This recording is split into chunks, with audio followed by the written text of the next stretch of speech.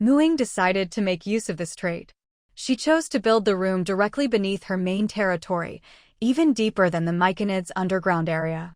She teleported to a tunnel outside the Myconid area and continued digging downward, deep into the earth.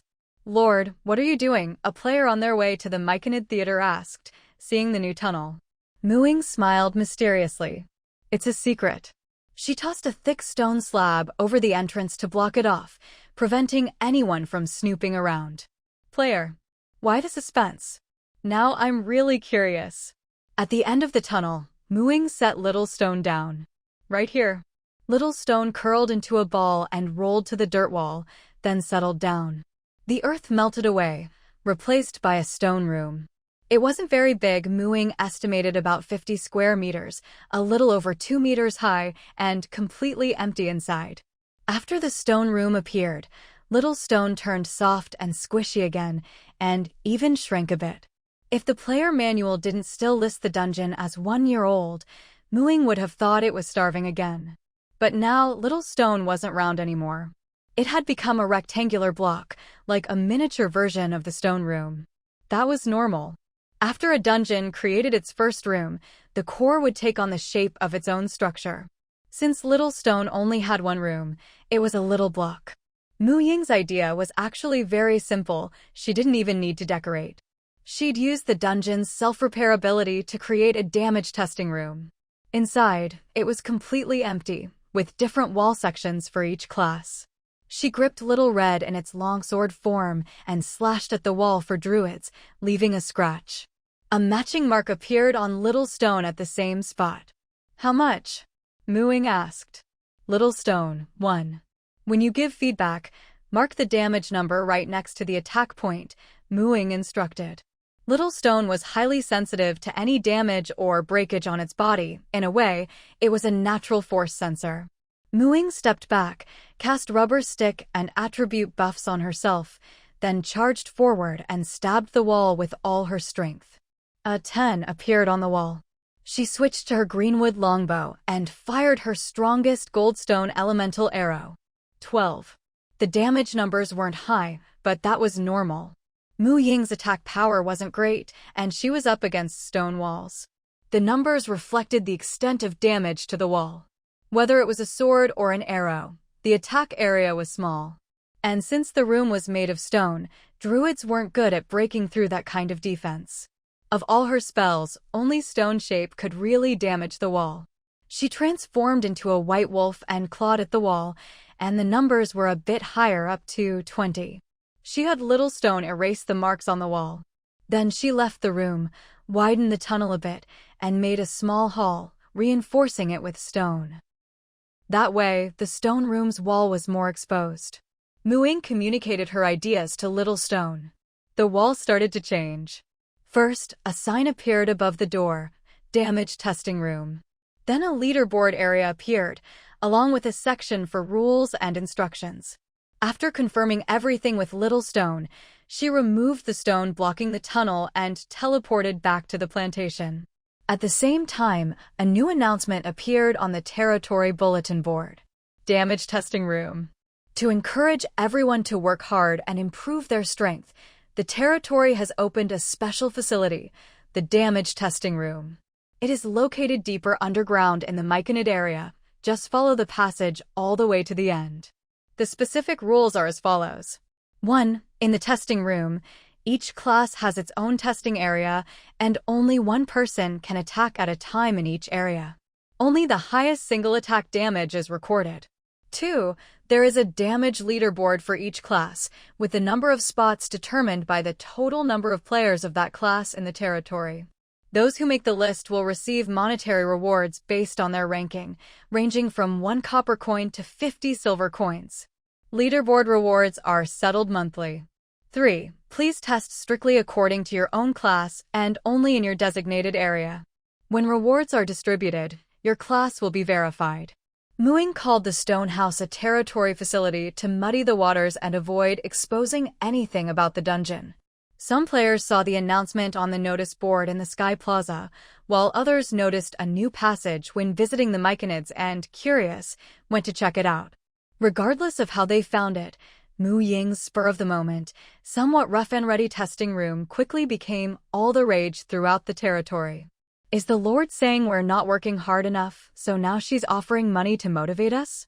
Haha, I love it. Why are there so many spots on the warrior leaderboard? 100? Us mages only get 10. Well, look at how many mages we have in the territory, and how many warriors. Sigh, the testing room is packed, I can't even get in. Guess I'll just wait and see for now. I just tried it and got a score of 15, currently 5th among warriors. Nice, man. Fast hands. How many people are on the warrior board now? 5. So you're only 5th because you were quick. After posting the announcement, Muing stayed in the plantation, watching the changes in Little Stone. Every attack players made on the walls inside the stone house was synced to Little Stone. If it still had enough strength, it could repair itself instantly. If not, it just needed to eat some rocks. Now that its teeth were much better, it didn't need to eat stone powder anymore. It could gnaw straight through rocks the size of a fist. Its eating method had also changed. Just leaning against a rock would let it suck the whole thing in. Muing had hauled a big pile of rocks from the quarry and set aside a special area in the plantation as its food stash. Although the damage testing room was really low-tech, judging by Little Stone's status, it seemed to be working well. Through their contract, Little Stone was sending over feelings like delicious, satisfied, and so much food. It was even eating very slowly. Normally, with people constantly attacking the walls in the testing room and Little Stone needing to repair them, it should be eating much faster. But since it was eating so slowly, it meant something else was filling it up besides rocks. There was only one possibility: the emotions generated by the players in the testing room and at the entrance. For Little Stone, that was even higher quality food. Dingling. The bellflower rang. Muing touched its stamen. Lulualua's voice came through. Lord, this damage testing room is so unfair. I punched the wall and only got a big fat 0. I've never even scored that low on a test before. Pfft. Muing couldn't help but laugh at the mental image. I heard that. You're laughing at me. Lulualuo said fiercely. Is this testing room biased against magic classes? Changwei hit it with a magic missile and only got 5, but a monk punched it and got several times that. Want me to tell you my highest score is only 20? Would that make you feel better? Muing replied. That does make me feel a bit better. Wait, you got 20? How big a hole did you punch in the wall? Not that big, just a bit deeper. Magic classes are at a disadvantage when it comes to damaging the wall. Physically strong classes have the edge. But the leaderboards are separate for each class. What's your rank as a priest? Muing comforted her. First. Lulualua's voice was clearly happier now. I borrowed a barbarian warrior's big hammer, struggled to lift it, and managed to smash the wall for a score of 7. Firmly in first place for priests, huh? The prize is mine. Muing. She never expected anyone to pull a stunt like that. It might seem like a loophole, but it still achieved her goal. Especially with these kinds of creative antics, it might open up new possibilities for everyone, but it also generated plenty of emotions and engagement. Suddenly, Muing felt her previous announcement needed a little tweaking. She quietly added a line after to encourage everyone to improve their strength and to bring joy and relaxation to everyone. She also added a new rule. 4. Players may use any tools or items, including but not limited to weapons and props. Please use your imagination. Fun comes first, competition second. After adding the new rule, Muing realized she'd accidentally created a place where players could both show off their strength and have fun. Judging by the rich emotions generated, Little Stone was very satisfied. She really was a little genius. After hanging up the bellflower, she browsed the forum for related comments. After reading a bunch of posts from Qingshan Town players, all I can say is, do you guys have so much money you don't know what to do with it? You set up a useless testing room just to hand out cash? What's the point of measuring damage by hitting a wall? It doesn't reflect real combat power at all. Is this just a contest of brute strength? There were plenty of comments like this. Even Muing nodded in agreement. They were right, but she'd already updated the announcement. Training is important, but so is entertainment. Sure enough, a Qingshan Town player replied, the announcement just changed. Now it's not just about improving our strength, but also about having fun. Since there are no restrictions on attack methods, all the magic classes are borrowing heavy weapons. The blacksmith's hammers are all gone. Haha, I bet the Lord is lurking on the forum. How else would the notice change so fast? Ying swore she only checked the forum after making the changes. She sighed, picked up Little Stone, and gave it a vigorous rub. I'm really sacrificing my reputation for you. If it weren't for hiding the dungeon's existence, she wouldn't need such an elaborate excuse. She could just set up an empty room, have the Myconids show movies inside, and let people watch. The emotional effect would be amazing. But if she ignored the perfectly good Myconid theater and insisted on using the Little Stone house, there'd be no way to explain it, unless she admitted she was after their emotions. Little Stone. Raising a child is no easy task, a mother can only sigh. In the end, it all comes down to her not being strong enough. Ying clenched her fists. Only by becoming truly powerful would she never have to worry about being unable to protect the things she cared about. It was just like at the very beginning, when she'd only dared to keep her status as a lord hidden away. It was only after she'd firmly pulled ahead of most people and gained confidence in her own strength that she dared to reveal it. Now, the dungeon was something even more special than her territory. The danger didn't come from native humans of Deep Blue Star, but from those outsiders. For them, a newly born dungeon was extremely valuable. Besides, Little Stone was still young, and their contract wasn't all that stable yet. It wasn't like her lord's status, which couldn't be stolen. There was no point overthinking it. The only solution was to keep getting stronger. While waiting for the potion formula these past couple of weeks, she couldn't just sit around doing nothing. She needed to study spells and accumulate professional experience. As for spells, she'd just follow the learning order she'd mapped out for herself, one by one. Next up were transmutation and divination. She also needed to consolidate her grasp of the confusion spell she'd just learned. She'd picked it up in a hurry, and her casting proficiency still needed improvement. Now, as Ying opened her spell list and carefully studied the details of these two spells, she stumbled upon a pleasant surprise. The higher the spell level, the more complex the information. Just reading it took a lot of time. When planning her studies, she usually only looked at the brief effect descriptions, just a sentence or two. But sometimes, a sentence or two wasn't enough to sum up a spell's full potential. So when it came time for actual study, there were always surprises, like with transmutation. The summary said it could transform a willing creature within casting range, one that you could see, into a new form. It didn't specify what kind of new form. Ying had always thought of it as a control spell, something to restrict opponents through transformation. But remembering her own wild shape, where her animal form and true form shared 2 health bars, she figured that using this spell to turn an enemy into something weak and then killing them wouldn't really work. If it only restricted them without causing real harm, how could you expect a powerful opponent, one you'd need to restrain this way, to obediently let you transform them? But after a closer look, she realized you really could transform a creature into any beast of a lower level than yourself. If the target didn't resist and accepted your magic, transmutation would succeed without a hitch. But if they resisted, then whether the spell worked depended not just on your class level, but also on your perception stat. As a druid, who did Ying have to fear in terms of perception, aside from priests? Now that she'd hit level 8 and allocated all her free attribute points to perception, hers was a whopping 19. Her biggest enemies now were those vampires lurking in the Bloodraven's nest. But none of them were perception specialists. Take Sharon, for example, a level 9 warlock, only 1 level higher than Ying. That slight level advantage was more than offset by Ying's 19 perception, so the odds of successfully casting transmutation on her were pretty good. If she could effectively restrain opponents stronger or higher level than herself, even if she could only trap them in weaker animal forms, killing them in animal form would just return them to their original state, with no extra harm done. Still, in terms of utility, it was a game changer. Just imagine, once she'd mastered transmutation, if Sharon got too close, Ying could turn her into a little lamb and stroll away at her leisure, while Sharon would have to wait for the spell to wear off before she could recover.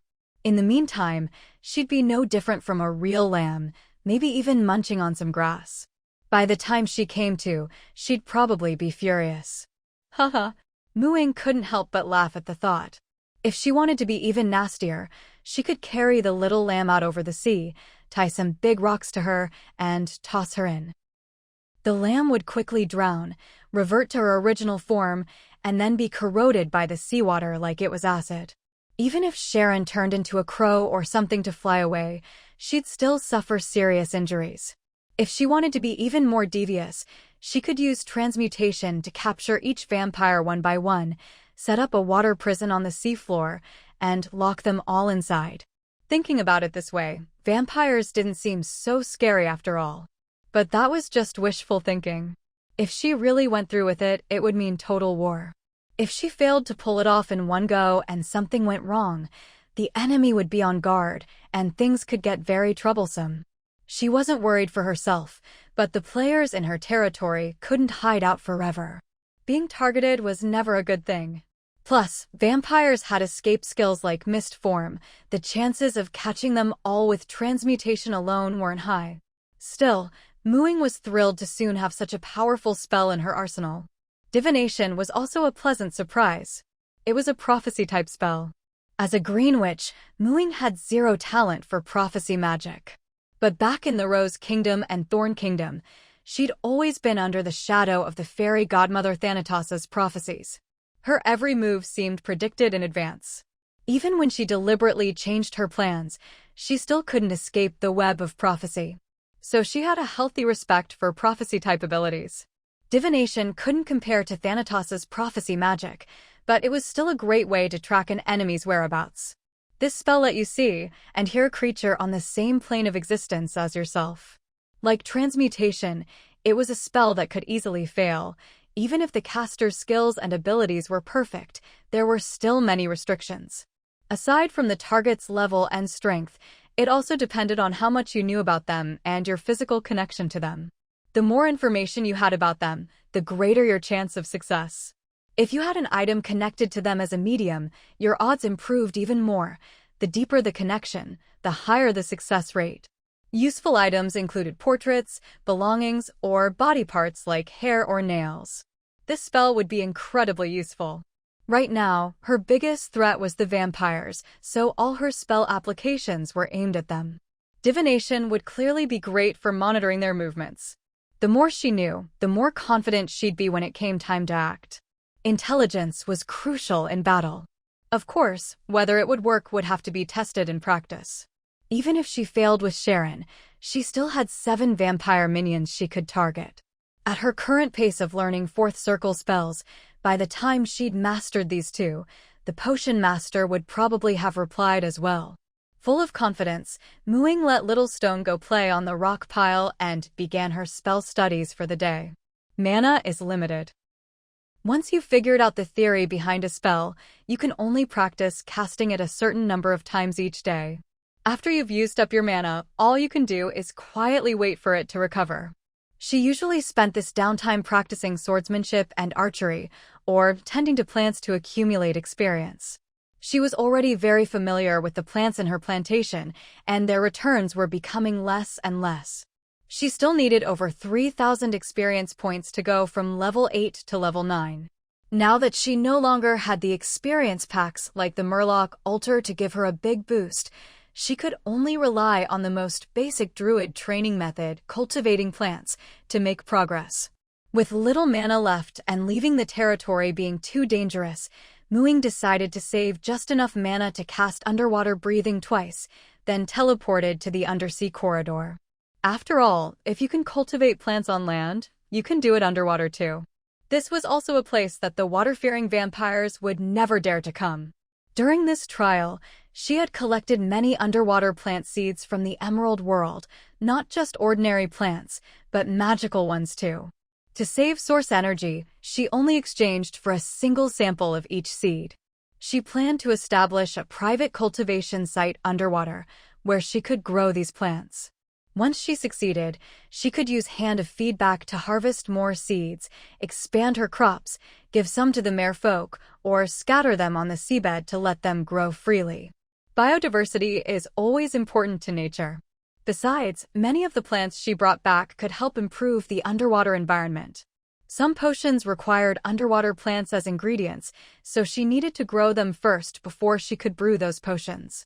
For example, the mermaid tail potion and the breathing potion, both highly valuable in the real world. Ying cast underwater breathing on herself and walked out of the undersea corridor camp. It was actually quite difficult to walk on the seabed in human form.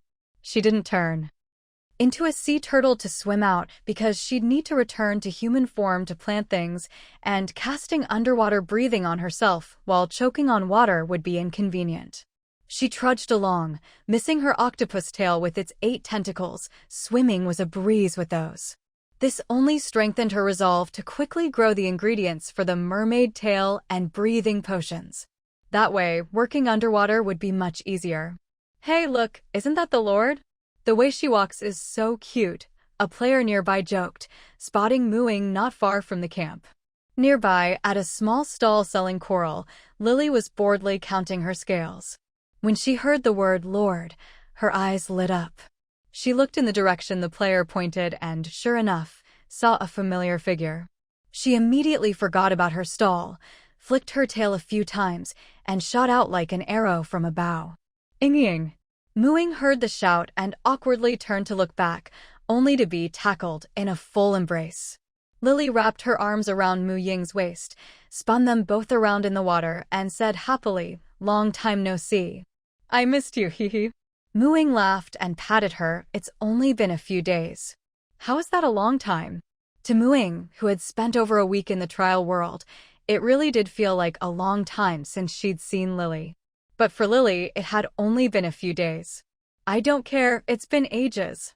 I wanted to come find you to play several times, but Granny Priest said you had to protect the territory and work really, really hard at your training, so I shouldn't bother you." Lily sighed, a little troubled. Although Ying's territory was interesting, she still liked playing with Ying best. After all, they were the only ones the same age, and Ying was super gentle. She liked her so much. "Are you off to do something important now? Am I going to get in your way?" Lily asked hesitantly, torn between not wanting to bother her and wanting to play together.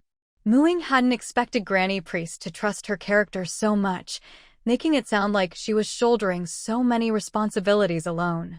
In reality, she hadn't sacrificed that much for the territory. It was mostly for herself. Seeing Lily so conflicted, Ying ruffled her hair. "I'm going to set up a new camp on the seabed, just for cultivating aquatic plants. Is there anywhere nearby that's flat, with a thick layer of sand?" I know. Lily excitedly pointed toward the sea forest. "There's a spot over there. Want me to take you?" "Sure." Ying took her hand. "You're a big help." Hee. Lily was delighted. Granny Priest was wrong. She wasn't just a distraction to Ying's training. She could be helpful too.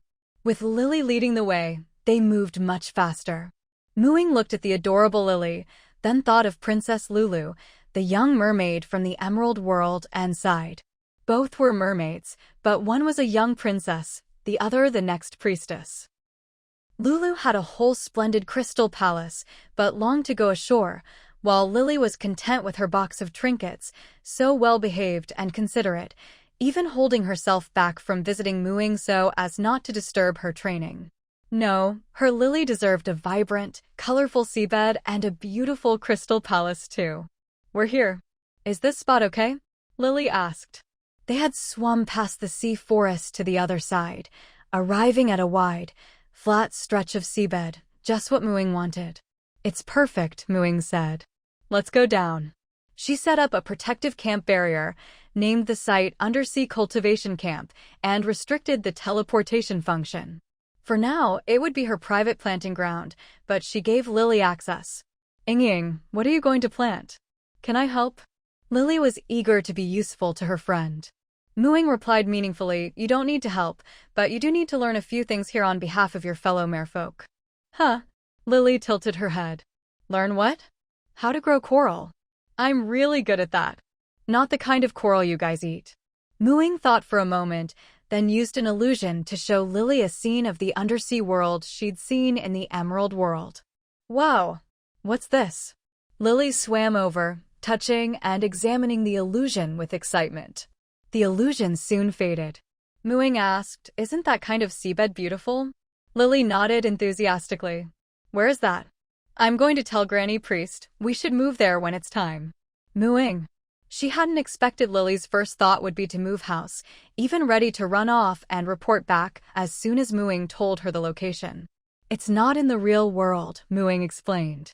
"I saw it in a trial world. A merfolk kingdom ruled over a rich undersea realm there, with a crystal palace as their capital.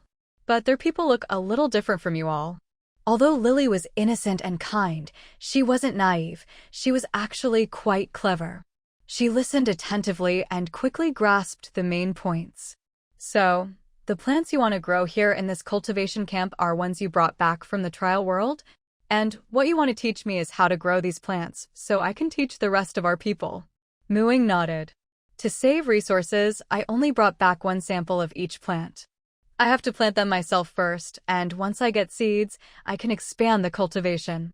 Only then can I give you seeds to plant. But don't worry, I'll start with the plants I've already mastered growing in the trial world, so there's very little chance of failure." "Ying, are you silly or what? These things are so precious, and you're just going to give them to us? And teach me for free?"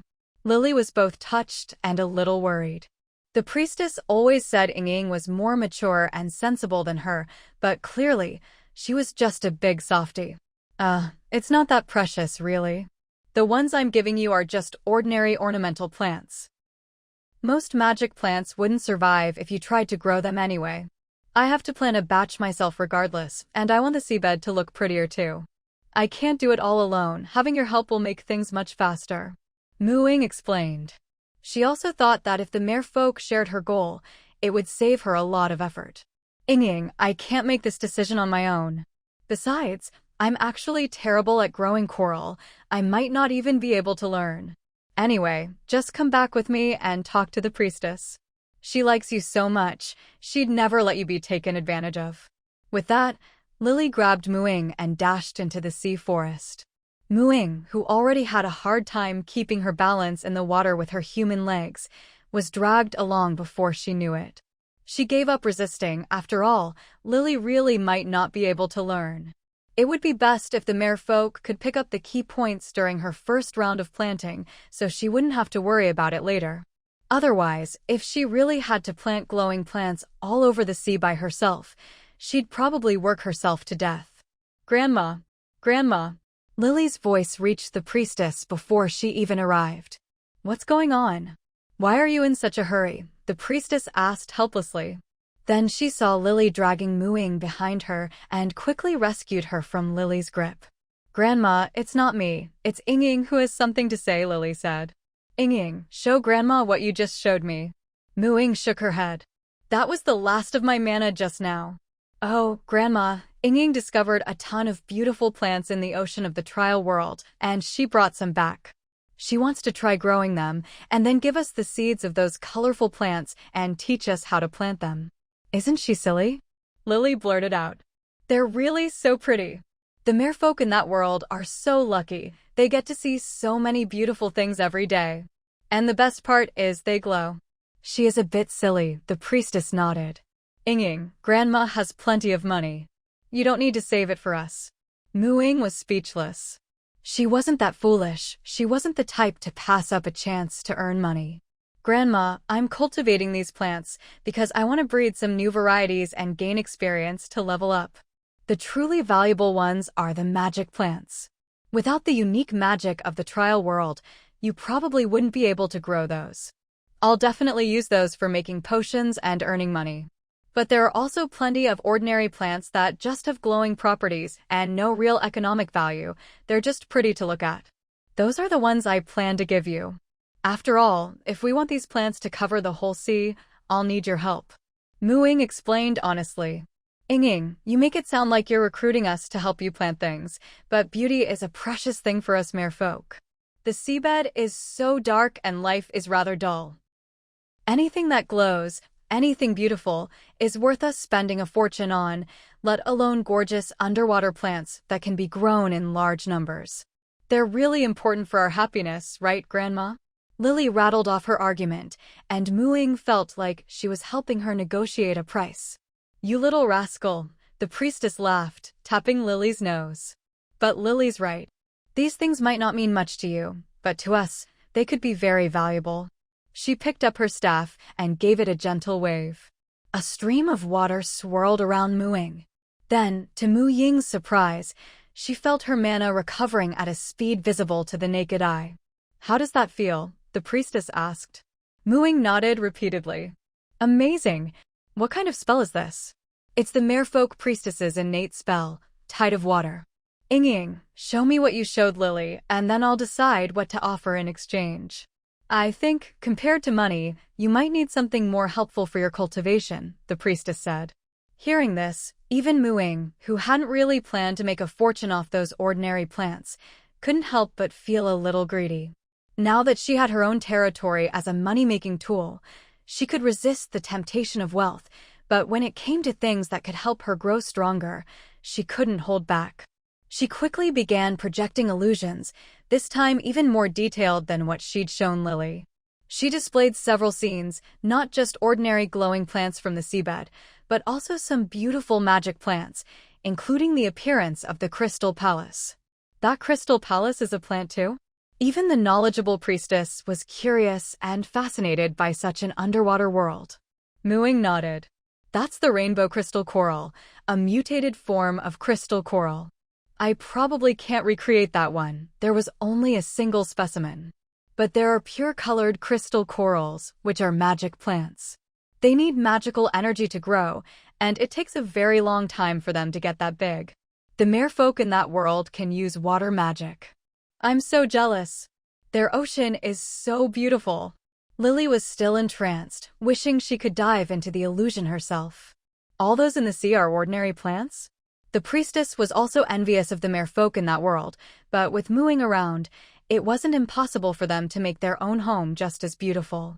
So, compared to the crystal coral that couldn't be widely cultivated, those plants they could grow themselves were actually more important. For pure aesthetics, these ordinary plants were no less beautiful than magic ones, some were even prettier.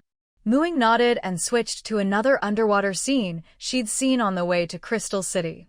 80 to 90% of them are, and as long as the environment is suitable, they're very easy to grow.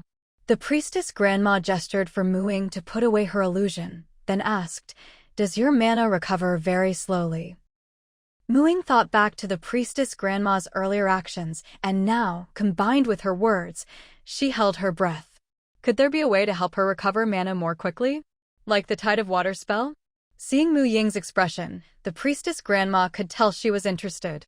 Tide of Water is a natural spell unique to our merfolk. Not many merfolk can use it, usually only those blessed by the ocean and born with the gift of a priestess awaken this spell. Lily is one such case. This spell cannot be taught to outsiders. However, our tribe does have a meditation technique created by our ancestors, inspired by the effects of Tide of Water. While it's not as fast as the actual spell and requires a period of meditation, it's still much better than natural recovery. How about we trade this meditation technique for your knowledge and seeds of ordinary plants? But you must swear never to pass on the title meditation to outsiders. Ying couldn't bring herself to refuse. Something she'd planned to give away for free was actually worth so much, and it was something she truly couldn't say no to. Although she had a natural recovery skill, its boost was limited. It only shortened her recovery from nearly a whole day and night to just one day. Even if this tidal meditation was much weaker than Tide of Water, it would still save her time and let her practice spells more often each day. After all, her biggest limitation in learning spells was probably her mana. Ying didn't act coy anymore, she really needed this. But she added, besides ordinary plants, when I have time later, I can also help everyone plant some crystal coral. Once they get past the juvenile stage, crystal corals don't need much magic to sustain them and can grow naturally in seawater. She felt that merfolk from both worlds shared similar aesthetics and habits. They all loved shiny things. Crystal coral should be very appealing to them as well. Is crystal coral hard to cultivate? The priestess grandma asked. Mu Ying shook her head. I'm a green witch, best at cultivating magical plants. It's easy for me. All right, I'll leave it to you then. The priestess grandma accepted Mu Ying's offer. She trusted the merfolk, and they wouldn't let her down. Grandma, you should send someone from the tribe who's good at planting to learn from Ying. I'm no good at growing coral, Lily reminded her. She was happy to learn, but if she had to take on the responsibility of teaching the tribe, she was afraid she'd mess it up and trouble Ying again, who was already busy with so many things. You can't grow coral because you hate eating it. You like pearl oysters, so you raise them well. You're closest to Mu Ying, so you can learn from her. That way you won't get bored playing all day. Even if you mess up, as long as you write down everything Mu Ying teaches you in the shell book, it won't affect the tribe's learning, the priestess grandma insisted, with a bit of selfishness. Mu Ying was a junior she valued highly, with limitless potential, especially in this still primitive world. If Lily got closer to her and learned more, her own future prospects would be even better. Besides, Lily was the next priestess of the tribe. She just hadn't come of age yet, so the tribe spoiled her, but she was talented and capable, just young and playful, with an unsettled mind. Mu Ying encouraged Lily as well. Didn't you say you wanted to spend more time with me, but were afraid of interrupting my training? Planting is also part of my cultivation. If you come to learn, you don't have to worry about that. And the methods for growing ordinary plants aren't as hard as you think. They were originally wild plants, so they're tough. Even though they're all underwater plants, there are subtle differences in their environments. That's what you need to learn, not hard at all. Like Grandma said, even if you don't master it, as long as you write down the key points, it won't stop others from learning. Lily looked at Mu Ying, then at the priestess grandma, and shrugged. All right, but if I mess up, you can't blame me. With the tidal meditation and tide of water to help, you'll learn faster, so you'll be the one to teach Mu Ying. You still have the shell book, right? The priestess grandma, without warning, gave Lily even more responsibility. Why? Mainly because she'd recently watched a new play at the Mushroom Folk Theater called A Life Before the Apocalypse, which inspired her. Education should start from a young age. No wonder humans could achieve so many miracles in their short lives. They accelerated every stage of life and learned to treasure time. Sure, I've got experience with this. Lily agreed immediately. Teaching Ying meant more time with her. If it were anyone else, she wouldn't be so willing. Lily just lacked confidence in planting because her coral fields produced far below average, but she was still very responsible. Though she'd said not to blame her if she messed up, as soon as they left the priestess grandma's place, she dragged Mu Ying back to her own home. Mu Ying watched as Lily pulled out a shell box and rummaged through her things, stuffing all her blank shells into the box until it was full. Finally, she tossed Mu Ying a string of shells with writing on them. This is the tidal meditation, Lily said as she closed the shell box. In both the real world and the emerald world, merfolk used shells as writing tools and called them shell books. But in the emerald world, merfolk used metal styluses to carve, which was slow. Lily and her people, however, used their own fingernails. Merfolk nails weren't long, but they were very hard and sharp, a natural weapon. The string Mu Ying received was a shell book containing the tidal meditation. But when Mu Ying picked it up, she saw it was covered in messy scratches, like ripples on water. Haha, can't read it, can you? Lily couldn't help but laugh at Mu Ying's puzzled look. That's Sea Tribe script. I can only speak the common tongue, not write it. I'll translate it for you in a bit. Mu Ying nodded. She was used to every race having their own language and script by now. After all, she couldn't even understand Goblin or Quatoa swearing. The universal language pack from the Apocalypse game was sometimes very universal, but sometimes not so much. Races with lower education preferred their own language, since no one had the brains to learn multiple languages. Even highly educated races, when recording important information, would choose their own secret or obscure language over the common tongue. Lily dragged the shell box with one hand and held Mu Ying's hand with the other as they swam out of the merfolk village and back to the underwater farming camp. She tossed the box onto the ground. Eagerly, she asked, should we learn water's tide first or start planting? I still have some mana left, so I'll nourish the seabed here first, Muing replied. That way, the plants will grow better later. Is it plant nourishment? I heard it's a spell cast on the land, right? Lily asked curiously. Muing nodded. You know quite a bit. Are you familiar with druid magic too? Hee, I heard about it when people in the territory were telling stories about your struggles, Lily said, a little embarrassed by the praise. Muing chose to ignore the so-called Ying's struggle stories. Ever since watching last year's New Year's film, she'd lost interest in such things. When we plant coral, we also use water purification to cleanse the seawater. It helps the coral grow better. Why don't I help with that too? Lily offered. Sure. Muing had never seen this water purification spell before. My spell might take 7 or 8 hours, so I'll be standing here without moving for a while. Don't worry about me. Lily nodded. Water purification also takes quite a while to cast. The girl and the mermaid stood in the center of the camp and began casting their spells. Muing communed with the power of nature, letting it spread into the ground, while Lily's tail began to glow as she gathered energy. Mu Ying's spellcasting was quiet, like a statue. Lily, on the other hand, waited until her tail glowed brightly, then flicked it forward. A faint shimmer rippled out from her tail, spreading forward in waves, forming shimmering water patterns. Then she gathered energy again, flicked her tail, gathered energy, flicked her tail, over and over. She moved from behind Mu Ying to her left, then in front, then to the right, circling around her, showing off her tail. Lily rolled her eyes, her tail limp and weak as she drifted around the camp, feeling like she was about to collapse into a dried fish. She glanced over to see Muing still standing motionless and sighed. Ying is way too hardworking. I can't slack off either. Gotta keep going. Her water purification didn't cover a large area, so for such a big camp, she had to cast the spell many times. Her tail was cramping from all the flicking. When Muing finally finished her spell and opened her eyes, she saw Lily's tail stretched out straight, lying limply on the seabed, completely still.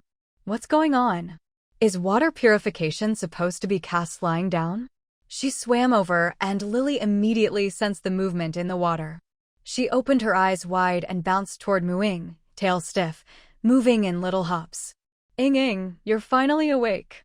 She was moving too slowly, so she manipulated the water to push herself over to Muing. What's wrong with your tail? Muing asked. It looked like it couldn't bend at all. Lily pouted. I cast the spell too many times. I'm exhausted. Muing couldn't understand and regretted not waiting to watch Lily cast her spell before using plant growth herself. It's getting late. How about we rest for now? Muing took out her dimensional travel case. Let's just spend the night in here. I'll make something tasty for you. Lily had worked hard today. Lily entered the travel case, her little head nodding so fast it left after images. Getting to spend an extra night with Ying was the best.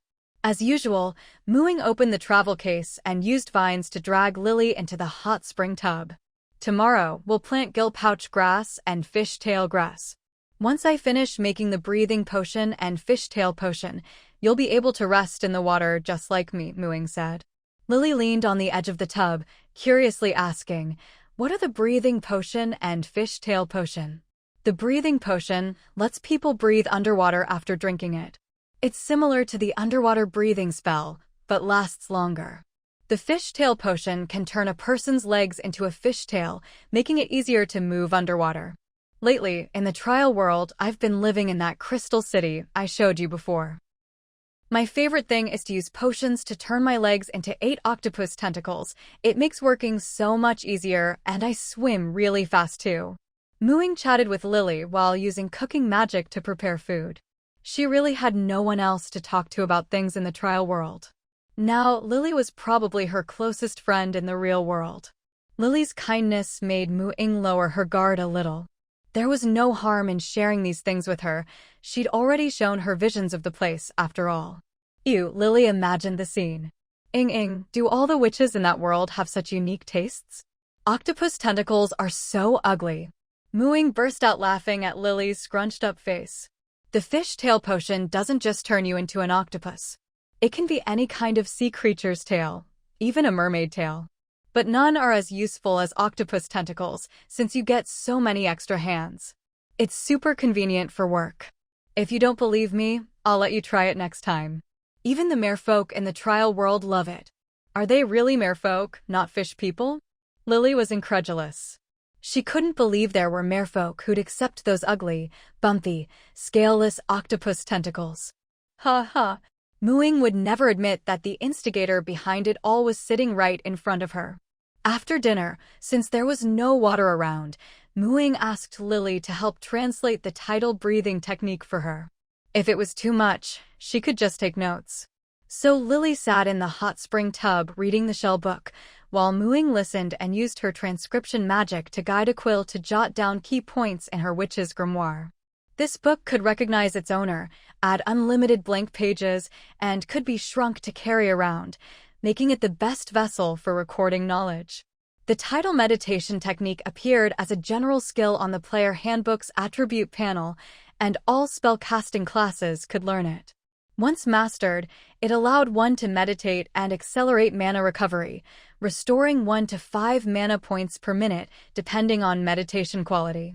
In other words, with her current 170 mana points, she could fully recover in just over 2 hours of meditation, or as little as half an hour if she did it well. That was much faster than natural recovery. However, unlike class skills in the player handbook, which the Doomsday game directly imprinted into players' minds, this skill had to be learned step by step, starting from theory and practice. Fortunately, she had a little teacher to help answer her questions. The core of the tidal meditation technique was, as the name suggested, understanding water, especially the tides. During meditation, one had to visualize the tides in the sea of their mind, so that the power of water in nature would help accelerate mana recovery. After listening to Lily's explanation, Ying more or less understood.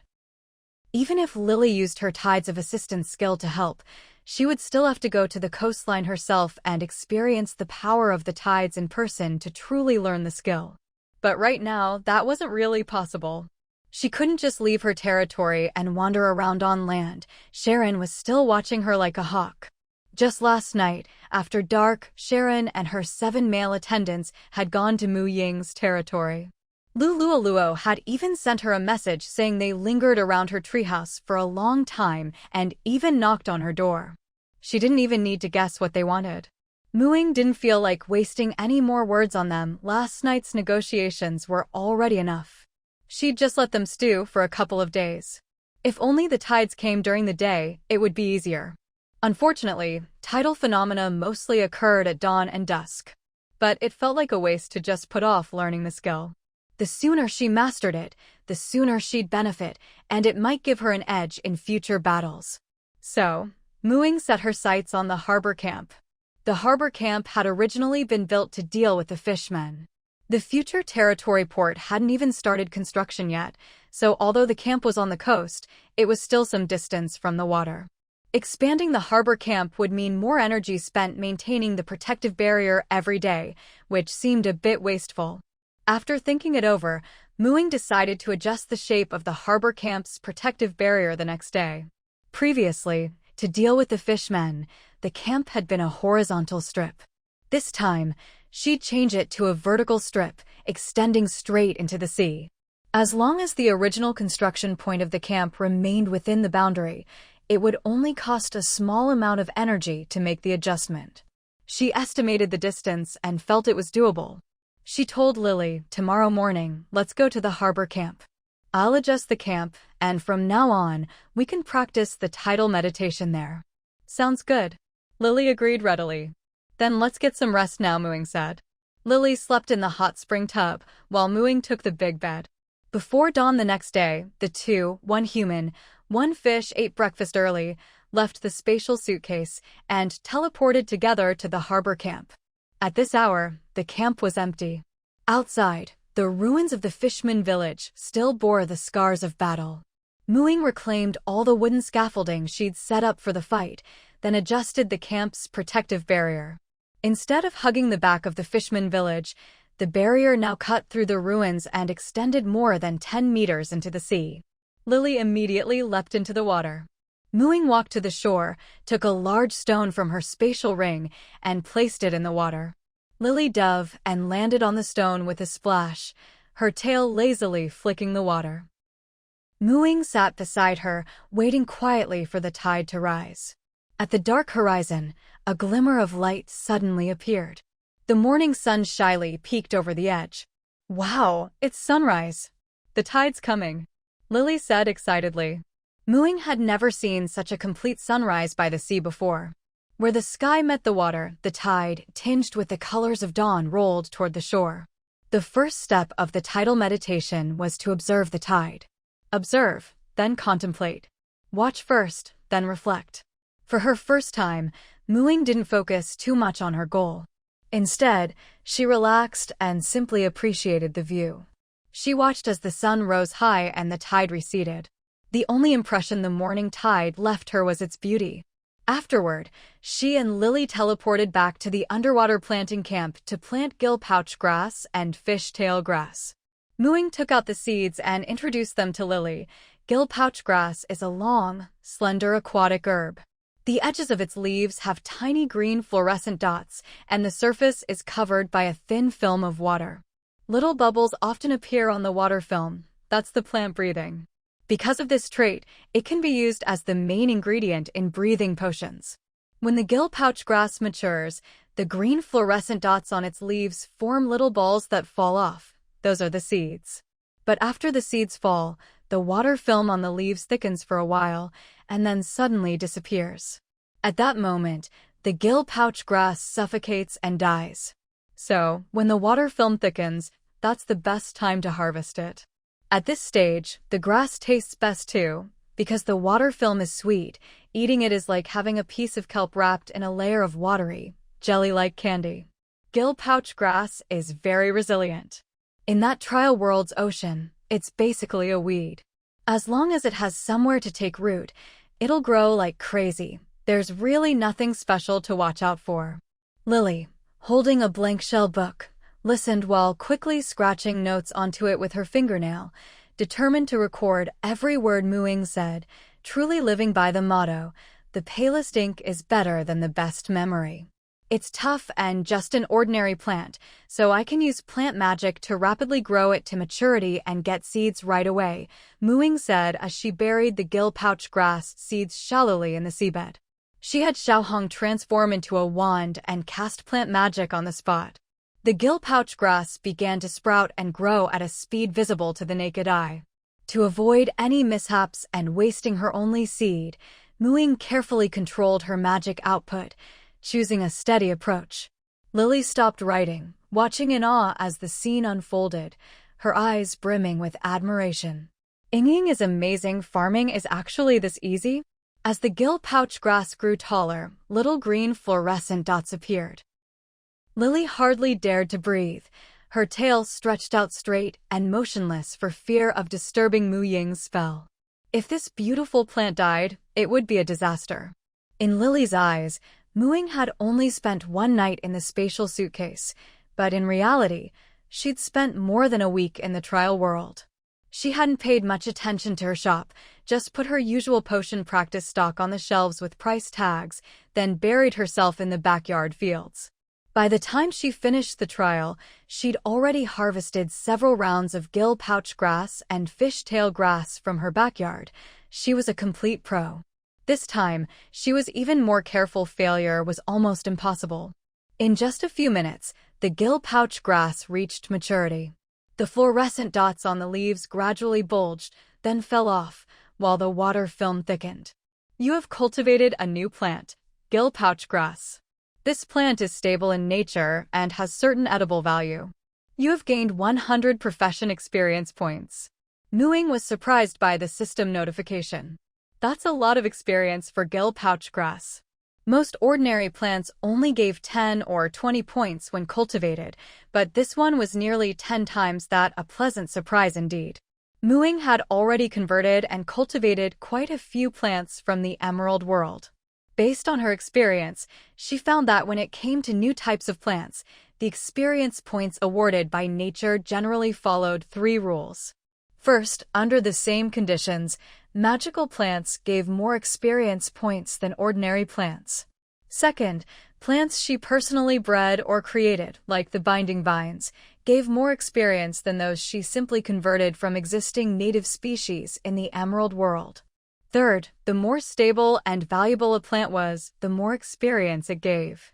Here, value referred to its usefulness to other creatures or the environment, the simplest example being edibility. Most ordinary plants were quite stable, but their value was average, so the experience rewards weren't high. The reason gildgrass gave so much experience was probably because it was highly edible. For merfolk, it could even serve as a substitute for edible coral. The water membrane inside even contained sugar, which could be refined to make sweeteners. Combined with its strong vitality and short growing cycle, it was very easy to cultivate, making it even more valuable. Its only drawback was that the leaves didn't keep well under natural conditions. Once the gild grass matured, Ying stopped casting spells and gathered all the seeds into her hands, a big handful. She kept 5 for herself and gave the rest to Lily. "These are for you. In a bit, let's try planting some nearby. You can take the seeds back to your tribe and try growing them. Without plant magic, they'll sprout in about 7 days, regardless of the season, and complete a growth cycle in a month. The only issue is that the leaves don't store well. Once they're ripe, you have to eat them quickly or they'll spoil in 2 or 3 days." Lily nodded, puffed up her cheeks, blew a little bubble to encase the seeds, and hung them at her waist. Ying waved her wand again, and before the gild grass withered, she used a cutting spell to harvest it. A mature gild grass plant usually had 3 to 5 slender leaves, each about a meter long. This one had 5. Ying handed one to Lily. "Try it." Lily took a big bite, her eyes lighting up as she mumbled, "It's even better than coral." Ying tasted one herself. The thick water membrane was bouncy and jelly-like, with a hint of sweetness. The leaf inside was also quite thick and chewy, with a subtle salty flavor. This unique sweet and salty taste was really quite good. Lily was already hooked. "It's so delicious. How can it be both pretty and tasty? I want to plant a whole field of it. All I have to do is scatter the seeds, so easy. I'll go home today, pull out all the coral, and plant these instead." She was so excited she could hardly wait. Ying had to remind her, if you want each plant to grow bigger and have all 5 leaves, it's best to space them about a meter apart. Also, remember to collect the seeds after they mature. Don't let them scatter everywhere, or your village will be overrun in no time. It's not called the weed of the sea for nothing. And if you want fresh gild grass every day, it's best to plant a batch every 3 days, not too many at once. That way, you'll have a continuous harvest throughout the month and won't waste any. Underwater, unless you stored the leaves in a space-equipped item that could keep them fresh, there was basically no way to preserve gild grass for long. Even if it's everywhere, that's great. Lily thought about being able to take a bite wherever she went, with little glowing specks like stars. How wonderful. But even as she said this, she carefully jotted down Ying's advice in her shell book. The 2 of them shared 5 gild grass leaves, their bellies round and full. Then Ying began to plant and harvest in large quantities. This time, she sprouted 5 seeds at once, and a few minutes later harvested the second batch. Again, she kept 5 seeds for herself and gave the rest to Lily, enough for the merfolk to plant a small patch. She left a few leaves for Lily as snacks and stored the rest in her spatial ring. Later, she would scrape off the jelly-like water membrane from the leaves, process the membrane and leaves separately, and use them to make breathing potion. She had already tried making this potion last night in the trial world. It wasn't difficult, and she'd succeeded several times. After repeating the process a few more times and storing up enough leaves and seeds, Ying marked off a neat square plot in the camp and, together with Lily, planted a few gild grass seeds. They would just let these grow naturally. Next up was fishtail grass. Fishtail grass is a perennial aquatic shrub and a magical plant. Only by nourishing it with magic can it bear fruit shaped like a fishtail. This fruit is both the main ingredient for fishtail potion and the plant seed. If you use magic to sprout it but don't continue to provide magic, it'll only grow branches and won't bear fruit, but it's still quite ornamental, with each branch displaying different colored glowing patterns. Once it bears fruit, I'll give you a few sprouted seeds to take back and try planting. Other than not bearing fruit, it's fairly easy to care for. It's best to plant it in soft, deep sea sand and make sure there are no other plants crowding it within 3 meters. Fishtail grass is a bit more delicate than gill grass. You can't force it to grow too quickly. I'll use plant magic to help it along each day and boost its vitality with life magic. Even so, it'll take at least 3 days to reach its first fruiting stage. As she spoke, Ying used magic to sprout the fishtail grass seed in her hand, picked a suitable spot, and planted it. Then she steadily channeled magic into it, and soon it poked its head out of the sea sand, stretching out slender branches adorned with multicolored glowing patterns. When it reached her knee height, Ying stopped channeling magic. She'd reached her limit for the day. It would need a day to absorb the magic before she could continue. Growing this single fishtail grass took several times longer than all those batches of gilled grass, and she had to control her magic output to the finest degree. Normally, the best way was to give it a little magic each day and let it grow naturally, then the fruit would be of higher quality. Fortunately, this wouldn't affect the quality of the seeds inside. But since she needed to expand cultivation quickly, she had no choice but to push it to its limits. Fishtail grass could grow as tall as Ying's waist. Though this one was only knee-high, its beautiful form was already apparent. It looked like colorful fairy lights strung along bare branches at night, perfectly matching merfolk aesthetics. Lily watched from the side, her eyes full of admiration. Unfortunately, it couldn't bear fruit yet, so all she could do was gaze at it longingly. Seeing how much she liked it, Ying took out a blue crystal coral seed, rapidly grew it into a small crystal tree, snapped off a branch and cut it into small pieces to use as seeds, giving the rest to Lily. Every part of a crystal coral can be used as a seed. Usually, they're cut into small pieces for storage. Lily hugged the sparkling crystal coral, absolutely delighted. Then came red, green, and yellow crystal coral seeds. Ying helped Lily collect a set of 7 beautiful little crystal trees and kept a good number of seeds for herself as well. They're so pretty, Ying, I love you so much. Lily couldn't put them down. With the crystal corals in hand, her fishtail grass was quickly forgotten. Seeing how happy she was, Ying couldn't help but spoil her even more. Do you want a new fish tank? Lily's eyes went wide. Ying, are you going to make me a new one? Ying nodded. I'll make it with crystal coral. What color do you want? Red and green. Lily answered without hesitation. That was unexpected. Ying asked curiously, why red and green? Because your green hair and red armor look amazing together. So bright and eye-catching, Lily said. All right then. Ying firmly refused to admit that she'd influenced Lily's taste, but honestly, red and green could look good together. She took out a green and a red crystal coral seed, just about to cast her spell, when Lily hesitated and asked, Ying, can it be any shape? Ying nodded. Then I wanted to say a gift from Ying to Lily on it, in blue letters. Lily was thrilled. Really? Ying pictured it in her mind. You really want that? Yes, please. Lily grabbed her hand and pleaded, her tail wagging so fast it left after images. All right. Ying added a blue crystal coral seed.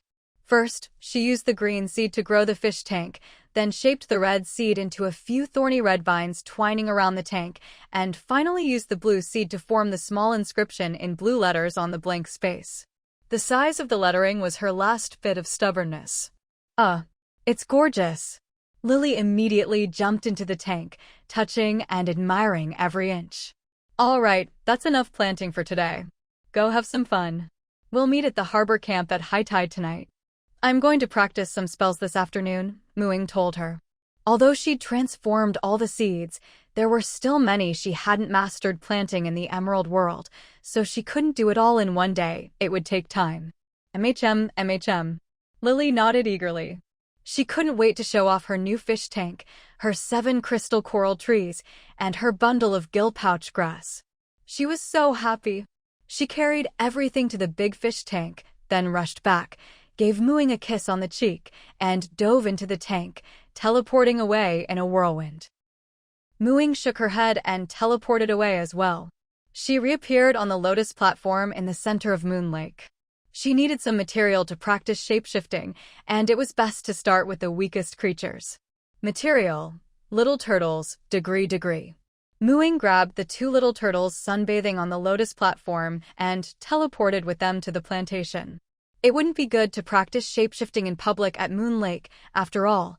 This spell was her secret weapon against Sharon later, so caution was best. Even though it was broad daylight and Sharon and her group were hiding in the Bloodraven's nest and wouldn't come out, they were rich. Who knew if someone might be tempted by money to leak information about her? It was much safer in the plantation. She practiced for a long time, only letting the turtles go when her mana was exhausted. Although the repeated failed shape-shifting attempts didn't physically harm the turtles, being manipulated nonstop, no matter how fast their 4 little legs ran, they couldn't escape, was probably a bit traumatizing. By the end, they were numb to it all. That's what you get for always climbing on my back to sunbathe. Payback time for your past mischief. Muing flicked one of the turtle shells. Despite her words, before sending them back to Moon Lake, she conjured a bit of restorative spring water and let them each have a few sips. The little turtles perked up again. After returning them to the lotus platform to bask in the sun, Muing started processing the gill pouch grass. Both the water membrane and the leaves of the harvested gill pouch grass were ingredients for making breathing potion, but they needed to be separated and processed with magic. Once magically processed, the water membrane and leaves could be stored for a long time. Although she'd harvested a lot of gill pouch grass leaves today, the magical processing wasn't difficult. There was a whole set of potion-making techniques she knew by heart, so it was just a matter of spending some time. Once the materials were ready, she could start brewing breathing potion. With it, she wouldn't have to spend 15 or even 30 mana a day to cast water breathing on herself every time she went underwater. The mana she saved could be used to practice new spells. Anyway, gill pouch grass was easy to grow and breathing potion wasn't hard to make. Each dose lasted 24 hours, much more convenient than water breathing. Before her meeting with Lily, she managed to brew 3 bottles of breathing potion. As she was bottling the potions, she suddenly realized she didn't need to buy crystal bottles anymore. Crystal coral made perfect potion bottles. She could even make a whole set in different colors. Crystal coral came in hundreds of shades. Just imagine how beautiful a rainbow of glowing crystal bottles would look, easy to tell apart and not expensive to make. In the real world, she'd always bought her potion bottles from the general store, and they weren't cheap. She had to admit, the things in the emerald world were truly magical and useful, especially the plants. Once again, she marveled at how perfectly suited this world's resources were for her, and how much they helped her. Seeing that it was almost time, Muing tidied up her workbench and got ready to teleport. Just then, something tugged at her clothes. Gun. Muing? What is it?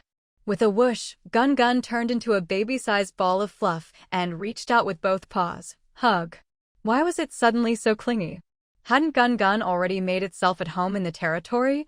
Every day it wandered around, having a blast, and had even been voted the most pampered mascot by the players. But it was just too cute, especially when it was being clingy. Muing couldn't resist and picked it up. Then she noticed there was a little stone still clamped in the hem of her clothes. Muing deliberately glanced at the pile of rocks outside. The little stone that looked like a tiny square house was over there eating, while the one biting her clothes. Okay, she understood now. The contract told her this was a split-off part of the main stone. The core part of the stone couldn't follow her everywhere, but this little split-off pebble could. Through it, she could send orders and communicate with the main stone. Let go, she said, moving the little stone to her waist. Bite here. The little stone latched firmly onto her waist. She looked over at the windowsill, where 4 gem fairies poked out their tiny heads, watching Gun and the little stone with envy. Muing waved them over. The 4 little ones cheered and immediately flew onto her, 2 on her head, 2 on her right shoulder. And then there was the Shireen figurine, monopolizing her left shoulder. Muing felt helpless, but her face was full of satisfaction. Being surrounded by all these adorable little ones was an indescribably wonderful feeling. With her little entourage in tow, she teleported to the harbor camp. By the big rock where people watch the tides, Lily was already waiting in her new fish tank. As soon as Muing appeared, Lily waved at her excitedly. Gun glanced at the beautiful, one-of-a-kind fish tank, Carrot. The little stone loosened its grip and plopped into the seawater with a splash. The gem fairy's eyes were filled with longing. Muing picked up the little stone, wiped it off, and walked over through the water to sit on the rock. Why did you bring your fish tank with you? I have to keep it with me. If I leave it in the undersea corridor, my brothers and sisters will definitely borrow it to play with. Lily said. Well, if she liked it that much, let her be happy. Ying, so many people were jealous of me today, haha. Today I'm the happiest little mermaid in the whole tribe, in the whole territory. Everyone envies me for getting such a beautiful gift from you, hehe. Lily was still riding her wave of excitement. After a while, she finally remembered the main reason she'd come. Oh right, do you make more things like this? Other merfolk want to buy one from you. If it's not hard to make, you can set a high price and make a good profit. That way you won't have to work so hard to support the territory. Muing laughed. What makes you think I'm struggling to support the territory? Sure, I want to make money with crystal coral, but I'm not supporting the territory. The finances are fine. I'm the one being supported by the territory. And besides, isn't it a bit mean to fleece your own people like that? Ying, you're my best friend. You made this fish tank yourself and it's so beautiful and it even glows. It's super precious, totally worth a high price. Don't worry, we merfolk are loaded. Lily looked every bit the rich heiress who didn't care about money. Muing shook her head and sighed. All right, I'll sell them. The fish tanks can be custom ordered, but since I make them myself, I'll only take one order a day. If anyone wants to buy, just register at the territory's specialty shop. I'll let Professor Du know. The price is 5 gold coins or 50 gold coins? Lily interrupted decisively. Cough. Muing nearly choked. She'd been planning to set the price at 50 silver coins each. That was already pretty high, considering the territory's daily net income was only 7 or 8 gold coins. That's way too expensive. If I set the price that high, how will I sell anything else good in the future? The merfolk were rich, yes, but they were living off their savings. Their daily expenses were high, and their only income was from their little stalls in the undersea corridor, not even as much as the players made in the trading hall. If they kept spending like this, they'd burn through their savings and run a deficit. Sure, the sea had lots of unique resources, but most of them were pretty but not very useful. In Deep Blue Star's current situation, there weren't many people who could afford luxury goods. The merfolk had been able to accumulate wealth quickly before because the outside world was prosperous and there were plenty of people willing to pay for beauty. But now, at least until Deep Blue Star developed further, there wouldn't be any quick ways to get rich for a long time. Muing didn't want to see the merfolk unable to afford even a ticket to the Myconid Theater in the future. If the crystal fish tanks were this expensive, how much would she have to charge for crystal houses later? She needed to leave room to raise prices in the future. 1 gold coin, Muing said. Not a coin more. Lily pouted. Fine. The two of them sat by the sea, waiting for the tide. The little stone tried hard to wriggle out of Mu Ying's palm, staring at the crystal fish tank. Then there was the sound of gun grinding its teeth. Muing was starting to realize why these little ones were so clingy today. Was it all because of the crystal fish tank? When in doubt, check the forums. Now she understood. It turned out Lily hadn't just shown off the fish tank among the merfolk, she'd paraded it all around the territory. Even though she'd written gift from Muing to Lily in tiny letters, she'd personally pointed it out to everyone. Even the popular damage testing room hadn't been spared. The little stone knew everything happening around its main body. Naturally, it started drooling over the crystal fish tank.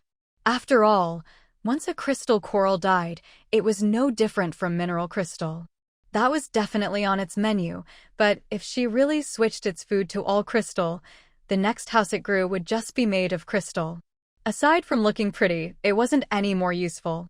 Crystal wasn't much harder than stone, and the quarry produced plenty of stone every day, while crystal could only be grown by her personally.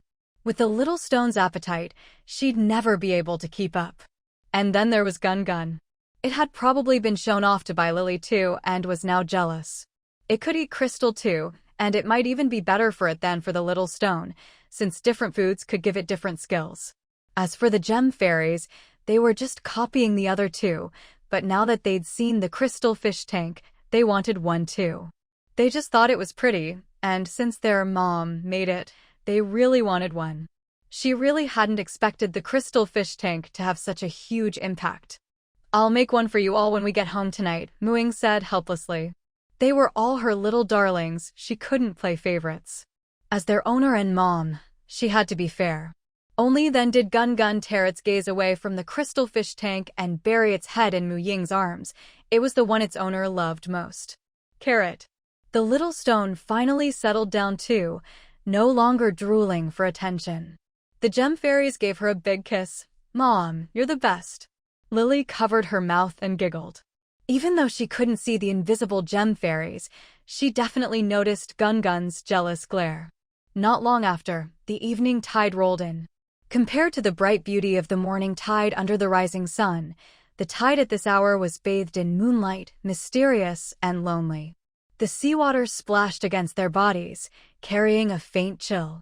"Hey, little lord, so you're here. You made me look everywhere." Sharon appeared on the beach at some point. Ying didn't even turn her head. "I'm watching the tide. Want to join me? There's room for one more here." Lily looked at Sharon with curiosity. Sharon glanced at the damp spot and shivered. "You must be joking, little lord.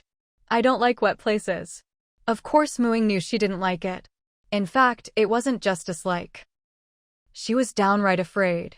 Water was like sulfuric acid to their kind. And besides, hiding in your turtle shell all day is no fun. "Won't you give your big sis a chance?" Sharon continued. "Huh? What did you say?" "The waves are too loud, I can't hear you." Ying dug at her ear with her pinky. "Sharon, you could hear me just fine a second ago." So infuriating. She refused to believe Ying would never leave her territory. Unable to swallow her frustration, Sharon transformed into a black crow and flew toward Ying. With a smack, she was thrown out of the camp. When she tried to enter again, a line of text appeared on the camp's protective barrier, informing her she'd have to pay a fine for breaking the territory's rules before she could come in. Did Sharon look like someone who'd balk at a little money? She paid the fine and entered again. "I don't believe you'll never leave your territory." Ying's lips curled up slightly. "Easy money. Actually, I already left the territory." "Too bad you didn't notice," Ying kindly reminded her. She was telling the truth. She'd left the territory yesterday and plenty of people had seen it. Of course Sharon knew. She'd even visited that so-called undersea corridor camp today, but it was surrounded by seawater. Sometimes, she truly hated her own body. She couldn't bask in sunlight or touch clean water. Darkness was her only home. Living in darkness, she felt as if she was dragging others into the abyss with her, especially those who lived as she once did. "Why is the druid soaking in the sea every day? Planning to join the sea god?" Sharon tried to provoke her. Ying shook her head. "Don't be so shallow. The ocean is part of nature too." "Ying, is there something out there?" Lily pointed at the sea. Ying squinted. There really was something, a person. He was standing on something, speeding toward the shore. Ying looked closer. It seemed to be a big blue fish. As it entered the shallows, the blue fish's form became clearer. The markings looked familiar to Ying, just like the Kuan mount from a certain game. The person on its back had short, flaxen hair and light brown eyes. He didn't look like someone from Xia country, nor was he dressed like Zhuangzhou from the game, but the way he sat cross-legged, propping his head up with one hand, looking all nonchalant, he was definitely a trial taker. Ying could even guess which trial world he came from. She was genuinely curious what a trial world modeled after a game like that would be like. Could you really choose all kinds of heroes and characters? Did each hero have their own skills? If so, that trial world would be incredibly valuable. The guy was already in the shallows, close to shore. He must have seen them by now, but he stubbornly kept his pose. Was he sick or something? Ying silently complained. But before he could keep up his cool act for 3 minutes, the blue fish suddenly vanished, and the man fell with a splash into the water. Only then did Ying and the others notice there was a small wooden boat behind the fish's tail. Where he fell, the water wasn't even waist deep, but with the rising tide and the waves rolling in, he struggled to keep his footing. He was only able to get closer to shore because he was tied to the little boat by a rope at his waist, and as the boat was pushed in by the tide, he was dragged along. After a while, he finally managed to stand up and awkwardly dragged the boat toward Ying and the others. "Hey, friends, can you tell me where I am? Is this within Xia country?" Before Ying and the others could answer, he seemed to realize something and exclaimed, "Wait, a mermaid? And a panda? This is Qingshan town? You're Ying. Ying. Sorry, her thoughts just now must have been too loud. He might have seen them, but there's no way he could have made out who they were. Maybe his perception was lacking or his night vision wasn't good. Ying nodded. "You're a trial taker? How did you know?" the man asked in surprise. "That fish you were riding, was it a skill or a spell? It's not something any current class has, right? No harm in guessing." With that, his reaction was as good as an admission. "Let me introduce myself. I'm Edwin, one of the trial takers from Deep Blue Star. I don't know if you saw my post, but I was the first to realize you were a trial taker too. Smart people, all of us." Edwin leaned forward, trying to give a gentleman's bow. Bang! His head smacked into the transparent territory barrier, which now displayed the latest territory rules. The words "entry fee, 5 copper coins/day" were especially large and eye-catching. Pfft! Lily couldn't help but laugh. "Sister Ying is a smart one, but I'm not so sure about you." Ha ha! Ying thought he really was unlucky. Edwin gave an awkward laugh, produced 5 copper coins, tossed them onto the barrier, and this time walked through without any trouble. The copper ring on his hand was probably a spatial ring too. "I've seen your post. It's an honor that you chose Qingshan town. I'm sure you won't regret it," Ying said. Me. GH not look very reliable, but counting herself, there were only 8 trial takers on Deep Blue Star. Each one was a rare talent. She was a trial taker herself and knew all too well the advantages they had. If nothing else, just the new things they brought from their trial worlds were valuable. They could earn more than ordinary players, and at the very least, they weren't short on money. With money, their spending power was strong. As long as they spent, she could collect taxes. The more wealthy people there were, the better the territory would develop, and there'd be a market for all sorts of rare goods. "So, are there any perks?" Edwin asked eagerly, rubbing his hands together. "No," Ying shook her head. "All positions are filled through merit-based competition. If you have any special skills, you can apply when a suitable position opens up." "Oh, and you've given up training as a warrior, right? If you're not on the rankings, but you're a trial taker, you can still get official resident status, which means you won't have to pay the entry fee anymore, and you'll have the right to buy a treehouse. For details, check the territory bulletin board yourself." Of course, Edwin knew all this. He'd already done plenty of research on various territories on the forums before choosing Greenhill Town as his future home. When it came to matters affecting his own welfare, he made sure to be extra thorough. But what he hadn't expected was that the Lord of Greenhill Town, Ying, would be so stingy. He was a trial challenger, after all, a trial challenger who'd managed to cross the ocean on his own. Yet, she didn't even think he was worth spending big money to recruit? If she didn't use generous benefits to win him over, how could he possibly be willing to stay in Greenhill Town? This official resident status was nothing special. Even though he wasn't on the level rankings, he was still on the combat power rankings. Even if he was at the bottom, he could still earn official resident status on his own. So he said, "That's it? You should know that after I let slip I was coming to Greenhill Town, plenty of other territories offered me huge sums to join them, with more benefits than I could count. Don't you want a high-quality citizen like me? I could make you a fortune. If others are offering so much, why didn't you go?" Ying shot back with a question of her own. Edwin fell silent. "Why? Of course, it was because Ying was also a trial challenger. Unlike those who'd earned their slots through the global rankings after the world fusion, the two of them, and one other person whose identity hadn't been revealed, had become trial challengers through other means. Maybe no one could take away his status as a trial challenger, but the method he'd used to obtain it could be copied, and that made it a tempting target for others. He'd already revealed on the forums how he got his spot, but who knew if anyone actually believed him?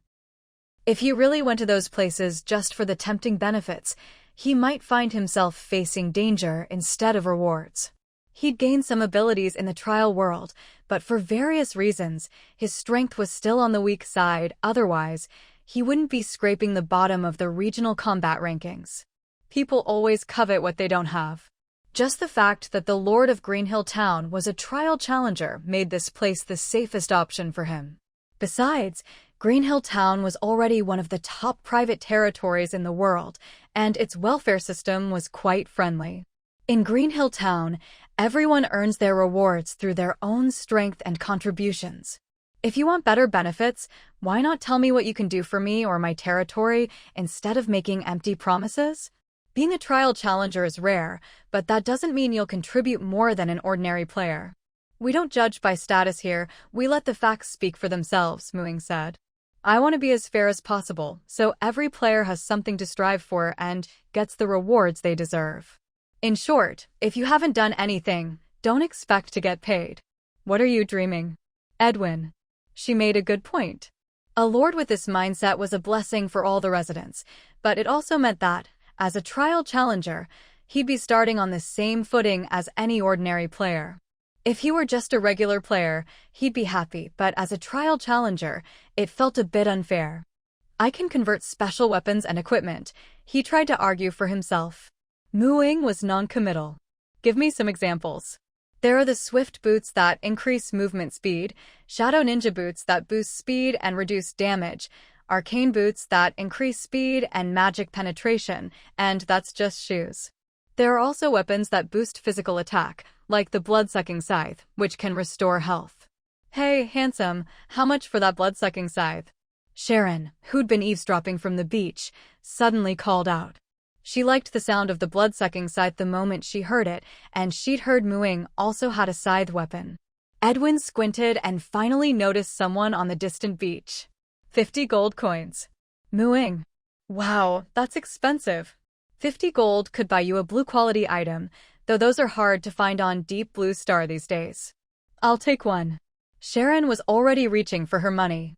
It takes a lot of source energy to convert this one. I'll need to save up for a while.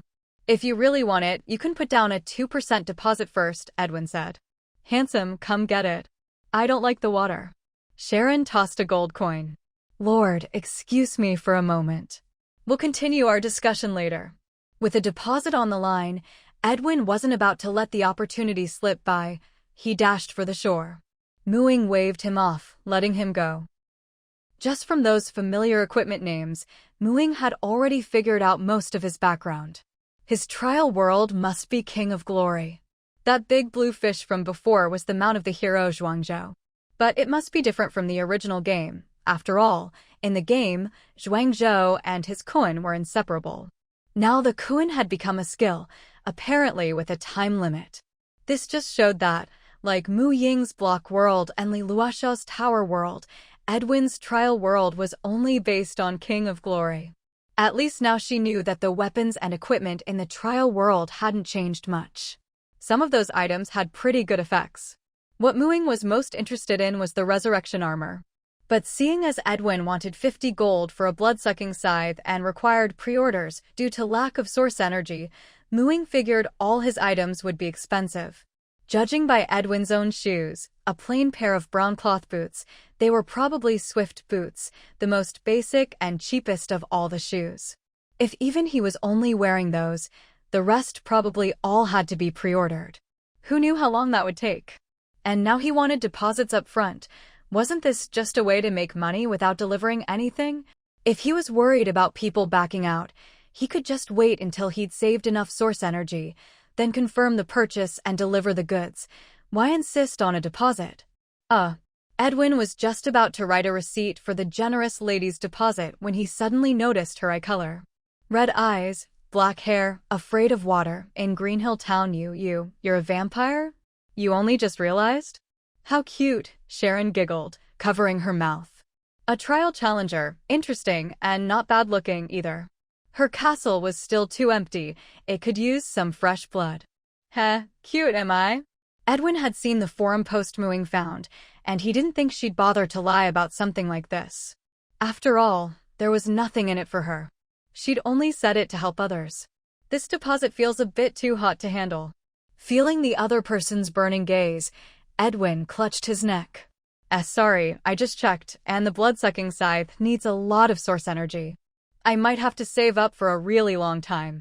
If you mind, maybe we could just forget it? Handsome, I'm willing to wait as long as it takes. After all, I'm an immortal vampire. Sharon was even more excited now. How adorable her prey looked, all trembling. Edwin swallowed nervously. Okay, here's the receipt. Please keep it safe.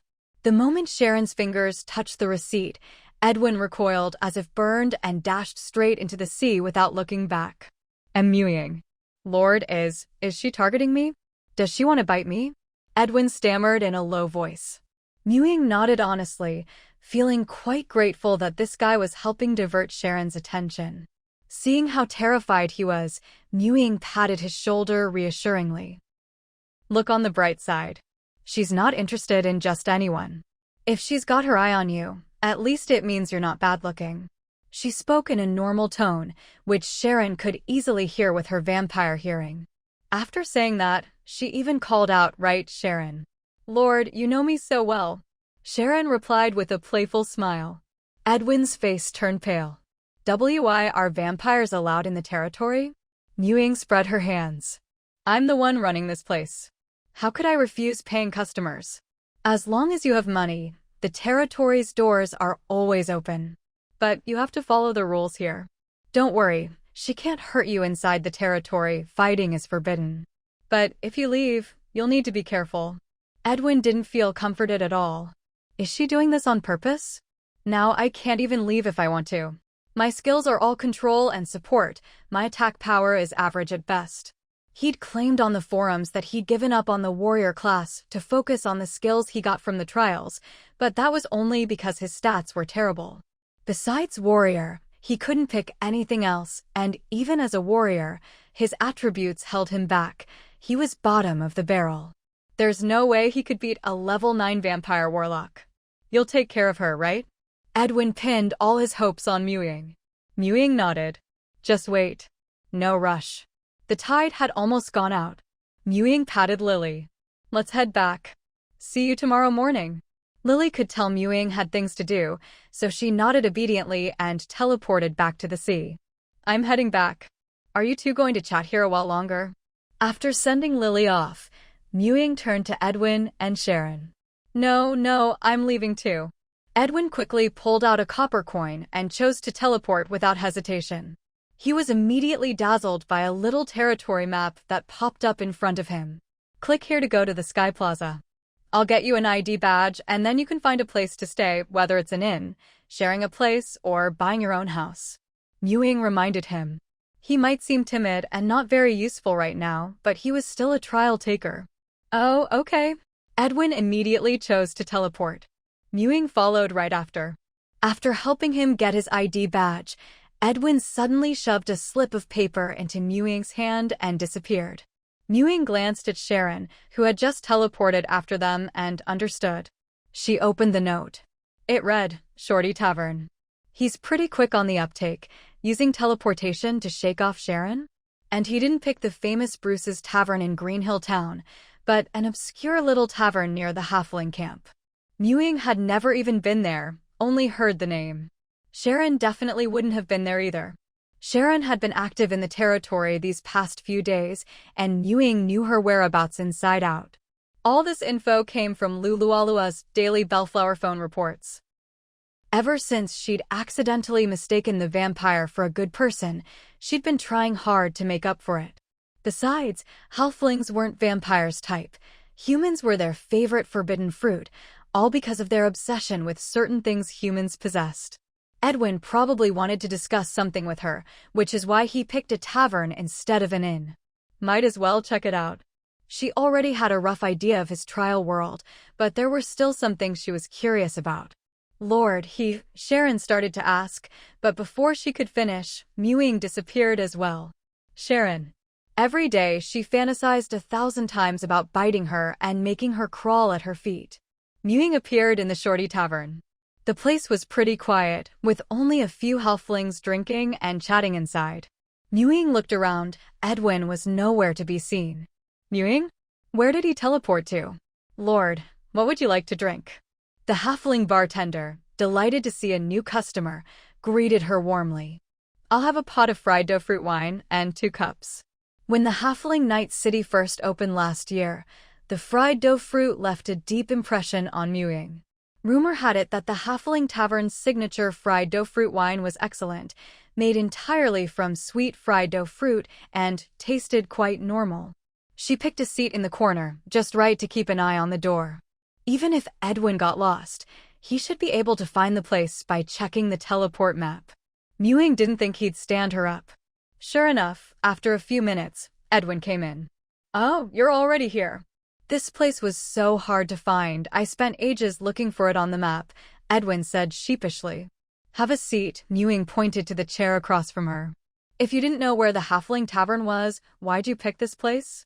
I saw an ad for it on the forums. Someone helped the owner promote it. I remembered it because the business was supposed to be bad, so I figured there wouldn't be many people here. It'd be good for talking, and the vampire wouldn't find us. Edwin said proudly. Smart, right? Friend, it's not very smart to talk about a place's bad business right in front of the owner. If the Lord hadn't brought you today, I might have charged you extra, said the halfling owner, Bean, as he brought over the drinks. Bean was a true shorty. Even among halflings, he was on the small side, looking like a halfling child. He even had to stand on tiptoe to set the drinks on the table. He put on a stern face as he spoke, but there was kindness in his voice. Pfft. Ying couldn't help but laugh. She'd never seen someone get caught talking behind someone's back so quickly. It was hilarious. Caught bad-mouthing the place. Edwin blushed in embarrassment. Sorry, I heard you also have lodging here. How about I stay at your place tonight? You can charge me a little extra as compensation for my earlier rudeness. Edwin gestured a distance about the length of a finger joint, then hesitated and shrank it to half a joint. Ben, is he trying to rip me off, or is he trying to get ripped off? After this little episode, Edwin was completely deflated. All he wanted now was to quickly finish their business, book a room, and quietly, safely salvage what little dignity he had left. Ying's elusive presence within the territory was famous on the forums. There had even been incidents where subcamp leaders spent days looking for her, only for her to teleport away the moment they heard she was around. Later, some kind of communication device was introduced, and that problem stopped. But only a few subcamp leaders had those devices. If he didn't take this chance to talk things through today, who knew when he'd be able to find her again? I've already told you about the gear I can convert. Is there still a chance for any perks? Edwin asked this without much hope. With vampires eyeing him hungrily, he seemingly had 3 options: teleport to Luoxia Town, teleport to Lingtian Town, or stay in Qingshan Town. But in reality, he only had one choice: hole up in Qingshan Town and wait for Ying to take care of the vampires. After all, if vampires could get into the territory, using the teleportation array probably wasn't a problem for them either. As long as he could teleport back before their slumber deadline, it'd be fine. No matter where he teleported, the safest bet was to stay in the territory. And which territory offered as many money-making opportunities as Qingshan Town? Where else could you achieve financial freedom just by holing up in camp? With no real choice, he'd already lost the initiative. Ying poured him a glass of wine. No can do. If you want to sell your gear in the territory, I'm all for it. Once your personal transactions reach a certain amount, you'll have to pay taxes anyway. But if you want extra perks, I'm afraid there aren't any. We're both trial takers, and I've been one longer than you. I've already unlocked the second trial world. Do you really think I don't know how source energy works?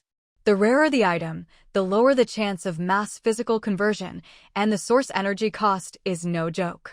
You're probably still in the first trial world, right? Do you really have enough source energy? Mass conversion is impossible. I don't even have an elite team to equip. What's in it for me to give you perks for your gear? Or are you willing to hand over exclusive selling rights for all your equipment to the territory and let us take a cut? Or do you expect me to pay a fortune just to keep you here for a couple of pieces of gear? Money doesn't grow on trees here. Every coin comes from the hard work of the townsfolk. If I give you more, how is that fair to everyone else? Edwin was left speechless by her words. She was too sharp, she guessed everything. Besides, he'd never considered handing over exclusive selling rights and letting someone else make easy money off him. Wouldn't it be better to open his own shop and build his own brand? He could make more that way. He just thought his gear was valuable because it was rare, but in reality, it didn't seem to mean much to her. Sigh. If he couldn't get a bargain, so be it. He couldn't afford to ruin their relationship. She'd already unlocked the second trial world, and he still wanted to get some intel about it. Well, if it's not possible, it's not possible. But can I at least ask you about the trial world? How do you unlock the second trial world? Edwin asked with a cheeky grin. Mooing. This guy, he wants everything for free. Even when it comes to the trial taker business, she had her own plans. She couldn't let him get used to freeloading. He needed to learn to pay for knowledge. Before you ask, shouldn't we discuss compensation first? I'm not a charity. If I kept giving things away for free, the territory would have gone bankrupt ages ago, Mooing said, exasperated. Fine, we'll talk. But can you cut me a little slack? I'm really broke. That vampire has his eyes on my stunning looks, so I'll have to stay in your territory for a long time and won't dare go out. My expenses are going to outweigh my income. Edwin whined. Mooing was speechless. Dude, that hand gesture you just made didn't look like a little at all. Earlier, when you told Boss Bin to overcharge you, you gestured half a finger joint, maybe even just a fingernail. Now, your thumb and forefinger are stretched out in a straight line. You don't have to pay.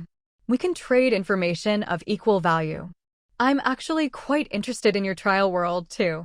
Mooing took a sip of her fruit wine, trying to calm herself so she wouldn't lose her temper. How do we trade?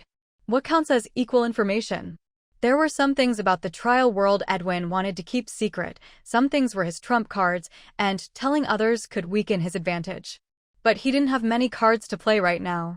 One question for one question. If you don't want to answer, you can refus. And the other person can ask something else, Mooing said, setting down her glass. Edwin thought it over and agreed. All right, let's each ask a question. If we're willing to answer, we'll each give our answer. My question, in your trial world, can you switch trial characters? Mooing was almost certain Edwin's trial world was based on Honor of Kings. Judging by Edwin's situation, he was probably the hero Zhuangzhou. His skills matched what Edwin had described, control and support. Although Zhuangzhou didn't have many skills, if you could switch heroes in that trial world, it would be incredibly valuable. I can answer that. My question is, how do you unlock the second trial world? Edwin replied. Mooing nodded. Deal. I'll go first. From my experience, there are 2 ways to unlock the second trial world. 1. Reach perfect exploration in the first world. 2. Accumulate enough source energy. Somewhere between 500 and 50,000. 50,000? Why 50,000? That's a huge range. Edwin felt he was still far from the precise answer he wanted. That's your next question, Mooing said, not answering. How else could she get the most out of this exchange? Edwin was speechless. Wait, that's the most accurate answer you can give, right? That's a matter of principle, not a new question. Not too dumb, at least. There was information to be inferred here. Mooing nodded. I promise I won't lie, and what I'm giving you is based on my own experience. So you're saying your second trial world only unlocked because you achieved a perfect clearance in the first one. Edwin stared in amazement at the girl in front of him, who still looked a bit childish. What kind of monster was this?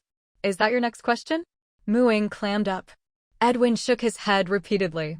Although he didn't get a direct answer, he was almost certain that was the truth. No need to waste a question on it. It's your turn to answer my question, Ying reminded him. You can change your trial character. Besides the initial character, there are two ways.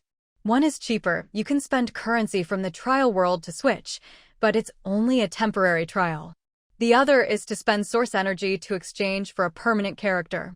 Once you do, you own that character forever, and you can also convert their skills, Edwin explained. Ying understood immediately. Buying a hero permanently required source energy, while in-game currency could only buy hero trial cards. Trial card heroes couldn't have their skills converted. Even so, it was already impressive. So many heroes, so many skills, the resources for physical conversion far exceeded what Ying's block world could offer. Her block world was decent at producing source energy, but when it came to physical conversion resources, it was far inferior. So far, it had only given her a single crosshair skill. She felt a twinge of envy and jealousy. Ying nodded to show she understood. My next question. Among all the trial characters, how much source energy does it take to exchange for and convert all the skills of the cheapest one? I can answer that. My question is, why did you just give me a range for your source energy? Edwin asked. I was just thinking you weren't that dumb, and now you've wasted a question, Ying thought, but she was secretly pleased. She'd come out ahead in this round. When I perfectly explored the first trial world and unlocked the second, my accumulated source energy was 500. When it reached 50,000, I received the prompt that the third trial world could be unlocked. Edwin thought this made perfect sense. What other explanation could there be? He'd never dared to imagine Ying had already unlocked her third trial world. Even if she'd gotten her trial qualification on the very first day of the apocalypse, he hadn't started much later than her. How could there be such a huge gap? He hadn't even reached the threshold to unlock his second trial world, while she was already on her third. She'd left him in the dust. He felt like he'd lost big on that question. He answered, annoyed, 5,000 source energy. Ying realized she'd been a bit hasty in judging his trial world. That was way too expensive. Between 500 and 50,000, the most likely threshold for unlocking the second trial world was 5,000. It was obvious Edwin hadn't unlocked his second trial world yet, which meant he only had his initial permanent character, probably Zhuangzhou. He had a spatial ring, but its style didn't look like something converted from a physical item, so it must have been bought with equipment. Considering all these expenses, his accumulated source energy probably wasn't anywhere near 5,000, which meant earning source energy in his trial world was extremely difficult. Without source energy, all those heroes and skills were just castles in the air. He could only stare at them longingly. Edwin was one of the first people to get a trial character. After more than a year, he still hadn't saved up 5,000 source energy. The difficulty of earning source energy in his trial world was staggering. This would seriously slow down his progress toward unlocking the second trial world.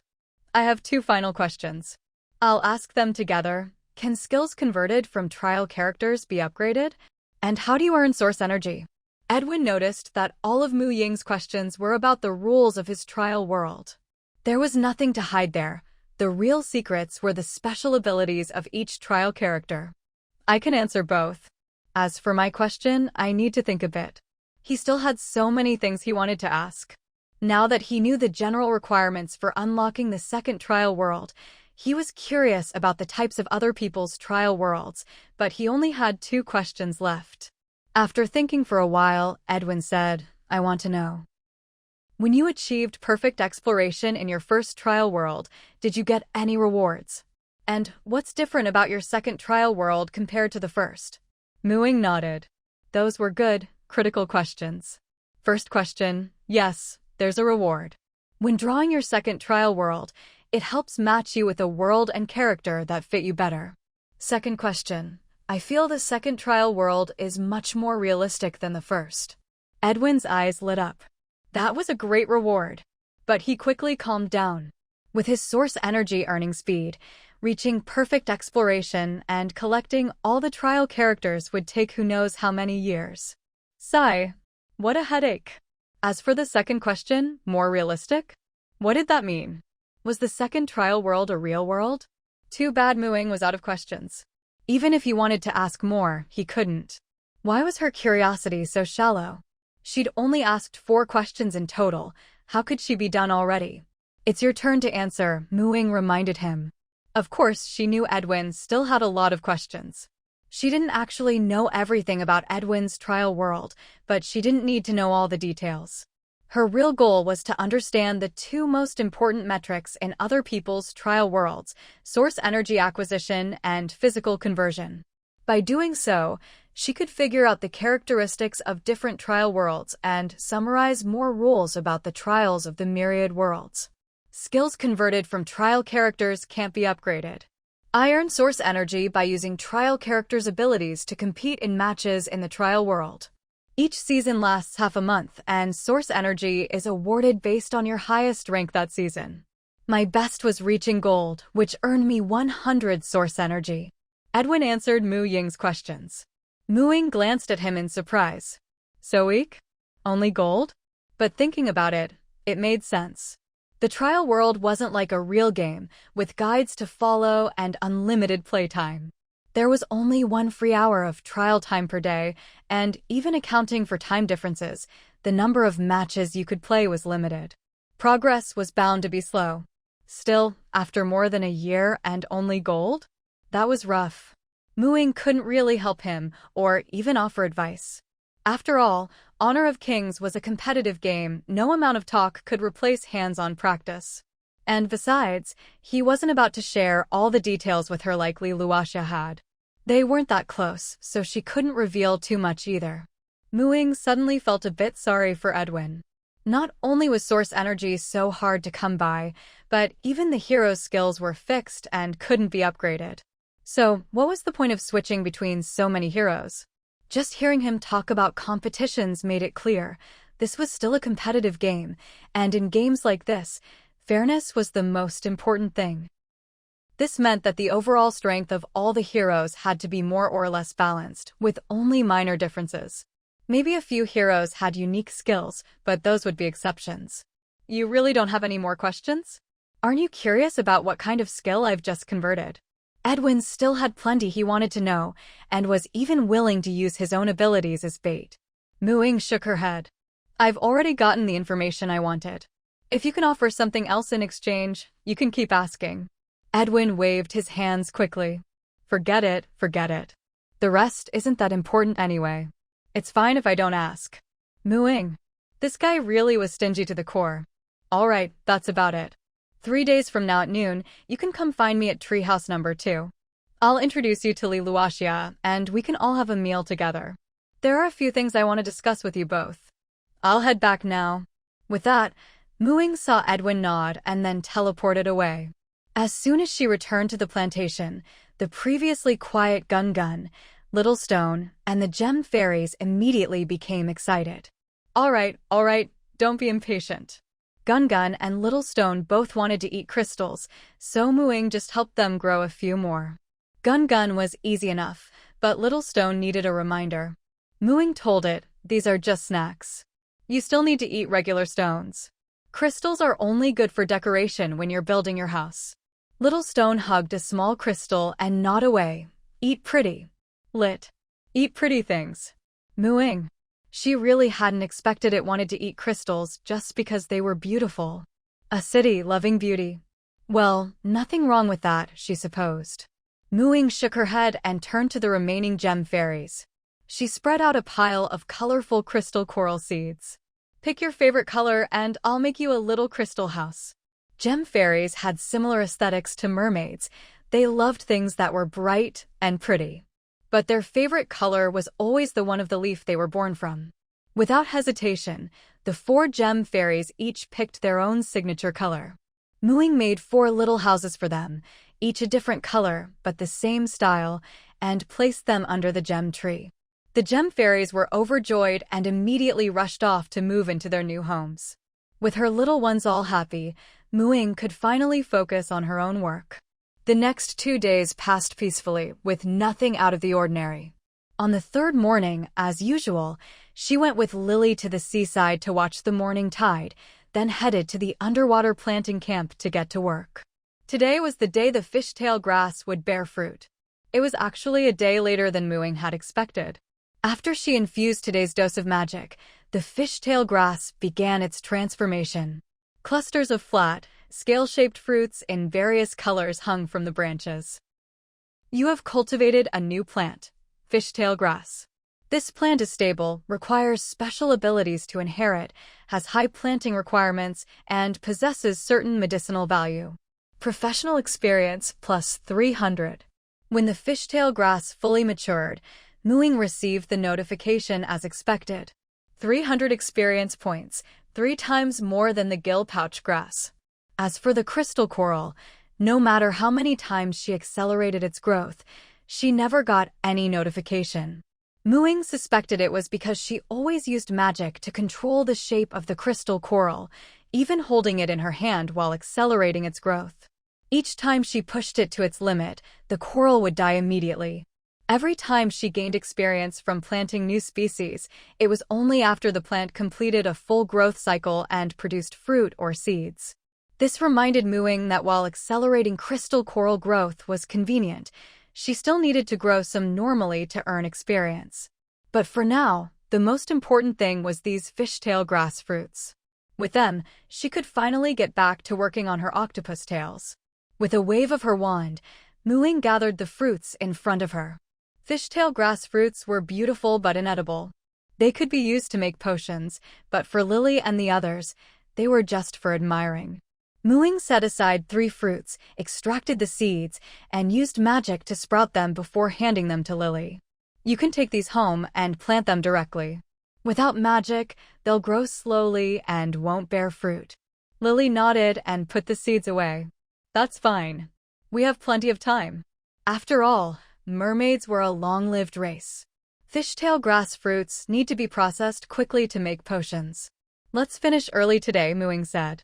Even if stored in a preservation ring, the medicinal properties of fishtail grass fruit would gradually fade. They needed to be processed first and then stored in crystal containers. After saying goodbye to Lily, Muing hurried back to the plantation, extracted the seeds from the fishtail grass fruits, juiced the pulp, and stored the extract in a large crystal bottle. This way, it would keep for a long time. By the time she finished, it was almost noon. Since she had arranged to meet Edwin and Luasia, she teleported back to her treehouse. Ever since moving the plantation into the subbase, she rarely rested at the treehouse anymore. Compared to the small treehouse, the plantation was much more spacious and free. Especially now that she had a magical cottage, the simple treehouse with just a few pieces of furniture couldn't compare to the custom-built, exquisitely furnished magical cottage. She hadn't been here in a long time. If she hadn't just met Edwin and didn't know him well yet, she would have hosted them at the plantation instead. As soon as she entered, she noticed a layer of dust had settled in the house. Fortunately, magic had freed Mu Ying's hands. Housework was just a wave of her wand. Soon, the dust was all gone. Though much simpler than the magical cottage, the treehouse was still more comfortable and cozy than most people's homes, with all the necessary furniture. As she used cooking magic to prepare lunch, Muing also added some decorations to the house to make it look nicer. There were green vines covering the roof, dotted with tiny flowers, lamp holders made from solidified lamp vines, and fresh bouquets in vases. It had its own unique charm.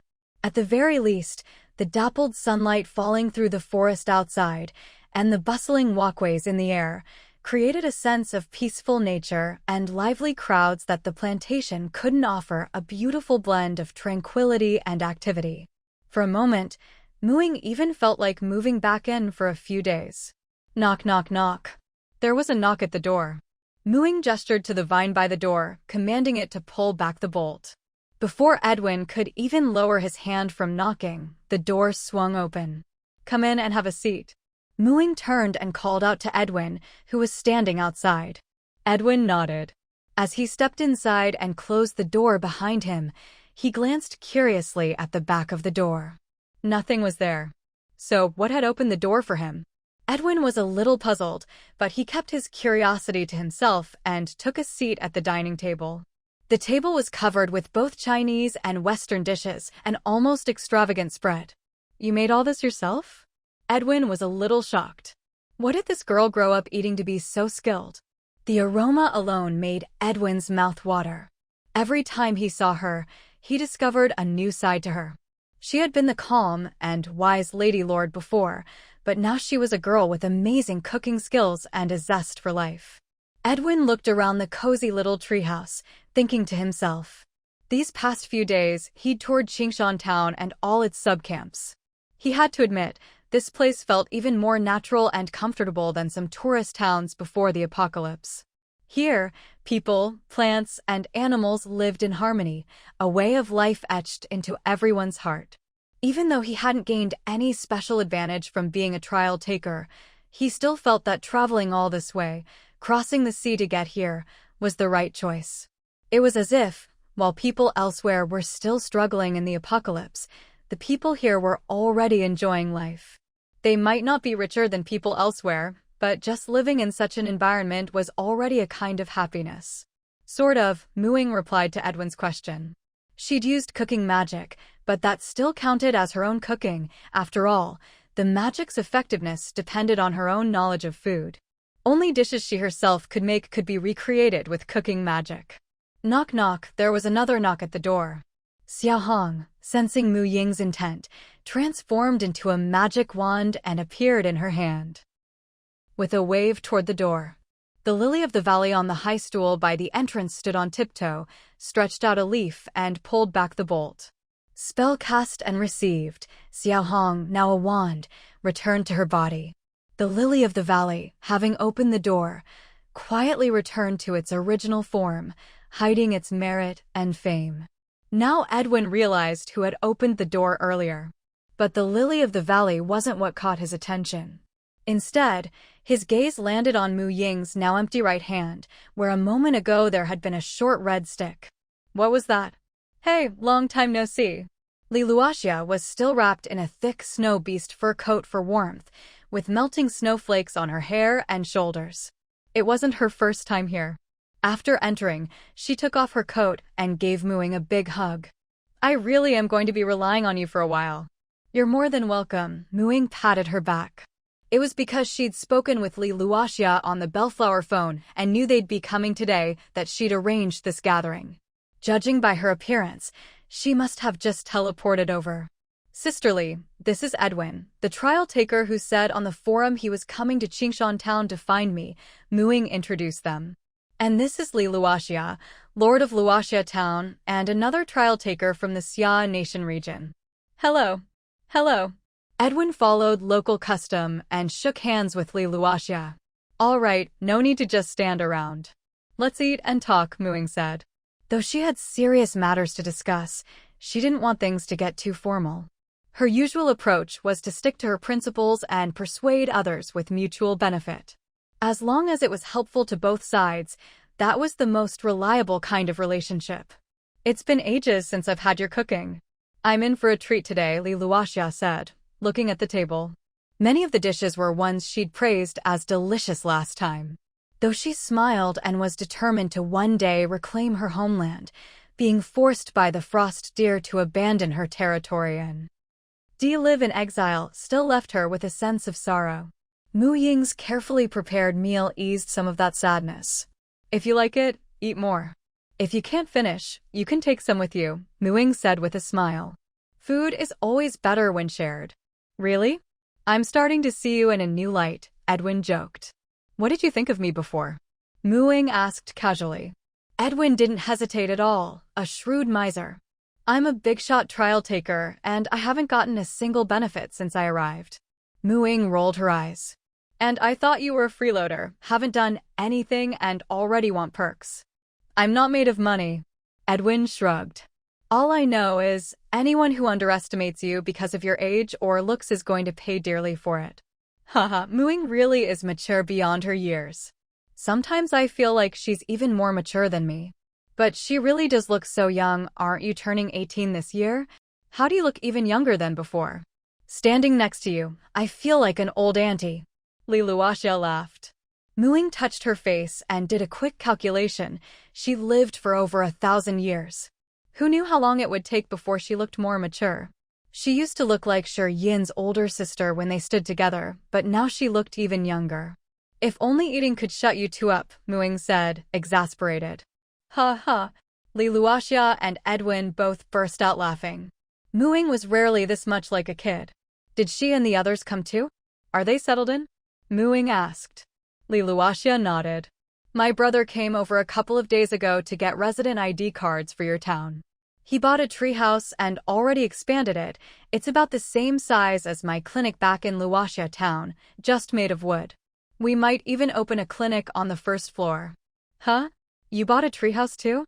I was thinking of getting one myself, but they're a bit pricey. Ying. Edwin glanced at Ying. Ying immediately knew what he was after and cut him off. No discounts, no special deals.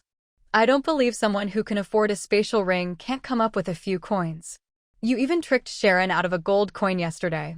Looks like making money is pretty easy for you. I have a whole territory to take care of. You're not getting a deal from me. Edwin, disappointed, took a big bite of meat but still refused to give up.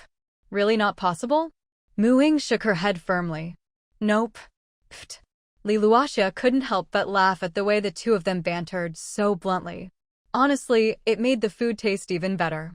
Seeing the two of them both staring at her, she gave an awkward smile and, as if suddenly remembering something, quickly changed the subject. We've brought over the last of the subjects who were still stubbornly refusing to leave Luoxia town. We paid their teleportation fees and gave each of them a severance payment of 10 silver coins, about 1,000 people in total. So for now, this teleportation array is basically out of commission. It won't be making any more money. Sorry to drag you into a loss as well. The teleportation array is still here, isn't it? Once we deal with the frost deer, it'll be back to making money again, Ying replied nonchalantly. We already earned back the construction costs for the teleportation array ages ago. And you bringing so many people here, I should be thanking you. She felt that the only thing her territory needed to level up was a higher population. If it weren't for the world merge and the drastic changes to the surrounding environment, the stone roads they'd painstakingly built wouldn't have ended up leading to nowhere. While the roads themselves survived the merge, their destinations had shifted from a few unclaimed camps near Qingshan town to the middle of the wilderness. On top of that, the newly appeared areas were all former dungeons that hadn't been fully explored yet, making road construction dangerous. As a result, Qingshan town's population growth had slowed significantly. Most newcomers now arrived via teleportation from Luoxia town and Lingtian town. Only a handful of strong individuals managed to make it in from the wild. As she spoke, she summoned her player handbook for a quick check. On the territory interface, the resident count now read, residents, 9,987. Although the requirements for upgrading the territory weren't entirely clear, it was certain that population was a key factor. So every round number mattered. The 1,000-plus people Li Luoxia had brought over meant they were just a hair's breadth away from breaking the 10,000 mark. Soon, she'd find out if 10,000 residents was the threshold for the next upgrade. She felt that the number and development level of her subcamps were already excellent, far ahead of other territories. Population had to be the key. When Li Luoxia heard her say "we," she felt a warmth in her heart. Clearly, Ying was genuinely committed to dealing with the frost deer. Although she'd previously said the frost deer was an enemy of druids for destroying the environment, she hadn't forgotten her personal debts of gratitude. There was no need to say thank you out loud all the time. She'd remember it and find a way to repay her in the future. Coming here is a good thing for them, too. At this point, anyone who still refused to leave Luoxia town for that so-called worry-free snow mountain camp, even if they're not strong, are the ones who truly care about the territory. They know there's no such thing as a free lunch and would rather work hard to support themselves. You have more job opportunities here, so they'll do just fine. If Li Luoxia felt guilty about putting her territory on hold, it was mostly because of these people. She hoped they'd have a good future and that one day, when the snow and ice melted and Luoxia Valley returned to its lush, green state, they could come back and see their hometown again. Edwin, who often browsed the forums, had heard about Luoxia town, but he didn't know what the frost deer was. Judging by the conversation, It seemed Luoxia town hadn't been struck by a natural disaster, but rather a man-made, or rather, beast-made one. Seeing his confusion, Ying explained, "This is a sensitive matter for Luoxia town, so we haven't spread it around. After you hear this, please keep it to yourself. We don't want any players who've sided with the frost deer to catch wind of it and ruin our advantage." Sensing the gravity of the situation, Edwin dropped his usual playful attitude and nodded seriously. "I'll keep it secret. But what's the deal with the frost deer? I'm really curious." Luoxia took over and recounted their previous investigation at Snow Mountain Camp. "What? That frost deer is actually the so-called Snow Mountain Guardian? It's that smart? It even knows how to secretly cause snowfall to drive people away, then show up pretending to be a savior." Edwin felt his worldview had been turned upside down. In his mind, all beastly creatures, even magical beasts, were driven more by instinct than intelligence. He hadn't expected something like the frost deer to exist. Yeah, it knows more languages than we do. It's smarter than most people. That's why so many were tricked into going over there. In the end, it all comes down to greed, Ying said. She still didn't know what the frost deer's real motive was for taking in all those people. But going to such lengths couldn't just be for throwing them endless feasts. Its kindness was only skin deep. We might be trial takers, with more opportunities than other players, but compared to creatures that have cultivated for decades, or even centuries, our foundations are still lacking. The friendly ones are fine, but beings like the frost deer and vampires can have a huge impact on us. I invited you here today because I want to set up a trial taker trade organization, a place where we can exchange what we have for what we need.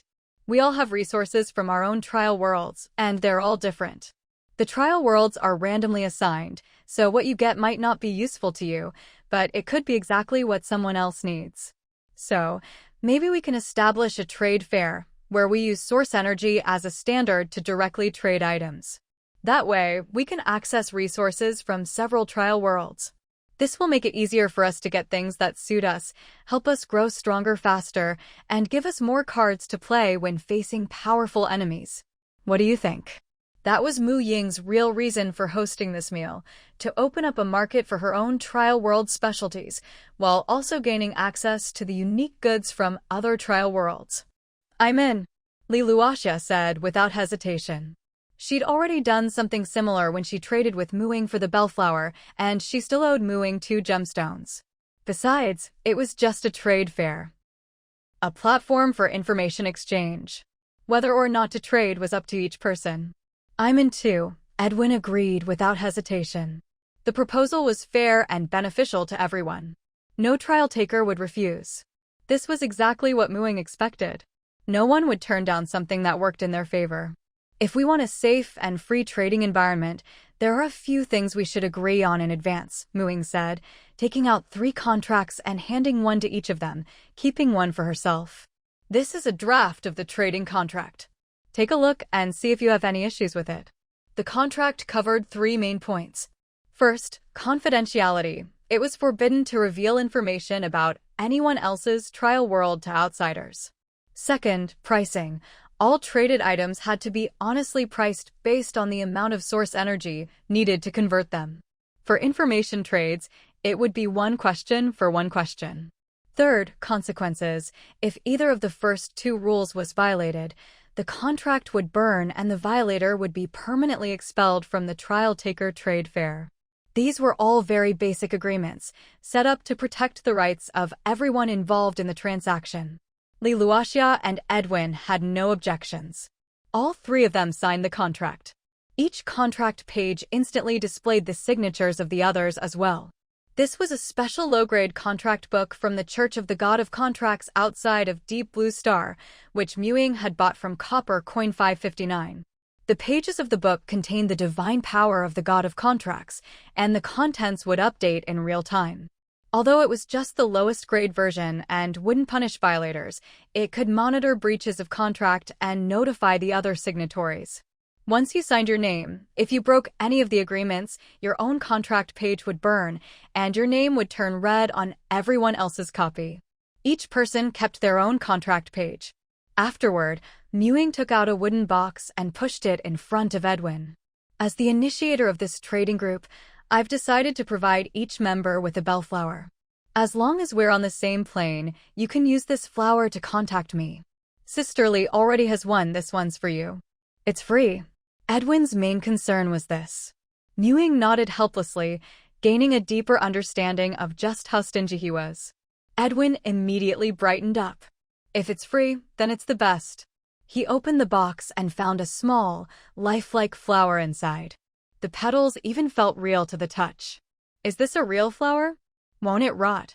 No, it's basically an everlasting flower. As long as you don't deliberately tear it, it'll be fine. This is the internal communication tool for people in our territory, kind of like a phone before the apocalypse. But this is a twin-stemmed one. The other flower is with me. You can only contact me. If you have anything trade-related, you can also use it to ask me to pass a message to the other trading group member. Actually, Ying could have used a multi-stemmed bellflower, allowing all members to contact each other directly, which would have been more convenient. When new members join in the future, changing out the bellflowers might also be an issue, but the main reason was that Ying had her own little agenda. She wanted to have an irreplaceable position in this trading group, not necessarily as the leader, but at least as the one with the most information. The twin-stemmed bellflower helped her achieve this. If anyone wanted to contact others remotely, they'd have to go through her as the relay. It might take a bit more effort on her part, but the hidden benefits were considerable. Right now, only she had access to this communication method, and she was providing it for free, making her indispensable. Of course, since there were only 3 of them in the group at the moment, and they were all developing in Qingshan Town, there wasn't much need for it yet. So she added, the bellflower is also a specialty from my trial world, and it's one of the items I can offer for trade. Now that we've all signed the contract, why don't we each talk about what items we can provide for trade? Just in case we missed anything, if there's something you need, you can ask the others if they can get it. Li Luoxia and Edwin both agreed. By now, everyone had almost finished eating. Ying took out her wand and used magic to send all the dishes back to the kitchen. Then she placed a stack of parchment and a quill in front of herself. I'll start. This quill will record our conversation, and afterward I'll organize a list of everyone's unique trade items and prices. When new members join, we'll have a ready-made trade catalog to show them. With that, Ying cast a transcription spell on the quill. The quill immediately perked up, dipped itself in the inkwell, and hovered over the parchment. I can currently offer 3 main types of items. First, enchantment books for weapons and equipment, like infinite arrows or auto-repair. Second, various potions with different effects. There are quite a few in this category, and some will be available in the territory's specialty shop. It depends on what you need. Lastly, there are special magical plants and their derivatives, like binding vines, lantern wisteria, and bellflowers. Except for the enchantment books, everything else Ying mentioned could be produced in the real world. Trading these was quite profitable for her. Even if she didn't have certain potions yet, if someone wanted them, she could mobilize the witches of the Emerald World to develop them. These weren't all she had. There were plenty of rare magical items, like spatial luggage, flying carpets, and magic cottages. But due to magic limitations, others couldn't use them, so she couldn't offer them for trade. Are you selling that wooden stick you used to open doors and clear the table? Edwin was interested in everything Ying mentioned, but what he coveted most was that magical, slender red stick. Ying. She had little red transform into wand form. You mean this? Edwin nodded. It's basically a wand-like thing. The door opening and dish clearing you saw were my abilities. The wand is just a tool to help me cast spells. It comes from the bloodline abilities of my trial world character and can't be reproduced, Ying explained honestly. Li Luoxia understood. She also only had one trial character in her trial world, and the character's abilities could be converted into skill books, but only once. Edwin didn't get it. You only have one trial character? Both of us are like that. Each trial world only gives you one character. If that character dies, the trial world is finished, Ying said. She guessed Edwin's situation was different. His world seemed quite unique. Sure enough, Edwin's expression was complicated when he heard this. Thinking back to the countless times he'd been killed in the arena, he didn't know whether to feel lucky or unlucky. Do you have any potions that can permanently increase physical attributes or offer more defense or attack options? I need those too, Li Luoxia asked. As a priest, like Ying, her biggest concerns were her lack of defense and attack power. Her trial world character was a male swordsman with a great sword, which gave her some extra offensive options. Now she had a great sword mastery skill, but reality wasn't like a game. Technique still needed a foundation of physical strength. What good was a head full of great sword training knowledge if she was too weak to even lift the sword, let alone practice? If there was something to help with that, she'd do whatever it took to get it. Ying could relate. Professions like theirs, with weak attack power, always felt unsafe.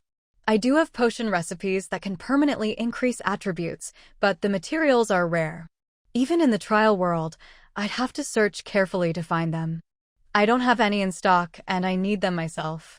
If I manage to make some in the future, I'll let you know. As for how much source power it'll cost, I'm not sure yet. We'll have to see when the time comes, Ying replied. She hadn't expected there really would be something, maybe not available right now, but at least there was hope. Even Edwin chimed in, I need that too. I may be a warrior, but my body's as weak as a chicken. If I could improve my physical stats a bit, maybe I could pick up the warrior class again. He didn't want to waste a class for nothing, but there just hadn't been a way. Don't get your hopes up too soon, Ying reminded them. I haven't even seen a finished product myself, so I'm not sure how much of an improvement it actually gives.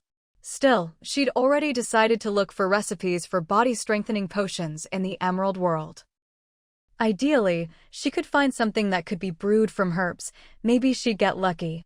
As for what you said about increasing attack options, I actually have a solution, Ying continued. You all know my archery is pretty good. While there are other factors boosting it, the targeting skill has helped me a lot.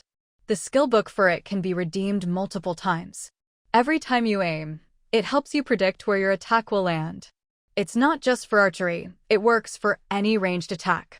If you pair it with a bow that has unlimited arrows, it's basically like a mage's magic missile spell, long range, unlimited use.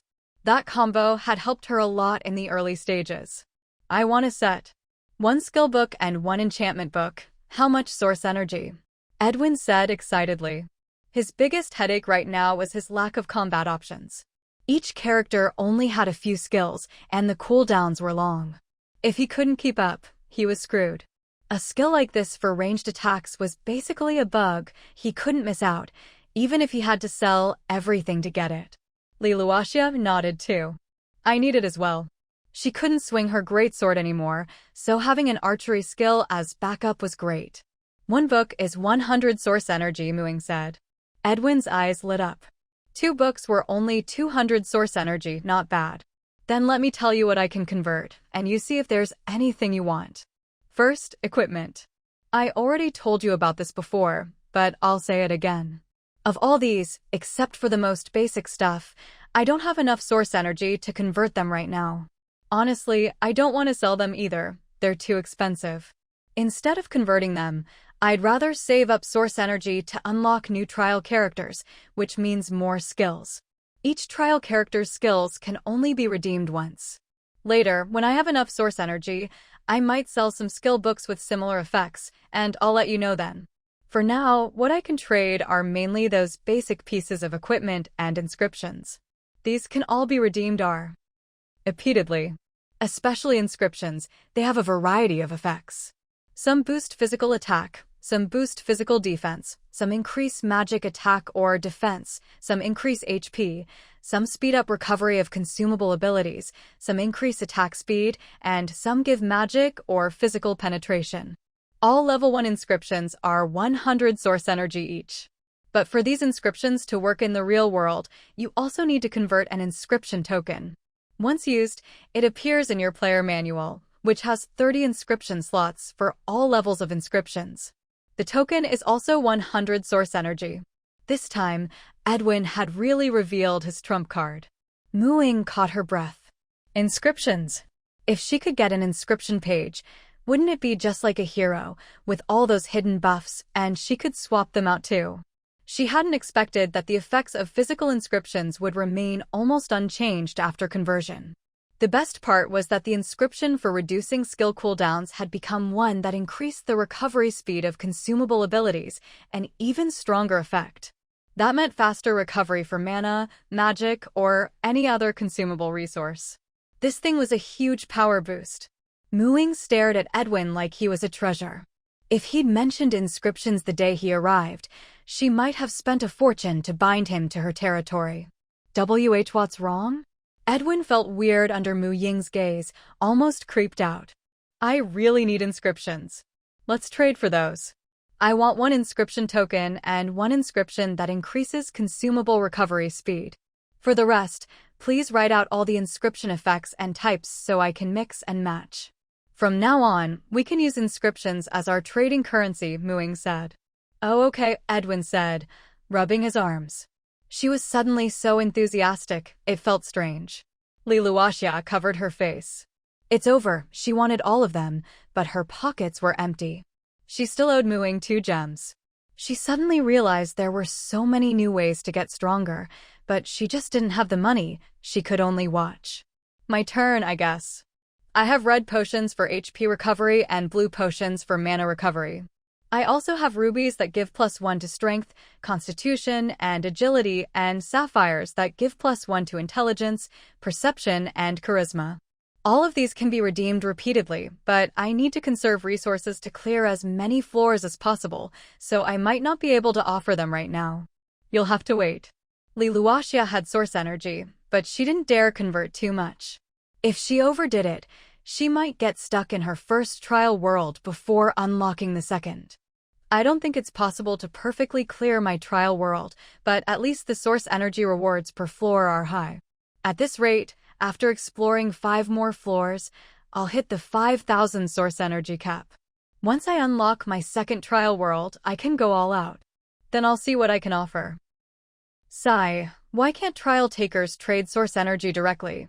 If I could just buy from you with source energy, that'd be perfect. Liluaxia felt like she was the most miserable of the 3. She was under the most pressure to clear her world. Direct source energy trading is possible, Edwin suddenly said. Ying and Liluaxia both looked at him. How do you know? Edwin scratched his head. Didn't I get my trial taker status by saving a senior? After I started the Myriad Worlds trial, he actually transferred me 1,000 source energy. So source energy trading is possible. It's just that maybe we're not at that level yet. There might be new mechanics in the Myriad Worlds trial later. Liluaxia suddenly felt hopeful. Edwin's words also reminded Ying. She'd had a similar feeling before. I think the 3rd trial world is probably a turning point. After I got the prompt that the 3rd trial world could be unlocked, there was no mention of a 4th. Too bad Grandpa Shom was still in seclusion reviving his oak dryad.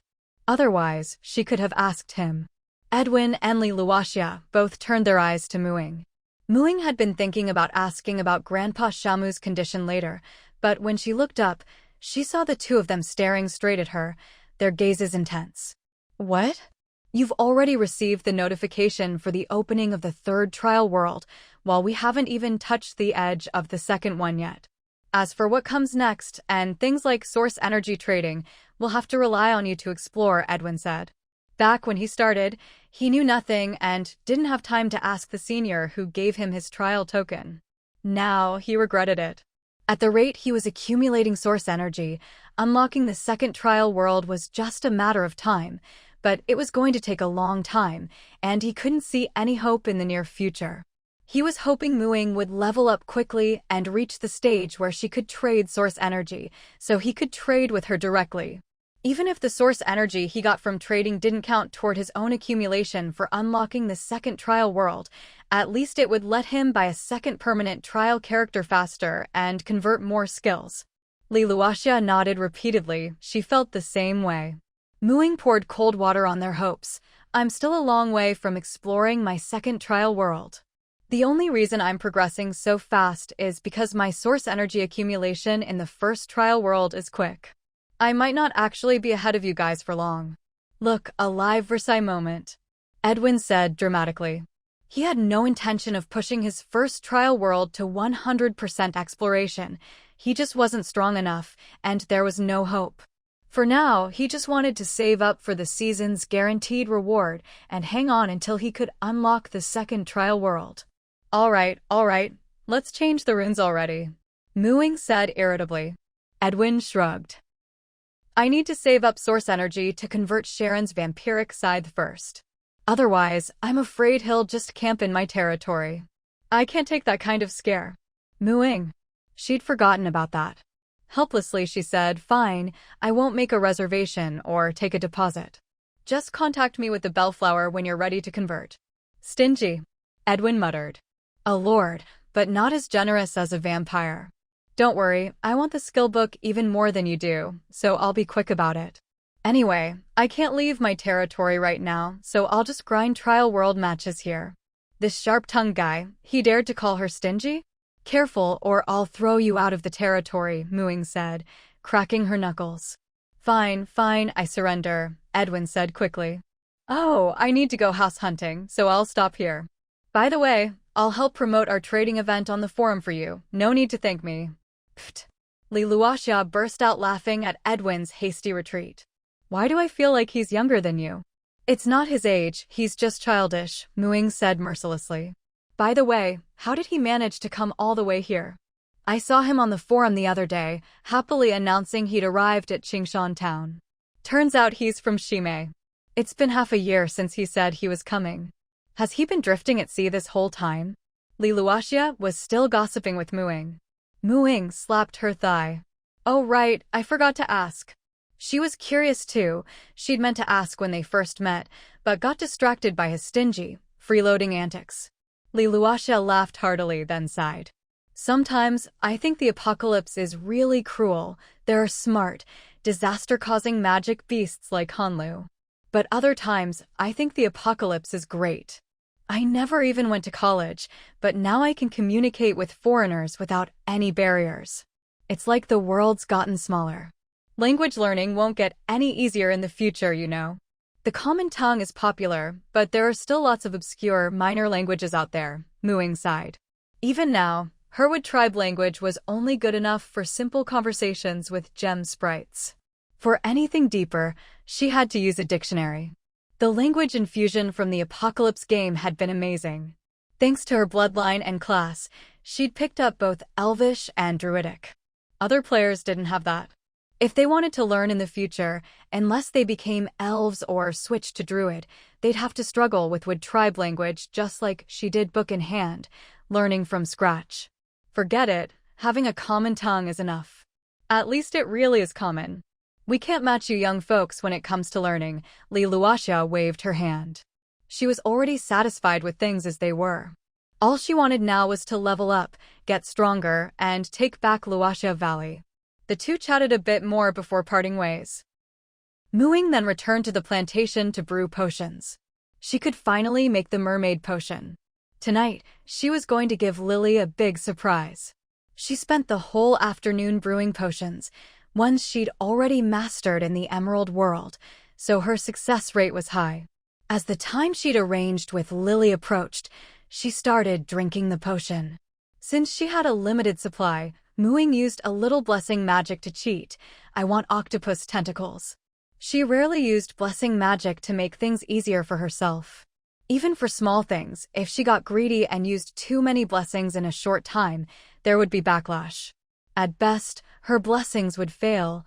At worst, she'd have bad luck and get the opposite of what she wanted. But as long as she didn't overdo it, it was fine.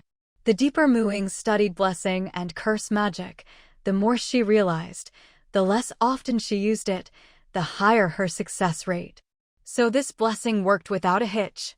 She took 3 bottles of mermaid potion and teleported straight to the big rock by the beach. Ying. Lily was already there, waiting as usual. Hearing the splash of water nearby, Lily turned her head and froze.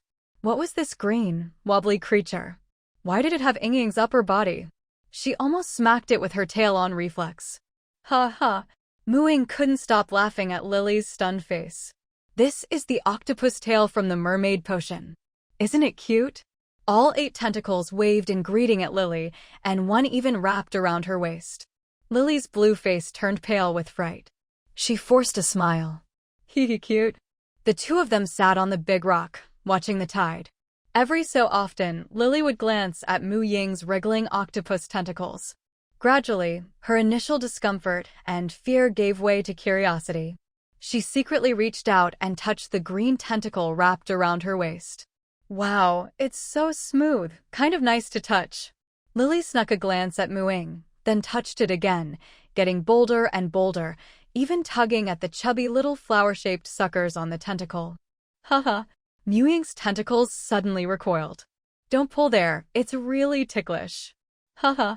Lily, as if discovering a new world, started poking and prodding with glee. With 8 tentacles, Mu Ying couldn't dodge them all and, for the first time, realized that octopus tentacles had such a weakness. She endured the tickling sensation, lunged forward, and wrapped Lily up like a dumpling, finally freeing herself. All right, Ying, I won't tug on your little flower anymore, Lily promised. Only then did Mu Ying let her go and took out 3 bottles of fishtail potion. Wanna try it? I just brewed these today, only a few bottles. The type of tail you get is random. Lily was already intrigued by the potion. She took a bottle, sipped a little, and scrunched up her face. Salty and a bit bitter, yuck. The taste isn't great, Mu Ying admitted. Just pinch your nose and down it in one go, it'll be over faster. Although brewing potions was a bit like making soup, most oral potions tasted awful. After all, they were a mishmash of weird plants, and magic didn't help with the flavor. You could call it dark cuisine. I have a better way, Lily said, drawing some seawater to wrap around the potion, forming a thin stream that entered her mouth. Mu Ying shook her head. As expected of a water-loving race, Windsor and Senior Renee drank potions the same way. As a green witch who often taste-tested her own brews, Mu Ying had gotten used to the bizarre flavors and didn't need tricks like that anymore. Maybe it was because of all the potion abuse, but most green witches were very interested in cooking magic and were pretty good at it. After torturing their taste buds for so long, they needed something delicious to reward themselves, otherwise, their sense of taste might go haywire. After drinking the potion, Lily sat on a rock, curiously watching her legs as they were shrouded in a hazy light. Ying, I think my legs got a bit bigger. Do you feel your senses getting more complex? Mu Ying asked. Lily shook her head. Then it's probably not an octopus tail, Mu Ying said. It's almost done, here it comes. And then, as the mist faded, Lily was stunned. That should be a shark tail, a mini one, Mu Ying said. After all, her upper body was so small, there was no way to attach a full-size shark tail. It must have been scaled down to match her body size. Her own octopus tail, in fact, was slightly enlarged. In short, no matter what tail you randomly got from the fishtail potion, it would always fit your body perfectly and move as naturally as your original limbs. Lily, treating it like a new toy, held her tail high and stroked it over and over. A blue shark tail. So pretty. Way prettier than the sharks we raise in the clan. Generally, whatever tail you get, the color will match your personal traits, Mu Ying explained. If you got an octopus tail, it'd probably be blue too. If I got a mermaid tail, it'd be green. Really? I want to try them all.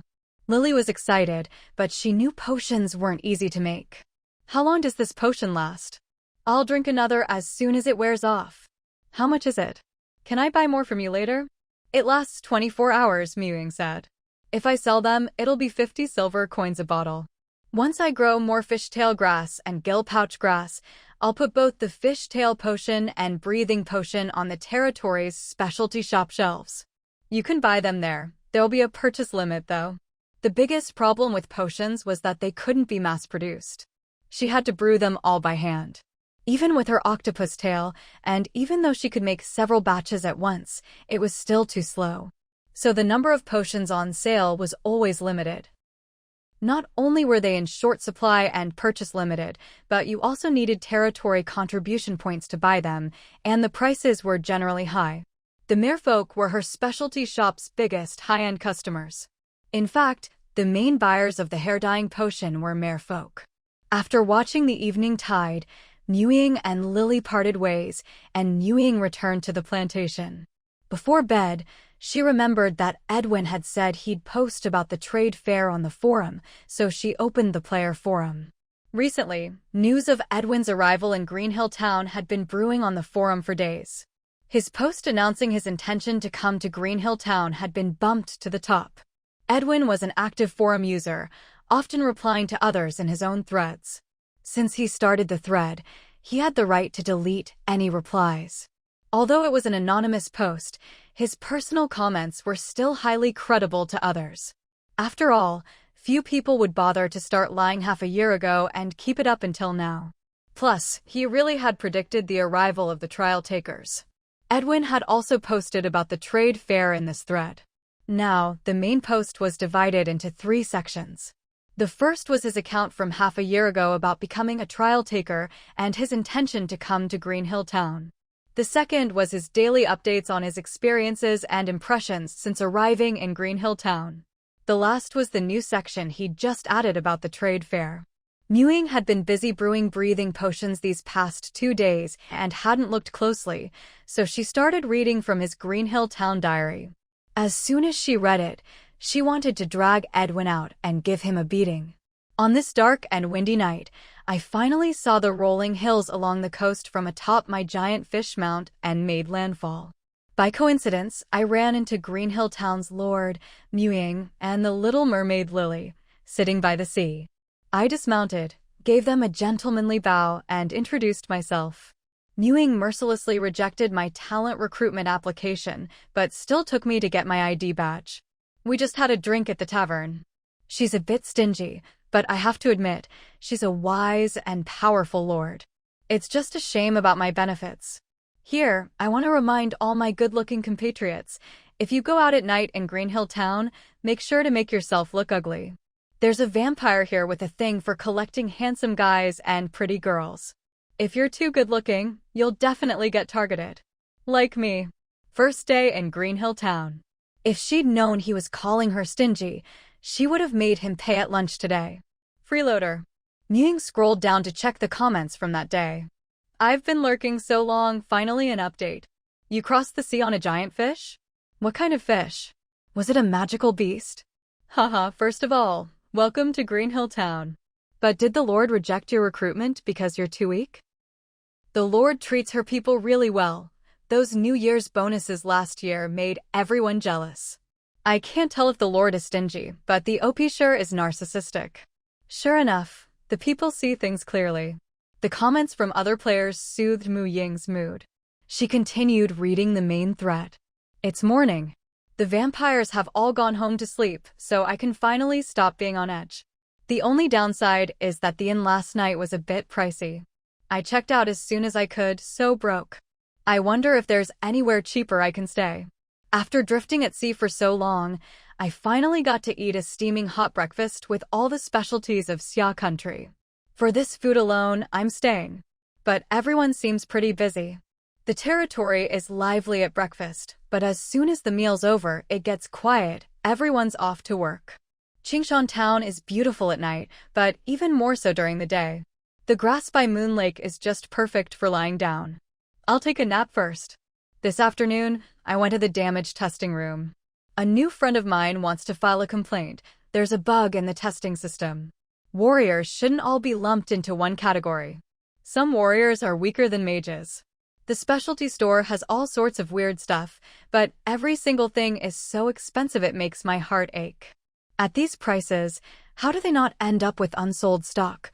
The clerk told me I was overthinking it. Everything I asked about was sold out. Just now, a rich merfolk came by to ask if they'd restocked. But there's a free contraceptive potion. Free. I take back what I said yesterday. The Lord isn't that stingy after all. Second day in Qingshan Town. Muing couldn't even be bothered to check the comments on this Qingshan Town diary entry and kept scrolling. Yesterday I switched to a different inn, just as expensive. After doing the math, I've decided to use my meager savings to buy a treehouse. Otherwise, how can I live up to my status as an official resident? Not everyone can buy a treehouse. But there aren't many vacant treehouses left. I'll have to look carefully and pick one, since you see and change it later. I want to live closer to Moon Lake. Anyone renting a place nearby? I'll buy you a drink if you free up a room for me. Third day in Qingshan Town. This afternoon, Lord Muing invited me to her place for a meal, along with Lord Li Luoxia from Luoxia Town. We talked a lot about the trials, reached a cooperation agreement, and established a trial takers trade fair organization. I'll add a trade fair promo section below this diary. Only by working together can we trial takers earn more resources for Deep Blue Star. Help me spread the word, everyone. By the way, Mu Ying's cooking is amazing. No idea when I'll get to eat it again. Our powerful and generous lord. Hint, hint, hint. Fourth day in Qingshan Town. Mu Ying. Still want to eat? Not a chance. She kept reading. To all my fellow trial takers on Deep Blue Star. Are you frustrated because the things from your trial world aren't useful? Are you anxious because you don't understand the trial mechanics? Are there powerful enemies around you that you can't handle? Do you long for friends who can share experiences from another world? If so, come check out Qingshan Town. The Trial Takers Trade Fair welcomes you. Join by signing a confidentiality contract, see appendix for details, and you'll receive a bellflower handmade by Mu Ying, a homemade meal by Mu Ying, and an info sheet on specialties from 3 trial worlds. First come, first served. Trial Taker Trade Fair member number 3-inch. Mu Ying. When did she ever say she'd cook a big meal for every newcomer? This must be Edwin's own wishful thinking. But she had to admit, the ad copy was pretty good, and with the popularity of his post, the promotional effect was there. Fine, she'd be the bigger person and give him credit. It's just a few meals anyway. A wave of her magic wand and it's done, no big deal. She wondered if any trial takers had been swayed. Mu Ying thought back over the situation with the trial takers. There were currently 8 trial takers on Deep Blue Star. 5 of them were selected during the last World Fusion, based on the global level rankings, and their names and identities were public. Dragon from Bear Country, Veronica from Northern Europe, Adam from Southern Australia, Maz from West America, and Li Luoxia from Xia Country. Mu Ying herself was also publicly known, in a way.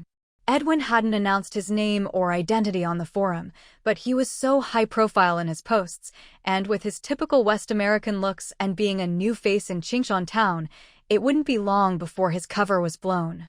There was still one trial taker whose identity was unknown, having become one through other means. Aside from that person, the rest were all well-known powerhouses in their regions, so there was plenty of info about them floating around. Among the trial takers, 3 were lords, Mu Ying, Li Luoxia, and Maz from West America. Maz was also a mage, and his territory was named after himself, Maz Town. His management style was pretty hands-off. He focused on studying the mage class and left the territory's affairs to his women. He just sat back and collected money, then bought spell scrolls for research. These women were his lovers and also served as his territory's secretaries, all competing for the job voluntarily and maintaining a delicate harmony. There was no love between Maz and them, just physical and mutual benefit. He openly admitted this, enjoying fleeting physical pleasure, but his mind only loved the beauty of logic. He was known on the forum as the master of time management. Everyone knew that being a mage was a hair-pulling, money-burning class. Maz was 5th on the global level rankings, and the next mage was ranked beyond 50th, showing just how strong Maz was. But he also had a harem of secretaries to keep happy, which took time. By conventional moral standards, he wasn't a good person. But he was undoubtedly an eccentric genius researcher, famous even before the apocalypse. Even with all those women working for him, his true love was still the beauty of magical models. Maz Town's management style was odd, but its development was actually quite good, the best in West America. Mu Ying figured Maz was probably the hardest person to attract to the trade fair. The core of the trade fair was trading specialties and growing stronger together. But for Maz, growing stronger probably wasn't as appealing as a new spell model. There was a saying in Maz Town, Maz leveled up purely by grinding through scrolls. He might have even forgotten what combat experience is. Other than the zombie blocking his way to the lab, he probably hadn't killed a single monster, except for spell testing. His combat record was so low he didn't even make the West America regional rankings. No one knew how many spells the number one in West America had learned. Aside from Maz, power was a deadly temptation for anyone fighting to survive in the apocalypse. Dragan, Veronica, and Adam were the ones Ying was most confident about attracting. Dragan was a barbarian warrior from Bear Country. The border between Bear Country and Xia Country was pretty long, and he'd originally lived in an unclaimed camp near Bear Country's southern border. After the world fusion, that camp was overrun by orcs, and Dragan began his wandering journey. Bear Country's dungeons were mostly orc dungeons with various orc tribes. When the worlds merged, the vast wastelands split Bear Country into scattered green oases. Dragan was terrible with directions and still hadn't found his way out of the wasteland near his old camp. Sometimes, when he was bored, he'd post updates on the forum. His wasteland wandering diary was one of Ying's favorite threads to read while eating. But maybe because wandering alone was tough, his updates were slow, and each one was nerve-wracking. He was, in Ying's eyes, the most experienced fighter among the players. He risked his life every day. Compared to him, she felt like a sheltered student still living in an ivory tower. Before she could scroll further, she saw a comment from Dragan pinned at the top of the thread. "I want to come, but I'm lost. Bro, can you tell me how you managed to drift at sea for so long and still find Qingshan Town? I bet I'll die before I ever get out of this wasteland. Damn, it's just too big." Dragan. There were replies under this comment. "It's verified on the Wasteland Wandering Diary thread. This is the real deal. Bumping this up so our trial taker bro can help our silly Dragan. Hey, you can call me silly, but not Dragan, it's rude. When you get out of the wasteland, I'll call you by your real name, Dragan." Ying couldn't help but laugh. She was always amused by Dragan's interactions with his fans. His thread had a loyal following who treated his adventures like a novel and affectionately called him Dragan. Edwin had also replied, "Dragan bro, I think it's just luck. I just kept drifting west and eventually landed at a harbor camp, which turned out to be Qingshan Town." Ha ha ha, so our Dragan not only has no sense of direction, but also bad luck. There's sun and moon to tell direction, you know. Even on the wasteland, you can see the sky pretty clearly. Ying actually felt sorry for Dragan. His wandering diary entertained a lot of people, but he was really suffering. Too bad she was tied up with the vampire situation right now, or she'd go look for him in the wasteland. Once the vampire issue was settled, if he was still stuck, she'd go check on him. She was also curious about the orcs. They were probably the largest group among the alien races that migrated to Deep Blue Star. There were subgroups: rabbit orcs, cat orcs, fox orcs, tiger orcs, lion orcs, and so on, each with their own tribes, but all were orcs. Ying had heard that orcs' reproductive ability was on par with, or even better than, humans. Individual strength varied, but most were poor. In Ying's view, this race was a big threat to humans. Judging by their aggression toward human camps, they weren't friendly. They had a strong desire to seize fertile land, but didn't know how to care for it or grow crops, better at plundering than farming. Below Dragan's reply was a message from Veronica. "I can feel it. This is my chance to start traveling and spreading my songs across the continent. I hope I meet new friends along the way and find new inspiration. Veronica. Goddess Veronica is coming here. If I can see her once in my life, I'll die happy. Why doesn't the forum have voice chat? I want to hear her sing. Qingshan Town, right? I'll crawl there if I have to. Veronica, I'll wait for you at the finish line. Hey, aren't any of you worried about her safety?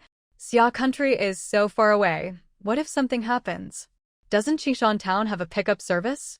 I remember Ying once crossed half of Xia Country to Lingtian Town and Luoxia Town, right?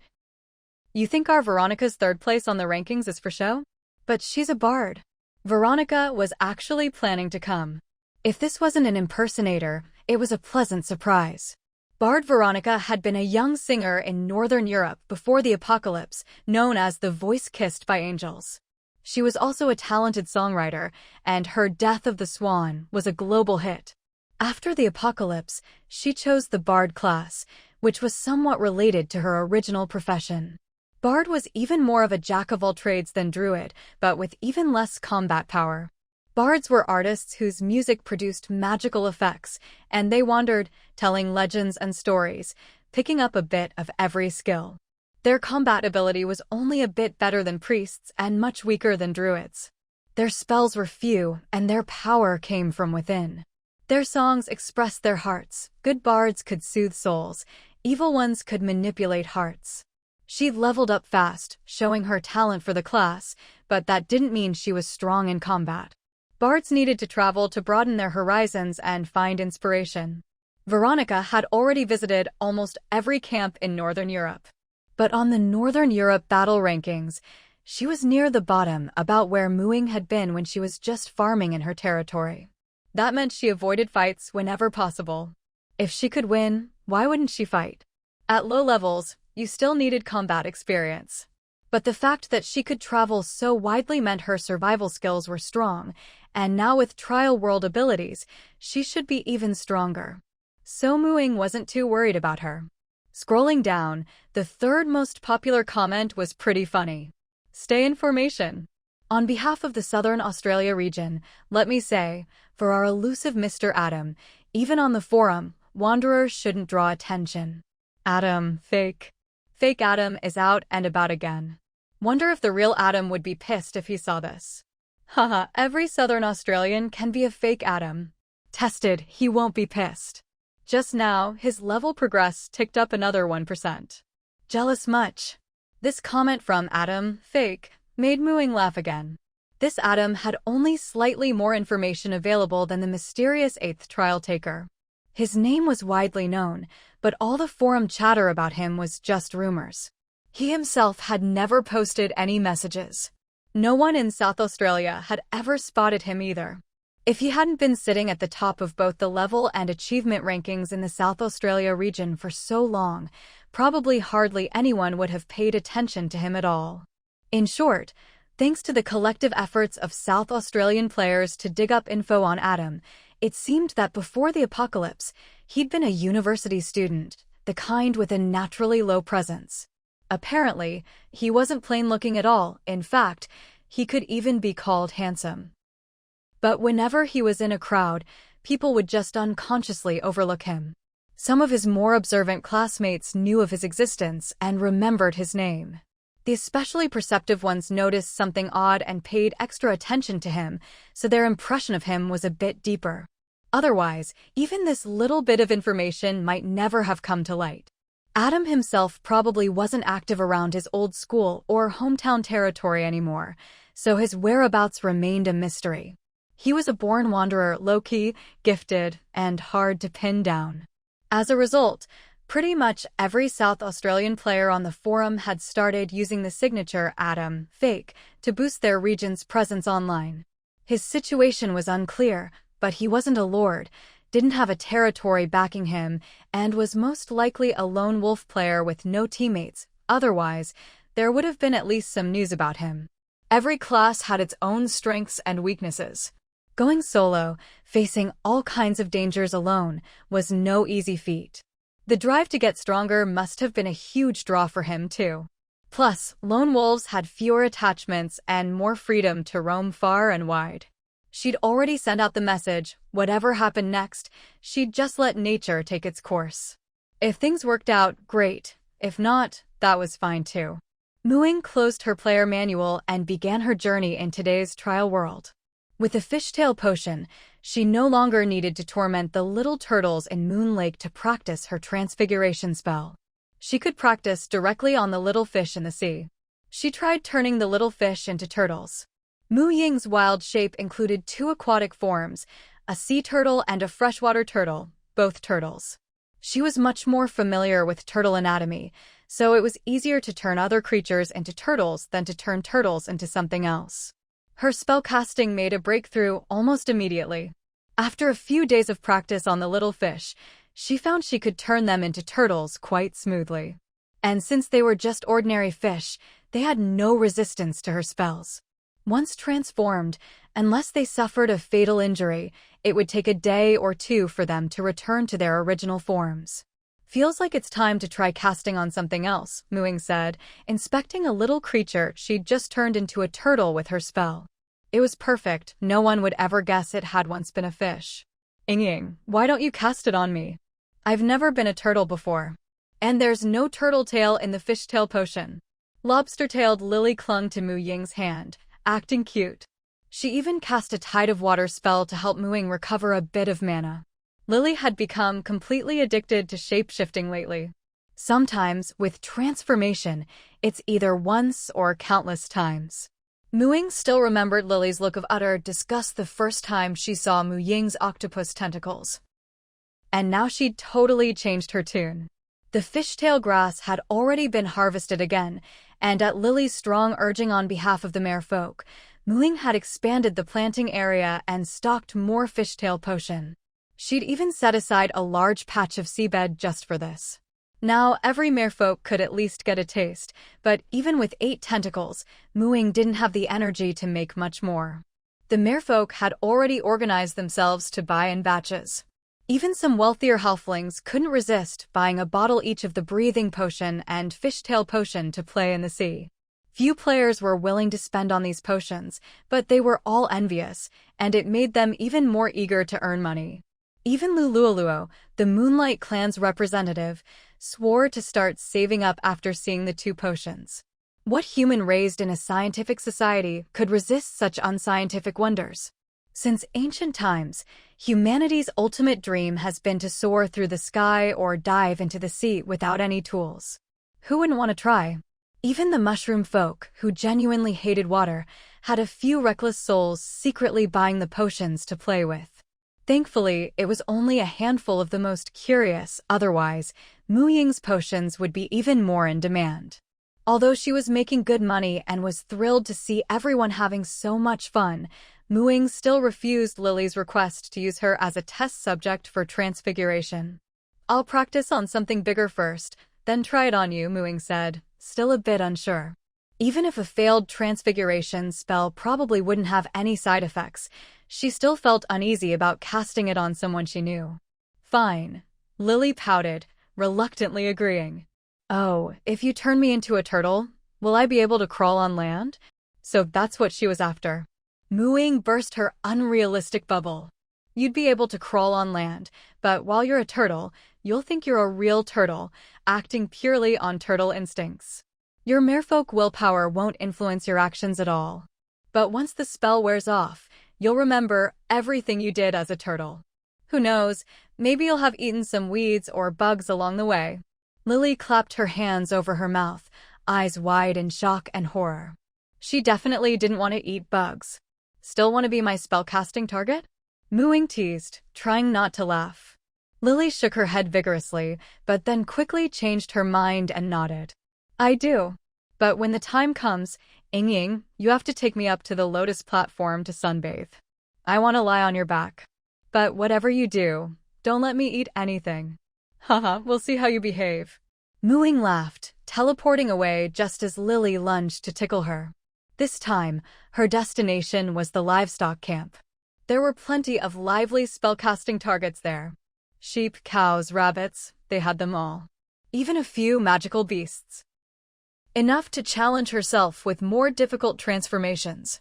And she couldn't just practice turning things into turtles, she needed to try other animals too. Only by diversifying her practice could she truly master transfiguration. After all, she'd be up against vampires soon. But that was a secret for now. She'd need to talk to Lulualuo and Jing about arranging a private practice area with no outsiders around. Practice magic? Somewhere others can't see you. Lulualuo and Jing exchanged a glance, then pointed in the same direction. The baby griffins are too fierce, so that area is cordoned off. Normally, no one goes there. Deming misses you a lot. Whenever he has free time, he sits by the entrance to the griffin enclosure, probably waiting for you. He's very obedient, and he even helps me keep the other little ones in line. It's a huge help. You should be able to practice magic there in peace. Deming was the little griffin she'd personally rescued. After bringing him back last time, Ying hadn't gone to see him again. She hadn't expected that he'd still be waiting for her all this time. Ying suddenly felt both touched and a bit guilty. She had completely forgotten about the little griffin. She felt like a total jerk. It was just that the griffin's attachment to her had come so suddenly, it hadn't felt real to her. Ahem, then let's go there, Ying said. Thankfully, it hadn't been too long otherwise, it really would have been hard to explain to the little griffin. After all, last time, she'd told him to listen to Zheng Jing and promised she'd come visit whenever she had time. Yes, she had been busy, just hadn't had the time. Now that she remembered, it wasn't too late. She followed Zheng Jing to the griffin enclosure. On a tiered wooden platform in the valley, the baby griffins were lined up, flapping their wings as they glided down from above. They'd grown quite a bit since hatching, but their wings still couldn't fully support their weight, so most of them crash-landed face-first into the dirt. Fortunately, they were sturdy and could take a tumble. Only the biggest one, the leader, managed to land steadily on its feet. Ming lost a toe on his left paw, so his balance was terrible at first. But he's very determined and refused to be outdone by the other three. He gritted his teeth and trained hard until he adapted. When the other three were still being stubborn and disobedient, he was already following my commands. Because of that, the others picked on him when I wasn't around. Back then, his foot hadn't healed, so he couldn't fight back.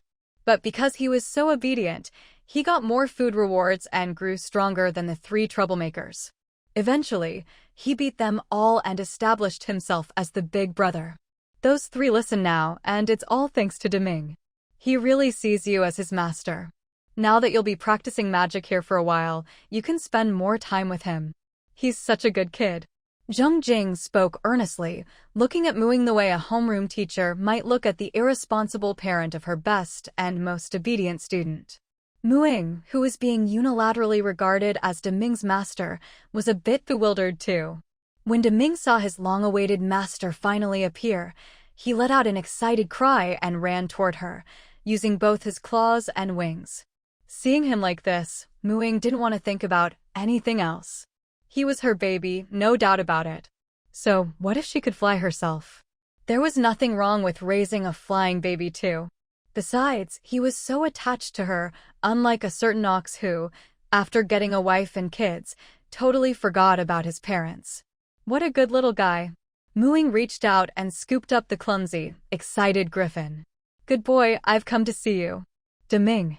From now on, come home with big sister to sleep, and just come here to train every morning, Ying said to him, using animal communication. Chirp chirp. Ming burrowed happily into her arms.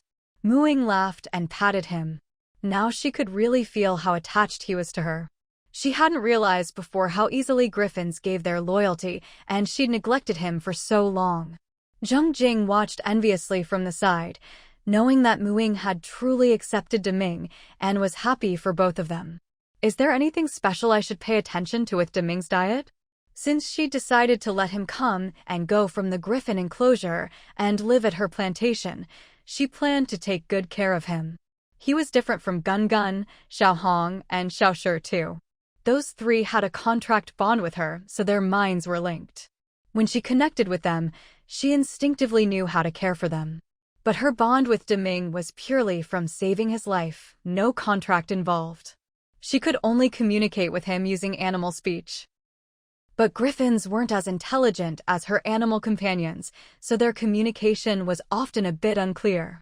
Right now, he mainly eats raw meat, nothing cooked with oil or salt. The ranch provides his food. When he's older, they'll train him to hunt. You don't need to worry about his meals. But since he's devoted to you, you should spend more time with him to build rapport. That way, in the future, he can become your most loyal partner in the sky, maybe even reach the level of an animal companion bond. Zheng Jing explained in detail the training and diet for griffins at each stage of growth. If Ming sets a good example, the others he's tamed will follow and become excellent mounts too.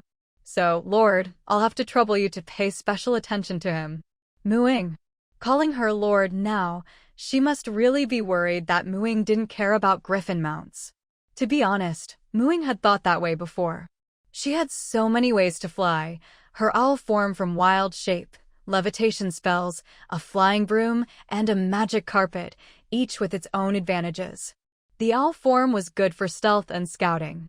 Levitation was slow, but let her move in the air as if on the ground, freeing her up for aerial combat.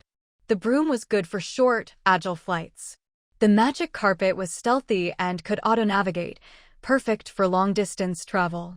At first glance, she really didn't lack anything. Griffin mounts were more important for the territory than for her personally. So she'd left all Griffin matters to the manager she'd hired, with no qualms. But now, after Zhang Jing's reminder, Muing realized that a mount had a vitality and agility that alchemical items like brooms and carpets lacked. It was alive and could be a true combat partner. With enough rapport, it could not only fly her through the sky, but also help her dodge attacks, freeing her to focus on offense. Muing had always been used to handling things alone. For matters not directly related to her own safety, she could easily delegate. But when it came to her own security, like in combat, she wasn't used to trusting others, not even her animal companions. So she'd overlooked this possibility. Now that she understood, she reflected on herself. She didn't know if she could overcome this mindset and reach perfect unity with Deming as rider and mount, but she wanted to try. "Don't worry, I understand," Muing said seriously. After being hugged for a while, Deming chirped and jumped to the ground. It ran a few steps, then turned back to look at her. Seeing she hadn't moved, it anxiously called out, "Jijijio." Muing shook her head and followed along. Deming then gathered its little brothers number 1, 2, and 3, and, looking every bit the proud male griffin, climbed up onto the training frame. "It's showing off its training results for you. What a good child," Jing said with emotion. "When it's done, make sure to praise it a lot. It'll be even happier and work harder in training. It really wants to help you as soon as possible." Muing couldn't help but feel like a mom watching her kid perform at kindergarten. Watching Deming flap its wings and glide farther and steadier than the other baby griffins, then land and look up at her with those shiny black eyes full of anticipation, Muing felt both amused and proud. "Great job." As a reward, Muing conjured a water orb mixed with Spring of Recovery for Deming to drink. Deming clearly remembered this delicious treat. Muing crouched down and offered the orb, and without needing any prompting, Deming stretched out its neck and poked its sharp little beak right in. It drank with utter joy and satisfaction. The little brothers, "Big bro's gone silly. He's this happy just for a sip of water." Once Deming finished drinking, Muing had Zhang Jing bring over a sheep so she could practice her transformation spell. Considering the future size and training needs of the griffins, the griffin area was built quite spacious, with stonework forming a valley that blocked outside views, a completely enclosed space. Practicing here meant she didn't have to worry about being seen or word getting back to Sharon. That way, her sneak attacks would be more effective later. Deming was very well behaved too. Seeing its owner working hard at learning, it silently increased its own training and that of its little brothers. The 3 poor baby griffins were soon worn down, losing all the attitude they'd had when they were first born. If they misbehaved, not only would they go hungry, but they'd also have to endure Deming's merciless torment. After a while, they learned to behave. But their obedience was still passive. True taming would take more time. Muing, meanwhile, was still struggling to turn the sheep into a turtle. She wasn't very skilled yet, and after a failed attempt, she focused on figuring out what she could improve from last time. She didn't pay much attention to Deming and the others. When her mana finally ran out and she had to stop practicing, ready to take Deming home, she found the 4 little ones sprawled out on the ground, too exhausted to move. "You're still growing, so don't overdo it and hurt yourselves," Muing said, picking them up and sitting them down. Using the last of her mana, she cast a water creation spell, forming a large orb and pouring in the rest of today's Spring of Recovery. "Drink up and get your strength back." Deming nuzzled Mu Ying's arm, eyes squinting in bliss as it drank. Soon, it heard the sounds of others drinking too. Its little brothers, seeing how much Deming enjoyed it, couldn't resist trying a sip themselves and then couldn't stop. Once they'd tasted it, they knew it was good for them. No wonder Daming was so strong, it must be the water. They were determined to catch up. Daming. Not having it, Daming flapped its wings, shoving the little brothers aside, and gulped down more. But the little ones weren't willing to give up so easily. They rushed back and, knowing they couldn't beat Daming alone, exchanged glances, planning to gang up on it. Just as they were about to start fighting, Ying said, "Drink if you can, but if anyone fights, they get nothing." Daming shot a contemptuous glance at its brothers, then took a few more big gulps. The other three, aggrieved, crowded around the orb and tried to eat their feelings away. Before long, the water orb was empty. "Gio." One of the baby griffins hopped up and chirped at Ying, asking for more. Daming flapped it aside with a wing and pecked at it a few times. "Are you kidding? This is my owner. Who do you think you are? I'll peck you bald." Baby griffin. Ying shook her head. "If you listen to Daming, you'll get more spring water. Don't be greedy."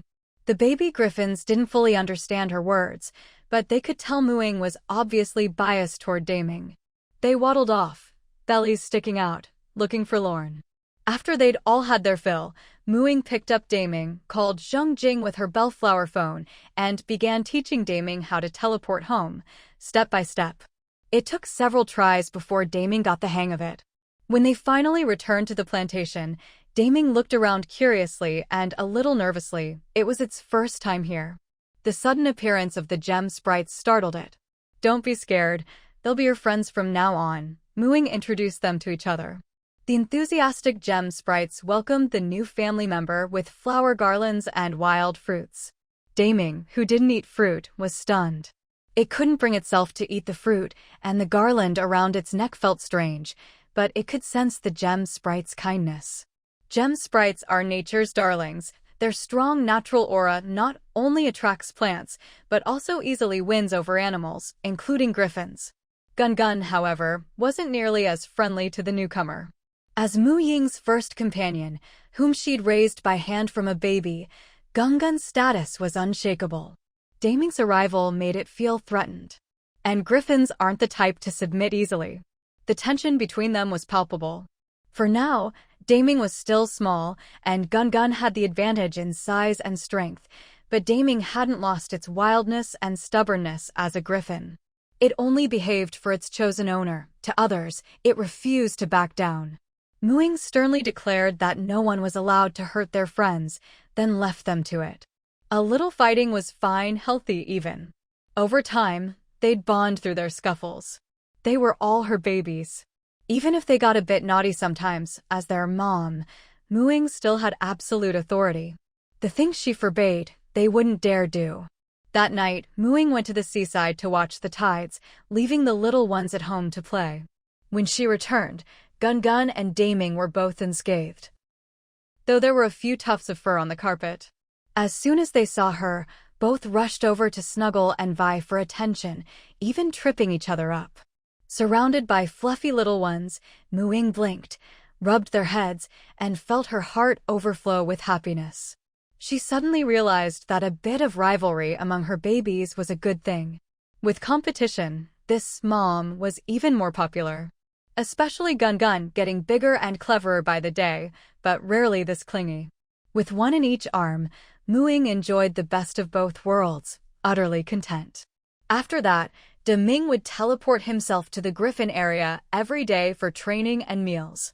In the afternoons, Ying would come over to practice magic for a while, then they'd head back together in the evening. He and Gun still didn't get along, neither thought much of the other, and they had to fight at least once a day. But they always held back, never letting it get out of hand. At first, a few feathers would fly, but after a couple of days, these two image-conscious guys seemed to have reached some kind of unspoken agreement. Even the feathers stayed put. Gradually, their fights started to look more like playful roughhousing. Ying's transfiguration had also improved a lot.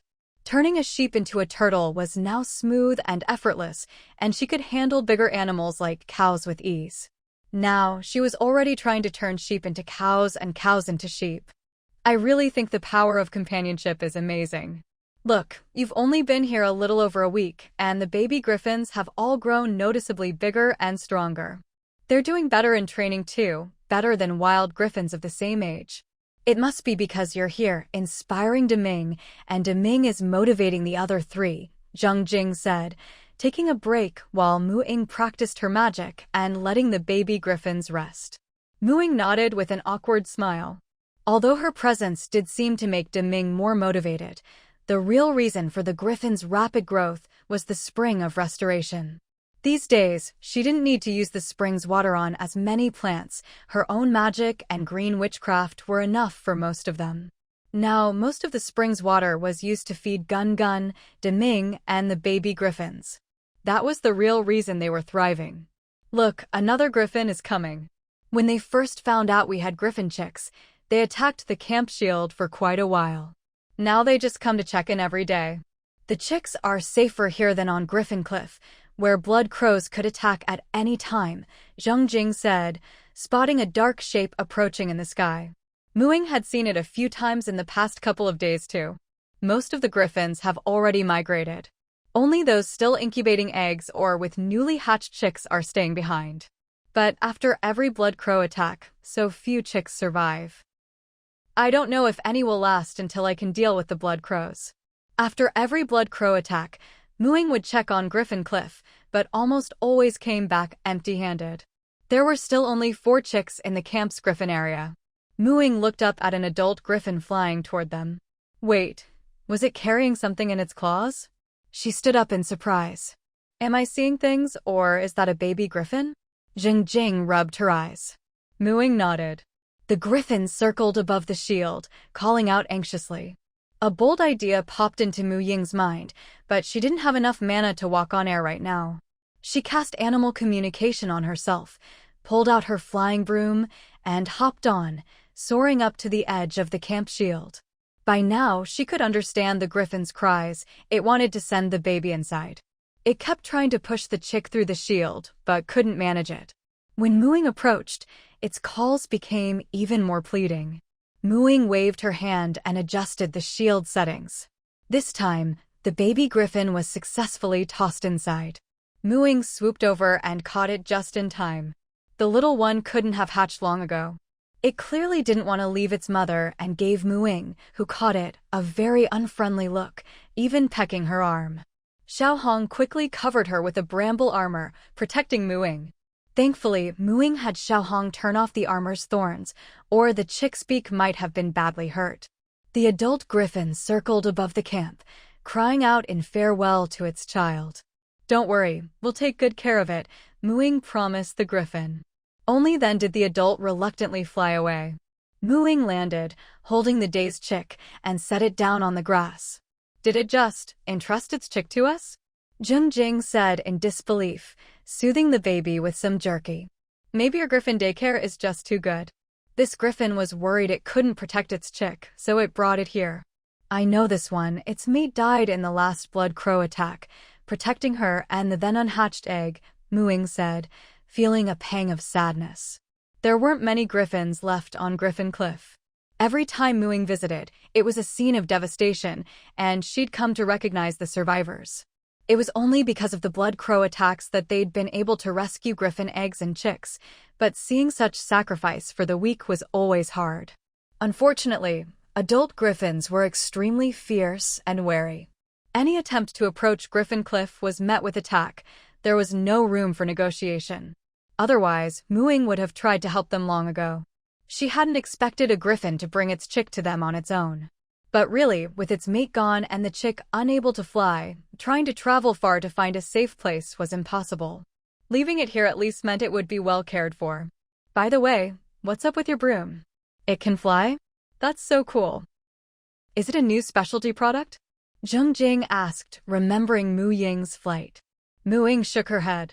It's from the trial world. It needs special energy to work, so it can't be mass-produced. Zheng Jing sighed in disappointment. More griffins are coming, Mu Ying said, looking up.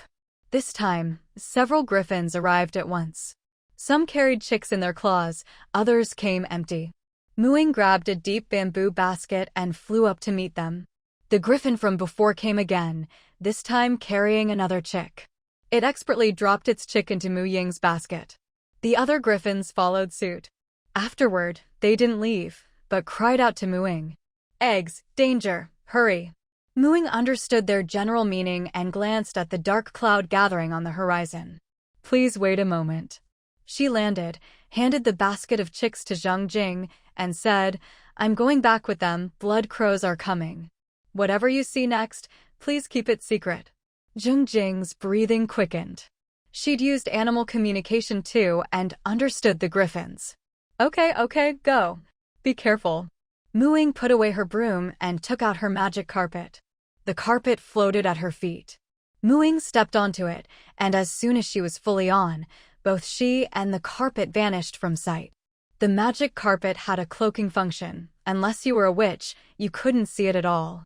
In this world, where there were no witches, it was basically like having an invisibility cloak. That was the only reason Muing dared to venture out with the griffins. Otherwise, with her mana reserves running low and only her innate magic left for self-defense, she wasn't sure she could handle the blood crows. And if she happened to run into Sharon out there, things would get really tricky.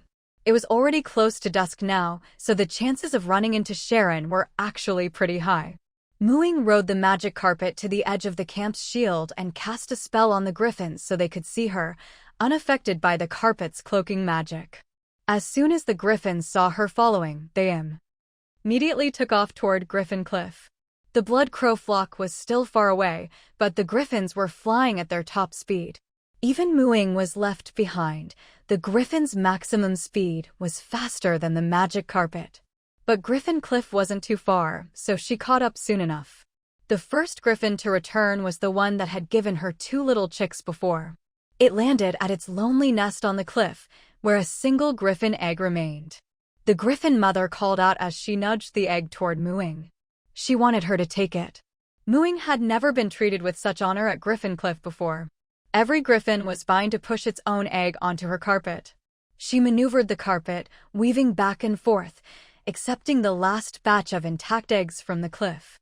All these griffins were single mothers who had lost their mates. They had fought hard for their children, but there was nothing more they could do. If they kept holding out, not only would they die, but their children would never get the chance to grow up. They had been in despair until they saw young griffins learning to fly in the human settlement, where there was plenty of fresh cattle and sheep. Those chicks were even stronger than the ones they'd raised themselves, clearly well cared for. And the human settlement had never been breached by the blood crows, it was safe enough. Compared to death, a griffin's pride didn't seem to matter anymore. They knew exactly why humans raised griffins. They used to hate those who stole griffin eggs, but ever since they'd moved here, not a single egg had been stolen from Griffin Cliff. Except for those chicks whose parents had both died, with no one left to protect them. Being raised by humans had become a kind of salvation. Any parent would want their child to live well. That's why this collective act of entrusting their young took place. The griffin mothers circled above the carpet, crying mournfully. Go on, hurry. I promise I'll take good care of them, just like I did with the last batch of chicks. Muing urged the mothers to leave, glancing at the blood crows drawing closer. Thank you. But instead of retreating, the griffin mothers charged straight at the blood crow flock. Their cries were full of fighting spirit. This time, they finally didn't have to worry about the eggs and chicks in their nests. They could fight without restraint, venting their anger for their fallen mates. With no weaknesses left, the adult griffins faced the blood crows without fear. They couldn't wipe out the blood crows completely, but with their superb flying skills, they could dodge and weave through the flock in the sky. Now that there were no living creatures left on Griffin Cliff, the blood crow's attention was naturally drawn to the griffins. Muing, holding 2 baskets of griffin eggs on her magic carpet, watched the griffins get surrounded by blood crows, feeling a bit worried. But soon, she saw the griffins burst through the blood crow flock at full speed, sending the crows scattering like ashes. Once they'd shaken off the crows clinging to them, they turned and charged back in again. Just moments ago, the griffin mothers had been entrusting their young to her in sorrow. Now, in the blink of an eye, they were darting in and out of the blood crow flock, drawing the crows farther and farther away. They took some injuries, but they were only flesh wounds, nothing serious for them. Their cries were full of exhilaration and freedom. Mu Ying picked her jaw up off the floor and patted the eggs in her basket. See how happy your moms are? They're finally free. Only when the blood crows had retreated did the griffin mothers return, battered but triumphant, landing atop Griffin Cliff and letting out victorious cries. Not a single one had fallen in the charge, though they'd accumulated quite a few minor wounds. Mu Ying's mana still hadn't recovered, so she couldn't use healing spells. Instead, she flew over and used her wand to cast life magic on them. The life-infused magic quickly healed their wounds. I'll take the eggs back now. You're welcome to come visit them above the camp anytime, Mu Ying told the griffins once they were healed. The griffins shook their heads, each one coming up to nuzzle the eggshells one last time before turning and flying off into the sunset without looking back, utterly unburdened. Mu Ying sighed. She'd worked so hard to win their favor, but the adult griffins were unmoved. What a shame. If she could bring back a full-grown griffin, that would save her a lot of trouble. Guess she was just being greedy. Still, 2 whole baskets of eggs weren't bad at all. Before long, Qingshan Town would have its own griffin flock. How cool was that? Dingling. Her bellflower rang. It was Zheng Jing calling. The blood crows are gone, but don't come back through the livestock camp. Sharon and her boy toys are over there. Boy toys? Mu Ying was momentarily taken aback, but quickly understood she was talking about those 7 male vampires. You know, vampires can't reproduce at all. Their bodies are basically just unrotting corpses. Boy toys? Doesn't exist. What? Vampires can't do it. Zheng Jing was genuinely shocked. She sneaked a glance at the woman floating in midair and the 7 men behind her, her eyes full of pity. Yeah, I'll be back soon. Mu Ying hung up the bellflower. Sharon and her crew were at the livestock camp? What for?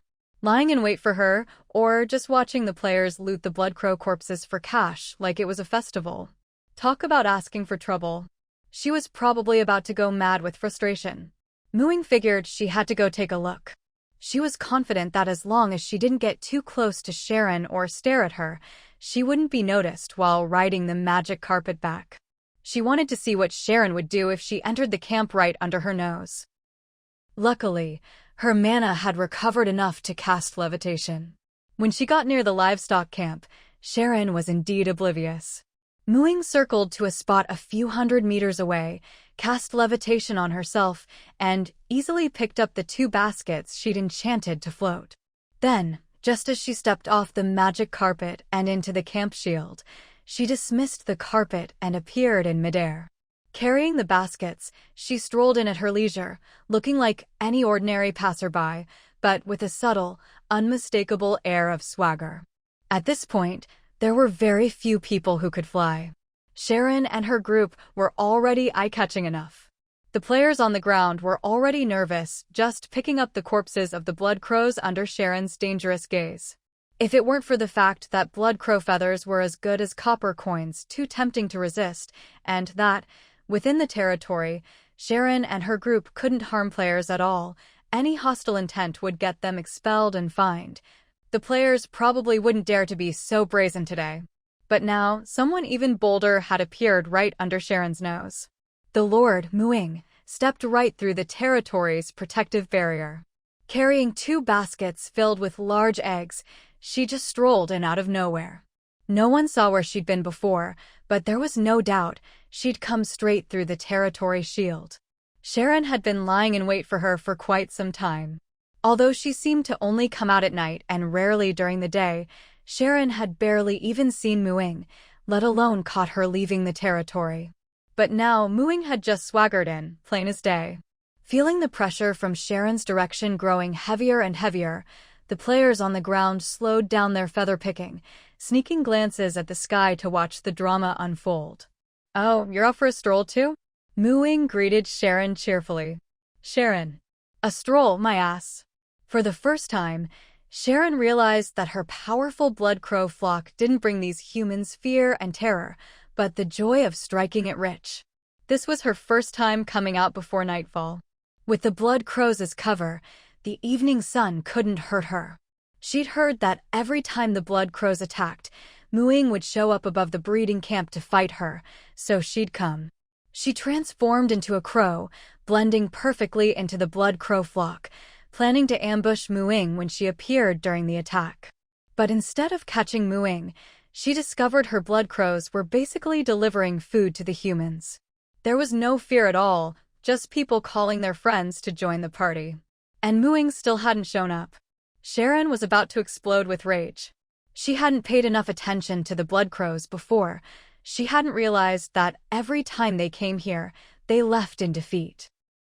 Still, the amount of blood prey they hunted hadn't decreased, and the bones in the nest could support the birth of many more blood crows. Using her telepathic link with the blood crows consumed too much energy, so she rarely used it. Thinking about how she'd once been pleased at the fear and oppression her blood crow flock brought to humans, only to find out the humans were actually looking forward to the crows coming to deliver food, Sharon felt her dignity had been trampled on. She had just sworn to herself that soon, very soon, she would kill this territory's lord, Mu-Ying, and turn her into a loyal servant who could never betray her. She'd destroy the defenses of Qingshan Town and make these insolent humans pay in blood. But in the blink of an eye, Mu-Ying had walked right into the camp under her nose. Sharon nearly cursed out loud and ruined her elegant, noble image. "How did you get in?" Sharon blinked and teleported right in front of Mu-Ying, so close their noses almost touched. Because she controlled her intent to attack, the camp's protective shield didn't activate. Mu-Ying took a step back. "Excuse me, could you please maintain a normal social distance? How did you get in?" Sharon asked through gritted teeth. Mu-Ying sidestepped her and walked down, replying, "We're mortal enemies, aren't we? Why would I tell you? How about you stop resisting and let me check your information? If you agree, I'll tell you." Sharon. "Not a chance. See? You don't want to either. Put yourself in my shoes, it's only fair," Mu-Ying continued down the path. Hearing Sharon's fists clench so hard they creaked, Mu-Ying kept her face calm but was delighted inside. No wonder the Griffin moms risked injury just to taunt the blood crows. Dancing on the enemy's bottom line felt amazing. "Dare to come outside and fight me right now?" Sharon tried to provoke her. Mu-Ying was unfazed. "I'm in bad shape, out of mana, can't fight. You wouldn't be so sneaky, would you? You're higher level than me and want to ambush me when I'm weak."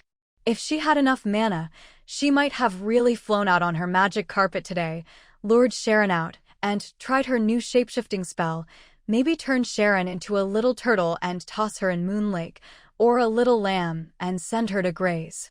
But not now. That time would come soon. Sharon. Her veins bulged with rage. She couldn't take it anymore, her fangs bared. She wanted to bite Mu-Ying, even if she couldn't actually get her. If she didn't at least try, she'd have nowhere to vent her anger. Unsurprisingly, she was teleported outside the camp again, and received an even heftier fine. Even Sharon, who had lived long and had plenty of savings, winced at the number of zeros on the ticket. Mu-Ying helpfully converted the copper coin amount into gold coins. Surely, that made Sharon feel much better. Happily, Mu-Ying slipped into the Griffin area. There was an isolation barrier there. Not only did it keep the baby griffins from escaping or climbing the school wall, it also prevented outsiders from seeing inside. And outsiders definitely included Sharon. Stealing the spotlight, man, that felt good. Zheng Jing was one of the onlookers. She'd seen how Mu-Ying snuck out earlier, so she knew Mu-Ying could sneak back in just as quietly. She'd even called Mu-Ying with the Bellflower phone to warn her that Sharon's group was here, and it'd be safer to take a detour. But Mu-Ying hadn't even bothered to hide, she just strolled right in. It was definitely on purpose. Who knew Mu-Ying had such a mischievous side? But since the target was the enemy, it actually felt great. "It was these baby griffins' moms who inspired me," Mu-Ying said innocently. "Oh my god, how can you just pile them up like this? What if they get crushed?" Zheng Jing ignored Mu-Ying's excuse and hurried to take out the eggs one by one. 1, 2, 3, 12, 13. 13 eggs. "We're rich." Zheng Jing was overjoyed. "With the hatchlings, that's 20 on in total. I'll leave them to you. Do your best, there'll be a big year-end bonus if you do well. As a good boss, you have to motivate your employees and paint them a bright future." Mu-Ying considered herself a conscientious boss. The rewards she promised, she actually delivered. Don't worry, I'm a professional when it comes to animal training. Zheng Jing patted her chest in assurance. And besides, Deming is helping me. Good luck. Mu Ying patted her shoulder. Once Deming had put the new baby griffins in their place and established himself as the boss, she headed home with him. Towards the end, there was even an old-timer taking the spy route, using the classic spy identity suddenly exposed by a random passerby trick, which led to a dramatic falling out. In short, every team had put on a big show for today's operation. After so much build-up, today was the climax, the curtain was about to rise, and then it would all end with a perfect finale. All the vampires in the territory had turned into ordinary little turtles, each tied up with a thin vine. Pick them up, and they looked like 6 little turtle keychains. Their vampire will had completely vanished for now, leaving only their basic turtle instincts. Being tied up in their shells was uncomfortable, but no matter how much they struggled, all they could do was flail their limbs in vain. Eventually, they just gave up, shrank into their shells, and lay there motionless. Now, only Sharon and that male vampire named Jeffrey were left in Bruce's tavern. Jeffrey was also one of the vampires assigned to Ying's team, but since he stayed in the tavern to accompany Sharon today, they hadn't made a move on him yet. At this moment, Luo was still pretending to be a frightened little lamb, nervously playing mahjong at a table with Zheng Jing, Sharon, and Jeffrey. She was losing badly. On the surface, she looked like she was about to cry, but inside she was screaming in frustration. Damn vampires. It's their first time playing mahjong and they're already this good. Must be cheating. Lord, if you don't send word soon, I'm about to lose myself as the bet. She was always living paycheck to paycheck, not great at saving, with little potential for career advancement. As a priest, it was hard to switch jobs, so she'd resigned herself to working diligently at the breeding camp, enjoying each day as it came. So she never bothered saving up for equipment or anything like that. Recently, she'd started saving only because she wanted to buy mermaid potions and breathing potions, just to see what it felt like to swim freely underwater like a mermaid. Today, to stall Sharon, she made a bet with her over mahjong. If she lost to Sharon by 1 gold coin, she'd leave the territory with her and be turned. If Sharon lost by 1 gold coin, she'd have to leave Luo alone from then on. 1 gold coin was a huge sum, worth 100 copper coins. Even with Zheng Jing feeding her tiles from the side, she was still losing this badly. Finally, she saw Ying enter the tavern and make the signal she'd been waiting for. Looking at the hopeless hand she held, Luo decisively flipped the table. I'm done. No way my luck is this bad, you're definitely cheating. A bet's a bet, little sister. Sharon maintained her elegance, not getting angry. I don't care. Jing, let's go. Luo tried to drag Zheng Jing away, but Jeffrey stood up and blocked their path. Get out of the way. Luo stomped hard on Jeffrey's shiny leather shoe. Since he'd come at her, she might as well force him out first. Luo remembered Mu Ying's instructions. Try to stagger the vampires as they're thrown out. The longer the interval, the better. That stomp hit Jeffrey's sore spot. He was a neat freak with OCD. Even with Sharon there, he couldn't hold back and immediately reached for Luo's neck. Just as Luo thought her mission was halfway done, Sharon pressed down on Jeffrey's hand. Don't be so rough with the young lady, Jeffrey. She'll be your little sister soon enough. Ugh. Who wants to be your sister? One stomp didn't work? Here comes another. She put on her innocent act. Oh, sorry. I accidentally stepped on you again. Jeffrey really wanted to snap her neck. What was so great about this rude human woman? Even if she became one of them, he couldn't stand such an ill-mannered companion. But Sharon's will was absolute, he couldn't disobey. Such is the tragedy of being a vampire. Luo saw him hold back and felt a bit disappointed. She switched targets, aiming at Sharon. Look at him, his eyes are practically killing me, but because of you, he doesn't dare move. If you turn me into a vampire, will I have to live like this too? Aren't you already living like this? As long as humans are alive, they're bound by survival. In this territory, do you dare defy your lord? But as a vampire, the only one who could bind you would be me, Sharon replied. Her prey, both before and after death, had to willingly submit to her, whether forced by her power or lured by her persuasion. They had to offer up their necks of their own accord. That's not true. I'm a salaried worker with a steady job. The Lord is just the boss, do your job well, and the boss doesn't care what you do in your free time. We're in an employment relationship.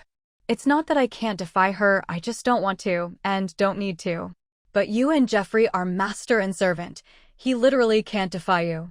Lulualuo gave her a look that said, "Don't take me for a fool. If you're so sure, let him try, see if he can break your control and claw me. Come on, brother, don't hesitate." Sharon didn't react. Lulualuo was impressed. Sharon's self-control was truly something. But that wasn't going to stop Lulualuo. If subtlety didn't work, she'd just go for the direct approach. "What, are you afraid if he claws me and gets thrown out of the territory, you'll have to pay a fine? Are you guys already broke? That doesn't fit your previous high-roller image. Can you even afford to keep another vampire? Here, the Lord pays me a salary. If I go with you, am I supposed to work for free? I knew it, today's test proves it. Your finances must be in shambles. Otherwise, why would you cheat at cards and be stingy about the fines? If you're trying to scam me for money, you're out of luck. My salary's decent, but I spend it all every month, I've got no savings." Jing, who'd been acting as background the whole time, was in awe of Lulualuo's logic. But she finally found a chance to chime in. "Lulualuo, you did all this just to test that? Are you really considering becoming a vampire? Otherwise, why would you go out of your way to check their finances? Don't let them fool you." The other players in the tavern, who'd been watching the drama without knowing the truth, suddenly had a revelation. No wonder Lulualuo was so aggressive today, flipping the table, stomping on people. Turns out she was testing the vampire's financial situation. Sharon was reminded by Zheng Jing's words, so that's what she was after. "You're overthinking it. Let me show you just how wealthy we are. The fortune accumulated over our long lives is beyond your imagination." She gestured to Jeffrey. "Show Miss Lulualuo our wealth. Go out, come back quickly, do it a few times, let her see to her heart's content." With Sharon's permission, Jeffrey immediately reached for Lulualuo's neck. Jeffrey broke the territory rules and was thrown out. The set of 7 little turtle pendants was finally complete. Ying glanced at her own status panel. Mana, 30 of 170. She only had 30 mana left, barely enough for one more polymorph spell. Fourth circle spells really drained her mana. Now, only Sharon was left. Someone had already reported the situation in the tavern to her. Jeffrey still hadn't returned. Sharon would definitely notice something was wrong, and she'd be coming out soon. It was time to tear off the masks and go all out. But at this point, Sharon was all alone. Ying still wasn't sure if she could defeat her, but at least Sharon no longer posed a significant threat to the territory. "From here on, everyone, focus on protecting yourselves. Leave the rest to me." "It's best to avoid Sharon for now," Ying said to Dinglingwa. "Roger. Roger. Roger." After sending out her message, Ying placed magical marks on the string of little turtle pendants to prevent them from being lost. Given the way polymorph worked on them, as long as they didn't die as turtles, the spell would last at least 9 or 10 hours before wearing off. To prevent Sharon from seeing them and making connections, Ying teleported back to her treehouse, put the pendants in a water tank there for safekeeping, and called the gem fairies to help watch over them. She then returned to the territory gate and moved Gun onto the magic carpet. In the tavern, Sharon was still waiting for Jeffrey to return, but after 2 or 3 minutes, there was still no sign of him. Paying a fine and teleporting back should take no more than a minute. Jeffrey would never disobey her orders, not that he didn't dare, but that he couldn't. Her commands were absolute for them. That left only one possibility: something had happened. Sharon instantly realized it. From the start, Lulualuo had been trying to provoke Jeffrey into attacking her, only to get expelled from the territory. But so, what if he was expelled? In this world, aside from other outsiders like them, the local players were far too weak. Even the highest level one, Ying, had only just reached level 8 as a druid. Her own servants had all been at least level 8 for 10 years now. If it were daytime, they might be at a disadvantage, but it was night. Everyone in this territory survived only under the protection of the territory shield, which barely gave them a chance to speak to her as equals. Did they really think they could turn the tables? Up to now, Sharon still thought Jeffrey had just been delayed. Her eyes flashed with danger and mockery. Whatever you're plotting, it's useless before absolute power. But your little tricks have succeeded in angering me. I'll make you into the lowest of blood slaves. Lulualuo, a total homebody who never left the territory, wasn't scared at all. Blood slave? Dream on. Anyone can talk big. If you dare make a move now, I'll at least respect your courage. If not, stop running your mouth and go home to sleep. Staying up late makes you ugly. Just look at those veins around your eyes. It's unsightly, Lulualuo retorted. She'd already seen her teammates signaling her. Her mission was done. The rest was up to Mu Ying. If Sharon could be lured into teleporting out despite knowing there was an ambush, that'd be a bonus. If not, it didn't matter. Sharon's hatred for Lulualuo was now maxed out, but seeing her still trying to provoke her into breaking territory rules, Sharon guessed they were pretty confident in their little scheme. Well, she'd just have to see what it was. Of course, Sharon wasn't going to fall for it again. Even with full confidence in herself, she wasn't about to let herself be played for a fool. She used a copper coin to teleport straight to the territory gate. But contrary to her expectations of a trap or ambush, the place was empty, not even a single player around. Humans weren't like vampires, who were active at night. Aside from those drinking in the tavern, strolling by Moon Lake, or chatting in the Sky Plaza, most people were resting. The gate was usually deserted at this hour. Had the landing point for expelled players been changed? Sharon used her bloodline sense to check on her servants. They felt perfectly normal, no sign of weakness. She tugged at the bloodline connection. They were all turned by her. While there was no telepathic link, she could suppress and control them through their bloodline.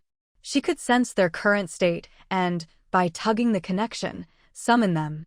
This bloodline tug would give her servants a special heart-throbbing sensation, a key aspect of vampire control. She could sever the link to free them, or use it to instantly reduce them to rotting corpses.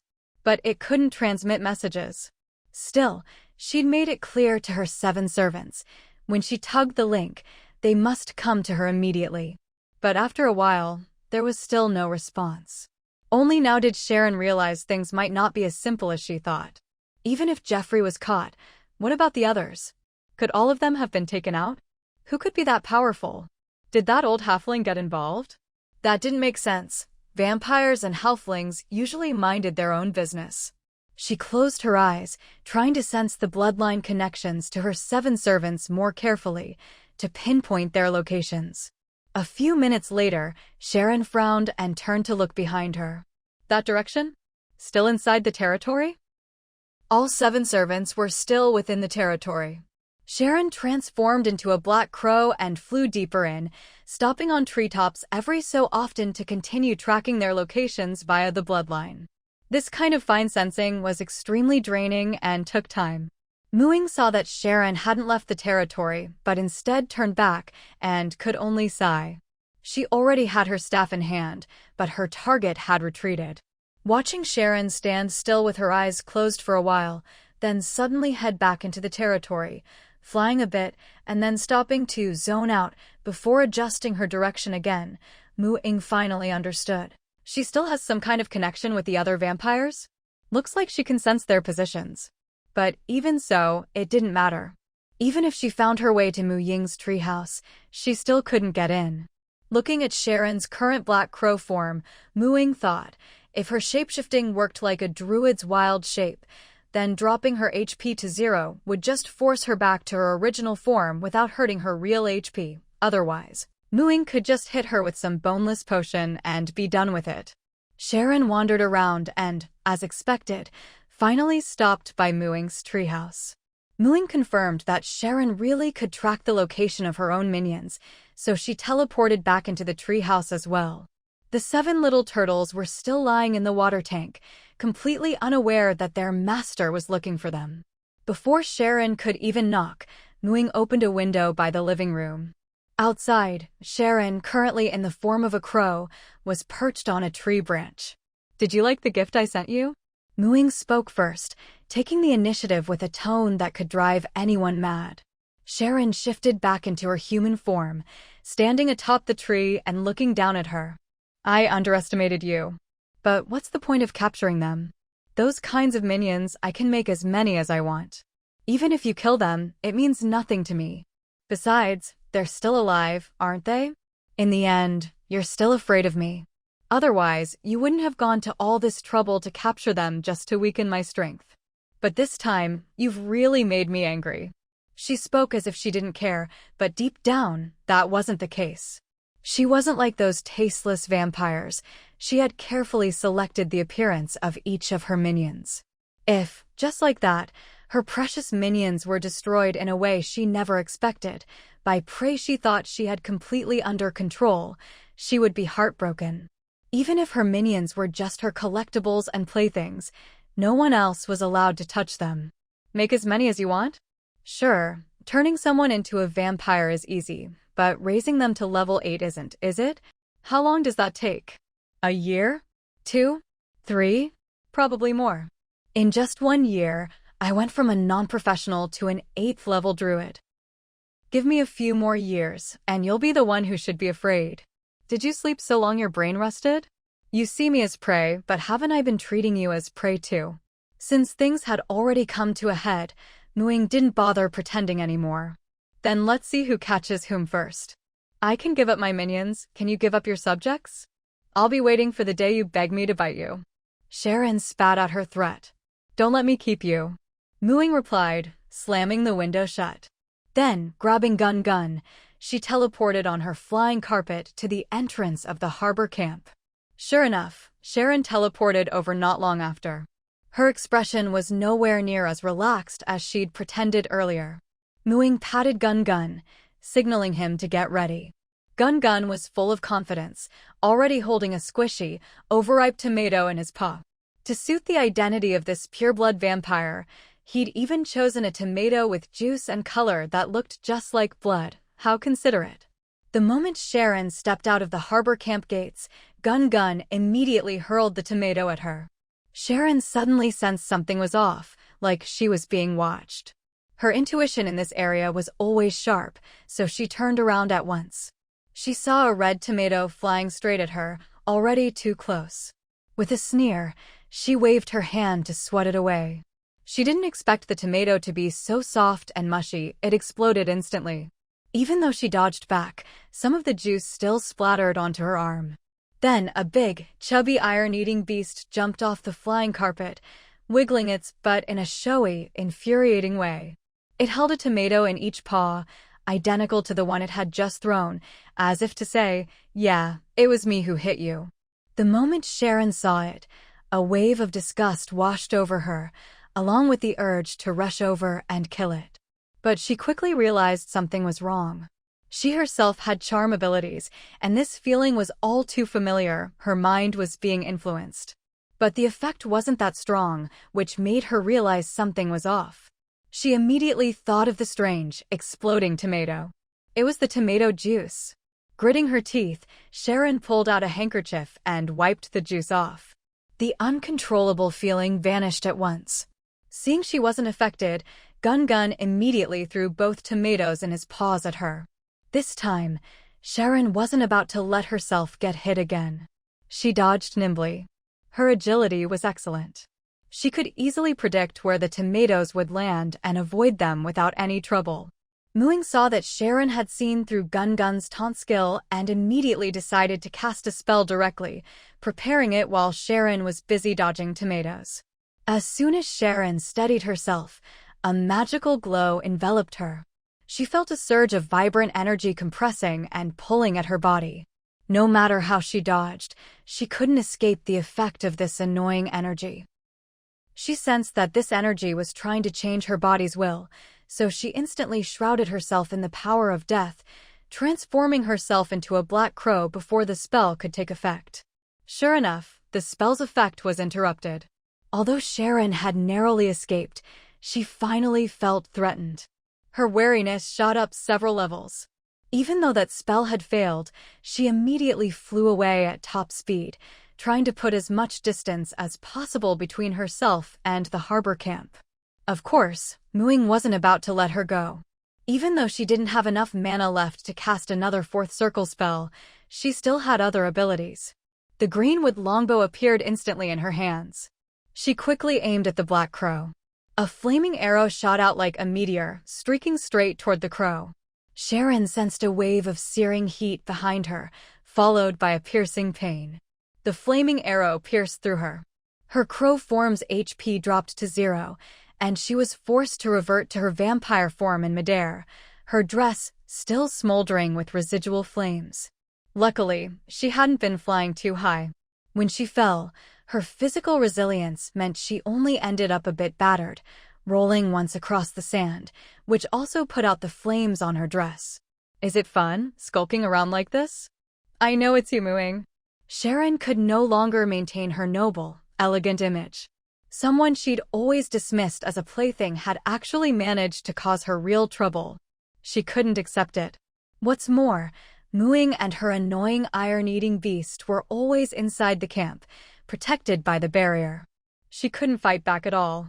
Even though she was stronger, because of this turtle shell-like territory shield, all she could do was take the hits. Even so, Ying didn't show herself, and even that iron-eating beast was nowhere to be seen. If you've got the guts, come out. Cowardly turtle. Sharon felt like she was fighting thin air, utterly humiliated. Ying didn't react to her insults at all. The only answer was another arrow whistling through the air. She knew she might not be quite as strong as Sharon in a direct fight, so she was extremely cautious, wearing her down step by step, using the safest methods to chip away at her strength. There was no shame in that. It was far better than being reckless and losing her life. When facing an irreconcilable enemy, is there really any need to talk about honor or chivalry? If she could take Sharon out with a dirty trick, she absolutely would. If she couldn't kill her now, then at least she'd make her suffer as much as possible.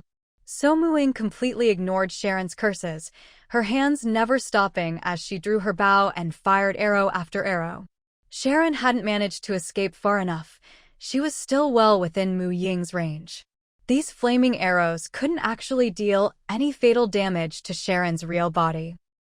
Some she could dodge, and even when she couldn't, at most the arrows would just burn holes in her clothes.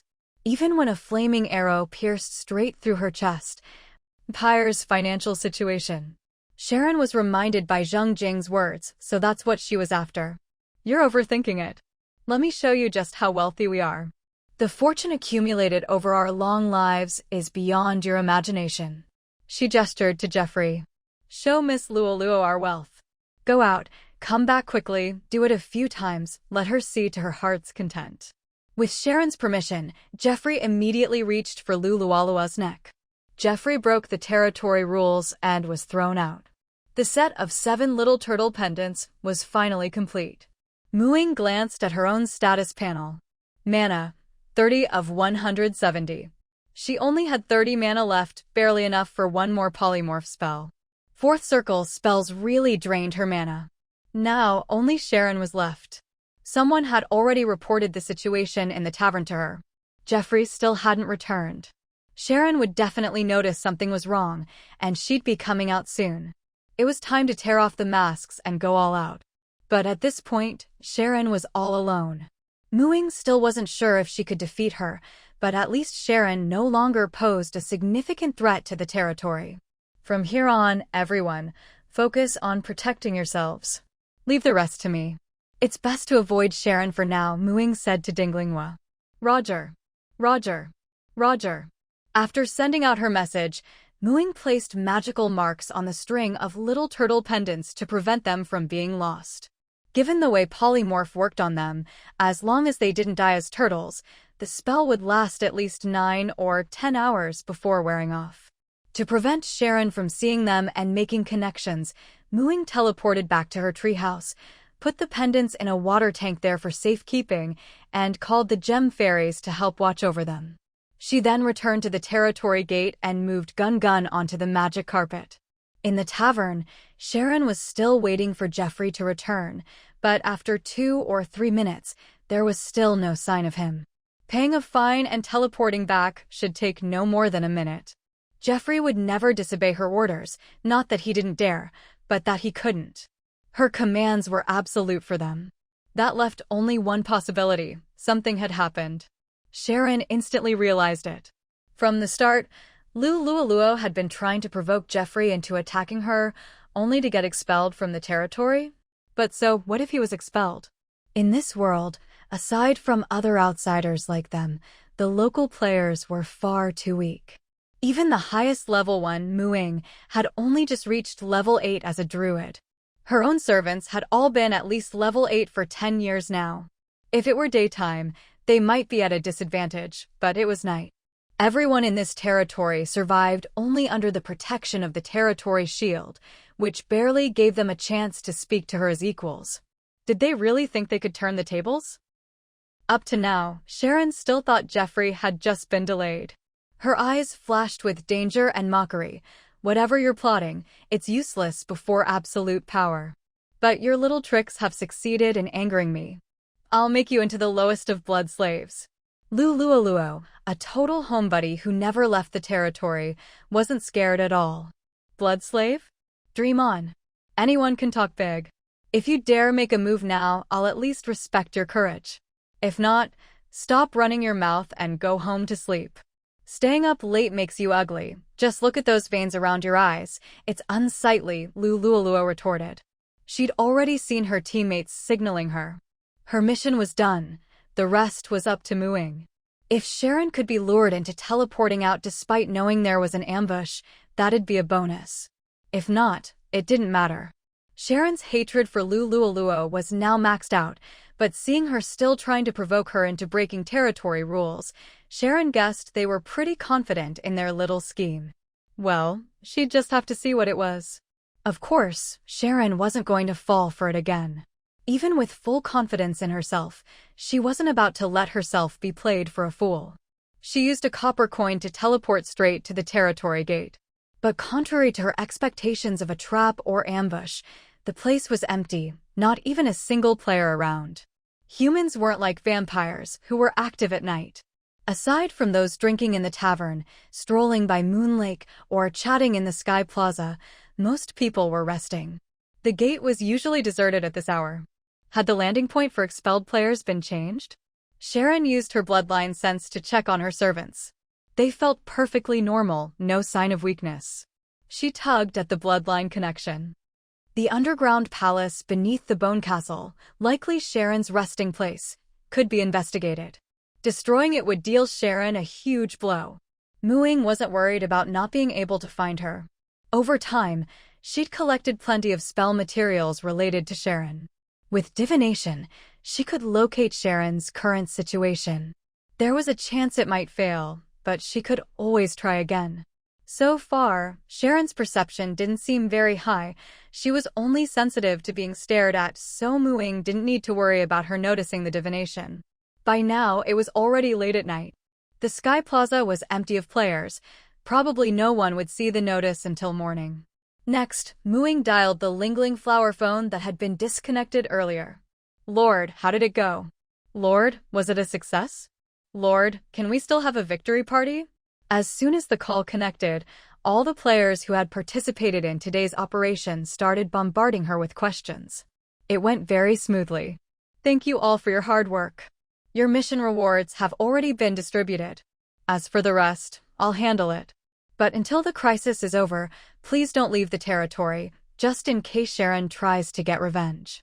Once I've dealt with her, we'll have our celebration. Ying replied. She'd always been cautious. Today's goal was just to poison the blood crows and take out all the vampires except Sharon. Because of her mana limitations, she hadn't expected to deal with Sharon in one go today. The players involved in the operation only knew they were supposed to capture those 7 male vampires.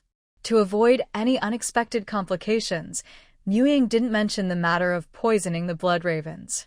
All they knew was that when they were told to stall the vampires, Ying had gone to the blood raven's nest to set up a backup plan. When they heard Ying's response, the players cheered. Go, Lord. Next time there's an opportunity like this, remember to call us. We can negotiate the price. You're awesome, Lord.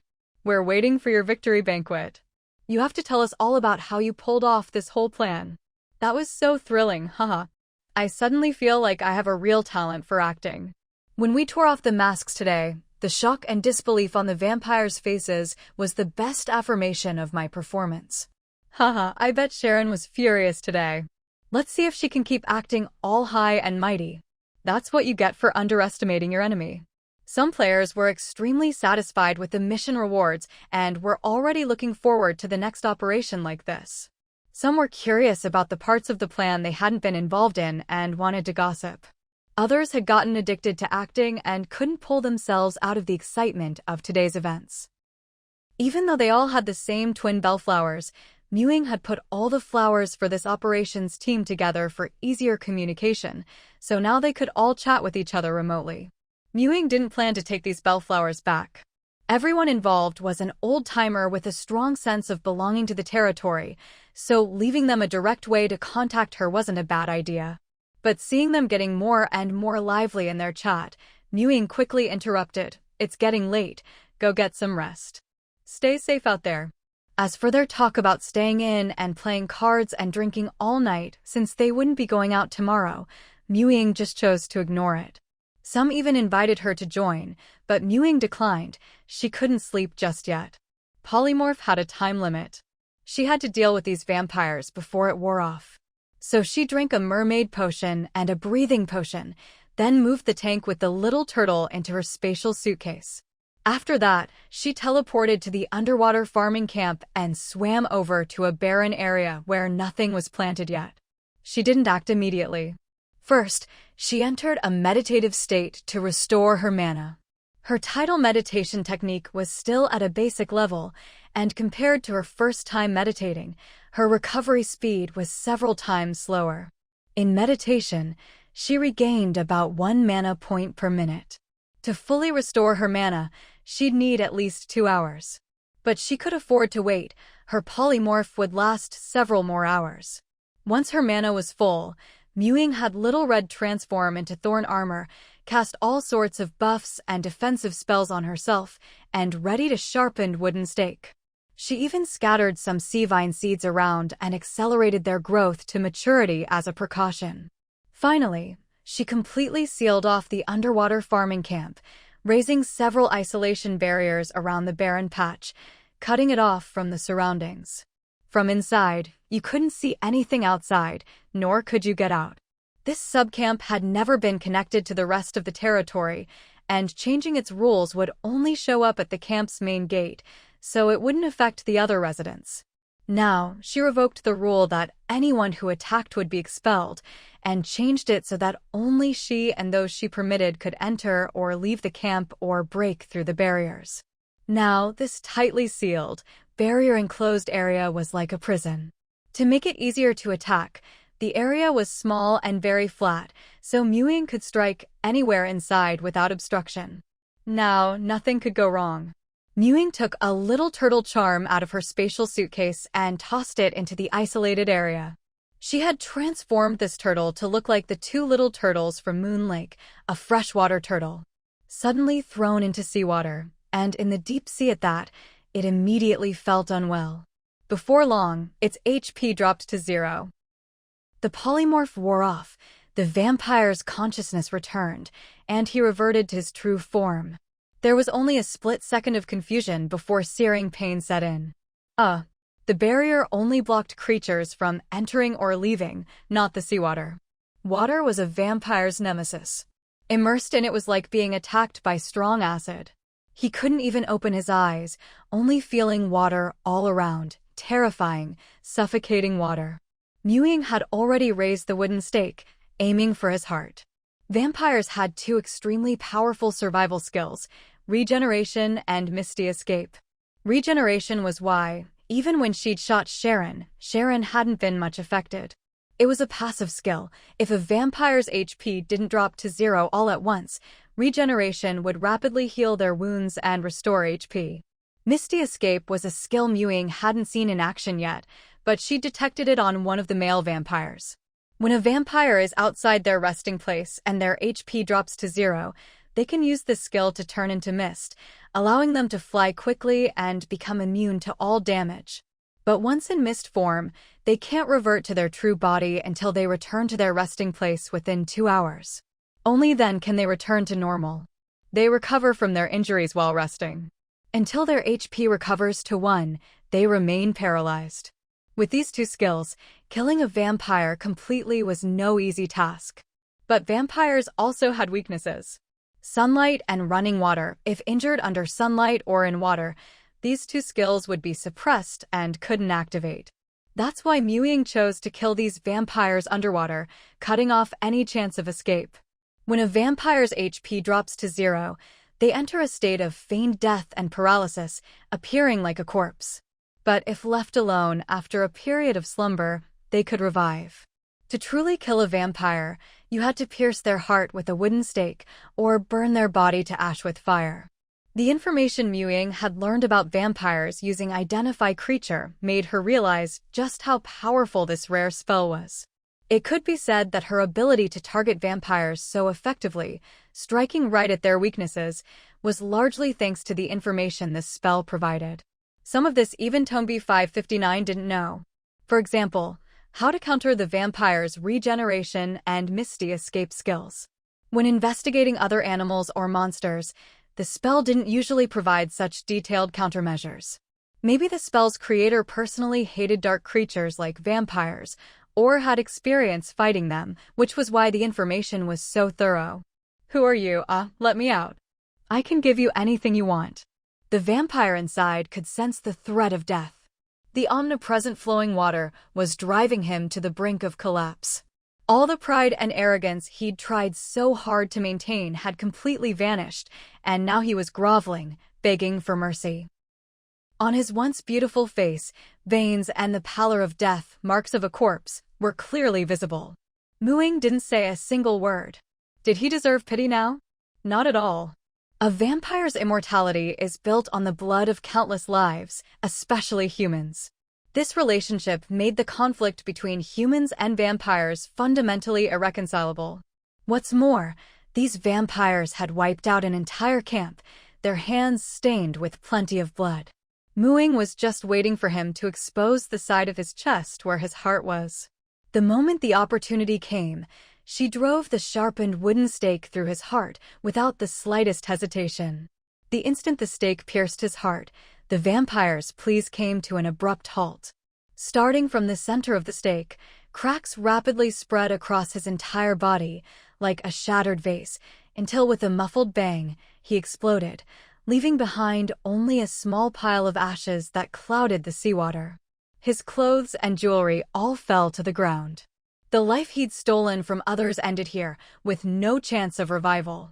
Ying collected the vampire's belongings into her spatial ring, then pulled out a second little turtle keychain from her magical suitcase and tossed it into the isolation cell. Meanwhile, back at the Bone Castle, Sharon had finally returned and was throwing a fit on her throne. The seats below, reserved for her servants, were all empty.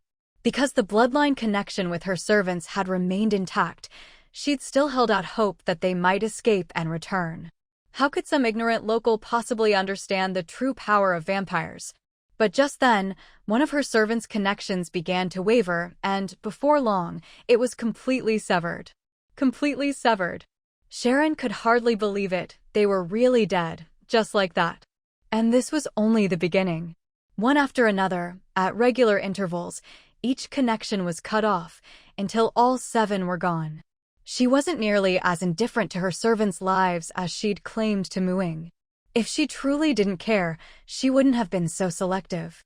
Each of them was a carefully chosen collectible she'd spent centuries and considerable resources cultivating, only to die so pathetically at the hands of a prey she'd never even taken seriously. Useless. Furious and humiliated, Sharon swept the exquisite antique porcelain off the table, smashing it to pieces.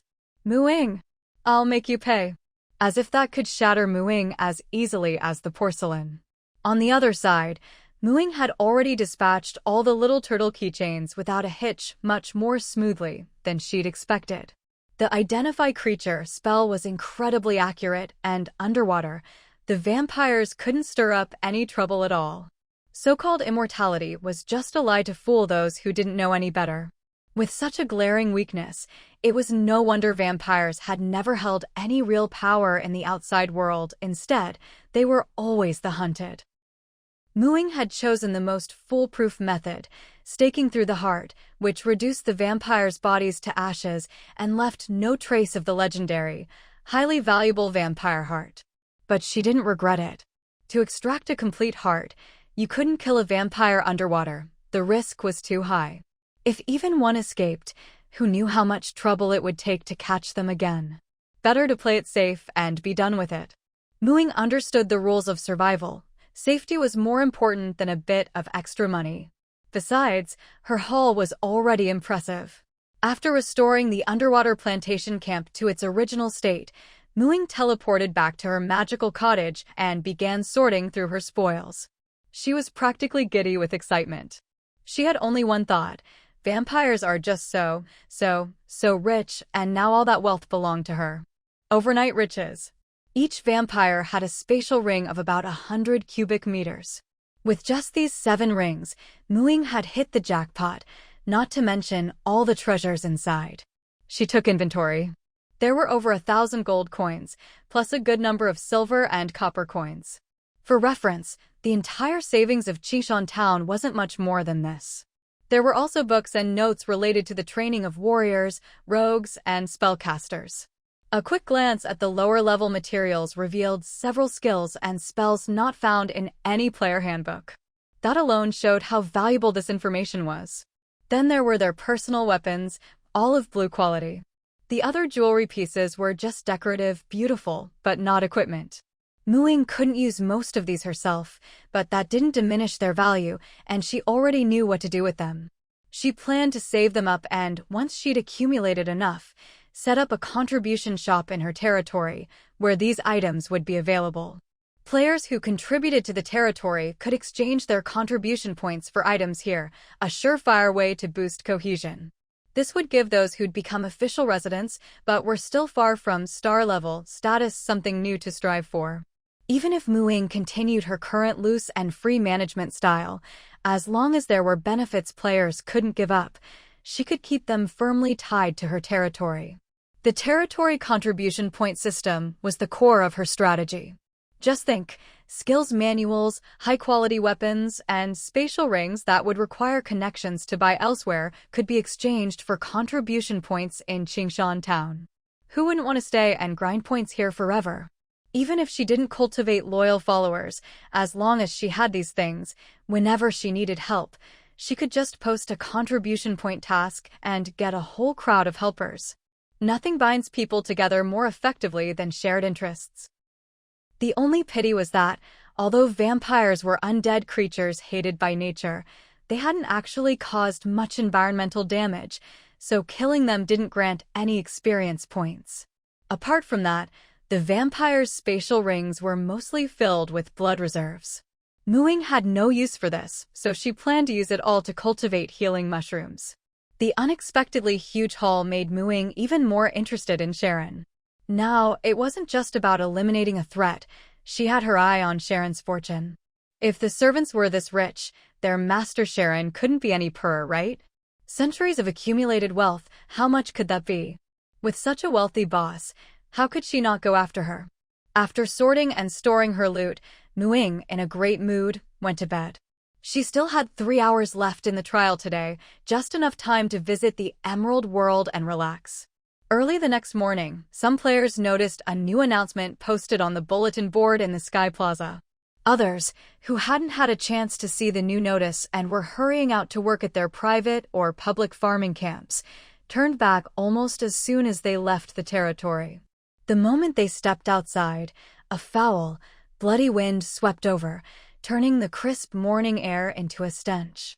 Following the smell, they saw that the forest and trees dozens of meters outside the territory gate were shrouded in a dense, black mass. They quickly retreated. What's going on? Have the blood crows gotten smarter? How did they know to stay further from the territory shield and ambush us? Good thing they stink so much.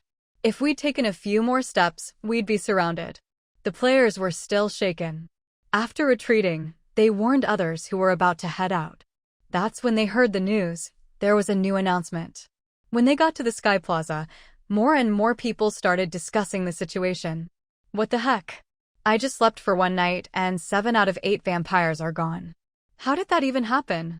Who was part of this operation? How did not a single word leak out? I get it now, no wonder. No wonder what? Stop being mysterious, spill it. Last night at the tavern, I thought Lulualua was acting a bit off, way more intense than usual. That had to be on purpose. On purpose for what? Speak clearly.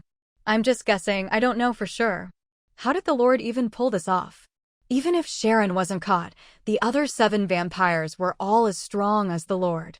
Wiping them out in one night is insane. Some people on the forum say our Lord's level is just for show, that her actual combat power isn't even top 10 globally. I just want to ask, what player can kill 7 equally strong enemies in one night? Sharon must be furious. She lost everyone overnight, no wonder she sent blood crows to block the gates first thing in the morning. Too bad they didn't come a little closer. We could have made a killing. Entry and teleport fees are so heavily discounted now. If you do the math, teleporting saves time and even costs less than usual. The Lord is so generous. There were only a handful of vampires. No matter how strong, there's always a way. But these endless blood crows, what are we supposed to do? We can't just stay inside the territory forever, right? If the sky falls, the tall ones hold it up. What are you worrying about? Don't you know the Lord by now? She waited this long to act. She must be confident she can wipe out the threat for good. You really think she'd just suddenly go to war and instantly kill 7 vampires of equal strength? Those guys have survived for years. They're not pushovers. Discussion of the incident spread from the territory to the forums. Ying was also keeping an eye on the residents' opinions. Overall, the vast majority of players were supportive.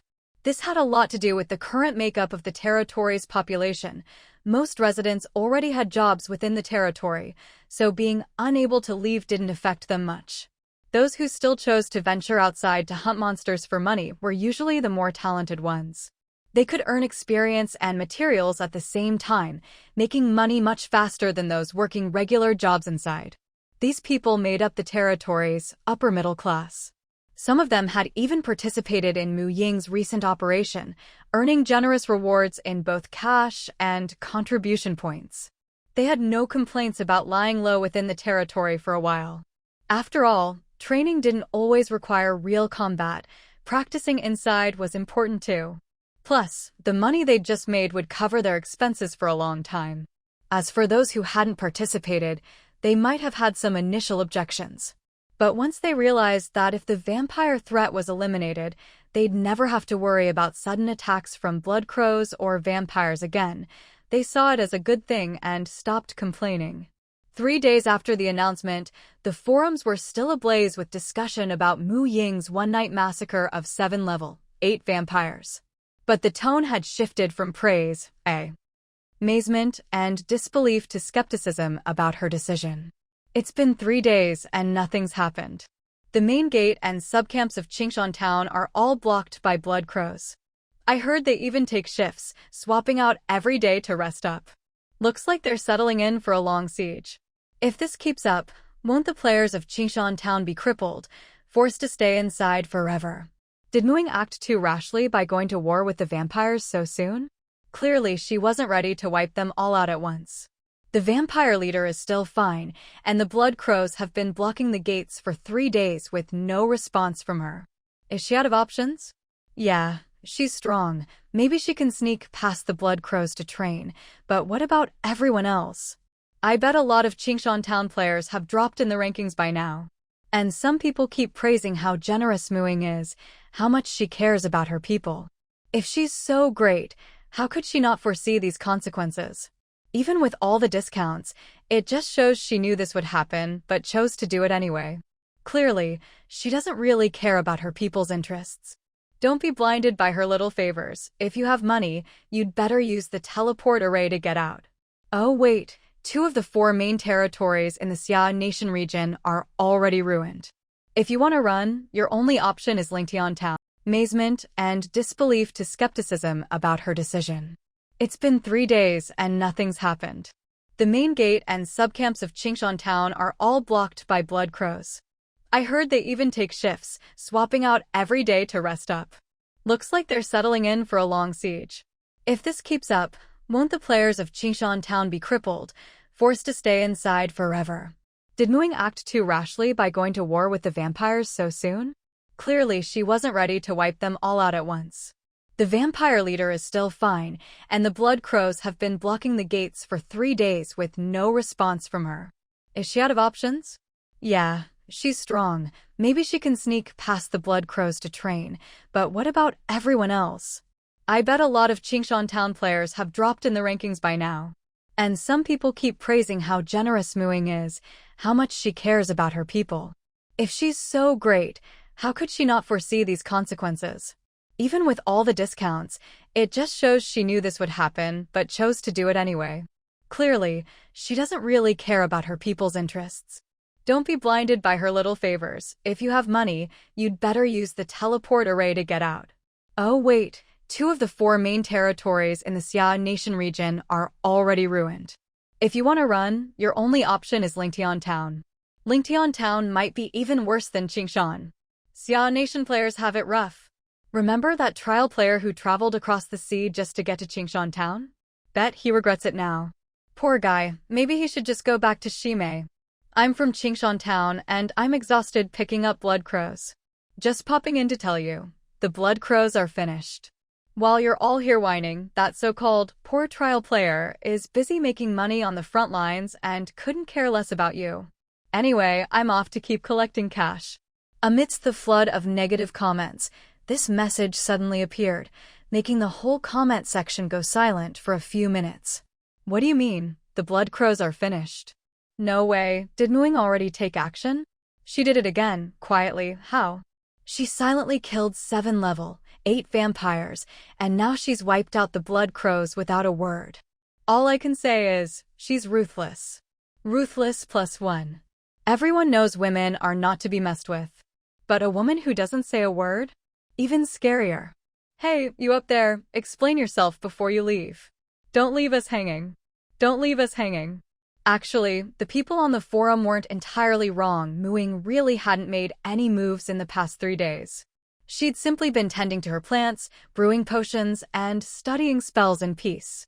But it wasn't that she hadn't made any preparations. Rather, all her contingencies had been set up from the very beginning. Now, all she had to do was sit back and watch things unfold. This morning, some players noticed that the flock of blood crows blocking the main territory and subcamps had suddenly started collapsing limply for no apparent reason. It didn't happen all at once. There was a staggered effect, but by noon, not a single blood crow outside was still standing. Some of the braver players, thinking it was midday and the sun was blazing, even pure-blood vampires would have to avoid it, and with the blood crows so close to the territory, geared up and called their friends to go collect some cash. As soon as they touched the blood crows, they found them all limp and boneless, as if their skeletons had vanished. Looking closer, they realized the crows weren't dead, but they'd lost all ability to move, now just materials ready to be picked up. The situation was bizarre. Their skin and flesh were intact, but their bones had suddenly disappeared. At first, people were worried there might be something fishy going on. But then someone came running with news. The Lord had issued another notice, saying the state of the blood crows was her doing, and that their bodies could be safely harvested. They were harmless to humans. With that reassurance, everyone relaxed and eagerly went out to pick up money.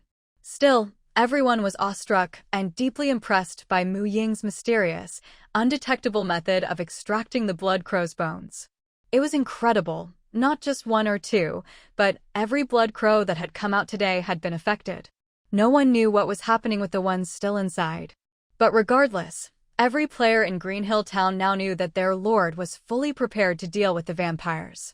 The blood crows, which everyone had thought were an unsolvable threat, had suddenly and completely lost their menace. This could only mean their lord had been ready all along, nothing like the reckless image painted by people on the forum. The players in Greenhill Town had been a bit worried these past few days, But now all their concerns had turned into confidence in their lord. Even though they didn't know how she'd done it, she'd proven her reliability with results, and their sense of security soared. Ying, keeping track of the time, knew that the effects of the boneless potion would likely kick in around today, so she'd spent the day sitting on her flying carpet, monitoring the blood crows around the territory. She was confident in her poisoning skills and the effectiveness of her toxin. Under normal circumstances, it wouldn't take long for the blood in the blood crow nest to be contaminated with the boneless potion. Just a tiny amount would be enough to affect a blood crow. And with so many blood crows packed tightly together in the nest, the infection should spread rapidly. But you can never be too careful until the very last moment. Ying couldn't be completely sure of the outcome. When she saw the blood crows really succumbing, dropping one after another, some quickly, some slowly, she finally felt at ease. At this point, the plan could be considered halfway to success. Ying teleported back to the plantation, took out a piece of Sharon's fingernail, and began using divination magic to track her movements. She'd been checking on Sharon every day lately, usually using things like wine glasses Sharon had used to increase the spell's success rate. Sometimes it worked, sometimes it didn't. Every time she divined during the day, the scene was about the same, sometimes total darkness, probably sleeping in her coffin, sometimes drinking blood in the bone castle, sometimes strolling through the sea of roses outside. But never once had she left the blood crow nest. Last time, her attempt to use polymorph on Sharon had failed, so Ying knew she couldn't deal with her the same way as the other vampires, trapping her with polymorph and then dragging her to the bottom of the sea to finish her off. That made dealing with Sharon much more difficult. Ying considered that if Sharon had been enraged by her actions that day and was desperate for revenge, she might risk coming out during the day. Sunlight, like running water, could suppress a vampire's regeneration and mist escape abilities. But every time she checked, Sharon was safely holed up in the bone castle, which left Ying a little disappointed. Sharon had finally set aside her pride and was acting much more cautiously. At night, Ying did see her a few times, transformed into a black crow, moving around the territory's outskirts and even trying to enter, but failing. Ying had already added vampires to the territory's ban list. Even when she detected Sharon outside those few times, Ying didn't make a move. The night gave Sharon a natural advantage. Ying was actually at a disadvantage. After all, Sharon was a level higher than her and had been at level 9 for quite some time. Level 9 should unlock 5th circle spells, and even though sorcerers had fewer spells, their bloodlines gave them access to certain powerful ones, still a big threat to Ying. And without sunlight or running water, even if Ying managed to reduce Sharon's HP to 0, Sharon could just use regeneration and mist escape to get away, not worth the risk. Fortunately, Ying had anticipated this and had other, safer options. If Sharon wouldn't come out during the day, then she'd just have to force her out. Now, the sudden mass incapacitation of the blood crows was one such opportunity. This time, Ying used Sharon's fingernail, a much more potent aid for spell casting, to perform her divination. After all, Sharon had only been tricked into getting a manicure once, and there weren't many clippings, each one had to be used wisely. With the fingernail's boost, Ying succeeded on her first try. In the vision, Sharon was gripping a limp, bloody, boneless blood crow, her brows tightly furrowed. Judging by the surroundings, she was in the main hall of the bone castle. The boneless blood crow was nearly crushed into a pulp in her hand, but Sharon seemed oblivious, standing in the shadow by the window, staring outside. Ying also saw what was outside the window, her mouth forming an O of surprise. What did she see? Sunlight? There was actually sunlight in the blood crow nest. Normally, a swirling mass of dark clouds hung over the blood crow nest, thick with the power of darkness. No matter how bright the day outside, the nest was always gloomy. But now Ying could see sunlight streaming in through the window. It wasn't much yet, still dimmer than normal midday sun, but it was unmistakably sunlight and it was getting stronger. At this rate, it would soon reach normal brightness. No wonder Sharon was hiding in the shadows by the window. not going out to check on the blood crows in the bone and flesh forest. Compared to the blood crows, the appearance of sunlight in her nest was a much more urgent problem. A few hours earlier, Sharon had taken a crystal decanter from the bone castle and walked to the edge of the blood pool, intending to collect some fresh blood to drink back in the castle. She had only filled the decanter halfway when a blood crow suddenly fell from the sky with a splat, landing in the blood pool and nearly splashing her in the face. Sharon fished the abruptly dead blood crow out of the pool, and then, one after another, more blood crows began to plummet from the sky. For a moment, Sharon was stunned and at a loss. To avoid being hit by the falling crows, she retreated under the castle's porch. Although the blood crows were her most capable servants, even Sharon was reluctant to get their corpse-like stench on herself. After all, deep down, she still considered herself of noble blood, clinging to the habits of human aristocracy. Even though she fed on blood, she refused to let filth stain her. But now she couldn't care about any of that. The bloody corpse of the crow in her hand felt limp and boneless, making her realize that its fall was no accident, and this was only the beginning. Yet, she couldn't figure out why the blood crows were dying like this. Her control over the blood crows remained intact. There was no problem at all. It was as if, in an instant, all her servants had had their bones sucked out. Even for undead creatures, without bones, the soul fire could not drive the body to move. What's more, at the moment their bones vanished, her servants didn't die immediately. The soul fire of the blood crows was unharmed, but those flying in the air, when they crashed to the ground, even their soul fire was scattered. So the problem lay in the blood crows' bodies. But the bones disappeared so quickly that Sharon had no time to react, nor did she know how to save them. Most crucially, as swathes of blood crows died, no new ones rose from the forest of flesh and bones. For the first time, Sharon felt a surge of panic. Compared to her beautiful collectibles, it was these blood crows. Creatures she usually found filthy to the touch, that were her true source of confidence. Even those stronger and more powerful than her would find it hard to prevail against her endless swarms of blood crows. The most vital part of the entire nest was the blood crows. Moving the nest depended on countless blood crows carrying it. The blood collected by the crows would be filtered and refined through the sea of roses, with only the purest essence flowing into the blood pool to feed her. This was the key to her vitality.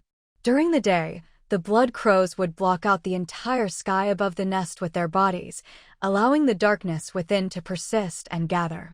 When night fell, they would draw in power, growing ever stronger, nourishing the flesh, corpses, and undead within, making this place perfect for vampires at any hour. But now, with the blood crows losing their ability to move en masse, even those whose soul fire hadn't dissipated were useless without bodies. With the most vital part of the nest suddenly cut off, it was a devastating blow for both the nest and Sharon herself. The most immediate problem was that, with all the blood crows that shielded the sky and sunlight during the day now fallen, sunlight and the dark aura were now in direct contact. Sunlight was the nemesis of darkness. With every moment, the dark aura was being eroded, and the clouds of darkness above the nest were thinning at a rate visible to the naked eye. For the first time in centuries, sunlight poured down onto the land within the nest. And the consequences went far beyond Sharon simply being unable to move freely during the day. The first changes began in the sea of roses. The ever-vivid blood-red roses began to blacken and wither the moment sunlight touched them.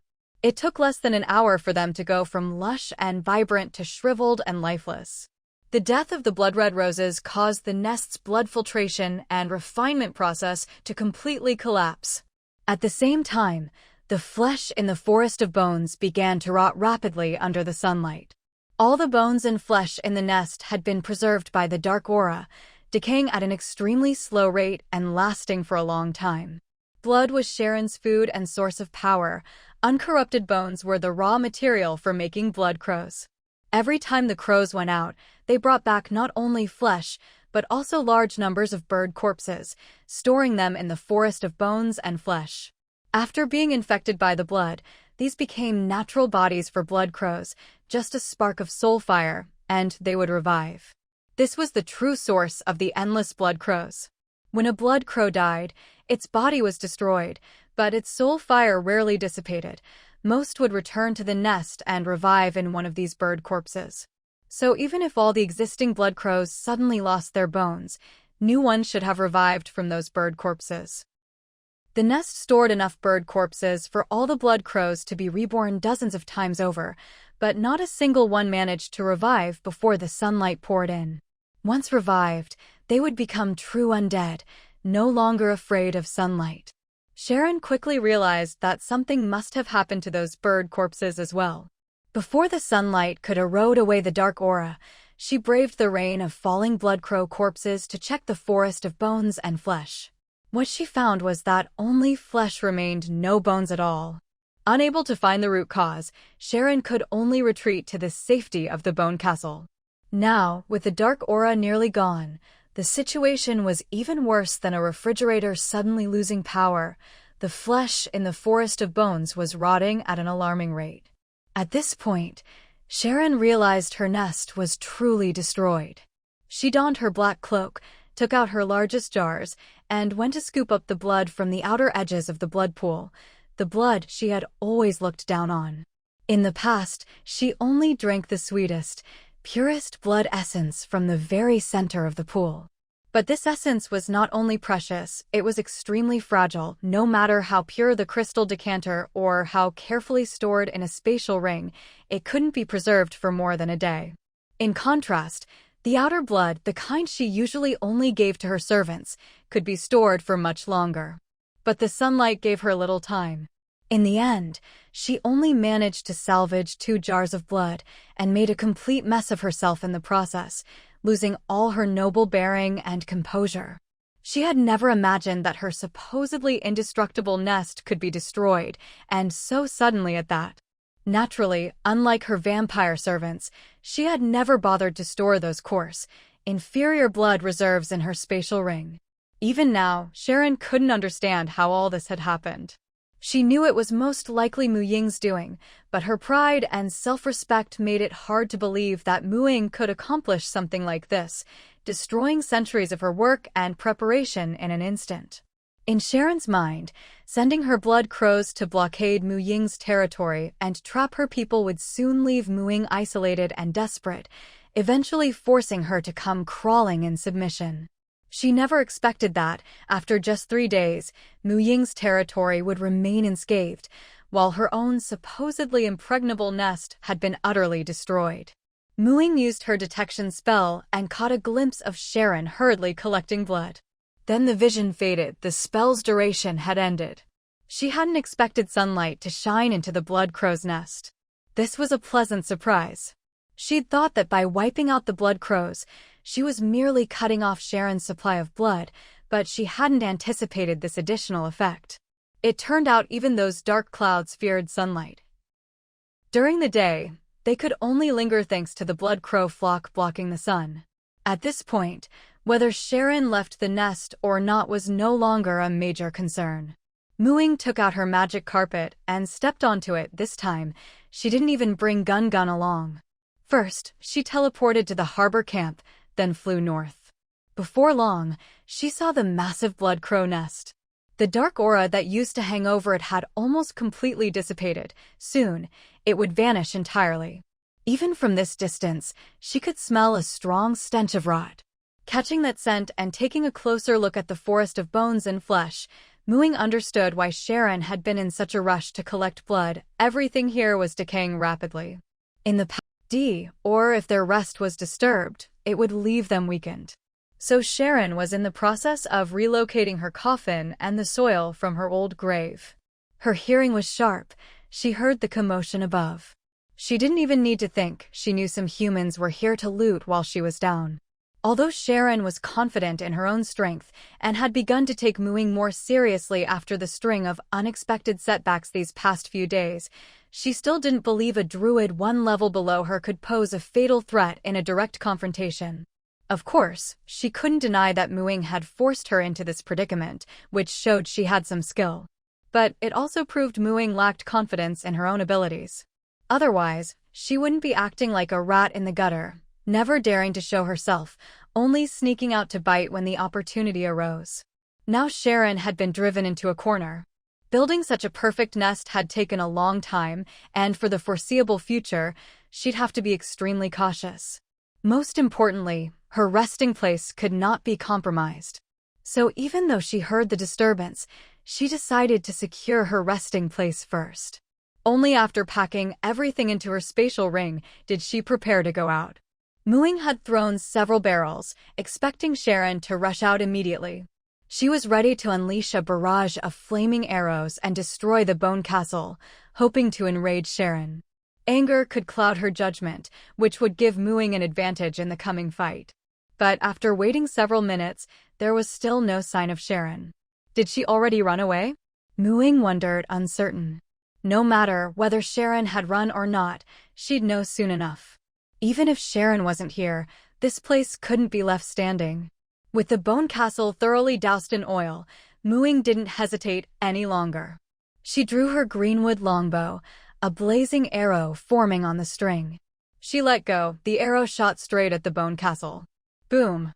On the forest of bones, searing flames erupted and spread instantly. Sharon had just finished packing her resting place. As she emerged from the crypt, a wave of heat hit her. The entire bone castle was ablaze, thick smoke filling the interior, making it impossible to see. Sharon narrowed her eyes, transformed into a black crow, smashed through a window, and burst out of the inferno. The place she'd lived for centuries had been destroyed just like that. She'd already planned to abandon it, but she hadn't expected it to end so violently. Glancing back at the sea of flames, she flew off into the distance. Her top priority now was to find a new, suitable location for her resting place. The moment the black crow appeared, Ying locked onto it. She was already familiar with Sharon's crow form. She hadn't expected Sharon, upon emerging, to show no intention of seeking out the culprit. She was just trying to escape.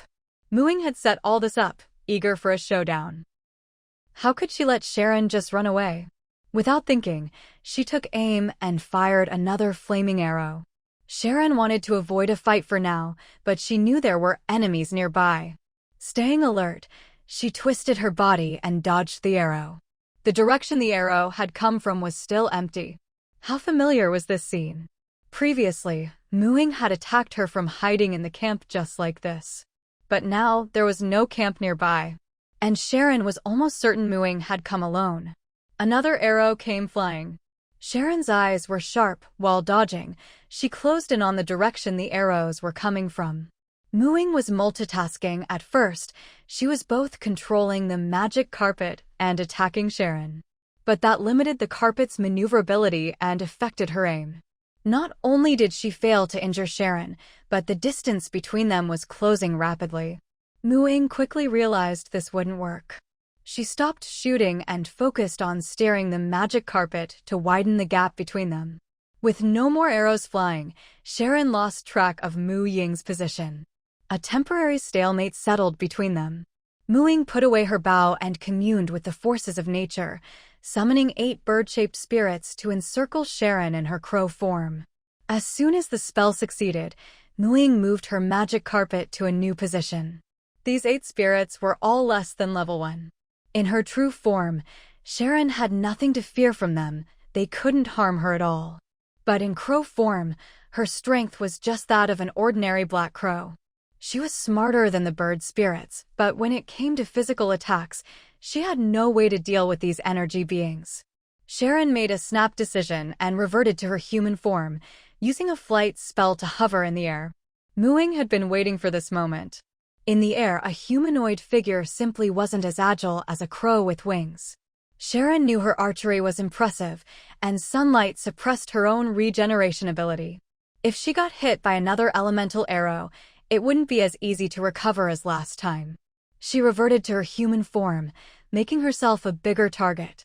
Flight magic would also slow her movements, and she had no intention of becoming a sitting duck. So, she quickly cast invisibility on herself, ready to strike when the opportunity arose. In truth, her combat strength mainly relied on her racial innate abilities. Her spells as a warlock were secondary. That was why she had always believed Ying couldn't possibly pose a threat to her.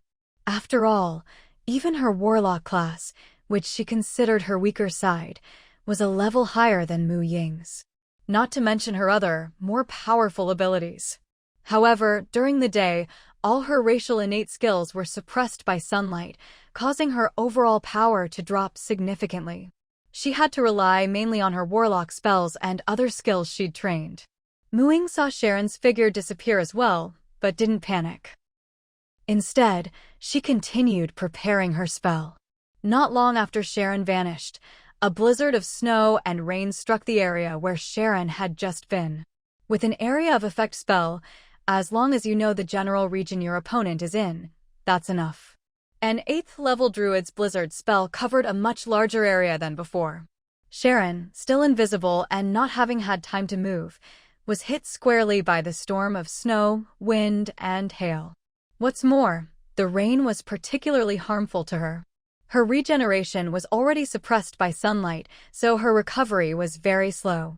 Flight magic was relatively slow, so to escape the blizzard as quickly as possible, Sharon landed on the ground, instantly increasing her speed and managing to escape before taking more serious injuries. But being attacked broke her invisibility, and her figure became visible again.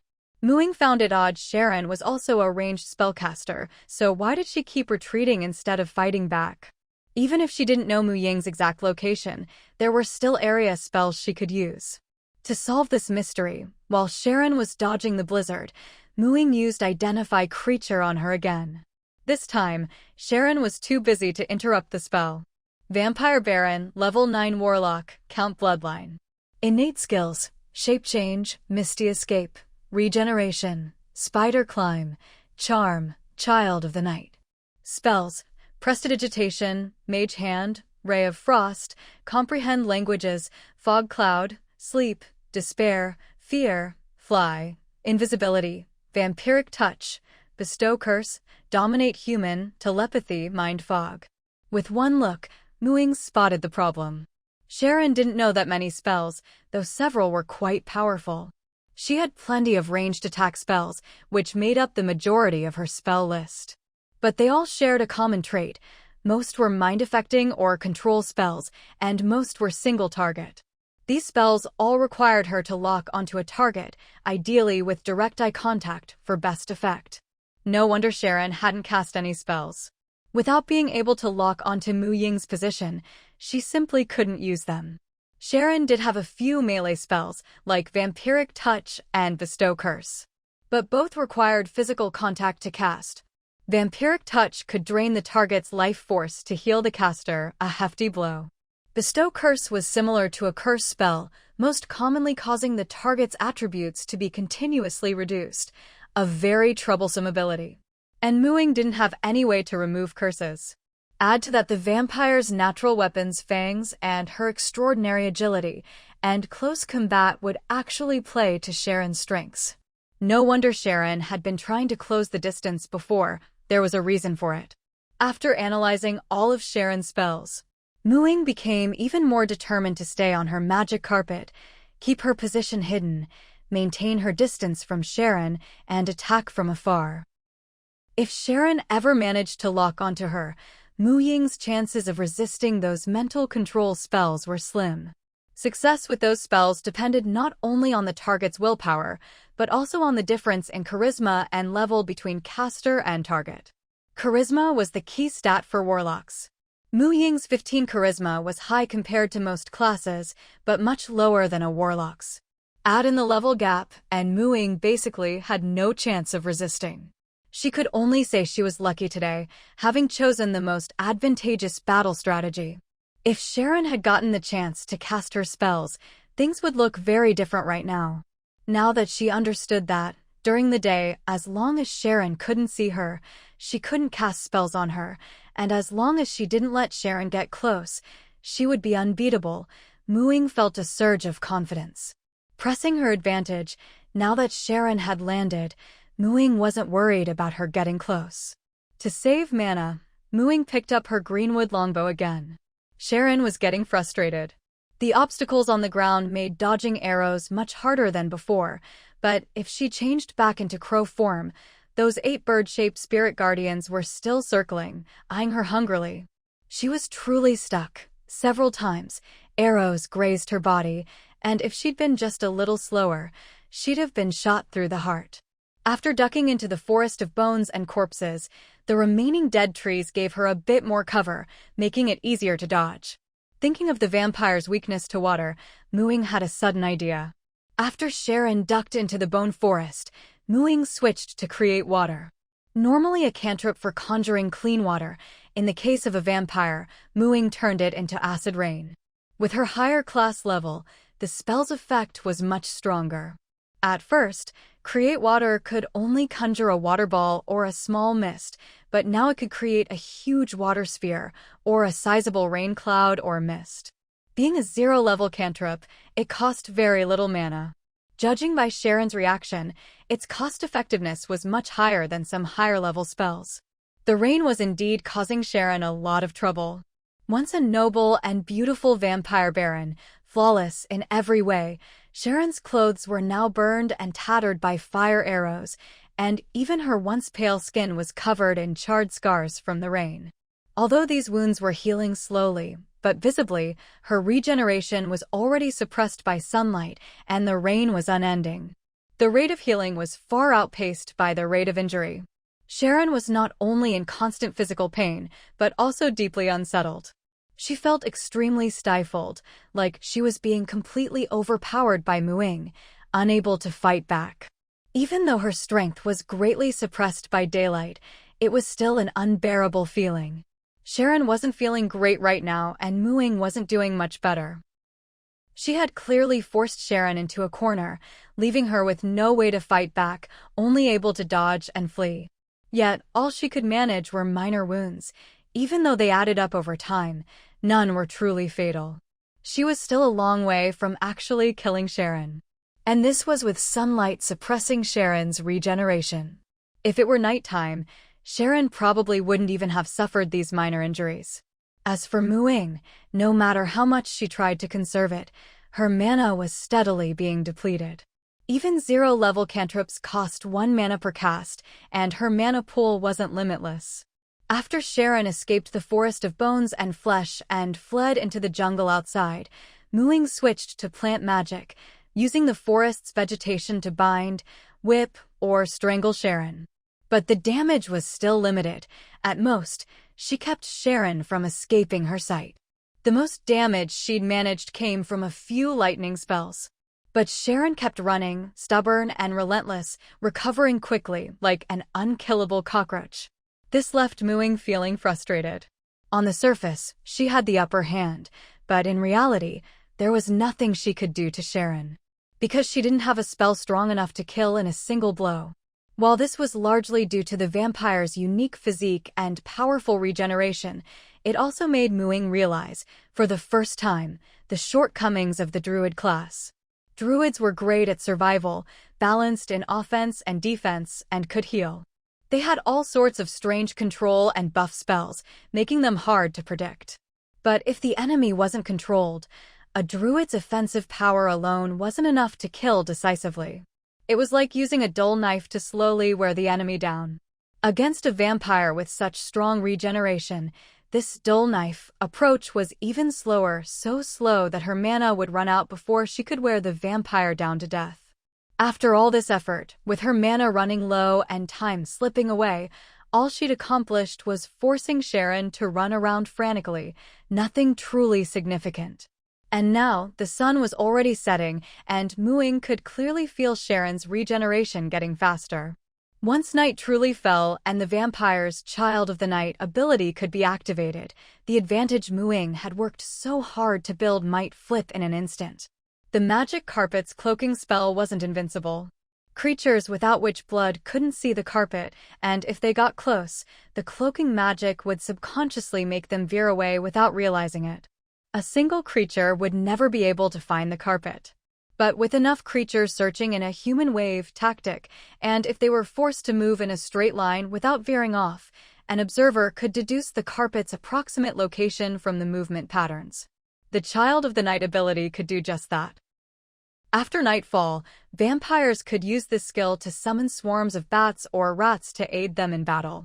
It was basically a ranged attack spell. And without sunlight, a vampire at full strength would have even more overpowered regeneration and missed escape abilities. If she used the same tactics on a vampire at night, she might not even be able to inflict these minor wounds. Realizing this, Ying understood that there was nothing she could do to Sharon today. Since she couldn't kill her outright and any injuries she caused would be healed overnight, there was no point wasting more time and effort. If she kept dragging this out, ran out of mana, and night fell, the chances of Sharon counterattacking would be very high. She'd have to come up with another plan and take the long view. Fortunately, she didn't have to keep an eye on Sharon constantly. Her detection spell could track Sharon's location at any time. After stopping her attack, Ying didn't return to her territory immediately, but headed to the Blood Raven nest first. The fire from the Bone Castle had spread throughout the Blood Raven nest, and if it kept burning, it would soon reach the surrounding forest. Causing a forest fire would be a serious crime. Using the last of her mana, Ying cast an extinguishing spell and brought the blaze under control. Once the fire was out, the Blood Raven nest had been reduced to a pile of ruins. The countless bones and flesh accumulated over the years had been burned to charcoal and ash, returning to the earth as nutrients. You have destroyed the Blood Raven nest. Gained 1000 class experience. This unexpected system prompt eased much of Ying's anxiety and self-doubt from her struggle with Sharon. 1000 experience points, the same as the reward for destroying the Murloc god's idol and altar. Ying hadn't expected to get experience for destroying the Blood Raven nest. She'd used Child of Nature to observe this place before. Although it was shrouded in dark energy, just darkness, really, nature merely disliked it. The Blood Raven nest itself didn't seem to have damaged the environment much. There had to be something she'd overlooked. Ying pondered this as she flew back to her territory. The Blood Raven nest was full of bones. Bones? That's right, the Blood Ravens had killed too many animals. Animals might not be as beloved by nature as plants, but they were still part of nature. Many animals weren't just consumers. Some played vital roles in the growth and reproduction of plants.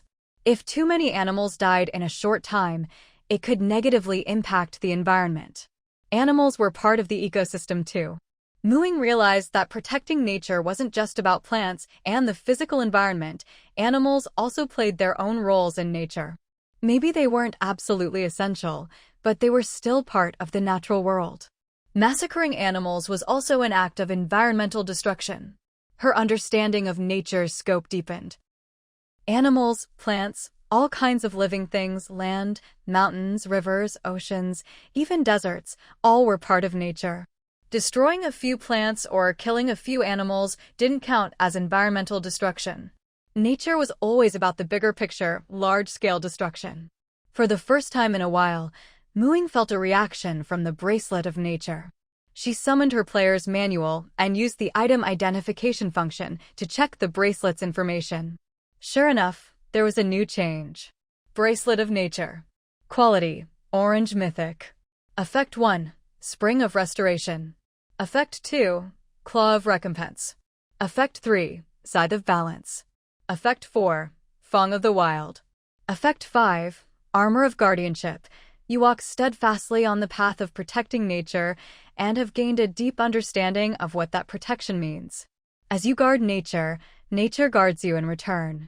In any natural environment you have tended and cared for, you will gain a layer of natural armor and receive nature's protection. Note: a mythic item that has revealed all its basic powers and can only be wielded by a master it acknowledges. Ying was the first to notice that in the notes, the original phrase, most of its powers unlocked, had changed to all basic powers revealed. This meant that the Bracelet of Nature likely had no new effects left to unlock. Looking at the 5 effects of the Bracelet of Nature, support, offense, and defense, it was indeed very comprehensive. But now that the word basic had been added in front of powers, did that mean these effects could still be upgraded? Although the Bracelet of Nature didn't often unleash its power directly, it had comprehensively enhanced Ying's abilities and made her cultivation much easier. The Spring of Restoration had helped her a lot in caring for plants and animals.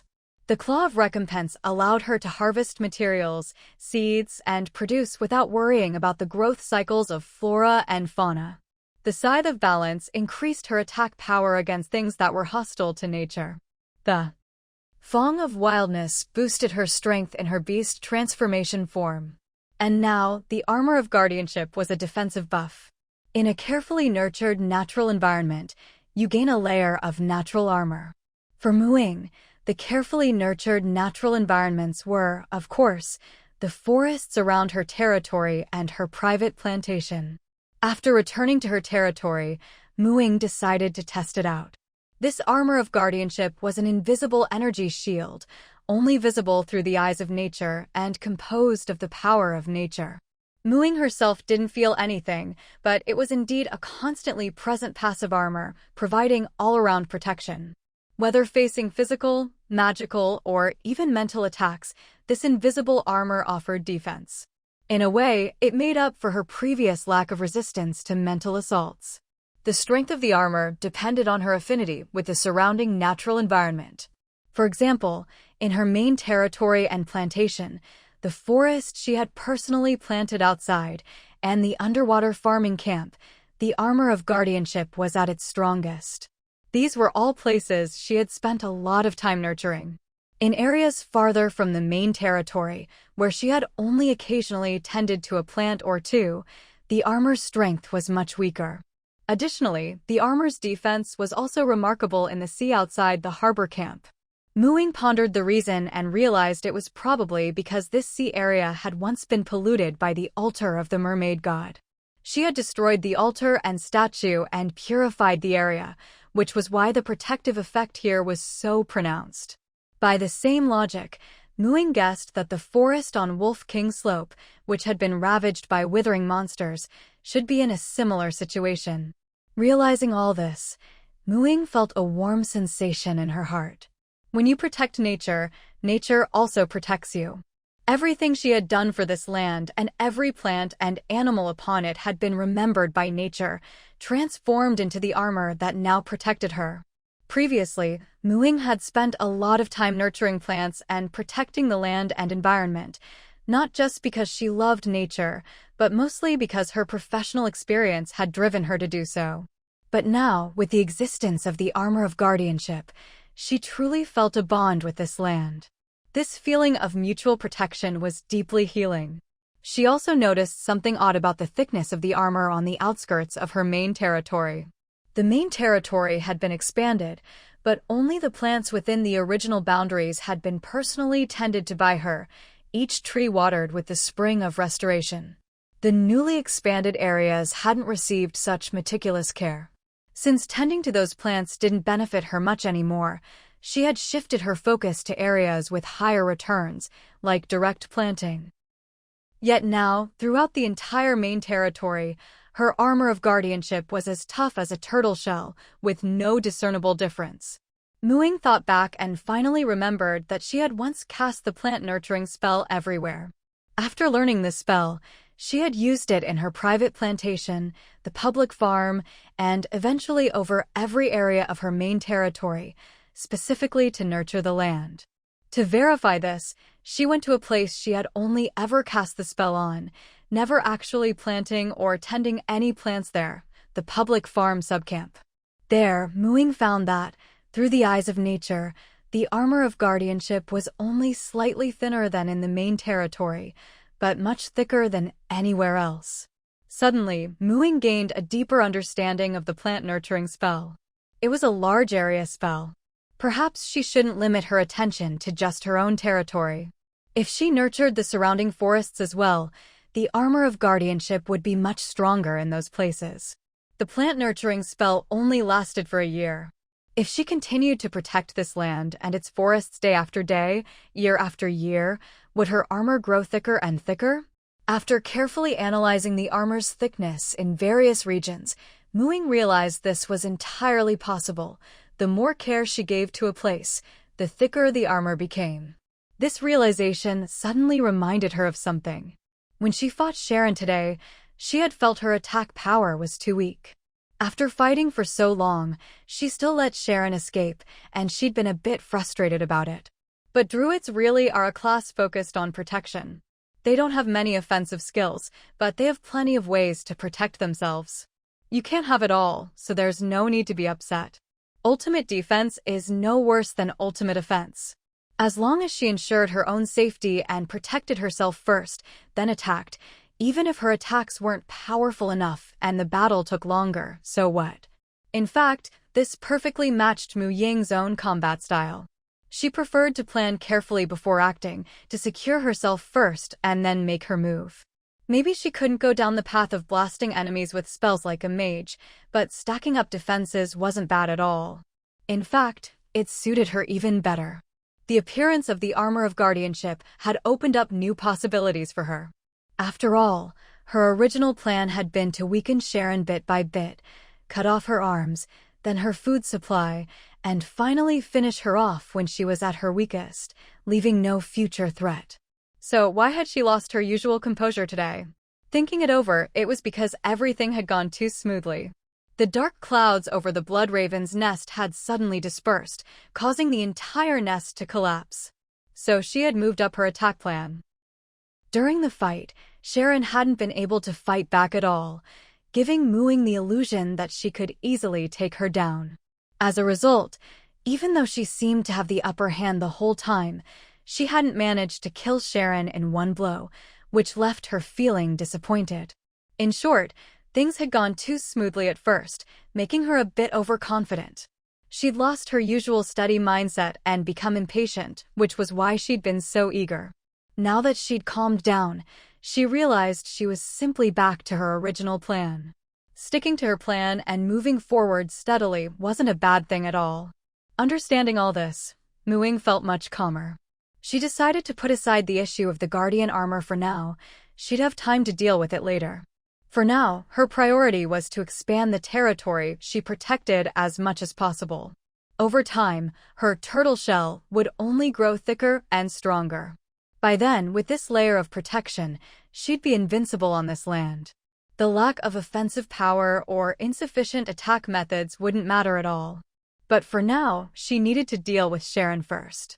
After restoring her mana with the tidal meditation technique, she began tracking Sharon's movements again. It was already nighttime, the time when vampires were at their strongest. Mu Ying had no intention of seeking trouble by confronting Sharon now, but even if she didn't go in person, she still needed to keep a close eye on her. Sharon had abandoned the Blood Crow's nest and fled without hesitation today, so Mu Ying guessed she must have taken her coffin with her. She knew that moving a vampire's resting place was no easy task. Plus, Sharon was only at the Baron level and needed to sleep frequently, once every 3 days. That meant she had at most 3 days to relocate her resting place. Mu Ying needed to find out where Sharon's new lair was. If she could pinpoint the location, she could go there during the day and destroy it, dealing Sharon a heavy blow. Or, she could simply harass her every day during daylight hours. To maintain their strength, vampires must feed on blood. While they could drink the blood of other creatures to get by, human blood was irreplaceable. But the wilderness of Deep Blue Star was no longer safe for humans. The players in Qingshan Town, let alone people from other nearby camps, wouldn't venture out at night. Even if Sharon lowered her feeding standards, her options were limited. Every time Mu Ying attacked, Sharon seemed to recover quickly on the surface, but that was only because she had enough energy. A vampire's innate skills consumed energy provided by blood. If she couldn't feed enough, her recovery and skill effectiveness would drop. If a vampire goes too long without human blood, unless she stays in a constant state of slumber, she'll grow so weak she can't even move, or even fall into forced hibernation. Mu Ying's plan was simple. Find Sharon's location, keep her from settling down, wait for an opportunity, and then finish her off in one blow. With a clear goal, Mu Ying no longer felt anxious. Using her detection spell, she saw Sharon in her black crow form, flying through the night sky. Mu Ying was familiar with the terrain within 100 miles of Qingshan Town, especially to the north. She'd traveled those areas herself in her White Wolf and all forms when heading to Lingtian Town. As for the area around Qingshan town, she knew it like the back of her hand, especially Qingshan Forest. She'd practically grown up there. From the mountains and woods in the vision, Muing immediately recognized that Sharon was flying back toward Qingshan town. But earlier, Sharon had fled north. Could she be coming back for revenge? Or did she believe that the most dangerous place was the safest? The spell soon ended, and the vision faded. Sharon was still flying south, but Muing hadn't seen where she finally landed. Deciding to let Sharon fly around a bit longer, Muing used up her trial time for the day. 3 hours later, she cast the detection spell again. Maybe it was because she'd fought Sharon today and used Identify Creature to learn her abilities. She seemed to have a higher success rate with the detection spell now. This time, Sharon was still in her Black Crow form, flying among rocky hills. Muing looked closely. Is she heading into the Rocky Woods? Unlike before, the crow was no longer flying in a straight line. She was moving much slower, flying lower, circling around hilltops before moving on. It looked like she was searching for something. Muing immediately realized that vampires needed a completely light-proof resting place. Sharon couldn't just build a house out of nowhere, so her only option was a natural cave. In the forested mountains, if you didn't know the terrain, finding a natural cave was pure luck. But in the Rocky Woods, with all the exposed stone hills, it was much easier to find one. There were plenty of natural caves there, especially around Griffin Cliff. Back in the day, many griffins had lived in natural caves on the cliff.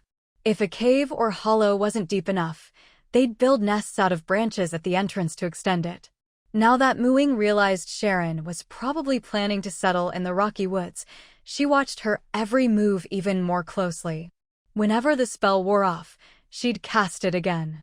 To avoid wasting mana and missing crucial information, she even used Sharon's fingernail as a spell component. Finally, she watched as Sharon approached Griffin Cliff step by step, then found a narrow entrance to a deep cave in the middle of the cliffs. Because the entrance was so small, no griffins had ever taken it, though there was an abandoned griffin nest outside. It really was a perfect hiding spot. Muing had visited Griffin Cliff so many times looking for opportunities, but never noticed this hidden cave. The griffins had it rough. So many couples separated or lost their eggs and young to the blood crows, and in the end, they'd had to leave and find a new home. Now, their old home had become a sanctuary for their enemy. But as well hidden as it was no longer secret once Muing had seen it. She watched as Sharon spread a layer of soil at the back of the pitch-black cave, then placed her coffin on top. Muing felt relieved. She was setting up her new resting place. Once everything was ready, Sharon climbed into the coffin, and darkness fell. Muing finally relaxed, canceled the spell, and went to rest herself. Tomorrow, she'd go visit Sharon's lair. The next morning, she used the detection spell again. It was still pitch black, Sharon hadn't come out yet. Muing spent half the day busy at the harbor camp, then checked again at noon. Sharon still hadn't emerged. She'd hoped to catch Sharon leaving during the day and destroy her resting place to weaken her further. A vampire's resting place couldn't be moved at will. If it could, wouldn't it be safer to just carry it around in a spatial ring? There was a limit to how often it could be relocated in a short period. Forcing a move would weaken its effectiveness and require more time to recover. But Sharon slept for a whole day and night without stirring, leaving Muing frustrated and impatient. It wasn't until night fell on the second day that Muing, using her detection spell, finally saw Sharon leave the cave. The opportunity had arrived. Muing checked the contents of her oversized spatial ring, then mounted her magic carpet and flew towards Sharon's new hideout in the cave. Meanwhile, Sharon had slept for a full day and night, recovering to her peak condition. She was preparing to use the cover of darkness to go out and look for a place to find some blood. The 2 large barrels of blood in her spatial ring wouldn't last much longer. Before they ran out, she had to find a more stable source of blood. Her first choice, of course, was Qingshan Town. But when she flew to Qingshan Town and saw the milky white territory barrier that obscured the inside, she knew Muing had already taken precautions. Sure enough, after circling around, she didn't spot a single human out at night. There wasn't a soul in sight. Even if she tried to use magic to lure someone out, it wouldn't work. She had no choice but to look for another human settlement. As she was flying, she suddenly felt a jolt in her heart. Something was approaching her resting place. Sharon's eyes turned sharp. She almost instinctively guessed it was Muing. How did she know where I was hiding? Was she following me invisibly that day? No, even if she was invisible and nearby at night, as long as her gaze landed on me, I would have sensed it. Sharon couldn't figure it out, but a strong sense of danger welled up in her heart. If something happened to her resting place, she'd truly be forced into a miserable existence. She would immediately enter a period of weakness, even at night.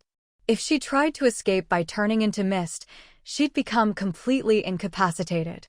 She'd have to find a new place and spend at least 100 years converting it into a new resting place before she could recover. During that time, she'd remain weak, and except when sleeping, it would be hard to control her hunger. If she ran short on blood, she'd instantly fall into a state of irrational frenzy. Fortunately, she sensed her resting place had been disturbed, but it didn't seem destroyed yet. There was still hope. It was nighttime now. If Muing thought she could deal with her as easily as during the day, she was dead wrong. This time, Sharon was determined to catch her and use her blood to vent her fury. She hurried back to the cliff, but saw no sign of Muing. She scanned her surroundings. No one was watching. It was as if everything before had just been her imagination. But although her resting place hadn't been destroyed, it was no longer in its original spot. She couldn't even sense its exact location anymore. But it was definitely still nearby. That could only mean Muing had stolen her resting place and hidden it somewhere. Sharon decided to enter the cave and investigate for clues.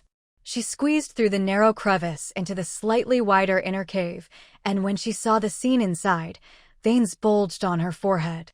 A huge pit had appeared here, and both the ground and her coffin had vanished without a trace. How could this have been done in such a short time? Not good. Sharon realized that if the other party had the ability to dig out such a large chunk of rock so quickly, then she also had the ability to. She spun around and rushed toward the crevice. But she was a step too late. At some point, a thick, narrow stone slab, just a bit wider than the crevice, had been wedged into the gap, leaving only a much thinner slit. At the same time, the rocks on both sides of the crevice were closing in, and soon they sealed tightly together. Sharon clawed at the rock until her nails were worn down, but she couldn't escape in time. Now, this deep cave had only a fist-sized, twisting, upward slanting opening left. Sharon certainly didn't think that opening was for her to escape through. It was obvious Muing had the ability to control stone. If she tried to turn into a black crow and squeeze through, her escape route would be blocked the moment she entered. Outside the crevice, Muing finally let out a sigh of relief. To stay hidden and avoid alerting Sharon, she'd use stone meld to hide inside the rock wall. As soon as Sharon entered, Muing emerged from the wall, silently took out the stone slab she'd pre-shaped with stone shaping from her spatial ring, and wedged it into the crevice. Then she used stone shaping again to seal up the last gaps. Vampires weren't known for their strength. Their fangs were deadly weapons, but no matter how sharp, they couldn't chew through such thick layers of rock. Thanks to her days digging through stone walls in the grand underground city, Mu Ying's stone shaping was now at a masterful level. She gave herself a mental pat on the back. Sometimes, a support spell used in the right way was even more effective than an attack spell. She hadn't destroyed Sharon's resting place outright, but moved it instead, just to lure her into the cave. And that last opening? It definitely wasn't for Sharon to escape through. Muing placed her palm over the hole and sent her consciousness into her spatial ring. Inside was a stone vat the size of a swimming pool, filled to the brim with seawater she'd collected earlier that day. She transferred the seawater out, channeling it through her hand and into the specially reserved opening. Inside, Sharon was hesitating. Should she risk it and try to squeeze out through the only opening? Even knowing it was probably a trap, it was her only option if she wanted to escape.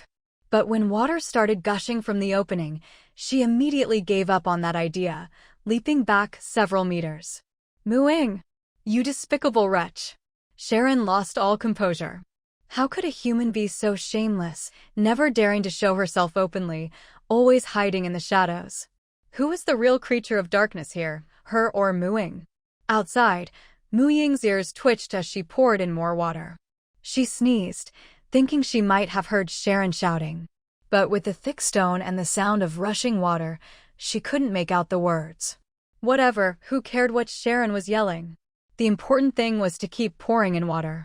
She was going to fill the cave with seawater and pickle Sharon in there for 3 days and nights. No, better make it a week, just to be safe.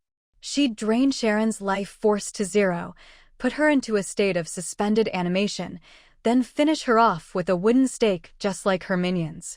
At this point, Mu Ying felt completely confident in her plan. Inside, Sharon dodged the water and, after cursing, quickly realized Mu Ying's intent. If Mu Ying really managed to fill the cave with water, she'd be at her mercy. Of course, Sharon wouldn't let that happen.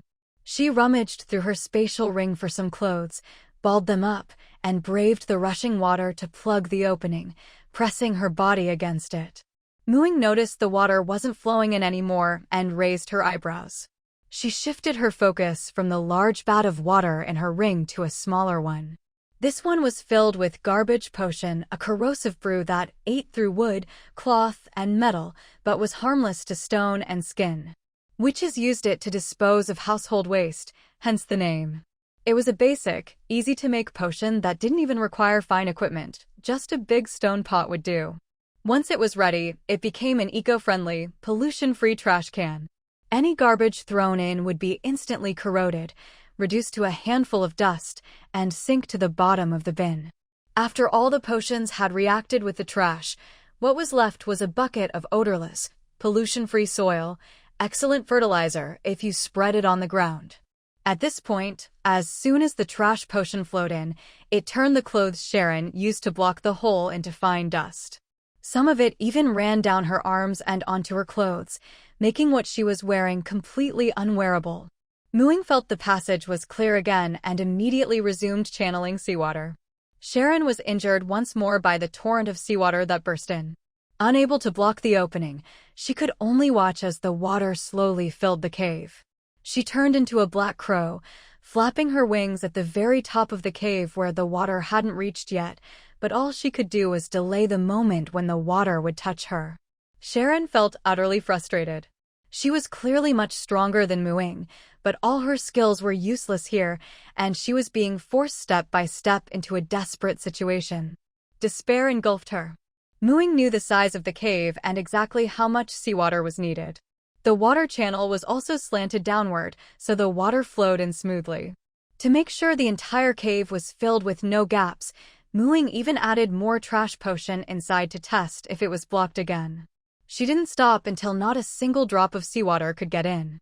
Finally, she used stone shaping to seal the last opening. Now, it was just a matter of waiting.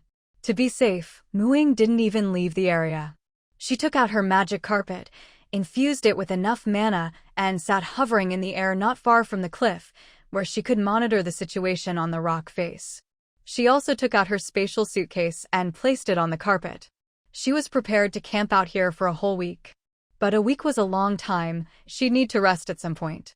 After thinking it over, she realized her little ones, the gem fairies, couldn't leave the gem tree for too long. The stone golem's clone never slept but wasn't very bright, De Ming was too small, so only Gun Gun was suitable. So she stayed up all night and at dawn, called Zheng Jing with her bellflower phone. Send Gun Gun to Griffin Cliff? Zheng Jing asked, completely baffled. Yeah, I've got Sharon trapped here. I need to stay for a week and can't leave, so I need Gun Gun to take shifts with me on watch, in case she escapes, Mu Ying explained. You trapped Sharon? Wait, let me call everyone. Later you have to tell us the whole story. Zheng Jing hung up, excited, then followed Mu Ying's instructions. She went to Moon Lake to find Gun Gun, called Nya Ying and the other core members from their last mission, and together they rode their bull mounts over. Besides Old Yellow and Ben Ben, there were also some calves born last year. They'd grown much stronger and could carry 2 people at a time, though they weren't as fast as the adults, and their rental fees were just as high. But since this trip was for Mu Ying's mission and travel expenses would be reimbursed, no one minded. Zheng Jing led the way, holding a shrunken gun in her arms, and they raced to Griffin Cliff. The griffins that used to circle the cliffs every day were gone, leaving only abandoned nests. From a distance, Mu Ying saw the dust cloud kicked up by the approaching group. She went down to wait for them. Cough, cough. Mu Ying, what's going on? Zheng Jing couldn't wait to hear the details, her face covered in dust, but her eyes shining with curiosity. The others were just as eager. Mu Ying summoned Little Red in wand form and used a cleaning spell on everyone, including Gun, who was now a gray fluffball, before briefly explaining, "Last night I trapped Sharon in the mountain with water. After a while, she should completely lose the ability to move. I need to stay here and keep watch, so Gun can take shifts with me. Is this like Sun Wukong trapped under Five-Finger Mountain?" Zheng Jing blurted out. Mu Ying. She wasn't as powerful as the Buddha. He had captured Sun Wukong fair and square, while she, better not say. Was that huge black smoke in the north yesterday also related to Sharon? Nya Ying suddenly remembered and asked. Mu Ying nodded. I burned the blood crow's nest. I kept the fire under control, so it didn't spread. Impressive. How did all the blood crow bones just walk away? The rumors in the territory are getting crazier, can you tell us? Zheng Jing still had a ton of questions. Lately, no matter where she went, people were talking about it, and no one knew the truth. Now that she had the person responsible, she had to ask. It was a potion. I have to keep the details secret. I might need it again someday, Mu Ying replied, not going into specifics. The soft bone potion was one of her backup tricks, especially effective against swarms of small creatures. The element of surprise was key. If word got out, someone might develop a counter. Zheng Jing nodded in understanding. As long as she knew it was a potion, that was enough. The effect was wild, but at least it was more plausible than the rumor that Mu Ying could extract bones with magic. There were plenty of details Mu Ying hadn't shared, but it was clear things hadn't been as easy as she made them sound. Who knew how much she'd handled alone? Zheng Jing patted Mu Ying's shoulder and said sincerely, "You've worked hard. We could help with the watch, you know. If you posted a mission, people would be lining up to take it." Mu Ying didn't know what Zheng Jing was imagining, but her expression was odd. She shook her head and refused. If Sharon really has a way to escape, I might not be able to protect you all. Gun is small enough for me to carry away if needed. You'd better not stay. Keep this quiet for now. When it's all over, I'll share the good news. All right, Zheng Jing sighed. The group came in a grand procession and left just as grandly. Mu Ying took Gun back up into the air.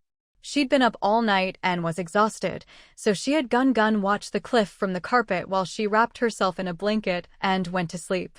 No matter the wind or rain, day or night, Mu Ying and Gun took turns on watch, guarding the place from their flying carpet. Fortunately, none of the accidents she feared occurred. She even used detection magic to check on Sharon's condition. Sharon was still in the cave, soaking in the water. After just 2 days, she already seemed to have lost all ability to move, lying motionless in a state of suspended animation. But Mu Ying didn't rush to open the cave and check. She'd said 7 days, and 7 days it would be. Even without the water, after 7 days of sleep, even a vampire would be done for. That was the safest time frame. 7 days had passed. On the 8th day, Mu Ying used her detection spell to check on Sharon's condition once again. In the pitch-black, seawater-filled cave, a pale and withered figure floated, completely unconscious and unaware.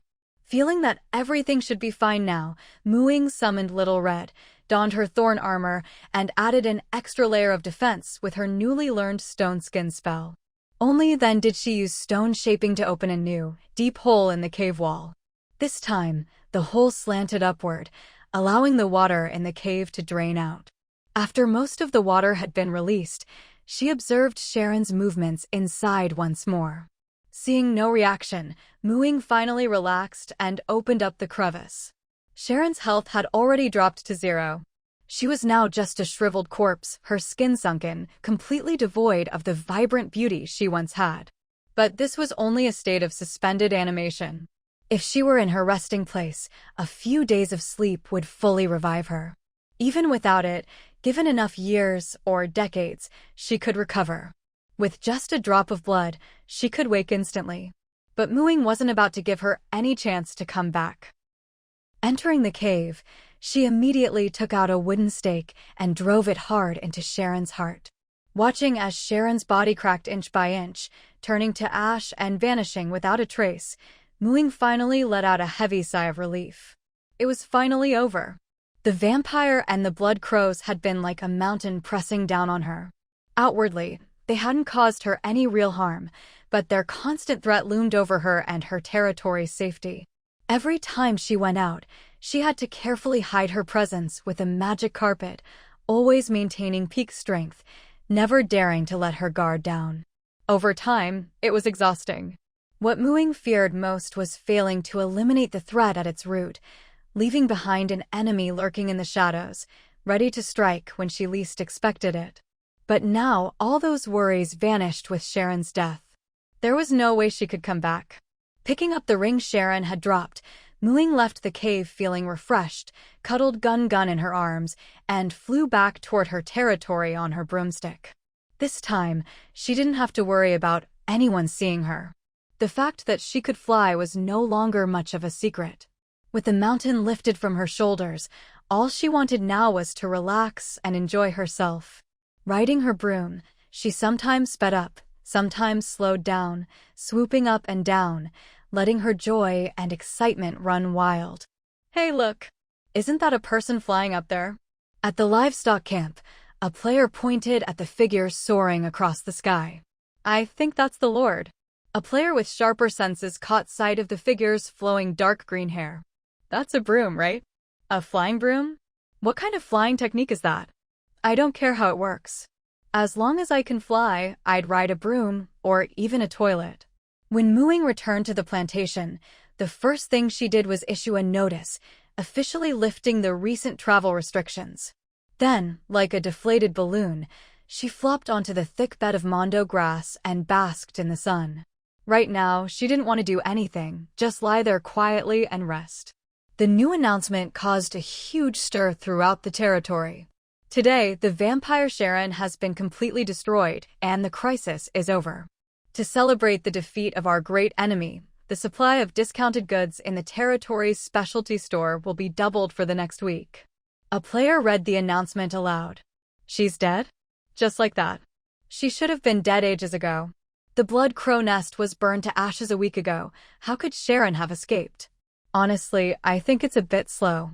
Compared to wiping out 7 vampires in one night and clearing the blood crow nest in 3 days, taking 7 days to kill Sharon feels a bit sluggish. You know, that actually makes sense.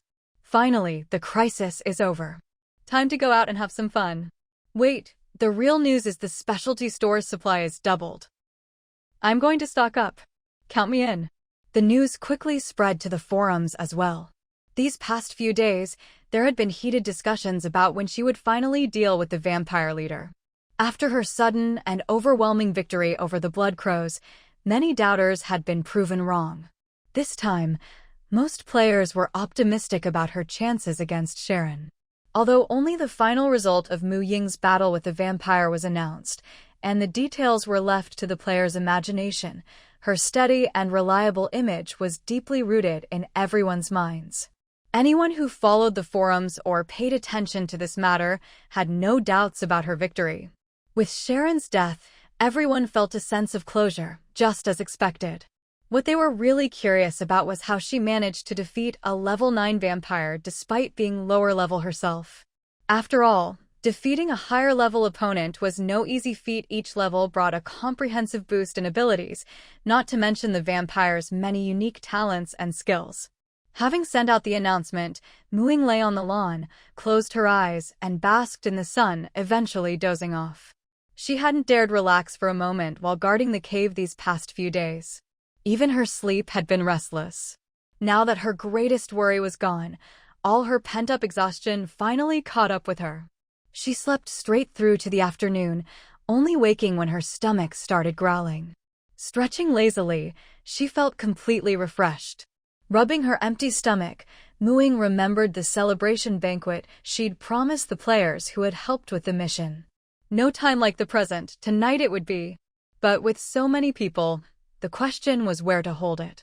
The only place big enough and free from outsiders was her own plantation. Her magical cottage couldn't fit that many people, so it would have to be outdoors.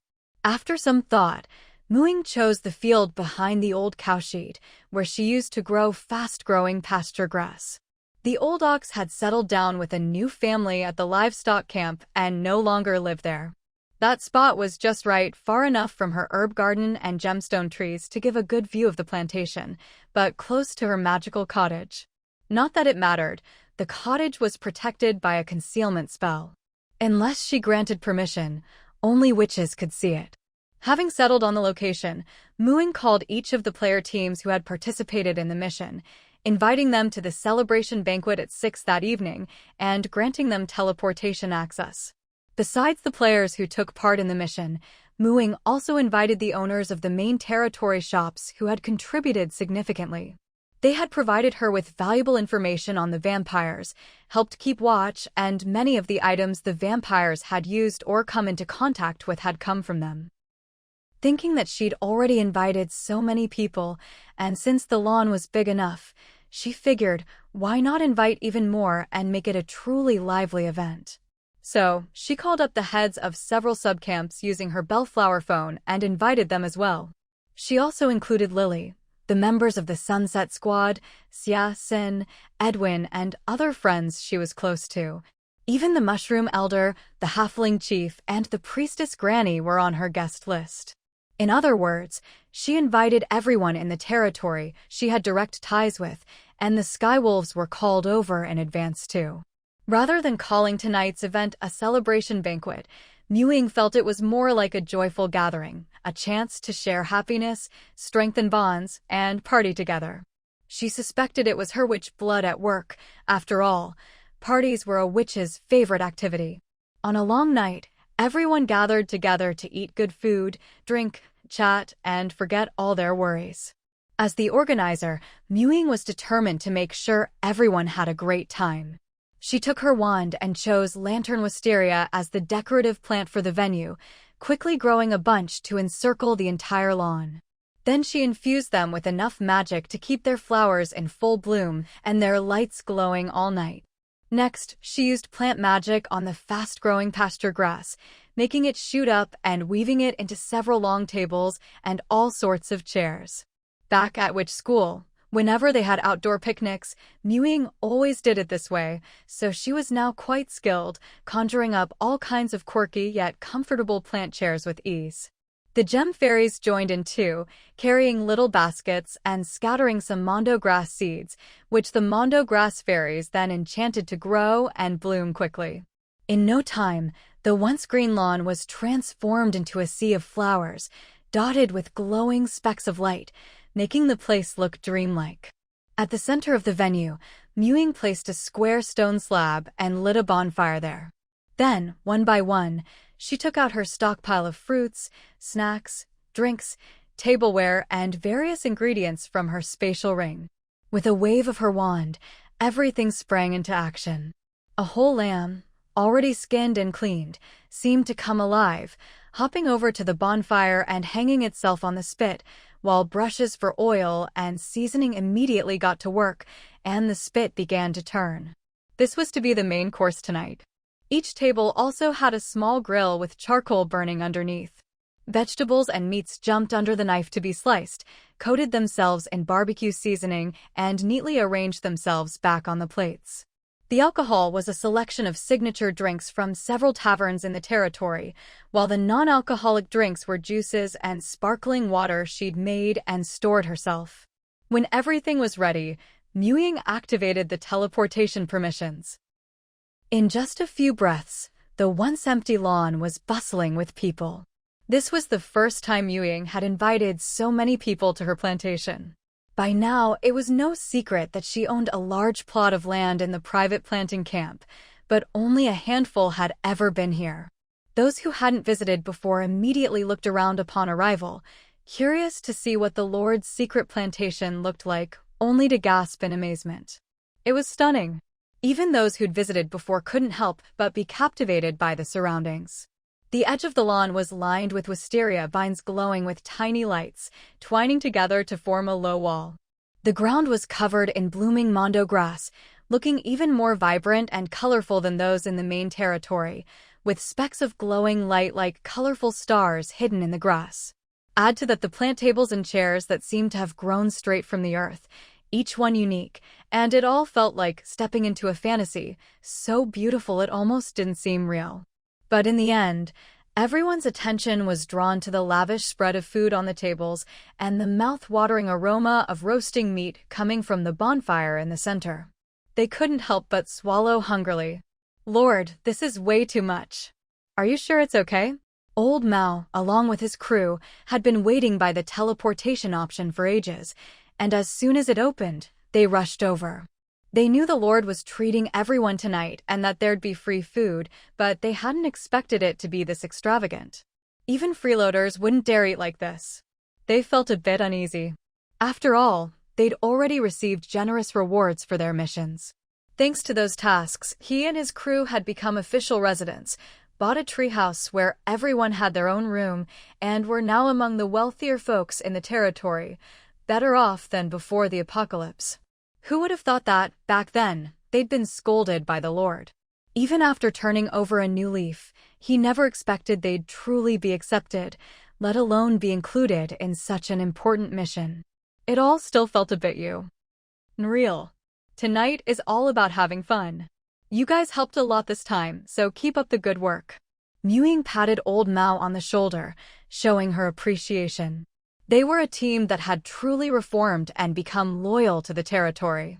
A little encouragement now, and they'd be the best chives to harvest in the future. Of course, as the one growing these chives, she wouldn't forget to water and fertilize them well. Old Mao nodded vigorously, thumping his chest.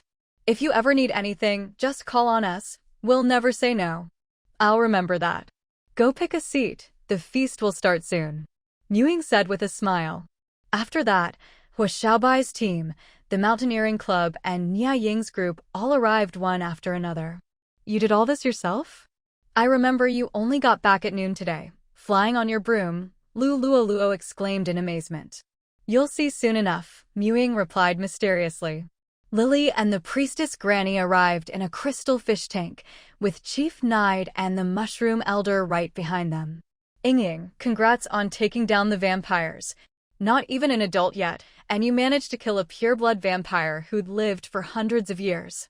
You're amazing, my idol. Lily hadn't been involved, but she'd heard plenty of gossip and congratulated her as soon as she arrived. If you knew exactly how I did it, you wouldn't say that.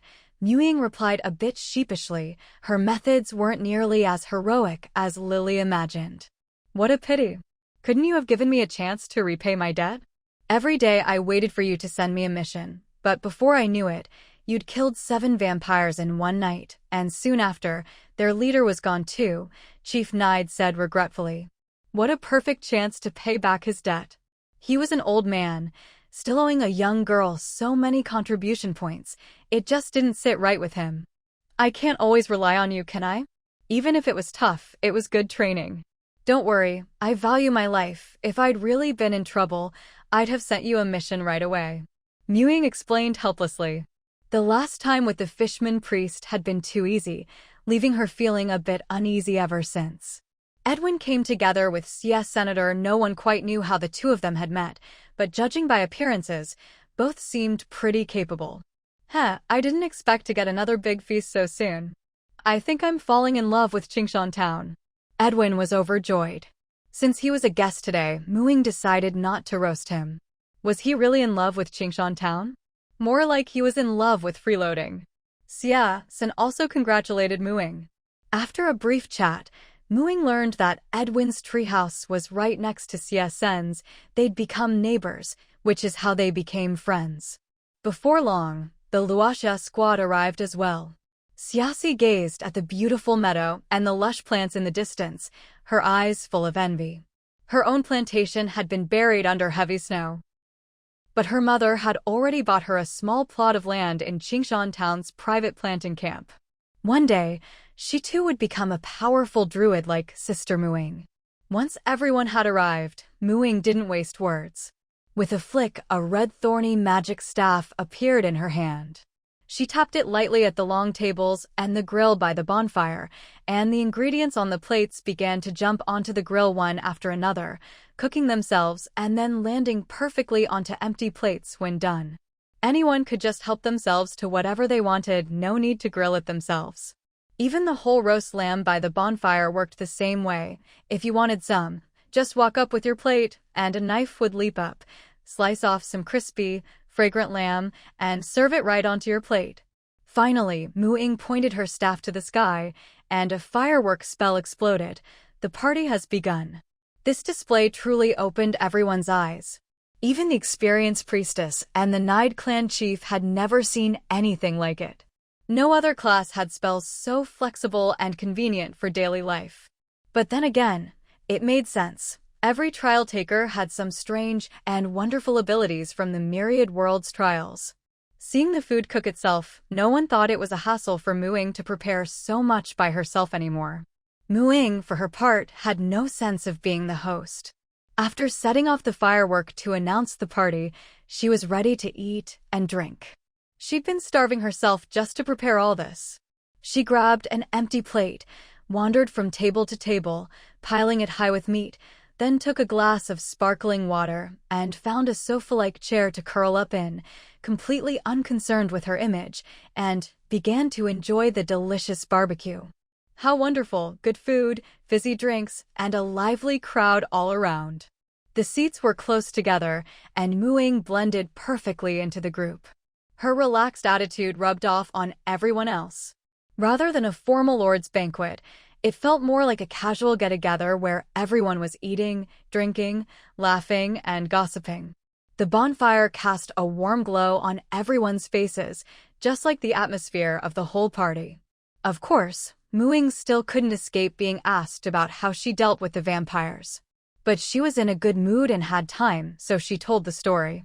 It all started on a dark and windy night. That day, I brewed a poison that could counter the blood crows. Muing recounted the whole event from her perspective, glossing over some details about her abilities and the soft bone potion. Other players who'd participated chimed in with their own parts, making the story even richer. But after hearing it all, many people felt a bit uneasy. Muing, I thought you'd gone on a rampage and wiped out all the vampires head-on, but now it sounds like it was all sneak attacks. Edwin tried to put himself in the vampire's shoes. If he were them, he'd die of frustration. Rampage? Do you have some misunderstanding about druids? Or about my level? Muing had no intention of pretending to be something she wasn't, and took the chance to give these outstanding leaks of her territory a bit of chicken soup. With my attack power, I can barely keep myself alive. I have to rely on strategy and exploiting the enemy's weaknesses to take them down. If any part of the plan had gone wrong this time, there would have been endless trouble. If one day a real threat to the territory appears, I'll just lie in the territory and post a quest, and you all can take care of it. Fighting isn't what a druid like me should be doing. Growing flowers and grass is my real job. I'm counting on you all to make that dream come true. Yeah, right? Like anyone would believe that. None of the players bought her story. Even though she looked like an ordinary girl right now, curled up in her chair with not a trace of lordly airs, no one dared underestimate her. When has there ever been trouble in the territory that she wasn't the first to charge in? Sure, a druid's attack power might be lacking, but that's only compared to people of the same or higher level. But right now, Mu Ying's name was locked in at number 1 on the global level rankings. There was no one at her level, let alone higher. Lord, don't sell yourself short. I think taking out the vampires with cunning is even more impressive than beating them head-on. After all, this way they suffer not just physically, but mentally too. Must have been a pretty miserable way to go, Liu couldn't help saying. Those vampires probably questioned their whole existence before they died. Yeah, your approach is so steady and reliable. It really puts us at ease. Exactly, as long as you're in the territory, being cautious is the best way to protect everyone's lives and property. That's way better than being a reckless brute. You should have more confidence in yourself. Muing was baffled. Somehow, the conversation had turned into everyone comforting her and encouraging her to regain her confidence. Why weren't her leaks being inspired to grow harder? She figured she hadn't been blunt enough. Don't worry, I have plenty of confidence. But you're all basically the elite of the territory now, so you should work even harder and let me live a life where I can just lie back and rely on you. Rely on us? Lulualuo shook her head. Haven't you noticed you're like a mother hen of a lord? Ying almost thought she'd misheard. What? She was so wise, so powerful, so cool. How could she be compared to a mother hen? Seeing her unconvinced, Lulualuo continued, whenever there's danger, you handle it yourself. Only when it's completely safe do you post a quest for everyone. Did you know that not a single person has ever died on a territory quest? Do you know what people call territory quests in private? Ying shook her head. They call them money-picking quests or welfare quests because doing territory quests is way safer than hunting outside, and the rewards are better too. It's guaranteed profit. Ying. So her territory quests were this popular. So don't even think about relying on us. You'll never be able to do it in this lifetime, just admit it. All you ever do is protect your territory and everyone in it like a mother hen with her chicks. Lulualuo concluded sharply. The others all nodded in agreement, looking like they felt exactly the same way. That's right, their lord was always so selfless and considerate, it really warmed their hearts. For a moment, Ying couldn't find any words to refute them. Come to think of it, the territory tasks she'd issued really hadn't been dangerous at all. She'd never once thought about sending her people on missions that would risk their lives. Most of the time, she just had them help her out with things under safe conditions, saving her own time and energy. Wait, but why did there need to be any danger in the first place? Look, what you said sounds really touching, but I'm not nearly as self-sacrificing as you make me out to be. Why should the tasks be dangerous? Am I supposed to use your lives to fill the gap? That's just not worth it. It doesn't fit my cautious style at all. If there's a safe way to solve something, why take risks? I don't even take risks myself. Why would I ask you to? Good thing I'm not reckless when I issue tasks. If I were, just look at you lot, how could I ever feel at ease? Remember, our survival motto is caution and staying alive at all costs. Ying looked at them with an expression of exasperated disappointment. Don't worry. If the territory ever really faces a life or death crisis, I'll be the first to disband the territory and run for it. Nothing's more important than staying alive. Isn't living well enough? If you can run, why risk your life? All the warm, fuzzy feelings in the air suddenly vanished. Their lord was still that ruthless, ultra-cautious, life-loving person. And she kept twisting the knife. If you don't work hard, you won't even be able to run faster than me when the time comes. Be careful not to end up as my human shield. Ying was just short of grabbing a little whip to spur them on. She was up at the crack of dawn every day, busy cultivating, busy fighting vampires to the death. Compared to her, her people were living way too comfortably. Yeah, we get it. Don't worry, we definitely won't be running behind you. Lulualuo replied perfunctorily. The others all laughed. Ying. This batch of citizens is just too hard to manage. But at least her goal of being the only one suffering was achieved. To soothe her wounded heart, Ying wolfed down several plates of barbecue, eating until her belly was round and full. Sitting in her chair became uncomfortable, so she just sprawled out on the grass in a star shape, gazing up at the sky. She wasn't the only one doing this. All the chairs she'd carefully grown that afternoon were now abandoned. Lord, we really love Qingshan Town. After the apocalypse, a lot of people lost their homes, but here, we've found warmth and stability again. You have to keep working hard and get stronger, so Qingshan Town will always be safe. We don't want to lose our home again, someone said. Ying blinked at the starry sky. Okay. She herself had never really had a home. Back then, her only friend and family in this world, Ying, was still alive and well, so the apocalypse hadn't brought her much pain. But it wasn't the same for everyone else. Almost everyone had lost family and friends. They had no home. Home was a very important word for Ying. She hadn't realized that the territory meant so much to everyone. Even though she didn't have a home, the territory she'd built with her own hands had become a home for others. If she'd ever said she'd abandon the territory in the face of danger, she couldn't say that anymore. But she also couldn't risk her own life to protect the territory. Life was the most important thing. So there was only one choice: become stronger. Strength could block any external threat. That way, she wouldn't have to make compromises or give up precious things. Now, the territory didn't seem so easy to give up anymore. They played late into the night before everyone gradually left. The lively venue grew quiet again, and Ying returned to her magic cottage. The next morning, the lantern vines around the grass, which had been overgrown in a short time, used up the last of their magic and withered away. The fast-growing grass woven into tables and chairs was the same. Only the Ophiophagon fairy's flowers had faded, but the plants themselves were still fine, just not as vibrant as yesterday. Ying thought they should have more gatherings like this in the future, to help everyone bond and relax.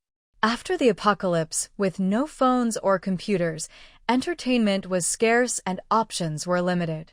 But sharing good food and chatting together was just as enjoyable as having a phone to play with. She'd gained a lot from last night, too. So she decided to clean up the area and plant some suitable decorative flowers and plants, instead of just relying on overgrown, short-lived magic plants. No sooner said than done. She chose lantern vines for the fence again, but this time, she only grew them to the sprouting stage, letting them grow naturally.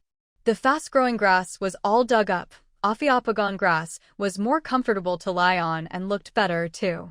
As for tables and chairs, she'd just grow them as needed. If normal plants grew like that, they'd be deformed and unhealthy anyway.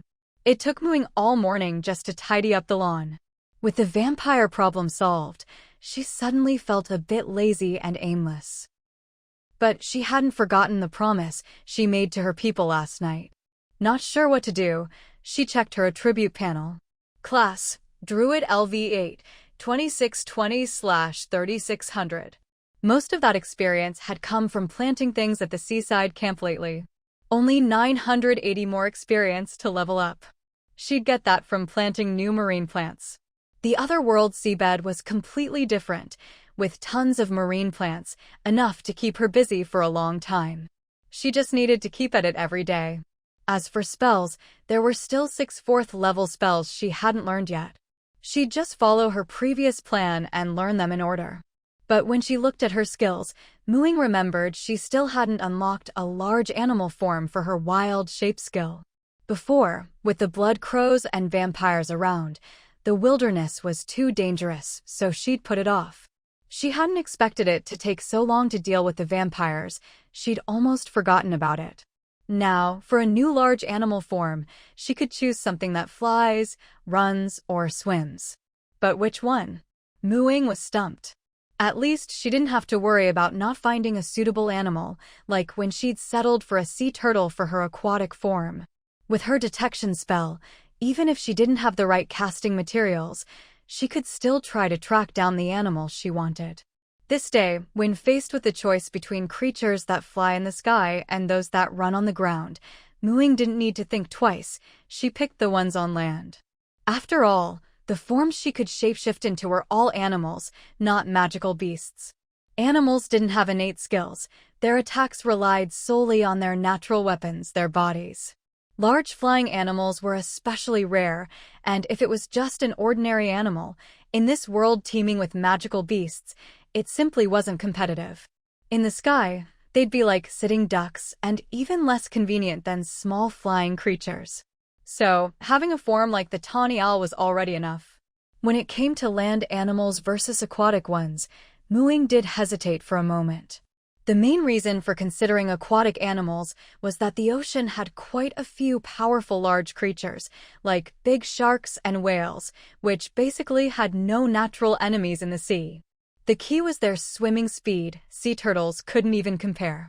But she had far fewer opportunities to be in the ocean than on land.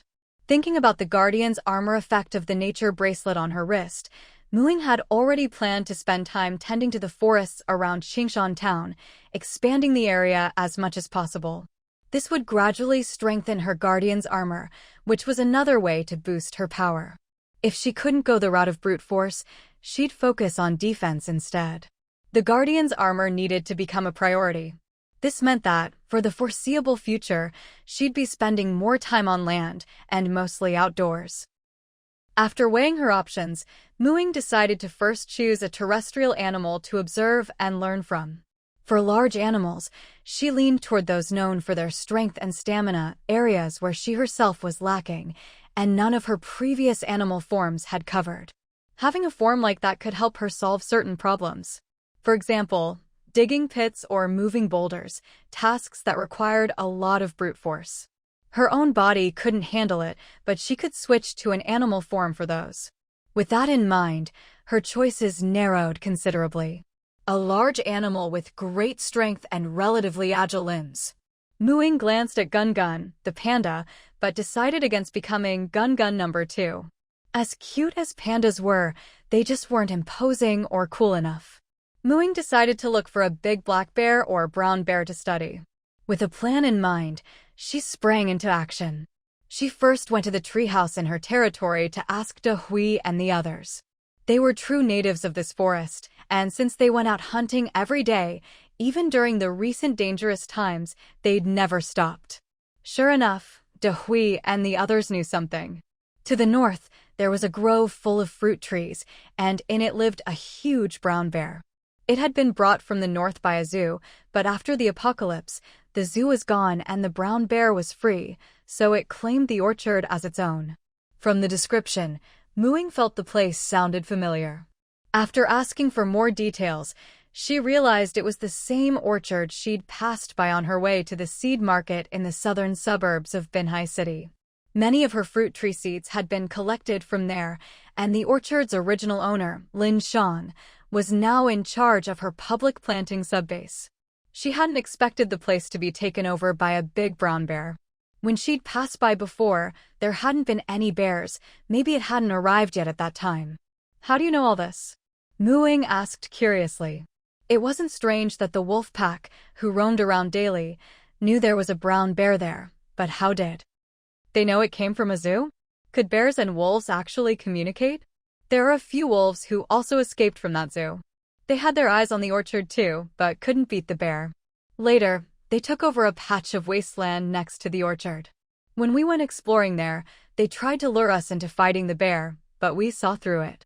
Ying noticed that Hui's wolf speak was becoming more and more logical, a sign that its intelligence was growing.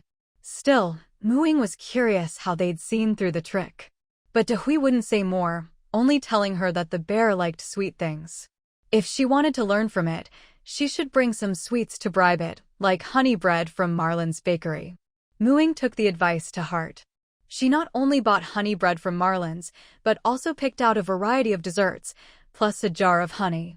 If she was going to learn, she'd need to stay by the bear's side for a while. Paying some tuition was only fair, though she wasn't sure if it would be enough. A brown bear with a sweet tooth, Ying was actually looking forward to it. Since she had nothing else planned for the afternoon, she packed her things and flew out on her broom. Maybe it was because she'd spent so long sneaking around recently, but now she preferred traveling openly and confidently. Riding her broom, and since she'd been to the place before, it didn't take long for Ying to reach the orchard and spot its new owner. It was a massive creature, its fur glossy and sleek, its body powerfully built, much bigger than Gun. Clearly, it was living a good life. The orchard looked even better than last time, lush and green, with seasonal fruits hanging from the branches, a truly delightful sight. The brown bear was wandering around the fruit-laden trees. It looked just like a farmer guarding his own melon patch. Even the birds flying overhead would get scared away by a single roar from the bear if they tried to sneak a bite. Even though Ying was still some distance away, the bear shot her a wary look as she approached on her broom, not exactly a friendly gaze. PSSSD, a sharp whistle sounded from outside the orchard. The bear's ears twitched, its small eyes darted around, and it ducked behind a tree into the bushes, dragging out a basket. Ying watched in surprise. That was a proper basket, clearly not something a bear could make. There were even quite a few fruits already inside. This bear was smart. Gaha, a bird swooped low over the treetops. Mooing raised an eyebrow. She'd only ever heard one bird make that sound. Looking closely, it really was the one she knew. Peregrine falcons weren't common, and fat ones even less so. Who else could it be but Daigua? If Daigua was here, then the one who whistled had to be Siasen. Sure enough, a nimble figure soon emerged from the woods. With Daigua's warning, Siasen also spotted Mooing in the sky and waved at her. What brings you here? Look at her, sitting on a broom, so cool and carefree, while he hadn't even had lunch and had to walk here on foot. Was this the advantage of being a trial taker? He regretted not leveling up earlier. Next time there was a selection for trial takers, he'd make sure to be ready. Mooing lowered her broom and descended a bit. I came to find this brown bear. Do you know it? From the way they had their own secret signals, and the fact that Siasen could enter the bear's territory without being attacked, their relationship must be pretty good. Siasen nodded. Yeah, I come here often to trade for the fruit it can't finish, and sell it back at the territory for some pocket money. The brown bear, seeing Siasen arrive and talking to the strange thing in the sky in words it couldn't understand, let out an impatient roar and patted its basket. Please wait a moment, Lord. Siasen quickly cast animal communication on himself. All right, big guy, don't be impatient. He took off the big cloth bag from his back, pulled out a few honey breads, and placed them on the grass. Only then did the brown bear calm down, dragging its basket away from the fruit trees, then tipping it over so the fruit rolled out. It then dragged the empty basket over to scoop up the honey bread and lumbered off to a patch of ground worn bare from sitting, ready to enjoy its treat. It was clear the bear loved honey bread. Its rough movements when dumping the fruit contrasted sharply with the delicate way it handled the bread, eating with both front paws rather than just shoving it in. Its small, round black eyes squinted in bliss. Meanwhile, Siasen was picking through the pile of fruit the bear had dumped, with Daigua landing beside him. Man and bear, separated by 7 or 8 meters, each minding their own business. Even as it enjoyed its treat, the brown bear kept a wary eye on Siasen. Watching the scene, Mooing grew even more interested in the brown bear. It was so smart, it even knew how to trade with humans for its favorite honey bread. Although Siasen was a forest ranger and could use first circle spells like animal communication to talk to it, most wild beasts still couldn't coexist so peacefully with humans, even if they could communicate. Big guy, can't you let me pick the fruit myself next time? Look at these, so many have your claw marks, which ruins their appearance and makes them hard to sell. Such a waste. And these, did you pick them up off the ground? Don't mix in bad fruit, okay? You're a bear, you should keep your honest and pure nature. Don't learn all the tricks of unscrupulous merchants. Siasen grumbled as he sorted through the fruit. Roar. Don't even think about it. If you dare get close to my fruit trees, I'll flatten you. The brown bear fiercely defended its territory and property, letting no creature take advantage. Siasen was still unwilling to give up. If you let me pick the fruit myself, I'll give you an extra honey bread per basket. How about it? The brown bear was unmoved, holding firm to its bottom line. Roar. No way you're picking the fruit, but you can give me an extra honey bread. Don't push it. If you ask for more, I won't even make enough for my trouble. Siasen protested. Sometimes, this bear really made him want to give it a good beating. But given its size and the strength to snap a tree with one paw, he could only complain. Besides, this was the bear's turf.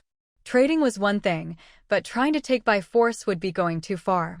In the end, it was because he genuinely liked interacting with animals, and this unusually smart, hard-to-please brown bear was no exception. Roar.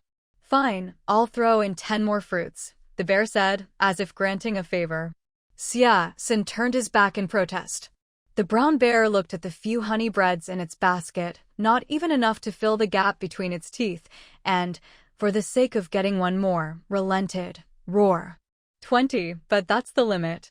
Siasen finally agreed. Mooing shook her head. The brown bear was taking quite a loss. Even if the fruit wasn't perfect, it was still a rare commodity in the territory, sold individually at the trading market. Marlin's honey bread was pricier than plain bread, but still affordable. 10 fruits for a honey bread was a fair deal. Xia Sen was making a tidy profit. After watching for a while, Muing felt that this brown bear was extremely sharp. Judging by the rich and logical meaning conveyed through its animal speech, its intelligence was at least on par with Da Hui and Gun Gun. Gun Gun was smart because it was a druid-summoned animal companion, bound by contract, so it was naturally more intelligent and capable than wild pandas. Generally, even among the same species, animal companions were smarter than their wild counterparts. Plus, Muing had been feeding it water from the Spring of Restoration since it was little, which helped a lot. Da Hui, on the other hand, had evolved into a magical beast, an airwolf. Magical beasts were generally smarter than ordinary animals, and Muing occasionally gave them water from the Spring of Restoration too. But this brown bear wasn't a magical beast, nor anyone's animal companion. Its intelligence was purely its own natural gift. Maybe animals that had lived in zoos were different, or maybe it had some kind of lucky encounter, but for Muing, this was a good thing. It was smart, had desires, and while wary of humans, wasn't outright hostile. This worked in Mu Ying's favor. She could probably hire it as her teacher for some sweets. With her mind made up, Muing landed next to Xia Sen. The brown bear glanced at them, but didn't react for now. Muing said to Xia Sen, "I want my next animal form to be a brown bear. This is probably the only one around the territory." Da Hui recommended it. "I brought some sweets too. If this affects your business, I can compensate you." Mainly, Xia Sen had been giving the bear too little honey bread. When Muing went shopping today, she bought out all the sweet pastries from Marlin's bakery. Money was no object for her. All thanks to the immense wealth she'd gotten from the vampires, which now belonged to her. The male vampire's spatial rings had already surprised her, but Sharon, their leader, had a ring that made Muing truly rich. It wasn't just a handful of gold coins, but a literal mountain, 9,999 coins. Next to the gold, there was a small chest containing coins Muing had never seen before, gold with a hint of purple, even more precious than gold. One purple gold coin was worth 10,000 gold coins. There were 9 such coins in the chest. A vampire's centuries of savings were nothing to scoff at, and now it all belonged to Muing. She wouldn't have to worry about money for a long time. With so much wealth, she was happy to pay extra tuition for her studies. She just hadn't expected that Xia Sen had been trading with the brown bear all along. It wouldn't be right to ruin his business. "No worries. You're underestimating this bear's appetite and greed. If it weren't for the fact that there are only a few fruit-bearing trees with ripe fruit right now, there's no way he'd trade for just a little bit of honey bread." Xia Sen didn't think Muing giving Big Guy some bread would affect his own business at all. He'd been dealing with Big Guy for quite a while and knew the bear well. If there was enough honey bread, the bear could eat it as a staple food. If he couldn't finish it all at once, he'd just eat more next time. He never turned down food.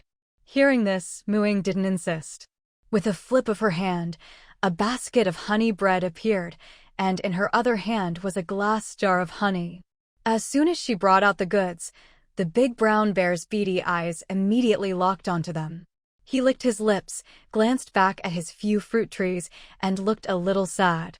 Muing spoke in animal language. "I'm not here to trade for fruit. I want to learn how to be a brown bear from you. This is your tuition. From now on, I'll be staying by your side until I become a brown bear like you. During this period, I'll give you a basket of sweet treats like this every day and a jar of honey like this every 3 days. How about it?" The big brown bear was stunned. Was there really such a good deal? Roar. "Are you sure? If you can't turn into a bear, I'm not giving the food back." The bear looked at her as if she were an idiot. How could a human become a bear? Muing laughed. This bear really knew how to do business, even knew about refunds. "Don't worry. You just need to let me observe you. Whether I can become a brown bear is my own business. If I can't, you'll have sweet treats for life." The big brown bear tilted his head. True, whether she could turn into a bear had nothing to do with him. In fact, it'd be best if she never succeeded, then he'd get endless sweets. Plus the fruit he sold. What a heavenly life. Roar.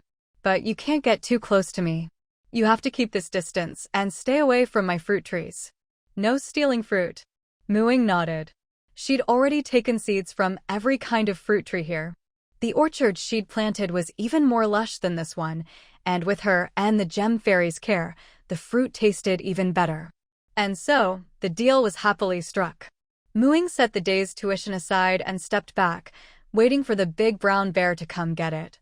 The bear was quite agile, able to walk upright most of the time, though not as fast as on all fours. He slipped a paw through the basket, grabbed the jar with the other, and retreated to his usual spot to enjoy his treats. With so much honey bread, he could finally eat his fill, not just savor the taste. For once, he actually felt a little full. As for the jar of honey, the big brown bear licked it once, then carefully carried it behind the fruit trees.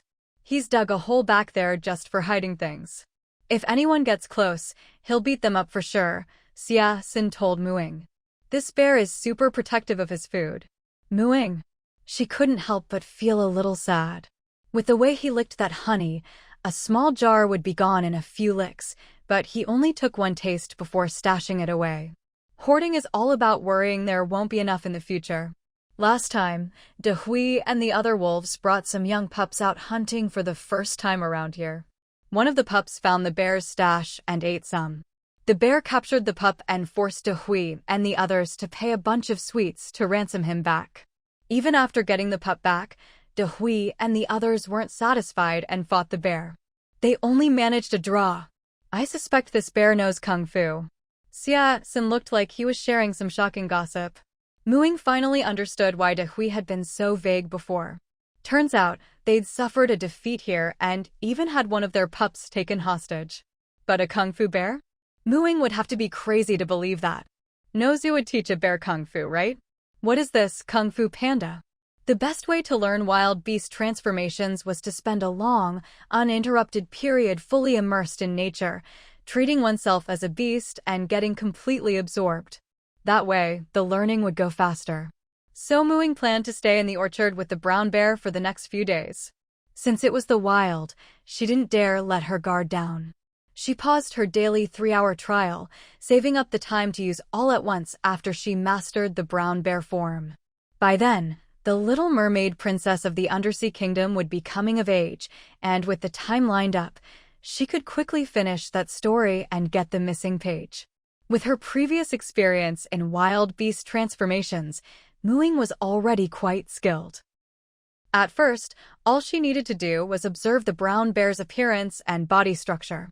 After eating her honey bread and taking her honey, the big brown bear was much more friendly toward her. As long as she didn't get too close, keeping the safe distance he'd set, he pretty much ignored her, except when it was time for her to pay tuition. With his sweet tooth, Muing was starting to worry the bear would get cavities. The brown bear's daily routine was to patrol the orchard, check which trees were bearing fruit and when they'd ripen. His diet was very broad.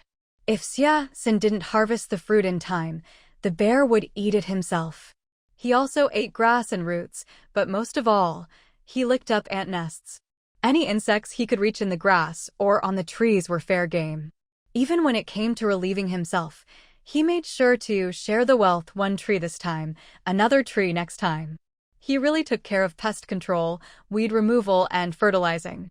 No matter how diligent a farmer, they couldn't match the bear's tireless work in the orchard. After all, his strong body was something no human could compete with. Watching him work so diligently every day, it was no wonder the fruit trees thrived. If it weren't for the occasional wolves coming down from the slope to cause trouble, Muing would have thought she was observing a hard-working farmer, not a bear.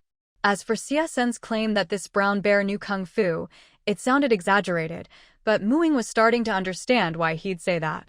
The bear was far more agile and clever than other bears. His fighting style wasn't just brute force. If you watched closely, there was some technique to it. When the wolves attacked, he'd use his nimble body to dodge. He barely even had to move, just a slight shift, and he'd avoid the attack, sometimes giving a wolf a smack in the process. In the end, the wolves got nothing but injuries for their trouble and slunk away with their tails between their legs. Every time, the big brown bear would only beat up the wolves that got close to it, leaving them half dead, but it never pursued them to the end or eliminated them for good. Mooing once asked it why it didn't just finish them off. With its strength, if it used a bit more force when attacking, and with no one to heal them, those wolves definitely wouldn't survive. Instead, things were as they were now. Every so often, the wolves would come back to provoke it again. The big brown bear glanced at her and said, "Those wolves and I all grew up in the same zoo. Every day, as long as we made a sound, did something, or even just lay there when people walked by, we'd get enough food to fill our bellies. It wasn't particularly tasty, but we were never hungry." Those wolves were kept together, so they had chances to fight over food and bite each other, but I was always kept alone, so I never learned how to fight. Later, my cage suddenly disappeared, and I felt like my mind suddenly became much clearer. No humans were there to feed me anymore. When I got really hungry, I had to find food myself. At first, I looked for ant nests or bugs around to eat, but they never filled me up. I remembered when I was first brought to the zoo, I'd seen some peach trees near the monkey enclosure, so I wanted to go steal some peaches. But the monkey's cage was gone too, and I'd never fought those monkeys before. Even though I'm strong, I'm nowhere near as agile as a monkey. No matter how I swung my claws, I couldn't hit a single monkey, and instead, I ended up getting scratched. In the end, I had no choice but to leave the zoo. Along the way, I got into a lot of fights with wild animals, and I lost more often than I won. But because I was born with a huge and sturdy body, I never suffered any truly serious injuries. After fighting so many times, I gradually picked up some techniques. Eventually, I found this orchard, but those wolves had already taken it over. The first time we fought, I got hurt pretty badly, but I also gave those wolves a beating. This time, I didn't back down. The wolves don't even eat these fruits, so as long as I held on to this place, I wouldn't have to worry about food. So after I healed, I came back for a second fight, and then a third. Sometimes I got hurt, but each time I gained the upper hand a bit more. The last time, I even beat them so badly they couldn't get up. That time, I had the chance to kill them, but I knew that if I wanted to keep this place, I needed to get even stronger.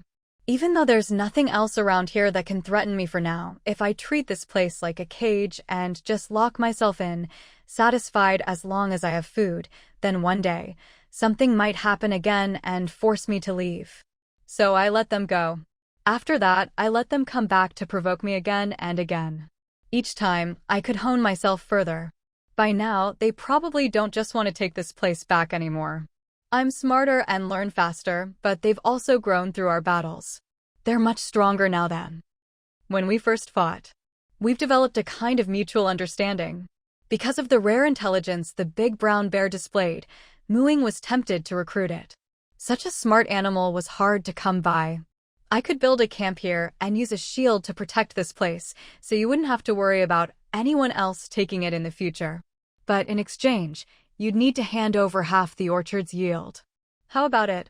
You could even use the teleportation function to go to the main territory and sell fruit for money, and buy as much honey bread as you want.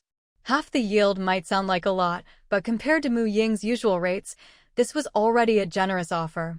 The halflings still owed her a ton of contribution points just for a subcamp that could protect their home, but if this bear agreed, it would basically be officially incorporated into the territory as a subcamp manager. If she only cared about the orchard, Mooing wouldn't even need to ask the big brown bear's opinion. She could just set up her own camp and claim the land. But as long as she had the seeds, she could grow these fruits herself in a year. She already had her own planting camp, so there was no need to build another subcamp here. That's why she hadn't shown any interest in this place for so long. Now, with this proposal, what Mooing valued more than the orchard was the big brown bear itself. Maybe Mooing just had a soft spot for animals with human-like qualities. She hoped it could have a better life. If she brought it straight back to her territory, it would be reluctant to leave the orchard it depended on. Setting up a subcamp here was already a very generous offer. Unexpectedly, the big brown bear shook its head. Roar. No, I don't want to go back to being caged. It's dangerous out here, and I might run into something I can't beat and die, like those black birds that showed up a while ago. But I still prefer freedom. Danger keeps me alert and drives me to become stronger. Mooing could understand its thinking. She liked this ambitious bear even more. You're overthinking it. I'm not trying to keep you as a pet. Haven't you seen the sky wolves? They also live in my territory, but if they want to fill their bellies, they have to work for it, whether it's hunting or working for me. They have to earn their keep. Isn't that okay? But the big brown bear still stuck to its decision. All right then. If you ever find yourself in mortal danger, or if you change your mind and want to leave here, you can look for my territory in the forest to the south. You won't be disappointed. I've already mastered my bear form, thank you. As soon as she finished speaking, Mu Ying's body began to change. In the blink of an eye, she transformed into a brown bear with sleek fur and a hint of deep green in her eyes. She was about the same size as the big brown bear. Bear form Mu Ying lifted her paw and slapped the ground, feeling the surge of strength in her new body. The big brown bear beside her stared in shock, its eyes wide. Roar. Who are you? Roar. It's me, Mu Ying. Mu Ying waved her paw at it. Now, she didn't even need animal communication skills to talk with it. She could speak bear language instinctively in this form. She was very satisfied with her new form. This feeling of strength was completely different from her human state. If anything happened, there was no need for any fancy tricks. A single powerful swipe could solve it. And the bear's body was surprisingly agile. Maybe it was because she'd modeled it after her observation subject, but she didn't seem like an ordinary brown bear at all. Roar? Are you a female bear? The big brown bear nervously fidgeted with its paws. It hadn't seen a female of its kind in ages, especially not one with such glossy fur and a strong body. Mu Ying shot it a glance, sensing its awkwardness. I'm still human at heart, I just happen to be able to turn into a brown bear. The big brown bear sighed in disappointment. So close, his bear life was just one wife away from being complete. The brown bear form had been mastered, so Mu Ying was ready to leave the orchard. Before leaving, she gave all the sweets in her spatial ring to the big brown bear. Back at the plantation, Mu Ying began tallying up the trial time she'd accumulated over the past few days, planning how to use it all up. She'd saved up a total of 30 hours of trial time while training the brown bear form. If she were to stay in the trial world nonstop, it would be used up in just over a day. But spending that much time in the trial world would be nearly 2 months in there, which would leave her out of sync with reality for too long, not ideal. After some calculations, Mu Ying decided to spend 3 more hours per day in the trial world than before.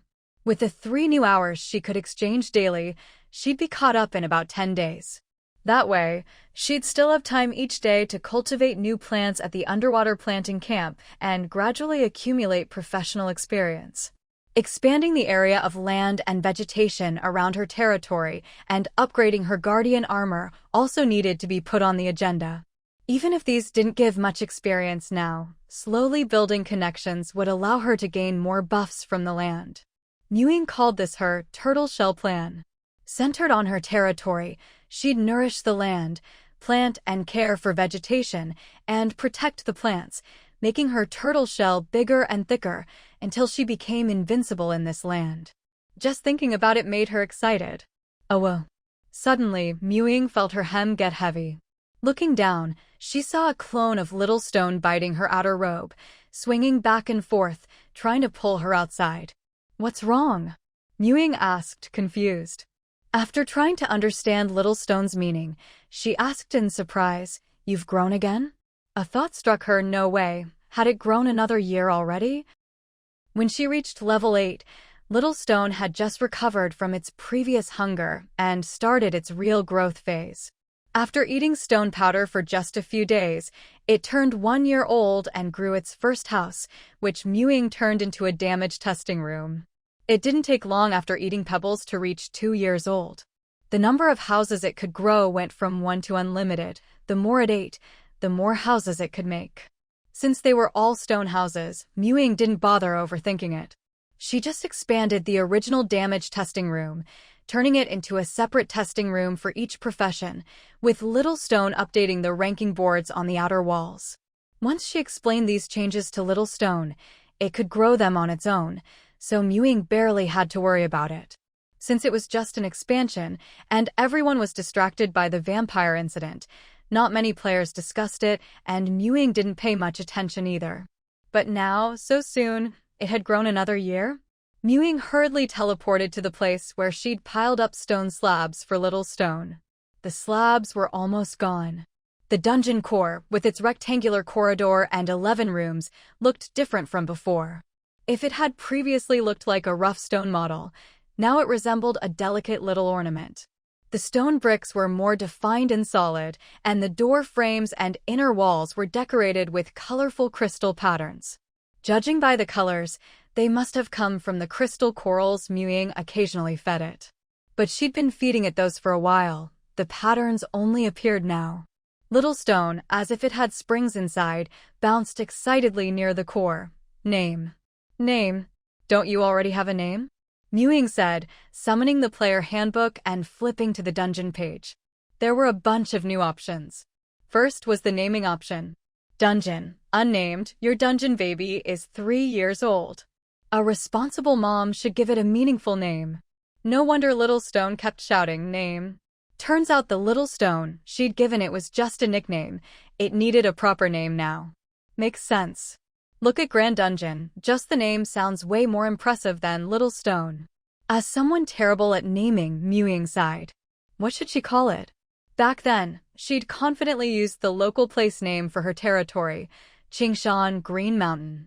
Until she saw a forum post titled A Rundown of Main Territory Names in the Xia Nation region, Mewing had thought her name was great, fitting the environment and vibe. She hadn't expected the post to rank her Qingshan town dead last among the 4 main territories for being too plain and unremarkable. This time, she had to redeem herself. Looking at how others named things like Grand Dungeon or the widely praised Luoxia town, they were often named after the lord. Mu City. Ying City. Mewing City? Ugh, Mewing shook her head. They all sounded weird. Forget it, no need to torture herself. She'd just copy someone else's homework. She had a whole trial world to herself, and she was the only one from reality, plenty of names to choose from. Looking at the crystal patterns Little Stone had made, why not just call it Crystal City? From now on, your official name is Crystal, Mewing told Little Stone. Little Stone was ecstatic, bouncing duong duong on the ground. As it accepted the name, even its clones gained a few sparkling crystal patterns. In the first field, the dungeon's name now read Crystal. Mewing felt confident she couldn't go wrong this time. After all, the Crystal City in Emerald World had never been criticized by the merfolk for its name. From now on, she'd feed it more crystals and add more crystal decorations to truly live up to the name. She kept reading. Age, 3 years old, 3 years old. Time for staple food, but don't forget some nutritious side dishes now and then. Mewing understood. The dungeon feeding manual said that from age 3, a dungeon's diet broadens to include all building materials, stone, minerals, even wood. But she couldn't just feed it anything, like she did with Raleigh, the panda. Dungeon growth, meaning expansions, required the right amount of specific materials. For example, to expand a stone house, it needed enough stone. If she wanted an iron door, she'd have to add iron to the menu. But these weren't really nutritious for the dungeon, they just let it grow more rooms and buildings. From now on, Little Stone wouldn't feel hungry just because it didn't have stone to eat. The more stone it ate, the more stone houses it could grow, and the bigger its core would become. If it ate less, it would just be smaller. So, she'd stick to feeding it only the building materials needed for planned expansions. Otherwise, if it ate too much and used material, it would get indigestion. If it couldn't eat anymore, she'd just have to use up the leftover materials before feeding it more. After turning 3, what truly nourishes a dungeon and allows it to grow stronger, making it increasingly distinct from an ordinary city, is actually emotion. Emotional energy is the real source of a dungeon's power and the very soil from which special buildings spring. I wonder when Little Stone will grow its first special building. As Mewing was thinking this, her eyes continued scanning downward, when suddenly she saw something that made her heart almost leap out of her chest. Structures. Stone brick house, 12/55, normal, testing house, 0/5, special, testing steel, 0 to 1, special, feed it enough emotion and you won't even have to think about it. special buildings will appear. Go build them now. Special? Is it really the kind of special building she was hoping for? Little Stone, you're amazing. You've grown 2 special buildings at just 3 years old. Ying happily pinched Little Stone. Mommy's efforts feeding you weren't wasted. Growing special buildings at just 3 years old was considered outstanding even in the dungeon feeding guide. Ying guessed it was all thanks to the popularity of her carefully designed damage testing house, which had provided the dungeon with plenty of emotional energy. Filled with anticipation for the special buildings, Ying opened the descriptions for the testing house and testing steel. Testing house, special building of Crystal Dungeon. Accurately measures physical attack, physical defense, spell attack, spell defense, movement speed, attack speed, and other combat stats, then provides a comprehensive evaluation based on class and level. Requires stone, wood, and crystal to build. Testing steel, special building of Crystal Dungeon. The back of the steel can generate nameplates that bind to individuals via blood, serving as proof of identity for entering the testing house and other purposes. The front of the steel can synchronize and display the test results of those with nameplates, organizing and presenting them on the steel. Requires stone and crystal to build. After reading, Ying had only one thought. Isn't this exactly the building she'd dreamed of, one that could test combat stats? Back when she created the rather crude damage testing house, her main idea was to tap into everyone's desire to clearly understand their own combat power, attracting them to the house. The repeated shock of seeing their stats would generate emotional energy for Little Stone. But since Little Stone only had 2 innate abilities, rapid self-repair and real-time perception/monitoring, the current damage testing house could only display rough estimates of damage each time it was attacked, based on how much damage Little Stone sensed to its own walls. Then, using its repair ability, it would display the number on the wall, essentially by adding a crystal pattern.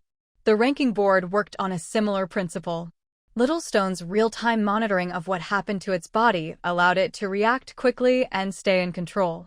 That's why, after each attack, the wall would immediately show the corresponding number, and if it made the rankings, the leaderboard outside the testing house would update in real time as well. But in reality, Little Stone's estimated attack values were only relative. They weren't very accurate. So Ying always said it was just for fun, didn't restrict how players attacked, and even set up a leaderboard with prize money to attract people.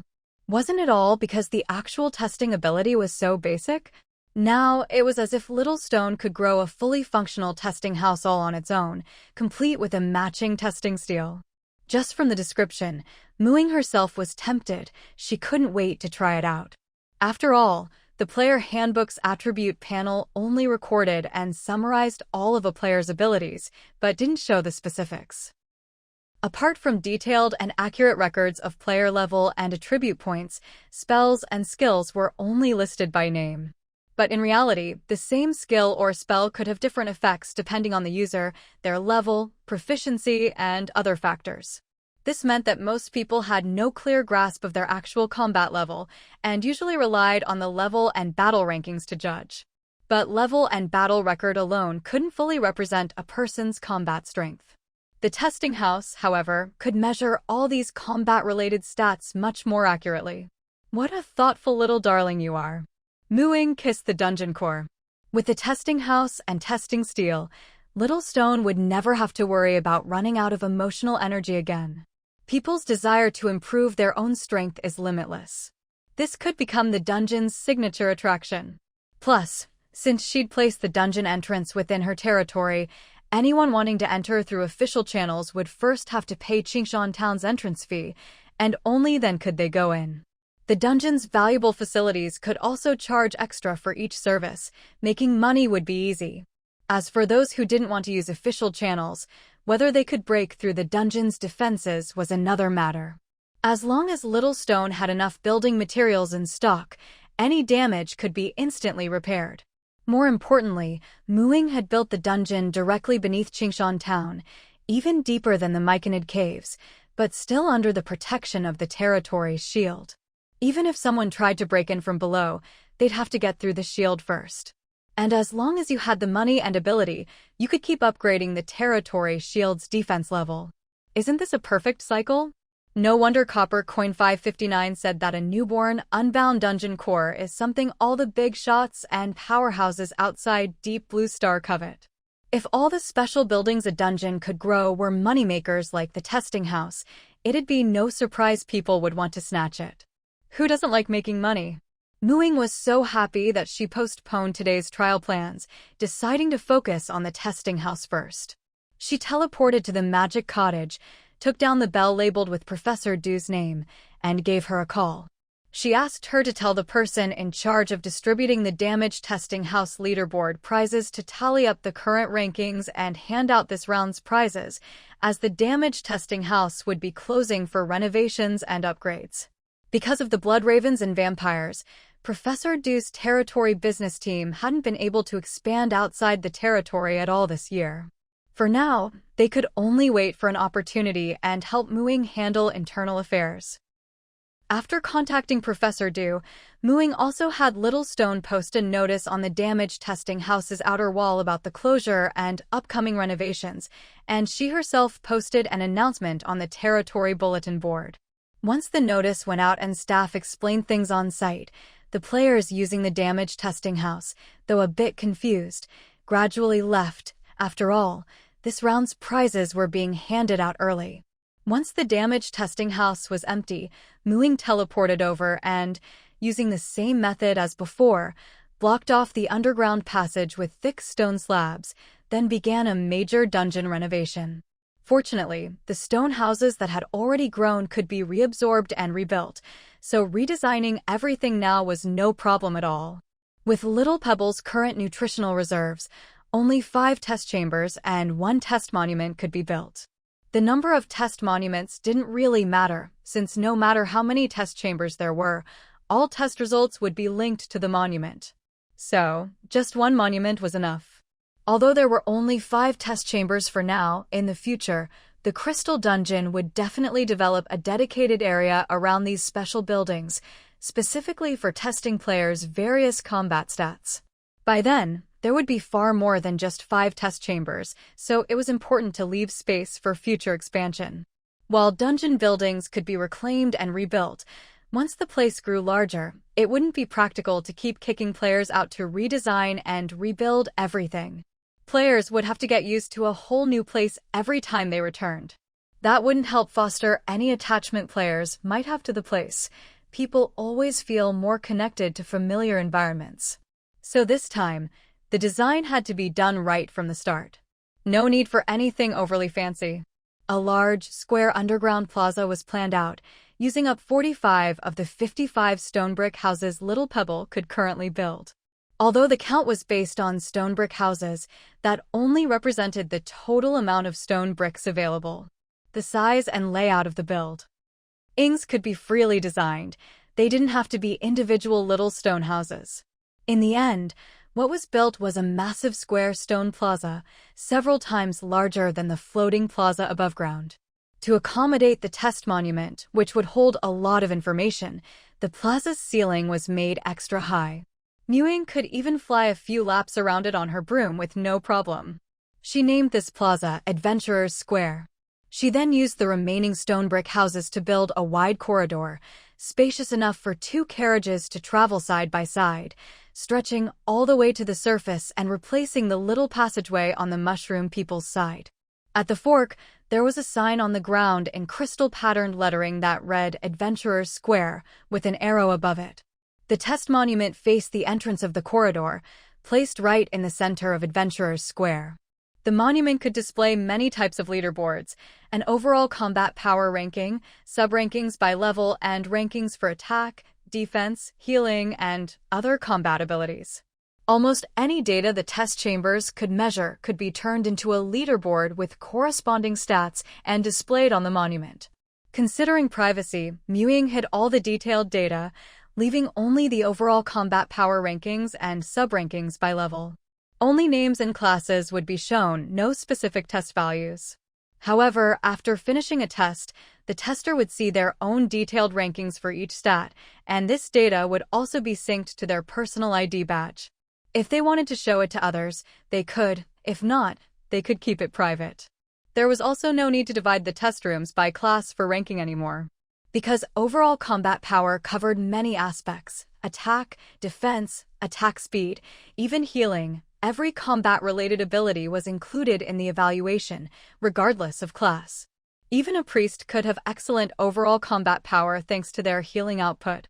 The 5 test chambers were lined up in a row, placed by Ying at the far end of the plaza, on the stone wall behind the test monument. They only took up a small portion of that wall's length. In the future, more test chambers could be added along the wall, and if it filled up, a corridor could be opened in the middle to extend further in. Ying hadn't made plans for the other 3 walls of the plaza yet. If other functional areas needed to be added to the dungeon, they could be expanded from those walls. For now, she didn't plan to copy Grand Dungeon's layout of putting different functional areas on different levels. She intended to keep everything on one level, expanding outward as Greenhill Town grew. With Greenhill Town nearby, there was no need to plan a residential area in the Crystal Dungeon. This place would be a pure adventurer's paradise. Even though, for now, there was only one feature: combat power testing. But soon, there would be more. 3-year-old Little Pebble was already able to inherit the legacy of Grand Dungeon. By then, Ying could at least recreate an adventure maze like the one in Grand Dungeon. But all that would take time. For now, it was best to focus on the task at hand. Once the new Adventurer's Square and the adjacent test chambers were built, Ying became the first to try them out. She first went to the back of the test monument to claim her ID badge. By pressing her territory resident ID badge against the back of the monument, a thin stone plate with a crystal border would be fused onto the back of the badge. This thin stone plate was the test chamber ID badge. Ying had deliberately set it up so that only a resident ID badge could be used to claim it. This way, the tester's name and class could be read directly and the badge would be bound to their aura. A drop of blood on the stone plate would activate it. With the 2 cards combined, one card could serve multiple purposes. Ying took her ID badge to the entrance of test chamber number 1. Each test chamber door had a slot for the badge and a coin slot next to it. You could pay with the balance or contribution points on your card, or just insert coins. Since the number of test chambers was limited and the quality was high, they weren't free this time. But with fewer people, it wouldn't affect the amount of emotion harvested, because the real emotion collector was the monument in the plaza outside. After paying, the test chamber door would open. Inside, the space was divided into different testing zones, with only the area near the entrance serving as a rest zone. Each testing zone had different support facilities. The first zone was for attack testing, both physical and magical. There was only one stone golem in this area. Just use your attack abilities on the golem to measure your attack power. The second zone was for defense testing.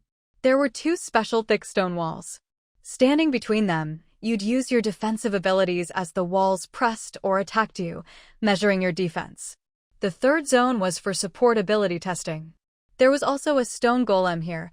Use your support abilities, such as healing or buffs, on it to measure your support power. The fourth zone was for speed testing. There was a moving floor. Ying thought it looked a lot like a treadmill from before the apocalypse. It could test your top speed, average speed, and endurance. There was also a device to test casting speed, skill activation speed, and reaction time. And now for the main event, the final stage, the comprehensive test.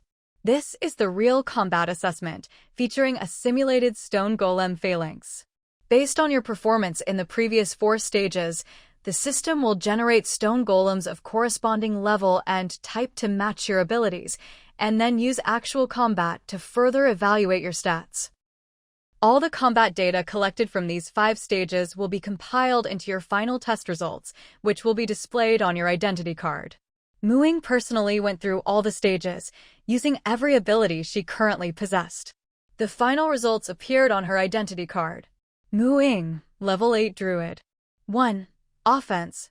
Physical 36A1, Magic 36A1, Total A1. 2. Defense. Physical 50 SS, 1, Magic 50 SS, 1, Total SS, 1. 3. Support. Healing 32B, 1, Detox 35B, 1. Strength 33B, 1. Constitution 33B, 1. Agility 36A, 1. Intelligence 33B, 1. Perception 33B, 1. Charisma 33B, 1. Flight 36A, 1. Total B, 1. 4. Speed, movement 40A, 1. Attack 41S, 1. Total A, 1. Overall combat power score, 557, 1. Overall combat power rating for this level, S, 1. Note, the maximum total combat power score is 1,500 points, with each category maxing at 100 points. The maximum overall combat power score for this level equals level times 75, and the maximum subcategory score equals level times 5. The number in parentheses indicates ranking for that category. It was a lot of complex data, and Ying felt a bit overwhelmed. All her rankings were first place, but that was only because she was currently the only one whose data had been recorded by the testing monument. This could be ignored for now. After reviewing the scoring rules, Ying had a general idea of how to estimate her own rating. At level 8, according to the formula, the maximum overall combat power score should be 600 points, and the maximum subcategory score should be 40 points. A subcategory score of 36 to 40 is considered an A, representing the standard level expected of a specialist in that skill at level 8. In other words, the average for professions that excel in that area. So, any score below A means you're below the standard for a specialist at this level. For example, her support category was rated B. This meant that, overall, her support abilities were weaker than the standard for other professions specializing in support at the same level. But that didn't mean her support skills were terrible. In the support category, the main comparison is with priest-type professions, who have a ton of support abilities and are focused solely on this role. For her to achieve a B score here was already quite impressive. If it weren't for her perception stat being as high as 19, well above average, which made her spells more effective and allowed her to learn more spells, she might not have even reached a B. For most other druids, getting a B in support would be very difficult. And for many other professions, they basically wouldn't have a support score at all.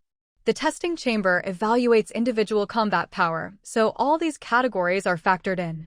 As for offense, although Ying always felt her attack power wasn't high enough, she had actually reached the standard for her level. In physical attacks, aside from the effects of her archery mastery and swordsmanship mastery skills, her newly mastered brown bear form contributed a lot, bringing her physical attack up to par with her magic attack. Here, the wild Fong effect from her nature's bracelet also gave her a significant boost. Her physical attributes, however, were actually holding her back a bit, which is why she only scored an A-. For speed, her base agility was already 14, which isn't low, and with her equipment adding 2 more points, she had 16 agility. Combined with her speed-boosting spells, her speed category was actually quite strong, almost on par with professions that specialize in agility at her level. All these factors combined meant that Ying was only slightly above average among professionals of her level. She couldn't really fight above her level. What gave her the ability to challenge higher-level opponents was her defense, which was at SS level, comparable to the defense of a level 10 professional. In summary, among level 8 professionals, she was at the S top tier. Against opponents she had an advantage over, she could even take on higher-level foes. These stats helped Ying analyze her own strengths and weaknesses more clearly. The testing was indeed very thorough. If only this testing chamber had existed earlier. With targeted training and improvement, she could come back and test again to track her progress more accurately.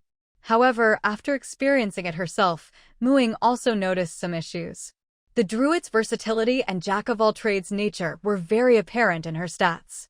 But Ying had even more tricks up her sleeve and better attributes than the average druid, so her overall level was higher, with defense as a standout category. Compared to professions that excel in only one area and have to rely on teammates for everything else, a druid can fill multiple roles alone. In the testing chamber's all-around evaluation, such balanced professions have an advantage and are more likely to get a higher overall combat power score. In other words, these professions have an edge on the comprehensive rankings. This doesn't mean the overall combat power rankings are inflated, it's just that the testing chamber only evaluates individuals, not teams.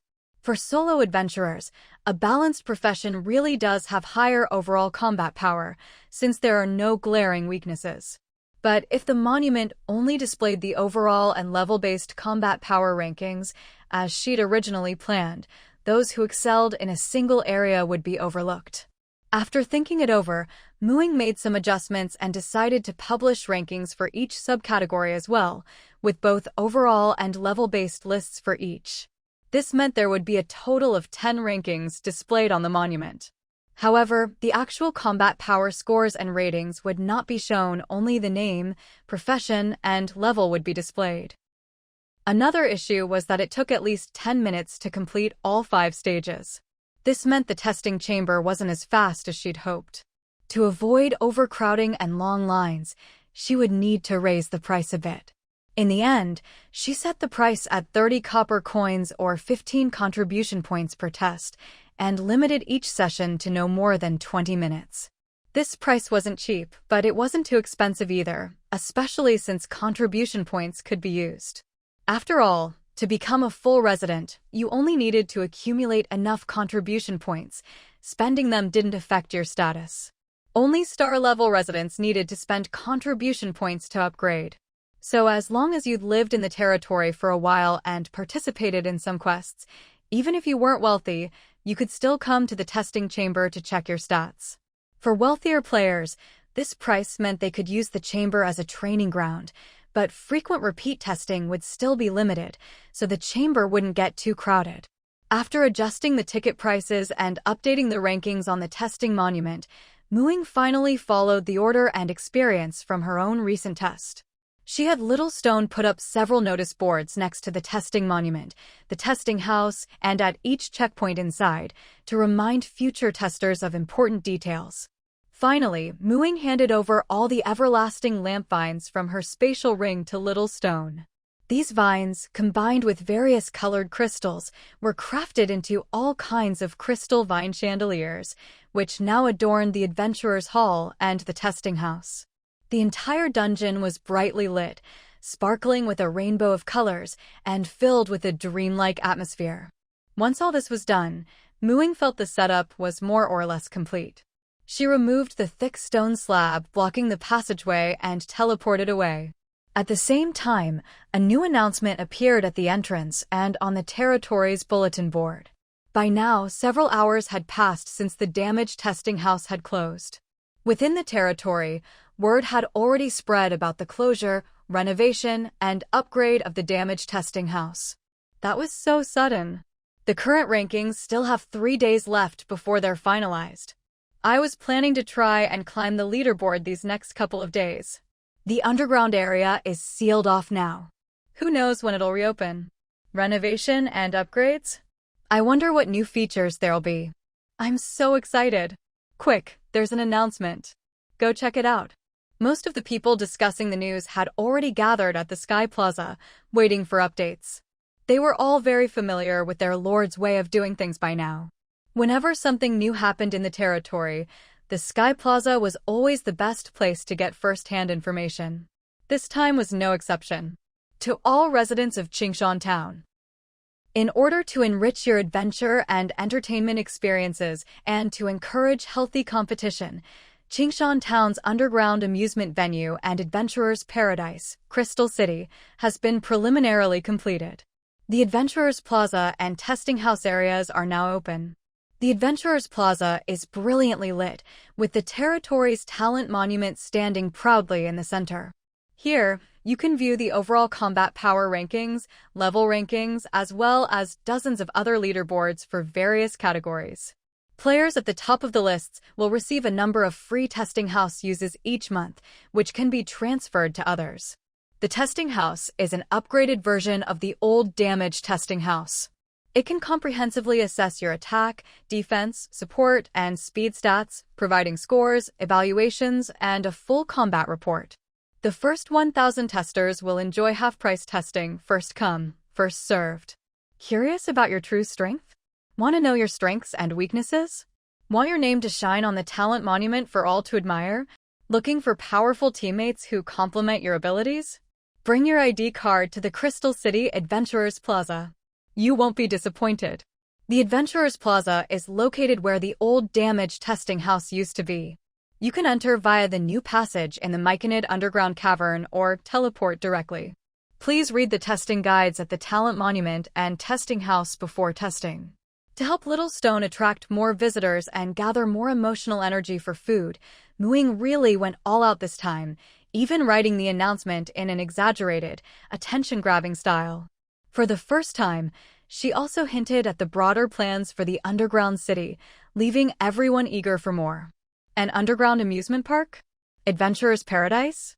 Crystal City? Looks like something big is happening again. A city? Our territory is only a town, and the Lord is already planning to build a city underground? I can't wait. So the testing house is going to start charging now? My happiness is suddenly gone. Knew it, nothing's really free. All that free testing before was just to set us up for paid access now. Quite a few people were a bit upset about the testing house starting to charge. Ying had anticipated this. She had wanted to offer it as a benefit to the residents, but there were only 5 testing houses, and each could only accommodate 1 person at a time. Plus, the testing process wasn't as quick as before, where a single attack would finish it. Most importantly, the testing house's results weren't just for fun anymore, they were genuinely valuable and highly informative. If it were completely free, she feared it would be overwhelmed. Charging a fee would help control the flow and encourage everyone to take the tests more seriously. After all, people value things more when they pay for them. Aside from the fee issue, everything else was well received. Ying, disguised as a withered owl, had been secretly eavesdropping on the players' discussions from a tree in the Sky Plaza. She flapped her wings and flew away. Changing her appearance, she hopped onto a magic carpet and quietly teleported to the Adventurers Plaza. Now, the spaciousness of the Adventurers Plaza really showed its benefits. Ying, with Little Stone and the dungeon core, sat on the flying carpet floating above the plaza. They didn't get in anyone's way and could observe everything unnoticed, no need to worry about being discovered. Unlike before, when she could only learn about the residents' reactions indirectly through the forums. Already, quite a few players had rushed over, spending a whole copper coin to teleport and try to be among the first 1,000 testers to get the half-price deal. Upon arrival, they were stunned by the sheer size of the plaza. Oh my god, is this really built on the site of the old damaged testing house? They made such a huge plaza in just a few hours. Wow, look at those chandeliers. The lighting is perfect, feels like a great place for a square dance. Ying, don't get upset. As a tolerant and magnanimous lord, she had to allow her residents to have different tastes. Whoa, this is the talent leaderboard. The lord's name is on it. I have to try it, just to see how far I am from the lord. Here's the testing guide. Someone found the testing guide behind the testing monument. Testing house user guide. 1. Before testing, please place your resident ID card on the back of the hero monument to update your personal testing ID card. After updating, drip blood to activate and bind it to yourself. 2. Testing fee, 30 copper coins or 15 territory contribution points. 3. Each test must be completed within 20 minutes. Overtime requires requeuing and paying again. 4. There are 5 testing checkpoints inside the testing house. For your first test, please proceed in order. 5. Below each testing house's door plate, you'll see the queue length and the current tester's number. Residents wishing to test can use their testing ID card to queue up there. After registering, the queue length and current tester number for that room will sync to your ID card. Please make sure to arrive on time for your test. Missed numbers are void. Each person can only queue for 1 testing house at a time, no duplicate registrations. Below this user guide, there was also an explanation of the various metrics in the test results to help testers understand their comprehensive test report. The font was large enough to be read clearly from a distance, easy to see at a glance. 30 copper coins? That's way too expensive. What kind of test charges that much? If you think it's expensive, then don't be so quick to pull out your ID card. Half price though.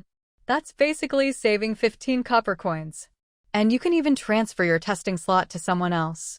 Even if I don't use it, someone else will. If I sell it for 10 copper coins, I still make a profit, right? I'm planning to use contribution points. 15 points at half price is only 7.5, pretty reasonable. The early arrivals were surprised at the steep 30 copper testing fee, but since the first 1,000 people got a half-price discount, they figured they might as well take advantage of the deal. Without overthinking it, they picked up their ID cards and got in line to register. The 1,000 discounted slots were quickly snapped up. The number of people queuing at the testing house soon surpassed 200. But after that, the growth slowed dramatically. The first 1,000 discounted slots were gone, and now registering required paying half the testing fee as a deposit. If you registered but didn't show up on time, you'd lose your deposit. After the first 1,000, everyone had to pay a 15 copper deposit to register, and those at the tail end of the list were scheduled for testing 3 days later. Some people even got inconvenient time slots, late at night or early morning. The only consolation was that these off-peak times came with a 20% discount, saving a few copper coins. So, the latecomers mostly chose to wait and see. After all, the damaged testing house used to be free, and everyone just used it for fun.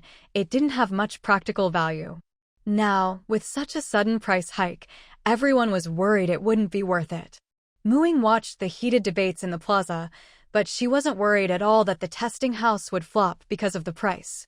Anyone who experienced the testing house firsthand would know it was worth every coin.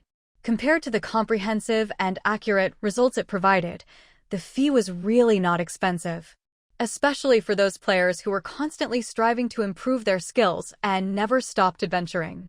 A place where you could accurately assess your combat strength and understand your abilities in detail was invaluable to them. 10 minutes later, the first batch of testers finished and new names appeared on the talent leaderboard. 5 testers came out, still looking at the latest results on their ID cards. So, how was it? What's it like inside? Lulualuo, aren't you a priest? What's the point of you getting tested? That's right, among these first 5 testers was someone Muing had specifically invited, Lulualuo. As the territory's first priest, Lulualuo had been stuck at level 3 for over a year. Her starting perception stat was only 12, so she could only learn up to second circle spells. Leveling up required not just enough experience, but also meeting spell learning requirements. She used to think her level cap was 3 or 4. Now that the path to level 8 had been paved, and the forums had summarized the changes at each level, everyone knew you'd get a free stat point at level 4. With that extra point, Lulualuo's real level cap was actually 6. But with low perception, her prayer effectiveness was poor, making it hard to learn new spells and even harder to gain class experience. This kind of fruitless effort quickly wore down her motivation. Plus, with Muing providing her a stable, comfortable job, Lulualuo gradually slacked off on her priest training. As long as she could cast healing, she was good enough for her current blood drawing and veterinary work.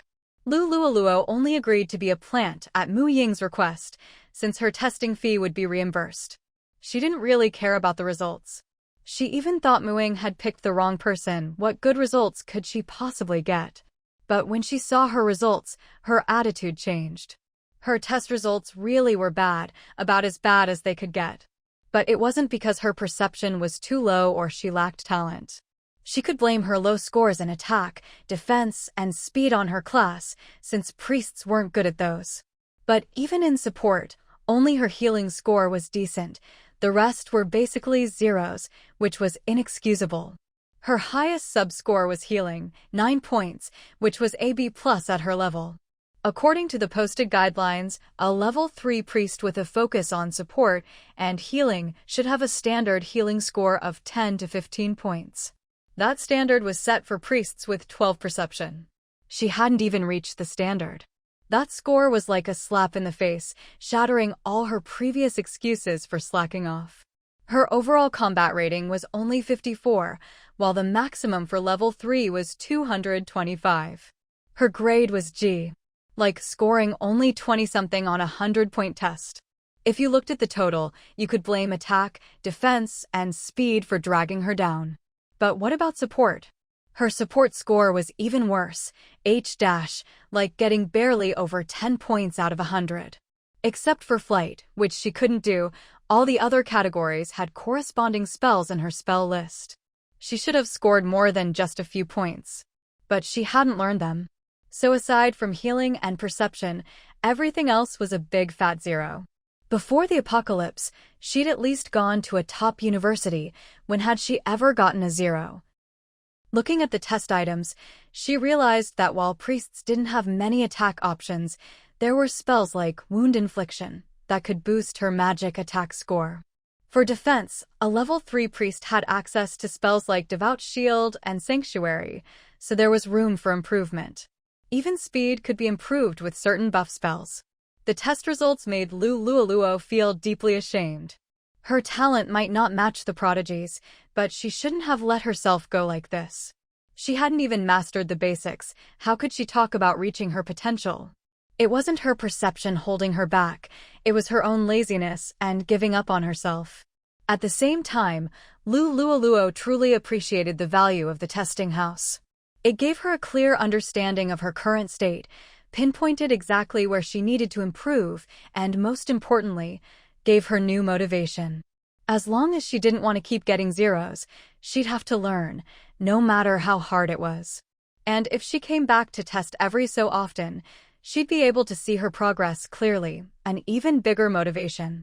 Suddenly, she understood why Muing had chosen her as a plant and put her in the first batch.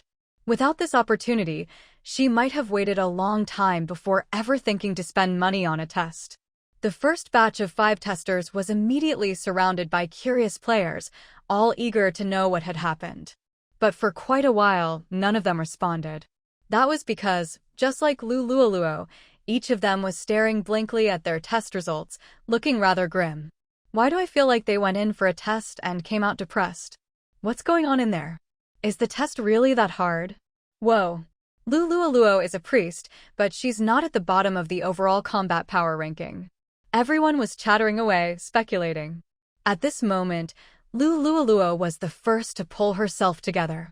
She still remembered the task Ying had given her, to help promote the testing house. Listen up, everyone. You really can't miss out on the testing house. If you have the chance, you have to try it. This is on a whole different level from the old damage testing house. It helps you truly understand where you stand and gives you real motivation to improve. Let me read you my comprehensive combat report so you'll see what I mean. Lulualuo wasn't worried about people knowing her stats. She didn't have any enemies or rivals, and this detailed test result was the best proof of the testing house's value. The crowd gradually quieted down, waiting to hear what she had to say. After all, the talent rankings only showed positions, not specific data or detailed test items. Lulualuo read out her test results and the explanations for each category, even though it was a little embarrassing. Lulualuo, Level 3 Priest.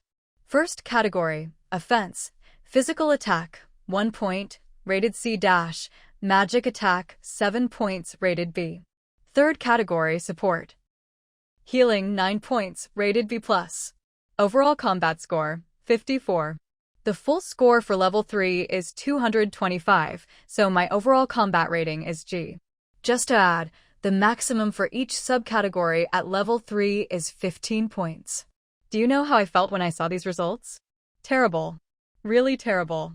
If I just worked a bit harder, learned a bit more, there's no way I'd only score this low. Talent is important, but it's not an excuse for not putting in the effort. In short, this test taught me a lot. My perception stat isn't high, so it's hard for me to rank on the overall leaderboard, but on the level 3 sub-ranking, I shouldn't be stuck at this level. I'm heading back to train. Let's all work hard together. With a serious expression, Lulualuo finished her speech and then teleported away.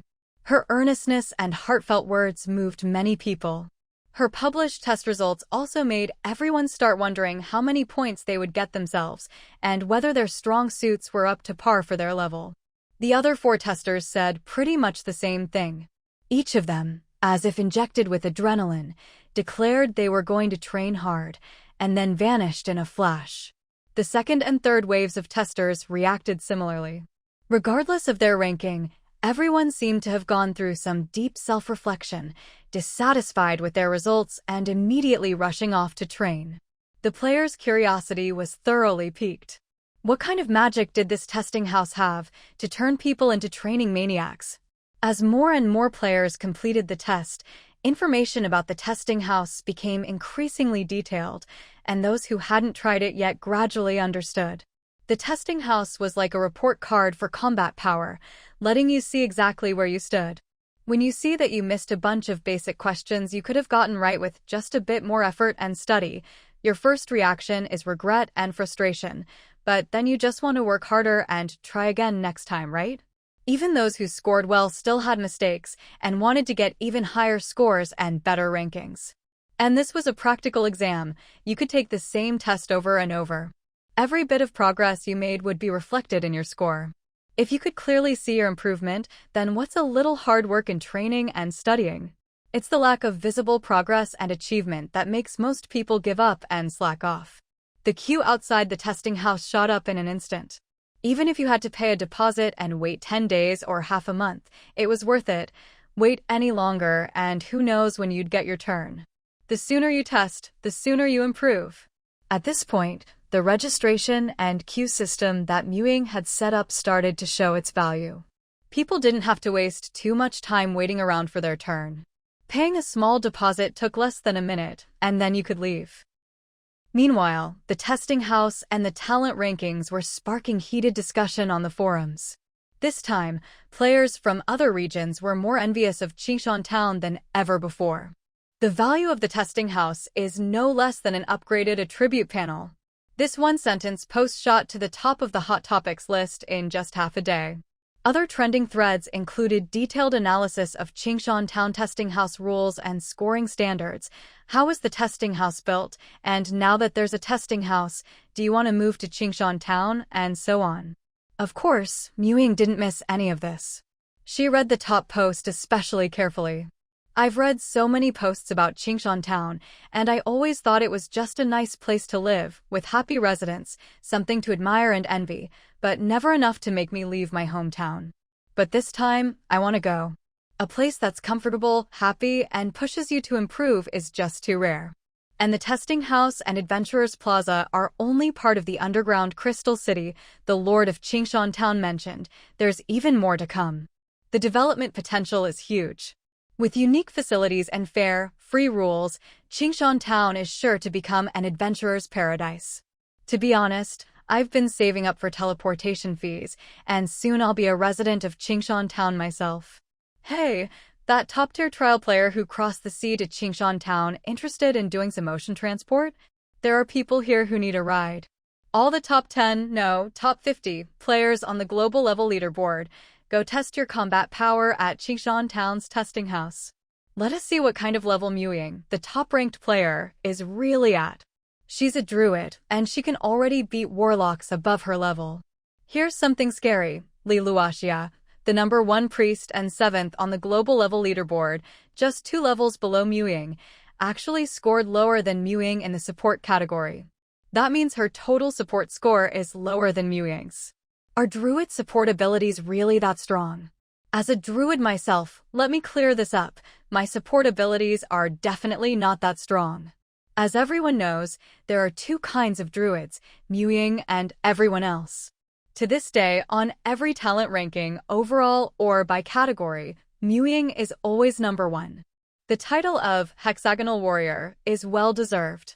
I'm dying to see Ying's comprehensive combat report. The events at the testing house remained a hot topic of discussion for quite some time. Every change in the top rankings of the Genius list would spark debates on the forums. Meanwhile, Ying had already teleported with Little Stone to the camp near the Commoners' Catacombs in the Grand Underground City. At 3 years old, Little Stone was finally old enough to accept the inheritance of the Grand Underground City.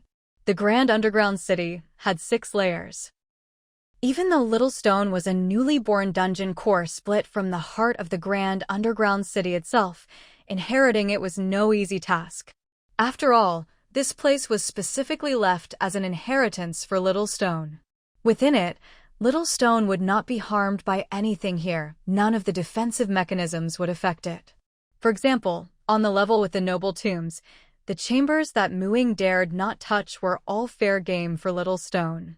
After eating and digesting them, it could obtain building materials and treasures to be used in its own city later. To Little Stone, the ruins of the Grand Underground City were like a giant cake. The only problem was that the cake was too big, and Little Stone's stomach wasn't big enough to swallow it all at once. If it tried to take on some of the more complex areas too soon, it might get indigestion and fail to inherit everything properly, losing some things in the process. So, it had to start nibbling away at the edges, bit by bit. Ying had mapped out an eating order for it: the core chamber on the 6th floor, the commoners' catacombs on the 4th floor, the large maze on the 1st floor, the main city on the 2nd floor, the mini-maze on the 3rd floor, and finally, the noble tombs on the 5th floor. Eating didn't necessarily mean bringing the dungeon core itself over.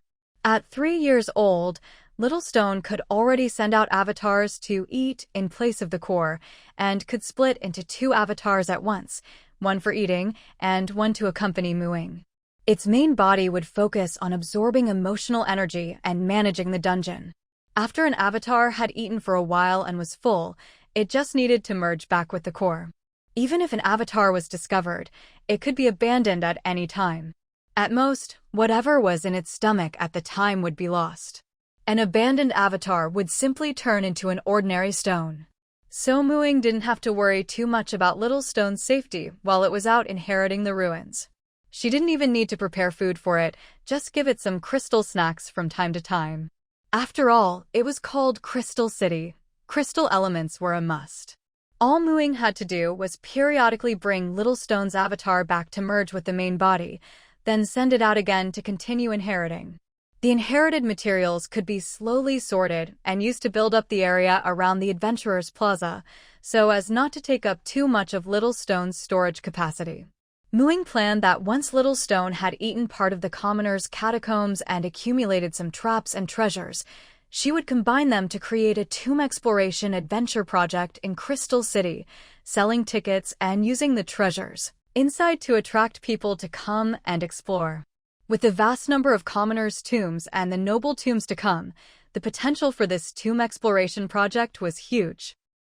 There was also the large maze on the 1st floor and the mini-maze on the 3rd floor, which could be used to add a maze attraction to Crystal City. Even the main city on the 2nd floor could be turned into an ancient city-themed amusement park. She wanted to turn Crystal Dungeon into a city that combined leisure and adventure, a paradise for adventurers. The inheritance of the Grand Underground City was more than enough for her to work with. All she needed to do was integrate and modify things a bit, blurring out some of the original features of the Grand Underground City, and she could put them to use. So, in a way, Little Stone's inheritance was like dismantling and rebuilding the Grand Underground City from scratch. Ying sent Little Stone's avatar over, watched it start eating, and then teleported herself back to the plantation. Because of Little Stone's upgrade, Ying had been delayed by another day. Now, she could finally get back to dealing with matters in the trial world. She stuck to her previous plan: 6 hours of trials each day, planning to use up all her accumulated trial time in about 10 days.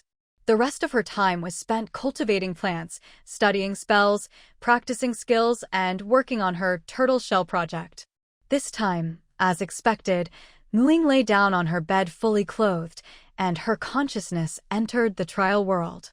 She awoke to the smell of breakfast on the 2nd floor of the Witch's General Store, number 128, 12th Street, Crystal City, capital of the Mermaid Kingdom in the Emerald World.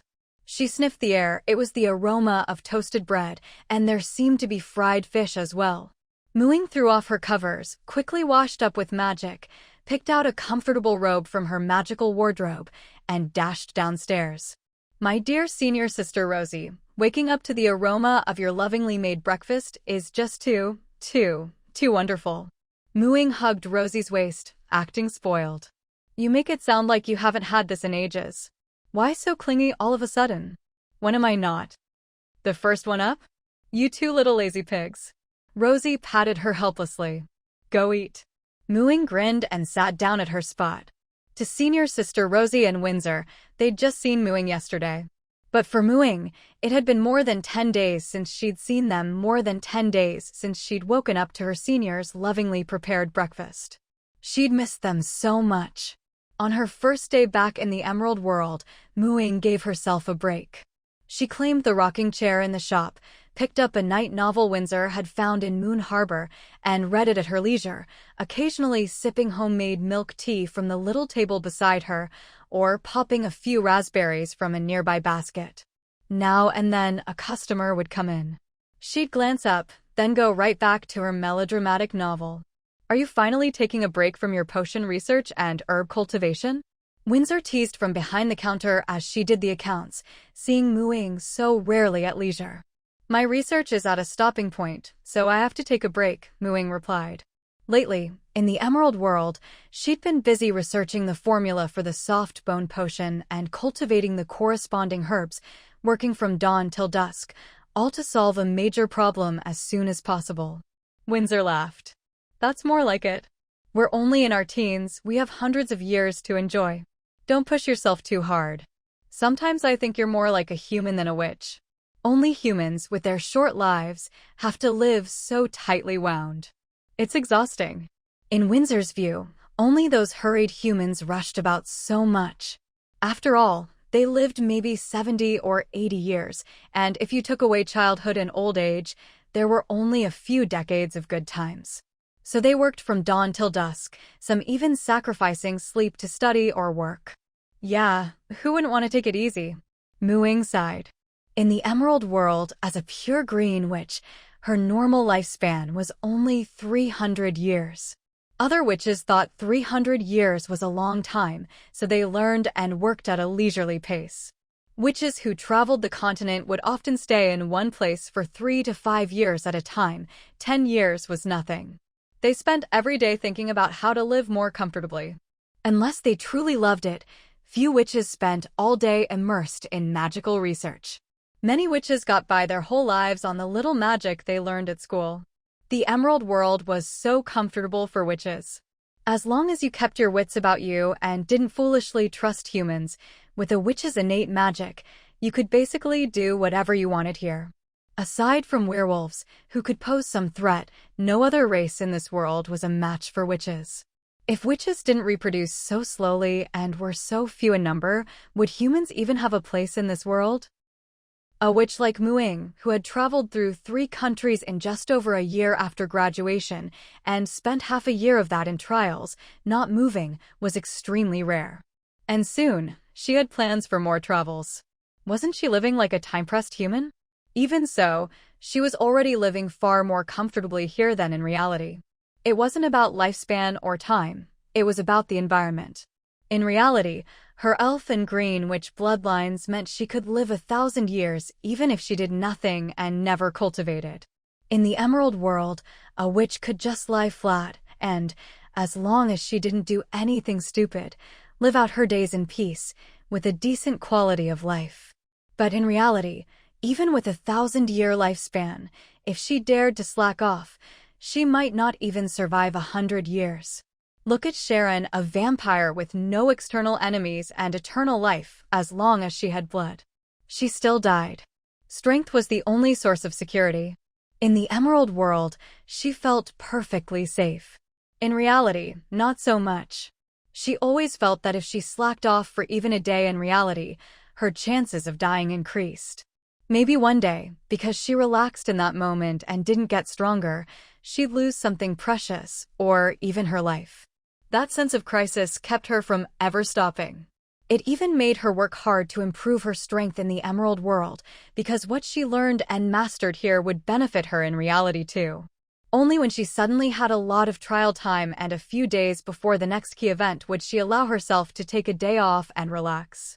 Any more than that was out of the question. Windsor counted on her fingers.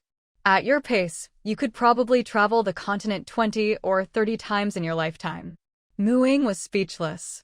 She wasn't that extreme. Half joking, she explained, I plan to travel the whole world quickly, then pick my favorite place to build a home and settle down. That way, I can spend the most time in the place I love. If I slow down now, I'll have less time there in the future.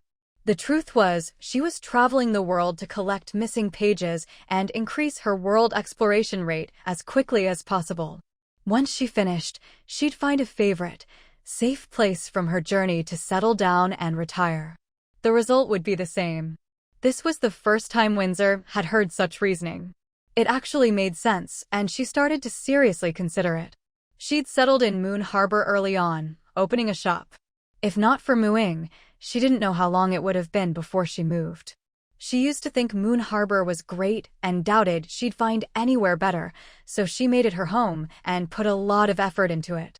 When Ying invited her to open a shop together in Crystal City, she hesitated, reluctant to leave Moon Harbor and her beloved blue-scented shop. But after coming here, she found it was even more prosperous and beautiful than Moon Harbor, and more profitable. Most importantly, she didn't have to hide her witch identity, and there were so many handsome mermen to admire. Now, except for restocking trips to Moon Harbor, she didn't want to leave at all. But was there somewhere even better than Crystal City in this world?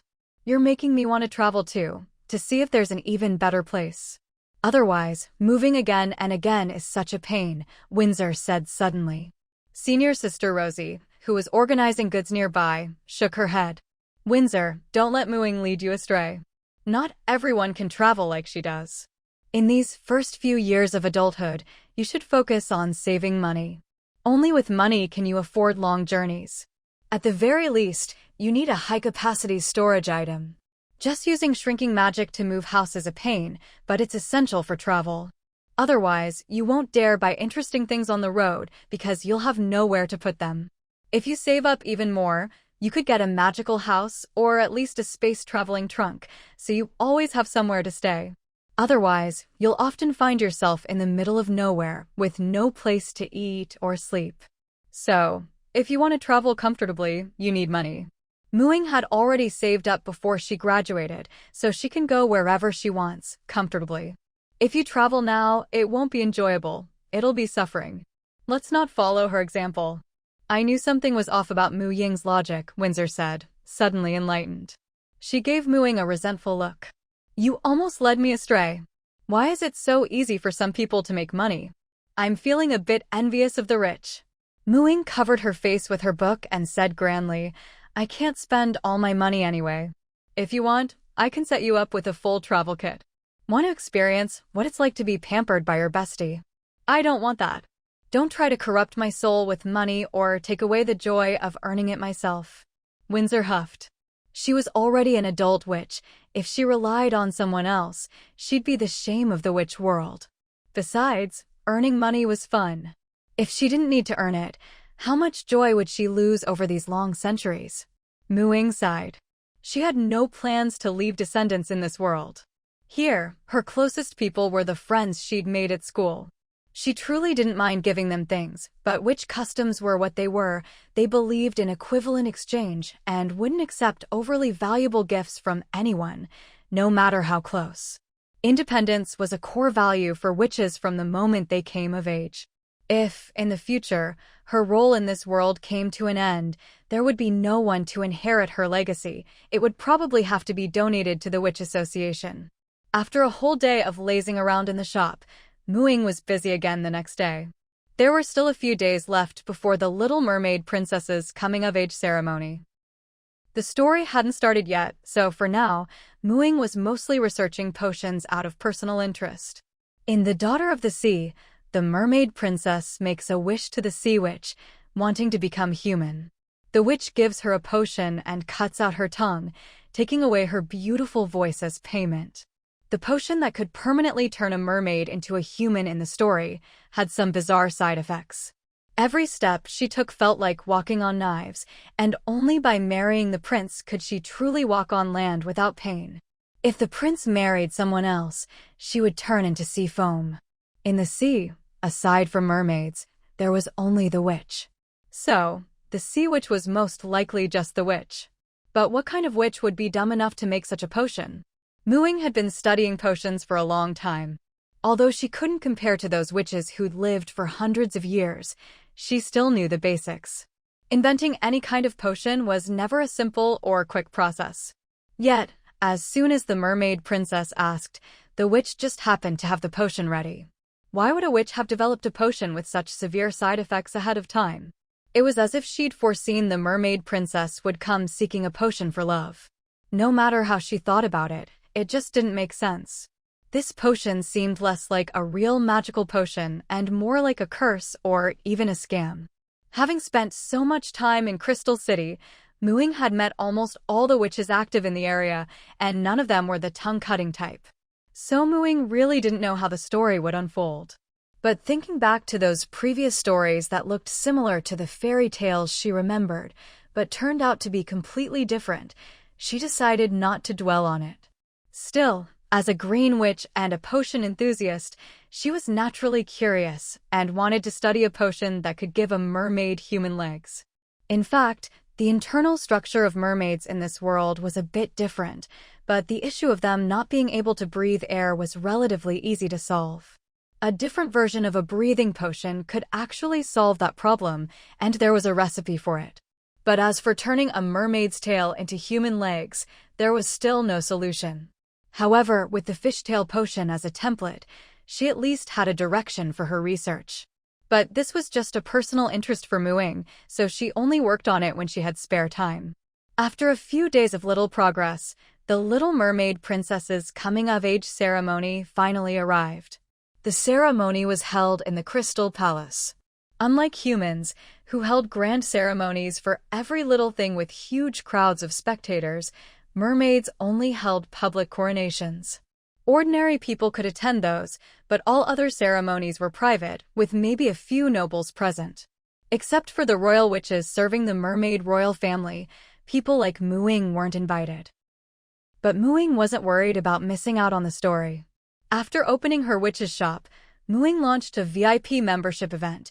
During the promotion, anyone who spent a certain amount would receive an exclusive double bellflower pendant, with one flower kept in the shop. Whenever there were new arrivals in the shop, members would be notified through their exclusive bellflower pendant. And there were only 3 spots available, first come, first served. As the little princess of the Mermaid Kingdom, Lulu never had to worry about money.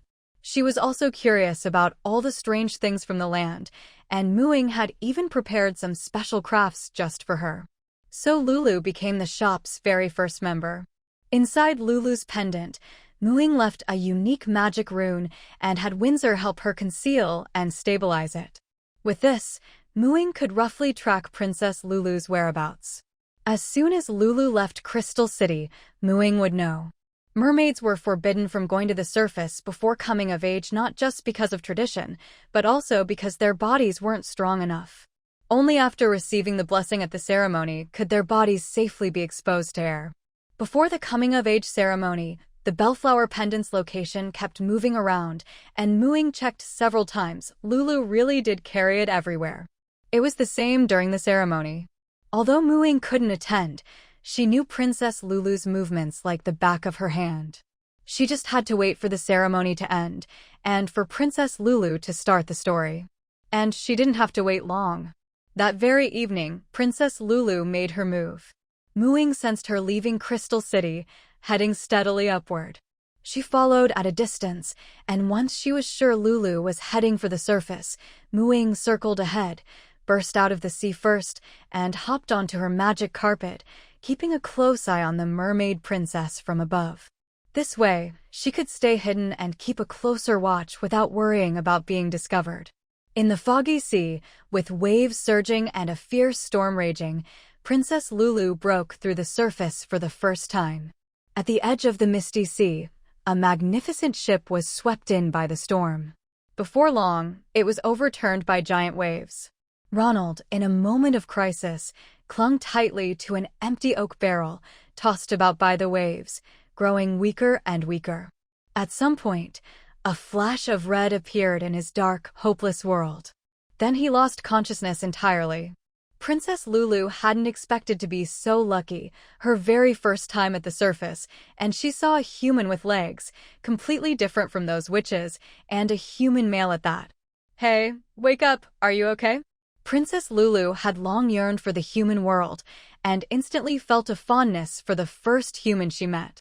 Of course, she couldn't just watch him drown, plus, he was so handsome, with that faint frown making him look especially pitiful.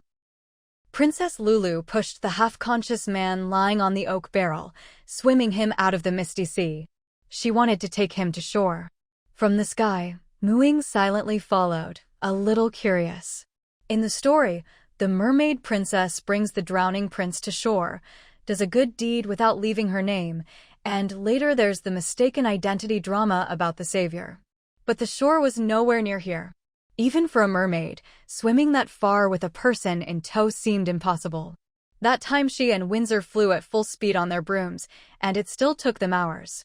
And most importantly, this was Lulu's first time at the surface. Could she even find the right direction? If she just left the prince on some random island, he'd probably never survive. What prince in this world knows wilderness survival skills? Lulu swam out of the misty sea with the man, and the sea outside was much calmer. She stopped to rest. She was exhausted. The book says if you keep going straight after leaving the misty sea, you'll find land.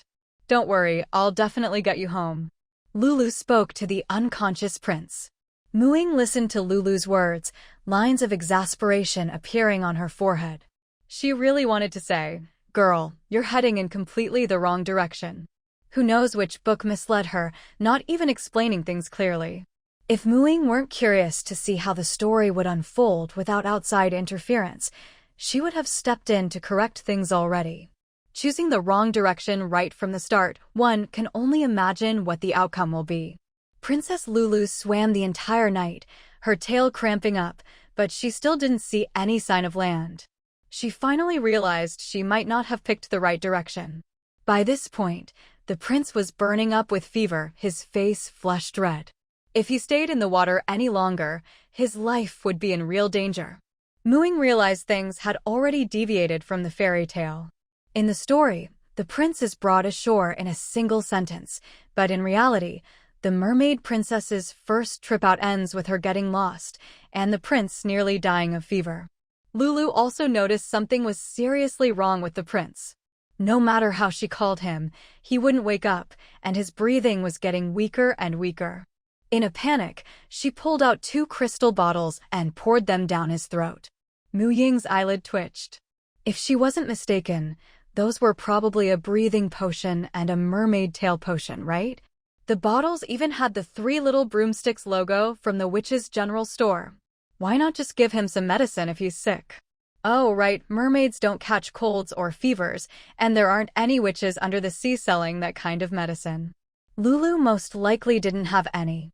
So she figured the prince wasn't adapting to the ocean and decided to give him some potions to help him adjust.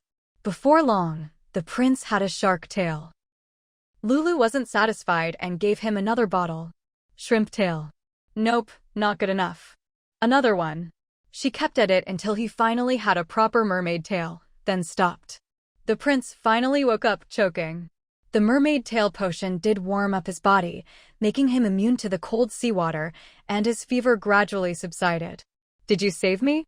Prince Ronald coughed lightly, looking at the red-haired girl who was curiously staring at him. "What did you make me drink?" He thought it tasted a little odd. It was a mermaid tail potion and a breathing potion. "With these, you won't be afraid of the ocean anymore," Princess Lulu said. "But unfortunately, you'll only be able to move around with a mermaid tail for now." Ronald was still a bit dazed, not quite understanding what she meant, until he saw her tail splashing in the water and realized something was off. Of course, he'd heard the legends about mermaids in these waters. "Are you one of the legendary mermaids?" "That's right. And now you are too. I had to use a bunch of mermaid tail potions to finally get you a pretty mermaid tail.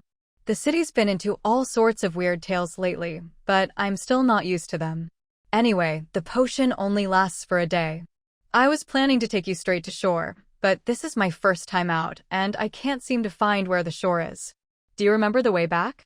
Which direction should we swim? Lulu said, a little frustrated. Ronald immediately picked up on the key words in her speech. City?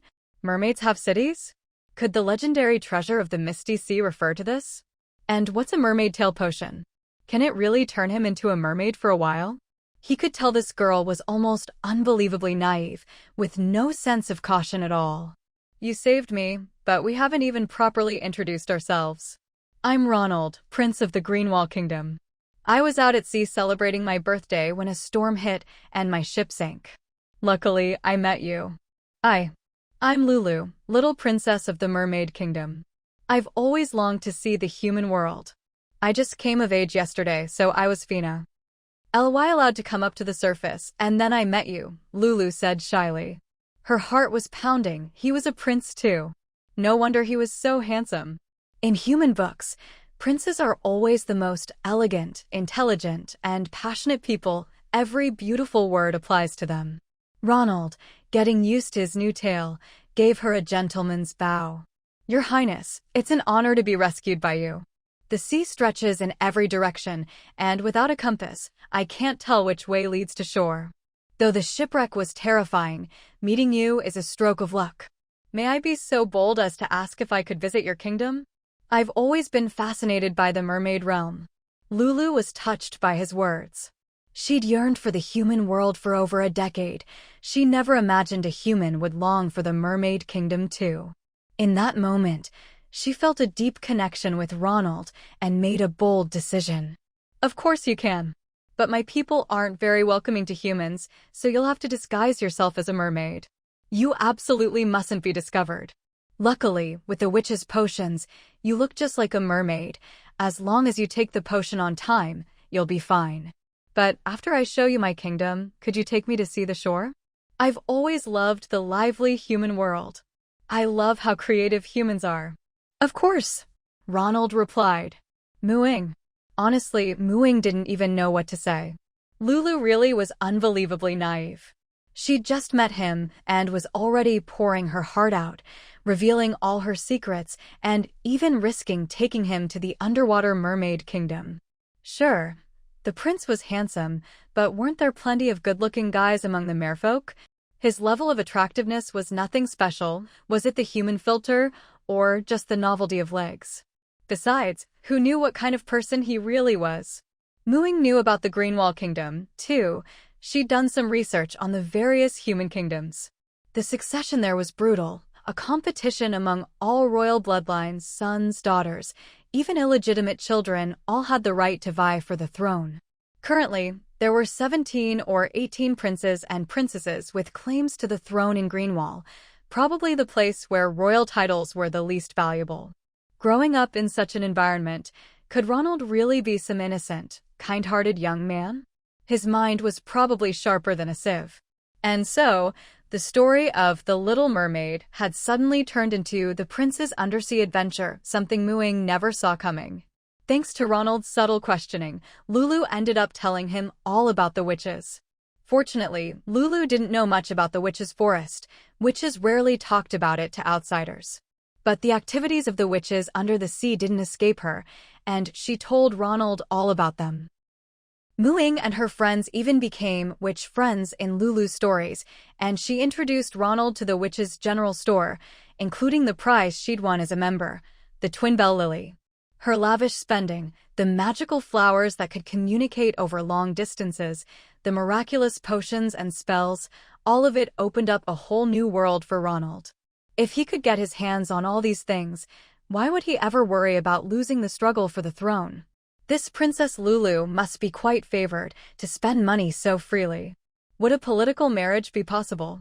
As the two fish swam back hand in hand, chatting as they went, the prince talking about the human world, the mermaid princess about the merfolk kingdom, handsome man and beautiful woman, their gazes meeting, it seemed as if romance was quietly blossoming.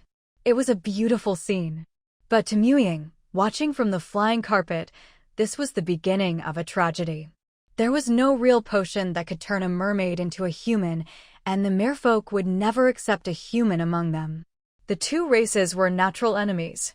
And this antagonism wasn't just about racial prejudice, but because some slavers hunted merfolk. Otherwise, the merfolk kingdom wouldn't have completely cut off contact with the humans on shore, leaving the witch to profit as a middleman. What's more, this prince might not be as good as he seems. So the merfolk kingdom is deep within the Misty Sea? If there really is a witch at the bottom of the sea, then is this perpetually foggy sea the result of her magic? Ronald and Princess Lulu had arrived at the edge of the Misty Sea. Yes, but it was a long, long time ago that we asked the witch to do it, Princess Lulu replied. Ronald was deeply shocked. Last night, his ship had been swept into the sea by a storm here, and now he could swim through these waves without fear, thanks to his tail. It was this misty sea that blocked humans from exploring further, keeping the merfolk kingdom a secret. Such power was truly wondrous and formidable. Not long after entering the Misty Sea, Princess Lulu pulled Ronald down to the seabed. Ying quietly flew a little farther away, dove into the sea, and returned to the Crystal City from another direction. The sensing signal from the Bellflower pendant was almost at the city now. Ying didn't keep watching. It was enough to witness the true course of the story. There was no need to observe every detail. In fact, she didn't need to watch at all. The protagonists would come to her on their own. Because Princess Lulu was showing Prince Ronald around town. In the entire Crystal City, the only place Ronald couldn't go was the Crystal Palace atop the rainbow crystal coral tree, since he wasn't a noble. Everywhere else, Princess Lulu took him. Of course, the witch shops that Ronald showed great interest in were a highlight of their tour. Princess Lulu was like a wealthy patroness spoiling her young lover, taking him to the witch's shop to buy all sorts of tail potions, breathing potions, and magical trinkets. After the two left, Windsor was still discussing with Senior Rosie that mermaid looks unfamiliar. Judging by the tail, probably not from the royal city. Maybe from some remote tribe. Princess Lulu is finally an adult. Looks like she's developed an interest in male merfolk, said Bertrand. Ying was holding back a huge piece of gossip, hesitating, but finally couldn't help asking Bertrand, if a human managed to get into the sea and saw the merfolk world, what would you do? Then after witnessing the splendor of the underwater world, his corpse would remain here forever, Bertrand answered without hesitation. If humans found out about our prosperous kingdom beneath the sea, even the Misty Sea couldn't keep their greed out.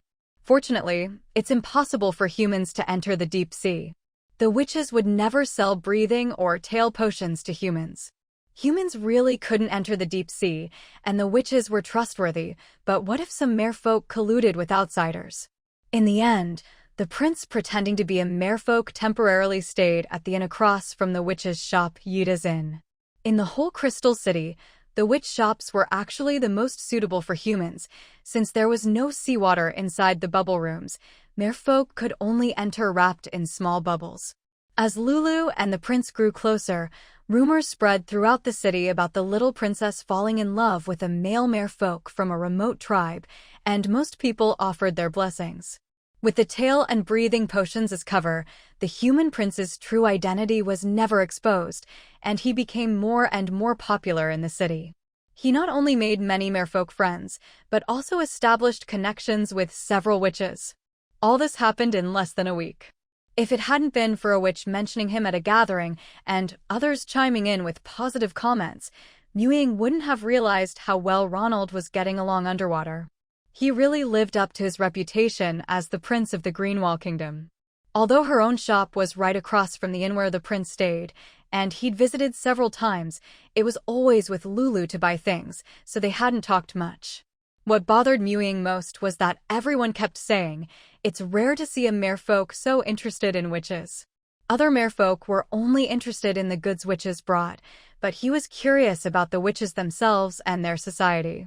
As everyone gossiped about the possible wedding date of Princess Lulu and Ronald, and even tried to get information from the royal family's resident witch, Ying couldn't help but ask, what exactly has Ronald been asking you about? Did he ask a lot about witch society or your abilities? And did he buy anything from you? Especially when he came alone.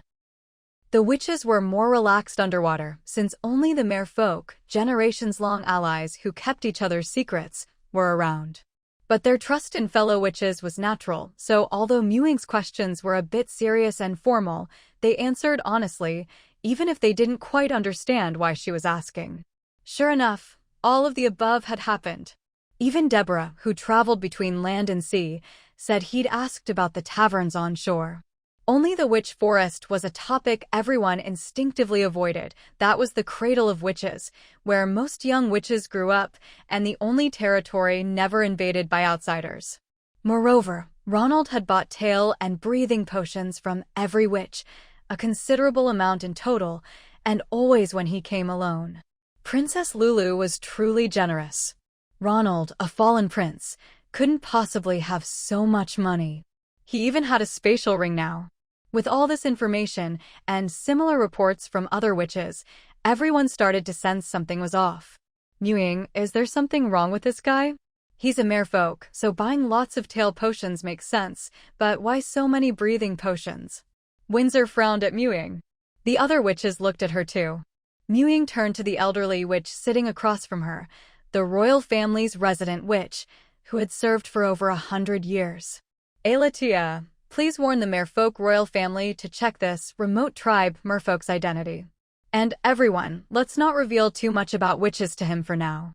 Mewing felt she really couldn't keep quiet any longer. If this went on, a romance between the mermaid princess and the human prince would be the least of their worries. What mattered most was that the witches had already revealed far too much.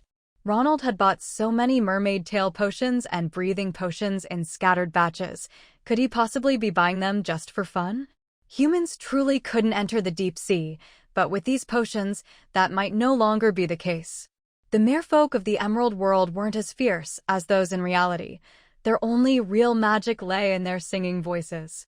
They'd lived in peace on the ocean floor for far too long, only ever fighting sea beasts.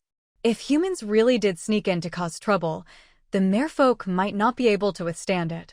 Even if they could, who knew what the cost would be? Most crucially, since the witches' potions played such a big role in all this, if the merfolk suffered heavy losses, it could seriously damage the friendship between witches and merfolk.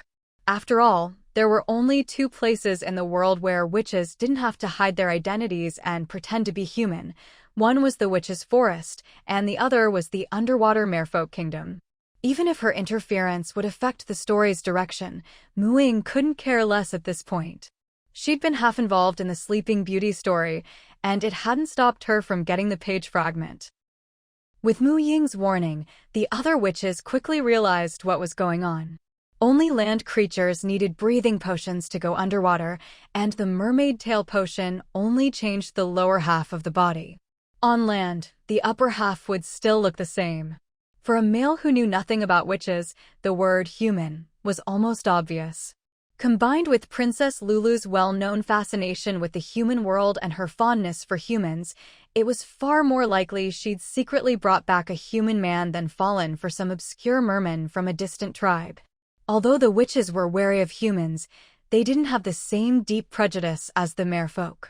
After all, they'd crossed half a continent to reach the sea, and had seen at least some of the human world along the way. There were good and bad humans. Still, Ronald's secret stockpiling of mermaid tail and breathing potions put everyone on alert. It was hard not to suspect he was up to something. Aletheia left the gathering in a hurry before it was even over. This matter would have to be handled by the merfolk royal family. The next day, merfolk guards surrounded Aida's inn and took Ronald away. Princess Lulu was also temporarily detained, but for now, everything was kept within the Crystal Palace. The witches kept a close eye on developments. Rosie's lover, Bertrand, who was something of a noble, and the royal court witch Aletheia, became the hot topic of gossip among them. According to Bertrand, given the merfolk's usual way of doing things, Ronald, having seen the underwater world and learned so much, would have to be executed. But Princess Lulu threatened to die if they did. She'd already fallen in love with Ronald, and the merfolk's loyalty to love meant she couldn't let her beloved die. Killing Ronald would be like killing her. So for now, Ronald was just being held. Ronald tried to use his identity as a prince to negotiate with the merfolk royal family, proposing a marriage alliance. But the other members of the royal family weren't as naive as Lulu. there was no way they'd cooperate with humans. So things were at a stalemate, and Princess Lulu was visibly growing more and more despondent. Her current temperament was inseparable from the royal family's doting. Inside the Crystal Palace, everyone was racking their brains over how to make Princess Lulu let go of her feelings for Ronald and recognize the greed and malice of humans. The witches, as masters of magical arts, were also asked for help by the merfolk, but there really wasn't any magic that could directly change someone's heart. She'll only wake up after experiencing it herself, Ying said when Bertrand came to discuss the matter with Rosie and the others. She's never been to the surface, just assumes everything on land is wonderful, and her perfect image of humans comes entirely from storybooks and things brought from the human world. She's never seen reality. How could her fantasy be shattered? Some time passed. Just as Ying was worrying about how the story would progress, Alethea came to find her. Alethea brought a large treasure chest. This is a thank you gift from the Merfolk royal family for your warning. Ying opened it and saw it was filled with pearls, gems, and gold coins, a truly considerable fortune. But to her, these things mattered less than a single seed of a plant she'd never seen before. Still, since it was a thank you gift, she had no reason to refuse and casually stored it in her spatial ring. There's one more thing the royal family would like your help with, Alethea continued. Ying was puzzled. What is it? The royal family has decided to let Princess Lulu suffer a little, send her to the surface, and see if her prince really loves her as purely and sincerely as she claims. The merfolk actually have a half-finished formula for a potion that can temporarily turn a mermaid's tail into human legs. I've studied it these past 2 days and should be able to make it, but there are some parts where we'll need your curse magic. If it works, there will be a generous reward, including some ancient potion recipes from the merfolk's collection. Alethea then explained their plan in detail. Ying was inwardly amazed. Isn't this just a retelling of The Little Mermaid? Is the story really going to end the same way? Basically, the plan was to give Ronald an amnesia potion to erase his memories of the underwater world and send him back to land. When Princess Lulu wanted to go ashore to find him, she'd be given the half-finished human legs potion. Both the amnesia potion and the half-finished human legs potion were secret treasures of the Merfolk royal family, usually only accessible to the court witches. The side effect of the human legs potion was that every step would feel like walking on knives, a creation of a court witch from long ago. At this point, the story would align with the original tale. But to make sure Princess Lulu would regret it enough after being let down and truly come to her senses, Ying's participation was needed to use curse magic to intensify the effects. The Merfolk royal family had already decided on the outcome. After drinking the potion, Lulu would lose her beautiful singing voice and be unable to reveal her identity. She also wouldn't be able to take any treasures from the sea with her. If the amnesiac prince could fall in love with her as she was and marry her, then it would be true love. If not, then he had ulterior motives and was only interested in the mermaid princess's status, intending harm to the Merfolk kingdom. If the prince married someone else in the end, Lulu would turn into sea foam at dawn on his wedding day. Of course, in reality, she'd only be sea foam for 7 days before returning to normal. Ying never expected that, after all her spectating, the drama would end up involving her. All her earlier complaints about the human legs potion in the story had come true. The side effects weren't really from the potion itself, but from a curse. As the only witch in these underwater parts who truly understood curse magic, Ying found herself forced to join in the plot to trick No to save the princess, after Alethea presented her with the royal merfolk's collection of potion recipes. The plan was to use the finished potion as a vessel for her curse. Princess Lulu's blood and hair would also be provided. Ying was confident she could cast a curse that, while powerful, was non-lethal and meant to help and save, not harm. Most importantly, since the curse didn't involve taking a life, there would be no backlash. The process was a bit complicated, but with Princess Lulu's blood and hair as spell components, the success rate was high. The deal was struck. Ying even received several potion recipes in advance as payment, including the human legs potion and the memory loss potion. While waiting for Aelidia to bring the potion, Muing reviewed the key points of the curse and started studying the half-finished human legs potion, hoping to see if she could eliminate those nasty side effects. A few days later, the potion arrived. Muing spent a day infusing the potion with her curse magic, then handed it over to Aelidia. After that, all she could do was wait and watch. What happened next was much like the fairy tale. The mermaid princess rescued the prince, who had lost his memory in a shipwreck, and brought him to the shore. This time, she didn't get lost. She swam for a full day and night.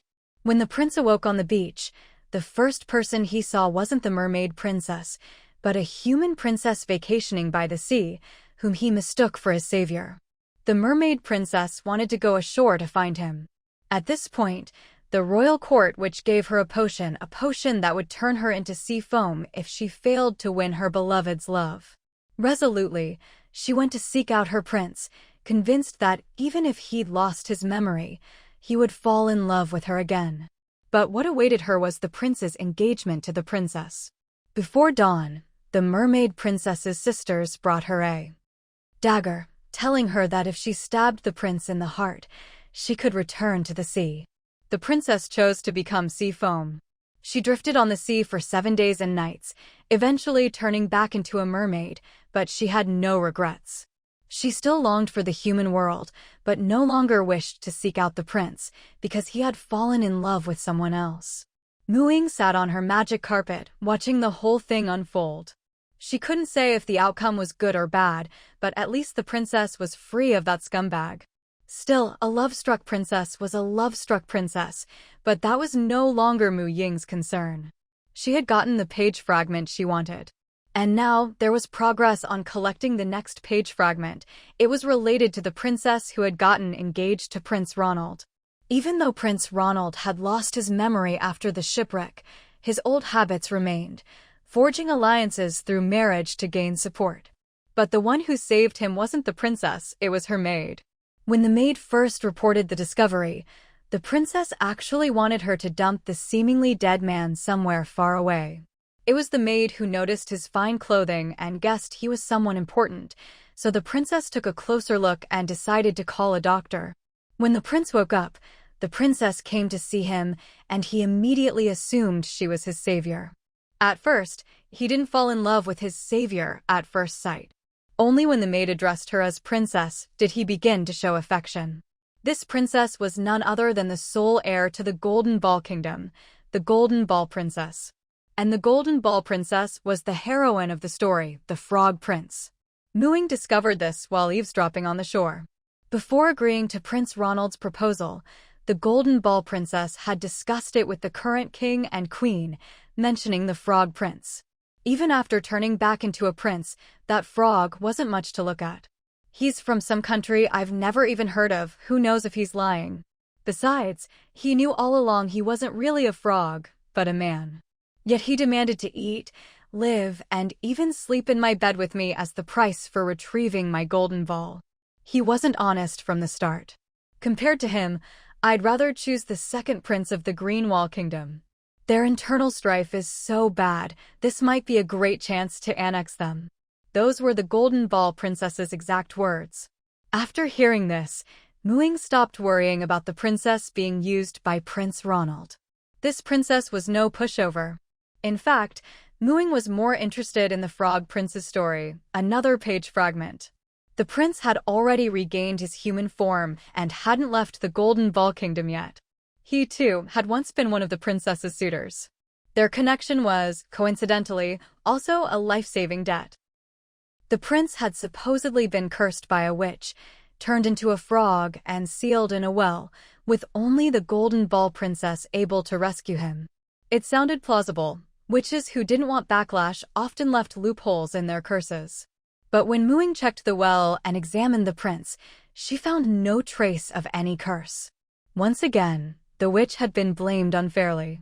Now, Muing was tailing the Frog Prince, determined to figure out what was really going on. If she could solve the mystery, she'd be able to piece together the whole story and get another page fragment. No curse, no trace of magic, so how had he been a frog?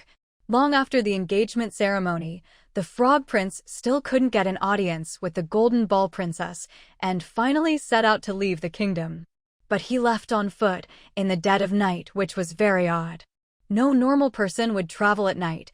Most people would find a place to stay or camp. And as for the Marshland Kingdom he claimed to be from, even Ying had never heard of it. It wasn't on any map and certainly wasn't one of the coastal kingdoms. The land here was already divided among all the famous realms. If it wasn't coastal, the journey would be long. Setting out at night, on foot, with no lack of money, after all, the Golden Ball Princess, though she didn't fall for him, had given him a small chest of gold and silver as compensation when she kicked him out of the palace. With that money, he could easily have bought a carriage. But he had no carriage, no luggage, just a small chest of treasure and the clothes on his back. If that's not suspicious, what is?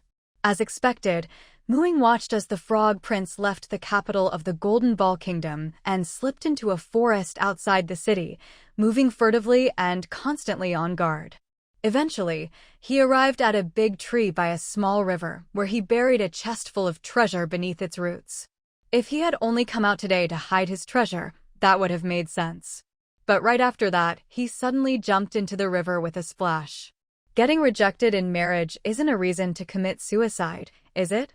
Ying saw a living, breathing person leap into the river and then vanish without a trace. The splash seemed almost like an illusion.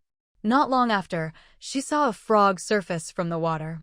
If she hadn't secretly marked him with magic when he left the city gates, she might really have thought she'd seen a ghost. Her magical mark had transferred from the Frog Prince to the frog. So the whole story about only the Golden Ball Princess being able to break his curse and turn him back into a prince was a lie. He could switch between frog and prince at will. What kind of race is this? Ying had never heard of such a species in the Emerald World. The frog began swimming upstream along the river and Ying continued to follow. Thankfully, she had the magic mark, otherwise, she really would have lost him. The final destination was somewhere Ying never expected, the royal garden behind the palace of the Golden Ball Kingdom. The well in the garden was the very place where the Golden Ball Princess had dropped her golden ball. The Frog Prince had actually come back here, and it really looked like he was heading straight for the well. The mouth of the well was too small for a person to fit through, and it looked very deep. That was why the princess couldn't have her servants fetch the ball for her in the first place, giving the Frog Prince his chance. Now, Ying was interested in the well herself, but she couldn't get down there either.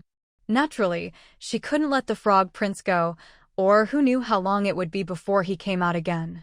Without hesitation, she used magic to make the surrounding weeds cover the mouth of the well.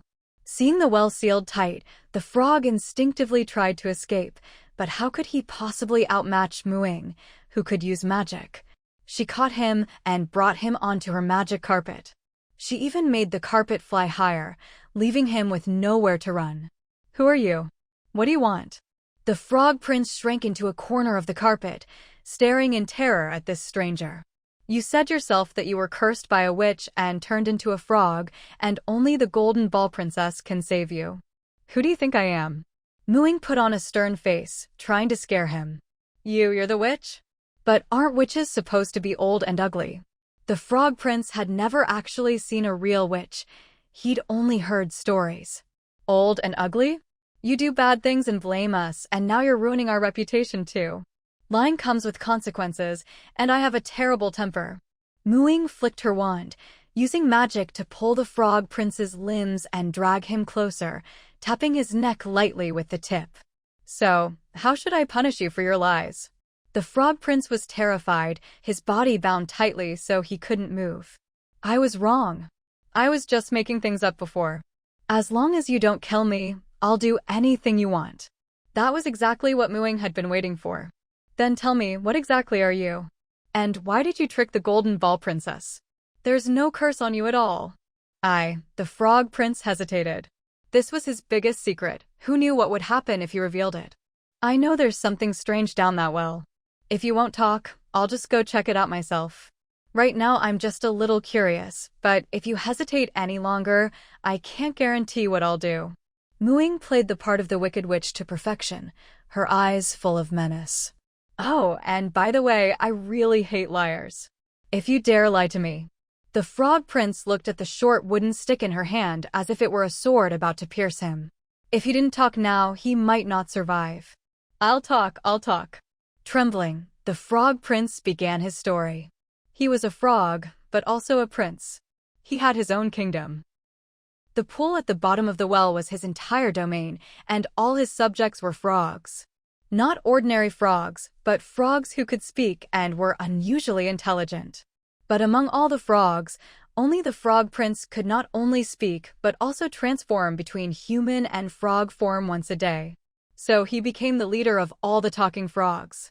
Because the Golden Ball Princess liked to play in the royal garden, the Frog Prince often heard her voice from the bottom of the well and gradually fell for her.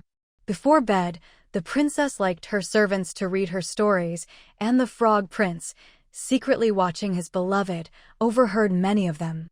Those bedtime stories were all cliché romances about princes and princesses destined for each other, usually with an evil witch as the obstacle and the prince saving the princess. But deep down, the Golden Ball Princess was actually a highly ambitious, strong-willed woman. Once, after hearing such a story, she complained that all these stories were the same, always the prince saving the princess. Why couldn't it be the princess saving the prince? So the naive Frog Prince took her words to heart, gave himself the title of prince, declared the pool at the bottom of the well his kingdom, and named it the Marshland Kingdom. Then, following the plot lines of those bedtime stories, he conspired with his frog subjects to stage a scene where the princess would save the prince, hoping to win her heart. The golden ball falling into the well was no accident at all. He never expected it would end in disaster. When he was a frog, the princess was willing to honor her promise to retrieve the ball by letting him eat and sleep with her. But when he transformed into a prince, thanked her for saving him, and tried to propose, she sent him away with a chest of treasure. At first, he told this story under duress, but by the end, the Frog Prince couldn't help but feel heartbroken. Didn't she say she preferred stories where the princess saves the prince? Why, when I became a prince and thanked her, did it end up like this? Mooing. Mooing really wanted to say, you tried to woo a girl by following a bedtime story, of course you failed. Any normal girl would freak out if her pet suddenly turned into a grown man. Before that, they'd eaten and slept together, who wouldn't lose their temper? Isn't that just creepy? Besides, the princess only said she liked stories where the princess saves the prince. She never said she'd fall for the prince she saved, especially not some random, possibly sketchy prince. Clearly, the Golden Ball Princess wasn't some lovesick fool. This Frog Prince could talk, but he was still incredibly naive. After hearing the whole story, Mooing received another fragment. Counting this one, she now had 6 fragments in total. Piecing them together, it was clear that only the top left and top right corners were missing, just 2 more gaps to fill. This meant that if Mooing could find 2 more fairy tales, she would have a complete blank world consciousness. Her exploration of the Emerald World had entered its final stage. Mooing was both happy and a little reluctant. This world truly meant a lot to her. Not only had she gained a lot in terms of abilities and material rewards, but more importantly, the spiritual cleansing and relaxation she'd experienced here were truly rare. But as for the last 2 fairy tales, Mooing still had no leads. She'd have to search carefully in the days ahead. Successfully obtaining this fragment proved that the Frog Prince hadn't lied. Since he'd been honest and had just suffered heartbreak, Mooing let him down, no longer holding him in such a dangerous position. But the matter wasn't over yet. Why could all the frogs here speak? And how could the Frog Prince transform into a human? There were no traces of magic. How could one not be curious? Are there any other entrances to this well? Mooing asked. The Frog Prince, just sat down, had only half relaxed. He thought he'd escaped danger, but now this terrifying witch was eyeing his home. Stammering, he said, the well, there's only a small pool inside, and nothing else. Mooing raised her wand again. There's no other entrance, the Frog Prince blurted out. Mooing gave the well a meaningful look. She was determined to check it out. But the frogs still had to live here. If she smashed the well open, people in the palace would definitely notice and cause them unnecessary trouble. A single talking frog could be explained as a witch's curse, but a whole group of talking frogs? Even a fool would know something was up. If only she were in the real world, she could use wild shape to turn into a small animal and slip inside, or use stone shape to widen the well and restore it afterward. The well's opening was narrow, but there was enough space below for a person. But since she couldn't get in without damaging the well, she'd have to call for outside help. The Frog Prince watched in terror as the witch pulled out a flower from who knows where, fiddled with its center, and, astonishingly, a voice came from the flower. "Hello." Yetta's sleepy, slightly hoarse voice came through. 100 gold for a favor. Interested? Muing got straight to the point. Of the people she knew, aside from Tana who was still at school, only Yetta was an orange witch. Earth magic, stonework, she was the perfect choice. Yetta had just returned from a tavern, half-drunk and sleeping soundly at the counter. She answered the bellflower call almost unconsciously, but her ears caught the key phrase 100 gold reward, and she instantly sobered up, even casting an anti-drunkenness spell to clear her head. Did I hear that right? 100 gold. That's right. Gold Ball Kingdom, Palace Rear Garden. I need a little help. Can you come tonight? Muing was offering a high price. Yetta's profits from half a year running her shop under the sea might not add up to that much. But calling someone out this late and from so far away, she'd feel bad not offering extra. No problem. Give me 2 hours, no, an hour and a half. Yetta agreed without hesitation. Only a fool would turn down that kind of money, and the Gold Ball Kingdom was right by the sea, even closer than Mooport. Among orange witches, she was a broom-riding pro. The Frog Prince trembled in despair, silently sobbing. It was over. One witch was scary enough, and now another was coming. His home was doomed. Why had he ever lied about being cursed by a witch? Great! Now he'd brought a whole nest of witches down on them. He'd let his subjects down, boo-hoo. It was the first time Muing had seen a frog cry. She watched curiously for a while, then finally found her conscience and comforted him. Relax, I'm not going to do anything to you or your kingdom. Really? The Frog Prince asked hopefully. If I really wanted to harm you, would I need help? I could just smash the well or dig it open and go in myself. I'm only worried your country will be discovered by humans. A whole group of talking frogs, how could they not get caught and made into soup? I'm just curious how you can talk and how you can turn into a human. I want to take a look without alerting the humans, Muing said, a bit exasperated. The Frog Prince breathed a sigh of relief. As long as she wasn't out to destroy their home, looking was fine. A witch this powerful probably had no reason to lie. He even started to feel a bit of goodwill toward this scary witch. Are all witches like you? Doesn't seem so bad. That's only because all the stories you've heard were written by humans. In our witch stories, humans are the evil, greedy ones. Muing was long used to witches getting a bad rap. Not long after, Yetta arrived right on time. She immediately spotted the flying carpet above the palace, flew over, and hopped on. The Frog Prince hid behind Muing in fright. So, what do you need? Yetta wasn't the least bit curious why Muing was here. Witches didn't like meddling in others' business. I want to check out that well, but I don't want to damage the opening. Can you widen it a bit? Let me go down and restore it after I come back up. Muing asked. Yetta leaned over to look at the well. That's it? For 100 gold. Muing nodded. After being neighbors for so long, she trusted Yetta's character and paid her up front. It was as if she was saying, yes, I'm loaded. Come and take my money. Yetta gained a new appreciation for Mu Ying's wealth. Any jobs like this in the future, just call me. Anywhere on the continent, I'll get it done. Muing was a bit embarrassed by her slogan, so dramatic. Don't worry, once I find a place to settle down, I'll probably need your help building a house. Money guaranteed. Deal. Yetta loved working for rich clients like this. With a single spell from Yetta, the well's opening was widened with ease. It made one marvel at how specialized witches were masters of one field, clueless in others. Orange witches were experts at manipulating earth and stone, but helpless with plants.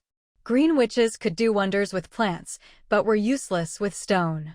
Ying drank a bottle of breathing potion, then urged a vine to grow, letting it extend down along the well shaft. Only then did she, with the frog prince in tow, grab the vine and jump into the well.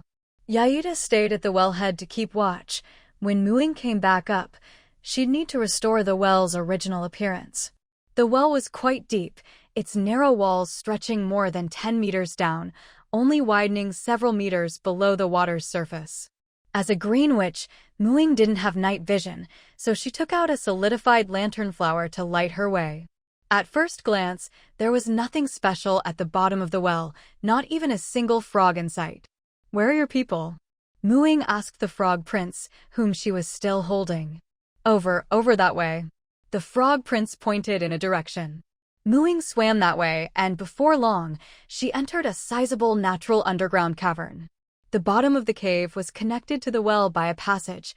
This must be the pool the frog prince had mentioned. On the water's surface grew many kinds of algae. The frogs huddled among them, staring fearfully at the intruder who was clutching their prince, silent and still. "See? It's just an ordinary little pool. There's nothing special about it." The frog prince really didn't understand what she was looking for. "The pool may be ordinary, but this cave is anything but," Ying said, gazing at the moss on the cave walls. Her guess had been right. These frogs could talk and even transform into humans. There had to be something unusual going on. The source of it all was the moss growing on the cave's ceiling. Dark green with soft, pine needle-like leaves, each tipped with a droplet-shaped swelling. If you pinched it, juice would ooze out. Immature ones yielded green sap, mature ones red. This was shap. A shifting moss. A rare plant Ying had only ever seen in herbal tomes. It was said that no witch had found wild, shape-shifting moss for over 1,000 years. Who would have thought there'd be such a large patch here? The moss on the cave ceiling was still intact, but the ones closer to the water had been gnawed bare. No prizes for guessing who the culprits were. This plant's properties included shape-shifting and intelligence enhancement, and when cultivated with magic, these effects became even more pronounced.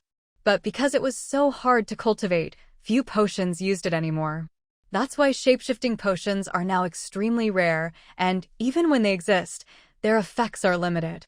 One of the ancient potion recipes Ying had traded for with bellflowers was a disguise potion, with this moss as the main ingredient. Nowadays, if witches want to change their appearance, they use aging or rejuvenation potions, altering their apparent age to change their looks. For example, Suna, who applied to be a fairy godmother, did just that. Although these two potions only work temporarily, while they're active, your physical state matches your appearance. For older witches, using a rejuvenation potion is fine, it makes them younger overall. But for young witches, using these to disguise themselves really does leave them physically exhausted. The disguise potion, however, is far more powerful. It can transform you into anyone, man, woman, old, young, even a child. As for the intelligence-boosting effect, Ying remembered it could raise an ordinary animal's intellect to about that of a human teenager, allowing them to speak. But actually transforming into a human was extremely rare. So it made sense that the frogs, having eaten so much shape-shifting moss, had become like this. Luckily, the moss on the ceiling was out of the frog's reach and remained intact. But it wasn't fully mature yet. If she wanted to collect spores, she'd have to wait a while. Seeing this moss, Ying realized she wouldn't be leaving anytime soon. If she didn't collect some shape-shifting moss seeds, she'd be letting down her reputation as a green witch. So she swam back to the well, climbed up, and said to Yaida, "I've found some interesting plants here and need to stay for a while.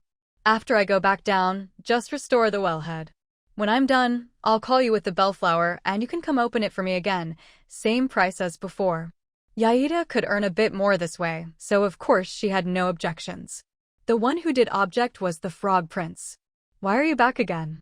The Frog Prince, who had just been telling his people the thrilling tale of how he'd escaped the clutches of a powerful witch, heard the splash and felt his heart sink. "Not only am I back, I'll be staying here for a while." "Don't mind me, just pretend I'm not here," Ying said.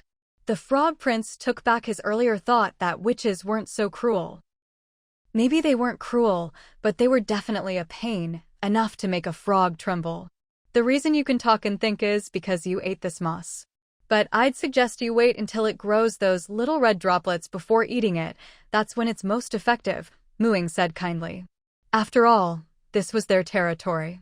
It was a shame the immature moss had already been gnawed bare. Her words left the frogs dumbfounded, and they began chattering among themselves. Prince, didn't you say we were born special? Like werewolves, are we frog people? Yeah. I always wondered why the newborn tadpoles couldn't talk. Turns out it's because they can't eat the moss. And the little frogs can't talk either, must be because they haven't eaten enough moss.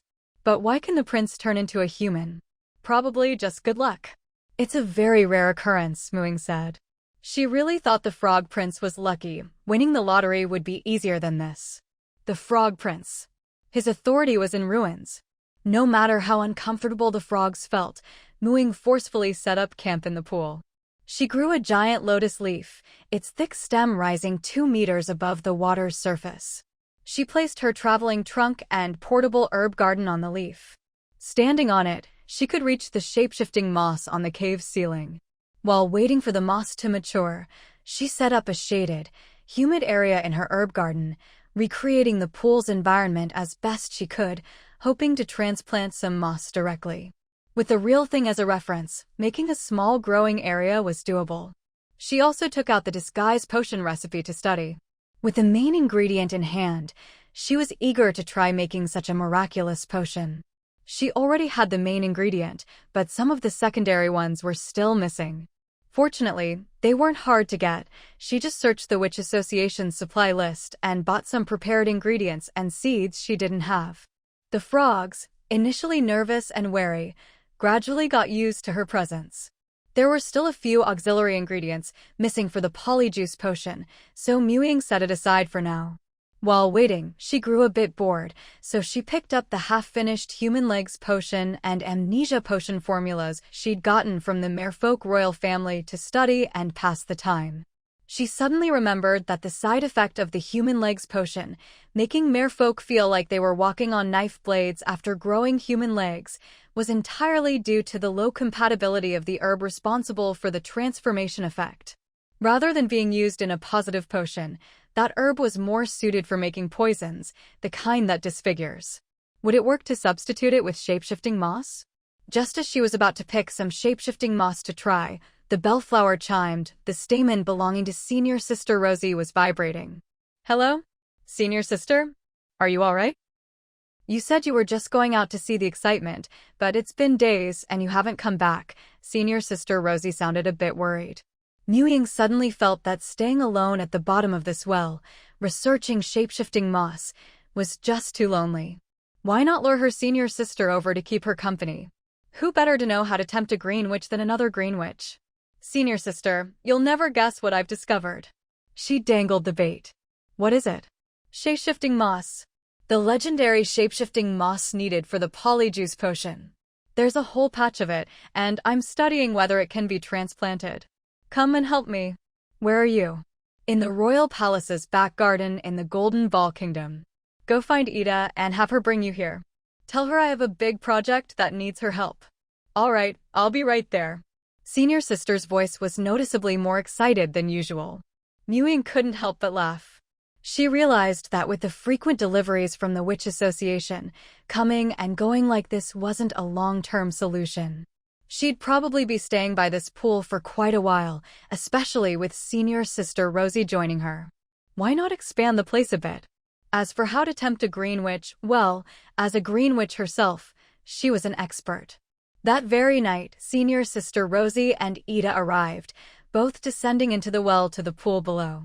The moment Rosie arrived, her eyes were glued to the shape-shifting moss on the cave's ceiling. This place is so well hidden. No wonder no witch has found it all this time. How did you stumble upon it while out watching the excitement? I heard that the Golden Ball Princess, who's engaged to Prince Ronald, was being pursued by a legendary frog prince supposedly cursed by an evil witch. But I found no trace of a curse on him, so I followed him here, Ying explained, introducing them to the Frog Prince. Frog Prince. His marshland kingdom had never been this lively before.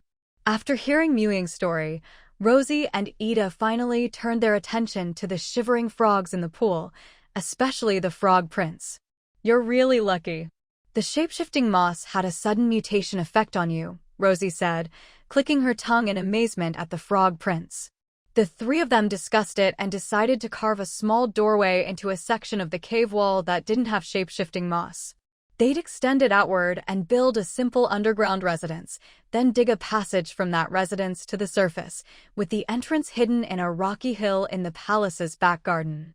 When it came to building houses, Ida was a pro. She could also inscribe shielding magic, so she set up a barrier at the exit on the rocky hill, ensuring no one would accidentally wander in.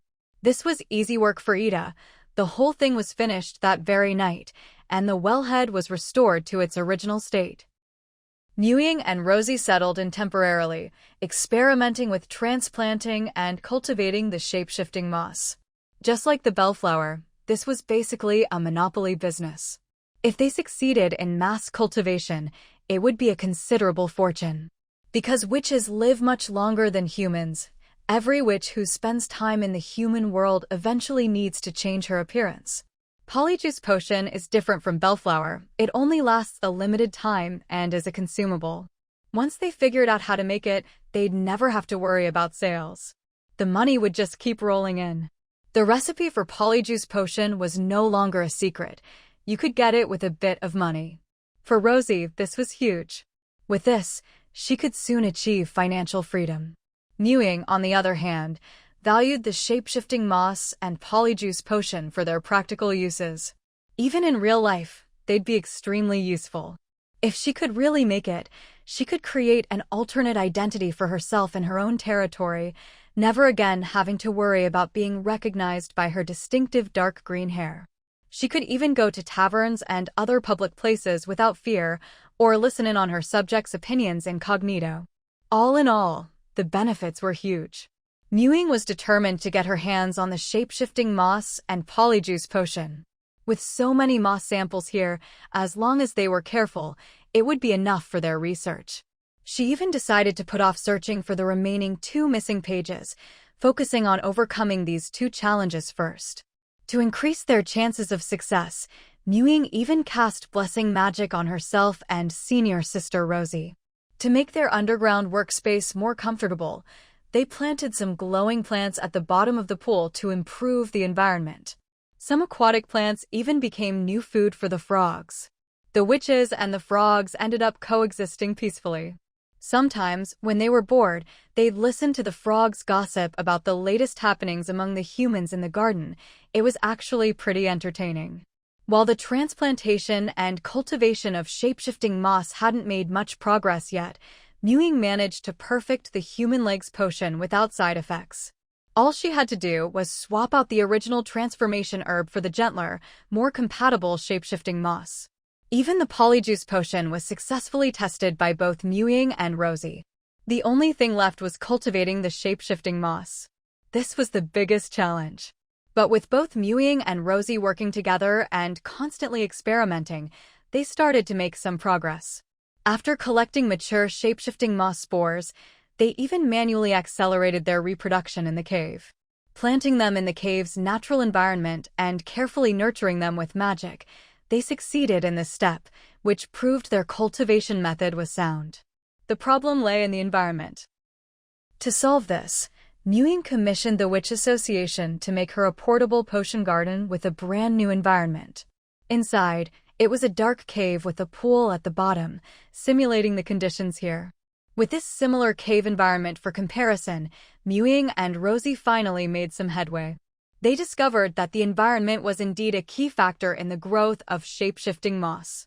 A sufficiently damp stone wall was essential, but the most crucial point was that the wall couldn't be horizontal. Moss grew better on slanted or even overhanging surfaces. Also, planting just a little at a time wouldn't work. Only when a certain quantity was planted together, close to each other, would it survive. No wonder wild shape-shifting moss was so rare. With such peculiar habits, when Ying and Rosie figured it out, they could hardly believe it. If it weren't for the large patch of shape-shifting moss here, with so many samples, who would dare use it so lavishly under normal circumstances? After successfully cultivating the shape-shifting moss, Muing and Luoshi finally breathed a sigh of relief. They each collected a good amount of shape-shifting moss spores before leaving the pool at the bottom of the well, and then completely sealed off the exit on the stone mountainside. By this time, the trial time Muing had accumulated earlier was also coming to an end. Upon returning to the Crystal City under the sea, she personally organized a farewell banquet, inviting all her witch friends from the city to spend the night partying together, a final celebration before her departure. The next day, while the hungover witches were still asleep, Muing set off on her journey. This time, she didn't have any particular destination in mind. Excluding the countries she'd already visited, the only major kingdom left was the Rose Kingdom. The Rose Kingdom was landlocked, sharing a border with the Greenwall Kingdom, and on another side, it neighbored the Witch's Forest. Muing decided, as before, to take her magical carriage through the Greenwall Kingdom and visit the Rose Kingdom, hoping to gather information and look for clues along the way. However, her trial time was running low. She set aside a little, found a safe place to pause, then left the Emerald World and entered the Block World, where she converted the resources the villagers had gathered over this period into source energy. For the past few months, she'd had 3 hours of trial time each day, so the source energy accumulated in the Block World had increased, from 100 per day to 300 per day. After deducting the 110 points spent daily to exchange for trial time, her net daily income was 190 source energy. By now, she had over 69,000 source energy, and the conversion for the Block World's village chief's seal only required 100,000. At this rate, as long as there were no major expenses, she'd be able to save up enough for the exchange by next year at the latest. By then, she'd finally have her own fragment world. The thought filled her with anticipation. Ever since she'd seen Grandpa Sham's miniature world-like plantation, Muing had longed to have a fragment world of her own. Once she'd used up her surplus trial time, Muing returned to her usual routine, spending 3 hours in the trial world each night before bed. Every day, she traveled between the underwater planting camp, the Greenhill Forest, and her plantation, nurturing and tending to her plants. She was now learning the spells Neutralize Poison and Freedom of Movement. Neutralize Poison was an upgraded version of the second circle spell Protection from Poison. It could be used to detoxify after poisoning or, if not poisoned, to provide even stronger protection against toxins. Freedom of Movement was similar to Dispel Magic, but specialized in removing spells that restricted movement. Of the fourth circle spells, only Command Animals, Command Plants, and Repel Vermin remained for her to learn. Aside from that, Muing devoted most of her energy to cultivating the shape-shifting moss she'd recently brought over from the Emerald World. This time, it was much easier than in the Emerald World. She could use Stone Shape to directly create a similar stone cave environment. She didn't even need to make a small pool, just build a low stone house and cast Create Water inside every day to fill it with mist. If she was short on time, she could have the gem sprites help. Their Create Water spell was quite good, and they often watered the plants in the plantation. Once the right environment was set up, she simply planted the moss on the stone roof and used plant magic daily to nurture it, letting it absorb a bit of magic power. That way, it would grow better and the potions made from it would be more effective. After discussing it with Luoshi, Muing decided not to release the human legs potion to the public, revealing it wouldn't necessarily be good for relations between merfolk and witches. If merfolk had a way to walk on land, many witches who made huge profits by reselling land goods in Crystal City but had no other skills would lose their livelihoods. Moreover, one key reason witches and merfolk had maintained friendly relations for so many years was that merfolk could only live in the sea and, due to their environment, had little contact with other intelligent races. Even if witches revealed their identities and abilities to the merfolk couldn't threaten the witches as a group, so peace was maintained. The original semi-finished human legs potion was based on a recipe from thousands of years ago, when shape-shifting moss wasn't so rare. The witch who created the recipe used a much more toxic herb instead, resulting in unbearable side effects. Ying now suspected this wasn't a coincidence. After all, she'd only swapped out one herb, and the recipe became perfect. Ying didn't think she was smarter than her predecessors. They probably did it on purpose, choosing a more toxic herb for the side effects. But back in the real world, she didn't have to worry about that. She could make the potion and sell it to merfolk, a monopoly, guaranteed to be profitable. That way, whenever they wanted to come ashore for fun, they wouldn't have to rely on teleporting in a fish tank every time. Cultivating the shape-shifting moss would still take some time, so for now, she kept it secret. Days passed peacefully and contentedly. After another half a month or so, the air grew warmer. Midsummer had arrived. One afternoon, while Ying was tending to the natural energy of the trees in the forest, a bulbul flew over to her. She noticed its arrival, surprised since she'd never seen this species in the forest before. Then, right before her eyes, the bulbul transformed into a human. "Grandpa Sham," Ying called out in delight. Grandpa Sham had been in seclusion for nearly a year. "Moo girl, I really have to thank you this time. My oak sprite has come back to life." Sham was truly overjoyed. The matter that had weighed on him with guilt and regret for centuries had finally been resolved. A tiny sprite with a green leaf atop its head peeked shyly out from behind Grandpa Sham's collar, looking at Ying. "Hello, little one."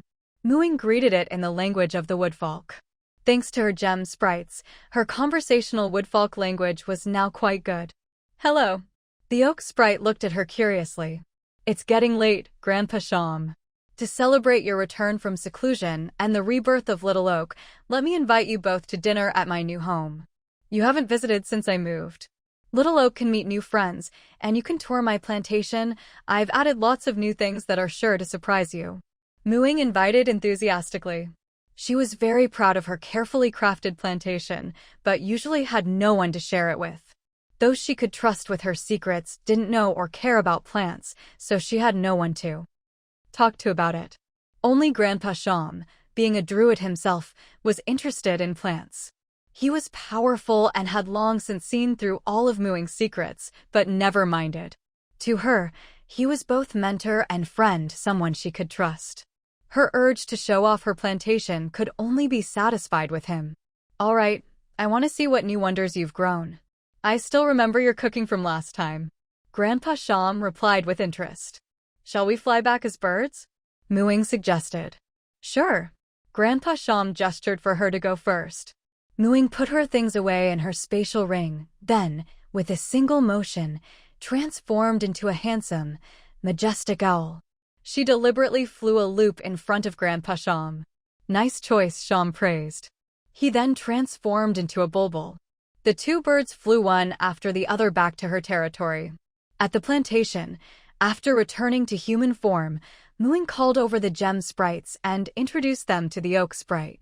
Except for the corrupted, evil sprites, commonly known as redcaps, sprites were naturally friendly with each other. The oak sprite was a little shy around Ying at first, but soon started playing with Peach Blossom and the others. Ming, who had just returned from the griffin stable at the breeding camp, and Guin, who was patrolling the iron bamboo grove, were both called over by Ying, and she sent them to fetch Wu Ya as well. After casting a cooking spell to start dinner preparations, Ying took Grandpa Sham on a tour of her plantation. She introduced each of her newly cultivated plants with pride, explaining where she'd gotten the seeds, interesting stories from the cultivation process, and their uses. Most were herbs she'd brought over from the Emerald World, plants not found in reality, some ordinary, some magical. Grandpa Sham was an excellent listener, paying close attention. His research in botany far exceeded Ying's, and his knowledge was vast. Although he hadn't seen most of the plants she'd brought from the trial world, he could quickly grasp the key points and sometimes raised questions Ying hadn't considered, offering her valuable advice. She even took Grandpa Sham to see the underwater planting camp. While receiving his praise, she also gained many insights into plant cultivation and breeding, satisfying her desire to share and benefiting greatly. By the time the two of them, old and young, returned to Muing's magical cottage after their enthusiastic plant discussions. It was already several hours past dark. The house was full of hungry little ones, their stomachs growling. Fortunately, dinner was ready. They could eat right away. During the meal, Grandpa Sham remarked, "Your second trial world is so well suited to druids. I'm honestly jealous. I really made the right choice giving you the trial candidate slot." Very few trial takers reach 100% exploration in their first trial world.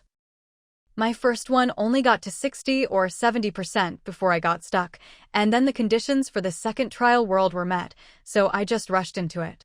Isn't it common knowledge among trial takers that maxing out exploration gives you a better chance at a suitable next trial world? Muing asked. She felt that while her past life on Blue Star gave her some information advantages, the general rules of the trials should be guessable by anyone with experience. The outside world wasn't as closed off as Deep Blue Star, so surely others knew this too? Sham shook his head. It's not a secret, but maxing out a trial world's exploration isn't easy. The trial quest hints are too few. Even if people know it's better to reach 100%, few can persist without any clues, and sometimes people get stuck due to mistakes made earlier. Muing thought about it and realized it was true. If she hadn't played Minecraft in her previous life, she'd have been clueless entering the block world. The first time she entered a world made entirely of pixelated blocks, she'd have been shocked. She might not have even figured out how to punch trees before night fell, and then the ever-present zombies would have killed her right away. Or maybe she wouldn't have found a way to restore stamina and died from exhaustion during her experiments. If your character died, you couldn't re-enter that trial world, and your trial abilities would be wasted.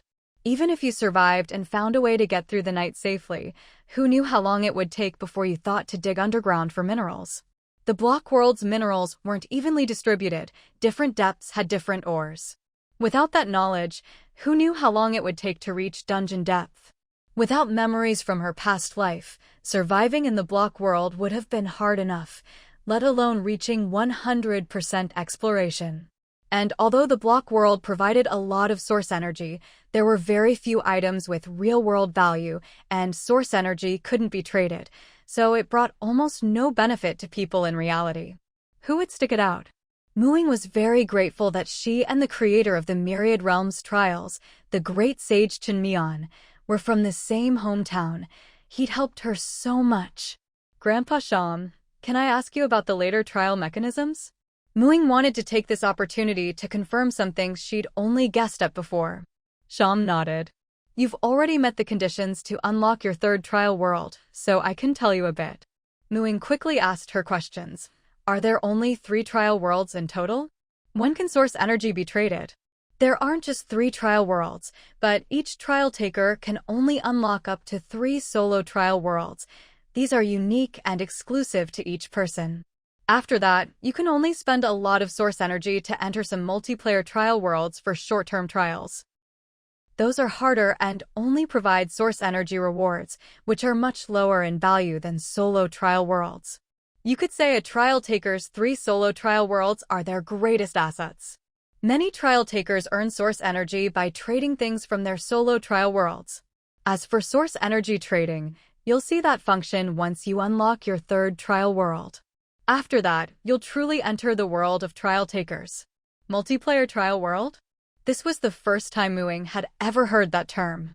Everything else matched her own guesses, except for this multiplayer trial world that was completely new. Would there be situations in the future where several trial takers entered the same world for their trials? Xiaomu nodded, but didn't elaborate further. After dinner, when Grandpa Xiaomu left with the Oak Fairy and Wu Yaya, Muing was still mulling over this. Each trial taker could open up to 3 exclusive trial worlds at most. After that, if they wanted to access new trial worlds, they'd have to spend source energy to enter multiplayer trial worlds. This multiplayer trial world reminded Muing of the animation she saw the first time she bound her trial taker's wooden token, as well as Grandpa Xiaomu's stories about the origins of the Myriad Worlds trials. The Myriad Worlds trials were, in essence, a battleground where various universes competed for resources, namely, source energy. But since it was a spiritual entry, the worlds of the Myriad Worlds trials were virtual.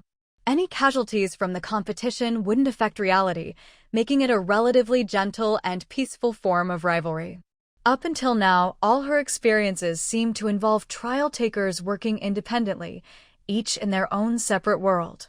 There hadn't been much evidence of actual competition. Ying had thought everyone just earned source energy through their own solo trials, but now it seemed the real competition would happen later, in these multiplayer trial worlds. After all, the Myriad Worlds trials connected far more than just one multiverse. Suddenly, she felt her own horizons were still too narrow. She hadn't even seen all of Deep Blue Star yet. Time to work hard. Ying gave herself a pep talk before gradually drifting off to sleep. At dawn, the teleportation array Qingshan, Ling Tian in the Sky Plaza shimmered with light, and a group of young people carrying bundles appeared there. We've finally arrived, Qingshan Town. The first city-level territory on Deep Blue Star, Qingshan City, has been established. The city-level territory competition officially begins. The first territory to become a medium-sized city will be rewarded with a blueprint for an unrestricted cross-world teleportation array, minting rights, and one each of gold, silver, and copper or resource points. Lords, keep working hard to develop your territories. When Ying woke up in the morning, she was in her stone house checking on the growth of the morphing moss. Suddenly, she heard that familiar electronic voice again, making her jump. Every time the Apocalypse game made a global announcement, it was always that voice. Qingshan City? Ying hurried out of the stone house and summoned her player manual. She had several unread notifications in her adventure log. Territory has met upgrade requirements and is now a small city. Subcamp blueprint upgraded. Short-range teleportation array blueprint upgraded. Cross-region teleportation array blueprint unlocked. Internal network blueprint unlocked. Whoa, the territory really did upgrade. Ying hadn't paid much attention to her territory for a while. The upgrade requirements were too vague, so she'd just done her best and left the rest to fate. She never expected such a big surprise to fall into her lap when she wasn't looking. She quickly flipped to the territory interface to check the details. Territory name: Qingshan City. Lord: Ying. Territory level: small city. Residents: the population had reached 10,000. Judging by the influx of new players that morning, Ying guessed this was the final requirement for her territory's upgrade. She went on to check the blueprints that had changed. First was the subcamp blueprint. After the upgrade, the maximum size of a subcamp increased from 2 hectares to over 5 hectares, more than double. The buildable range for subcamps also expanded from a 300-kilometer radius to 500 kilometers. The maximum range for short-distance teleportation arrays increased accordingly. But the most crucial were the 2 newly unlocked functional blueprints. Facility: cross-region teleportation array. Function: enables teleportation between regions on the same plane/planet.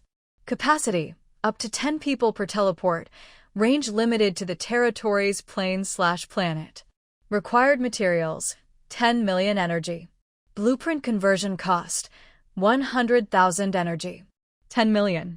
Ying counted the zeros again. Good grief, 10 million energy for a single build, that's 1,000 gold coins per use. That's no small sum. Even not counting her own earnings, her territory's net income so far was just over 1,000 gold coins. Thinking about the Apocalypse game's announcement of the city-level territory competition, only the first to reach medium-sized city status would get those rewards. To become a medium-sized city, wouldn't you need several cross-region teleportation arrays? That's a massive money sink. At this moment, Ying felt especially grateful to Sharon. Vampires really were the best at handing out money. If she hadn't killed Sharon, where would she have gotten so much cash? Her current net worth: 10 purple gold coins, 2,500 gold coins, plus some silver and copper coins. Of those, 10 purple gold coins and 1,000 gold coins came from Sharon and her manservants.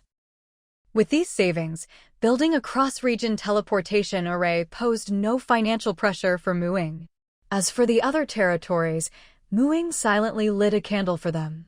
Without some kind of windfall, even building a few cross-region teleportation arrays would be tough. Her own territory's head start was a huge advantage. Ying moved on to the last new functional blueprint. Facility, Territory Internal Network. Function, allows residents to communicate within the territory. The Lord can design unique emblems for the internal network and assign them to residents. Free modules, Territory Affairs and Resident Information. Paid modules, Territory Forum and Resident Social Networking, which can be enabled as needed. Scale, unlimited.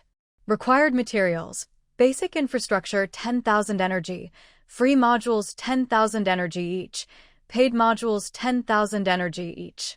Usage will also incur variable energy costs. Blueprint conversion cost, 1,000 energy.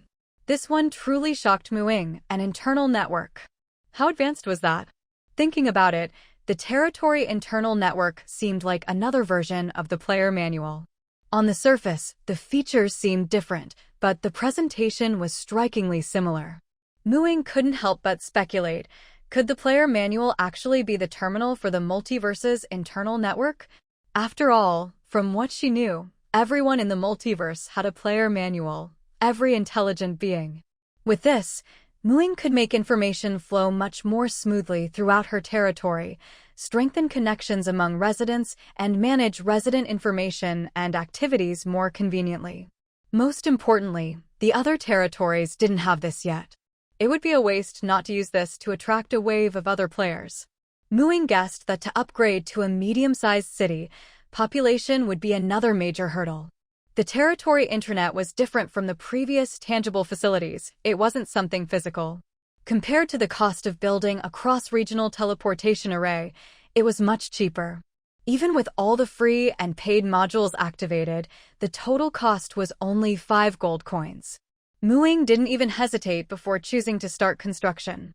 A mass of invisible energy appeared and merged into her territory interface. Please design the appearance of the internet. This appearance will be what the residents see when they summon the internet. A prompt popped up. Ying, thinking of the player handbook, immediately understood. This appearance was just like the look of the player handbook. After some thought, she designed a transparent light screen entwined with green vines. When not summoned, it would just be a small vine-shaped mark on the back of the player's hand. The green mark would range from light to dark, representing unofficial residents, official residents, and star-level residents. The deeper the color, the higher the resident's status. This mark could be hidden or displayed at will. Intranet appearance loaded. Highest access level Lord is being granted. Granted successfully. Please check it yourself. A dark green vine-shaped mark appeared on the back of Ying's hand. She could hide it with a gentle swipe. Just like summoning the player handbook, with a single thought, a light screen surrounded by green vines appeared before her. Chishan City Intranet. Access level, Lord, highest. Number of users, 1 Lord, 0 administrators, 0 users. Territory Affairs section, section icon customizable. Resident Information section, section icon customizable. Territory Forum section, section icon customizable. Resident Social section, section icon customizable. Ying was stunned. Why did this look so much like a mobile app? Even the icons could be customized. She casually designed a few plant-themed icons and clicked into each section to take a look. The Territory Affairs section was basically like the current Territory Bulletin Board, dedicated to publishing territory-related information. Only users with Lord or Administrator privileges could post here. After thinking it over, Ying modeled this section after the bulletin board. In addition to a general area for announcements and notices, she added subsections for each subcamp and set the person in charge of each camp as the administrator for their respective subsection. This way, if they needed to post any camp-specific notices, they could do so directly. The Territory Missions section remained under her own management. She then remembered the specialty shop and added a section for it, specifically for posting news about new products. Her imagination running wild, she also added an ad section. If territory merchants wanted to post ads, she could even charge them an advertising fee. These subsections were grouped under a single category, with various information types as headers. If no filter was selected, all information would be displayed together. Different categories of information would have different colored headers. For example, general territory notices would be in red, mission notices in orange, subcamp and specialty shop news in green, and ads in yellow. The resident information section was similar to the current resident ID card. It would directly read and display the player's basic information, including name, profession, and level. The information came from the player handbook, so there was no risk of falsification. Other items could be added by the Lord as needed. Mooing added resident level, territory address, territory deposit, territory contribution, and territory teleportation. This way, the information section could completely replace the resident ID card.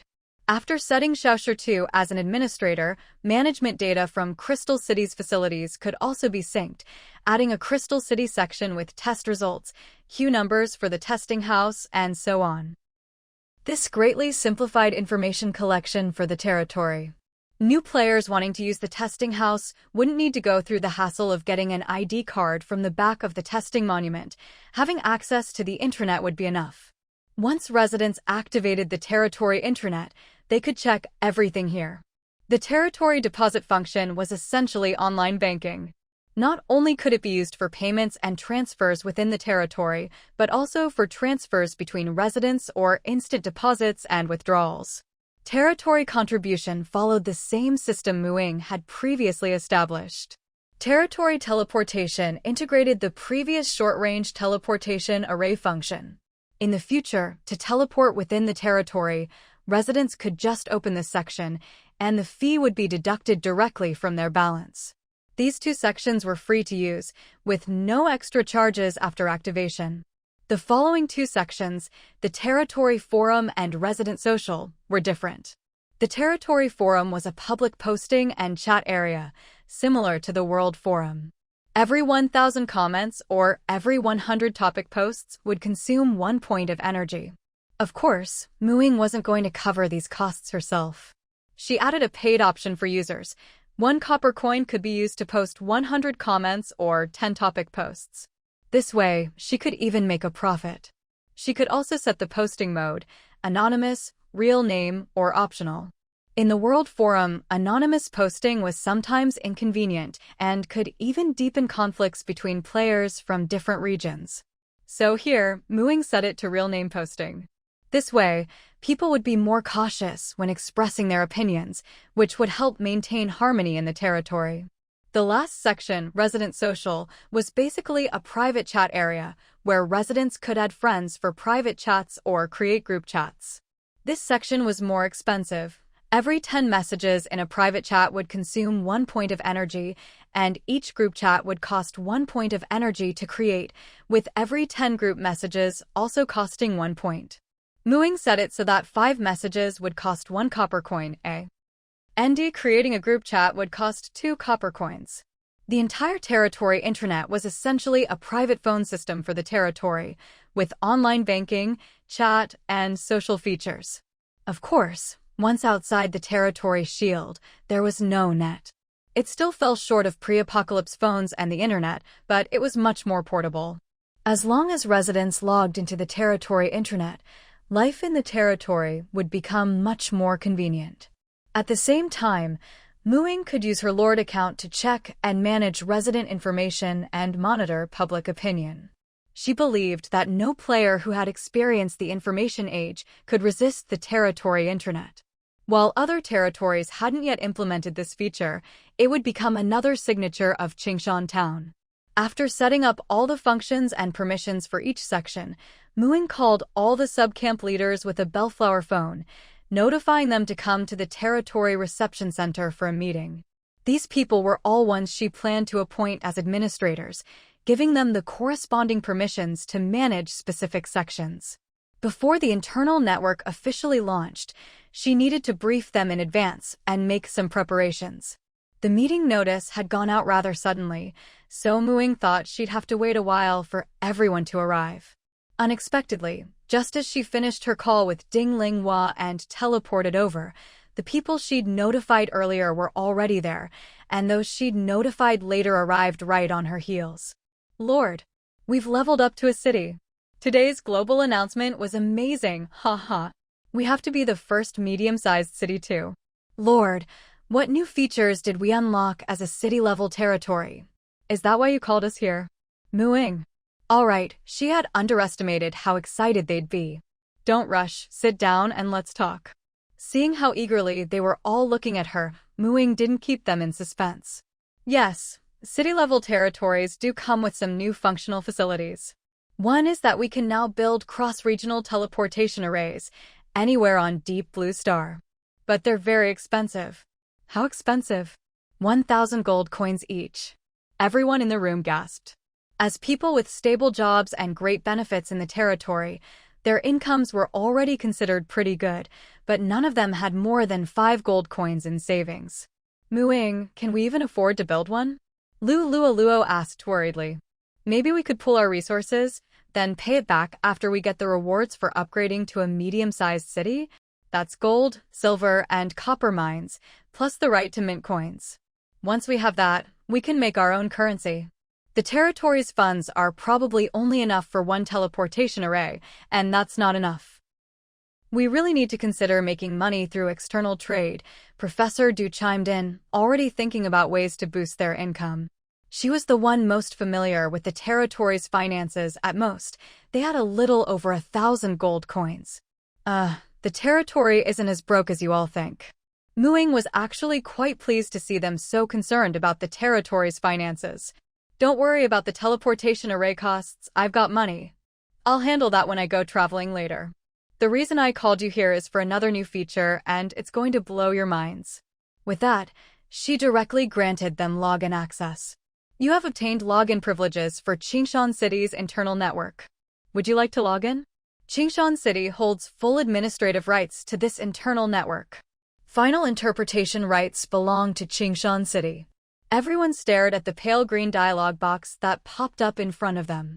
This is the internal network? Someone with quick hands logged in immediately. Seeing the 4 small icons inside, everyone found them familiar. Is this a computer or a phone? It's probably something like a phone you can only use inside the territory, or maybe a player's handbook. You can check out the features, add friends, make a staff group. That way, I won't have to contact you one by one through Dinglingwa anymore. As Mooing spoke, she set each of them as administrators with the relevant permissions.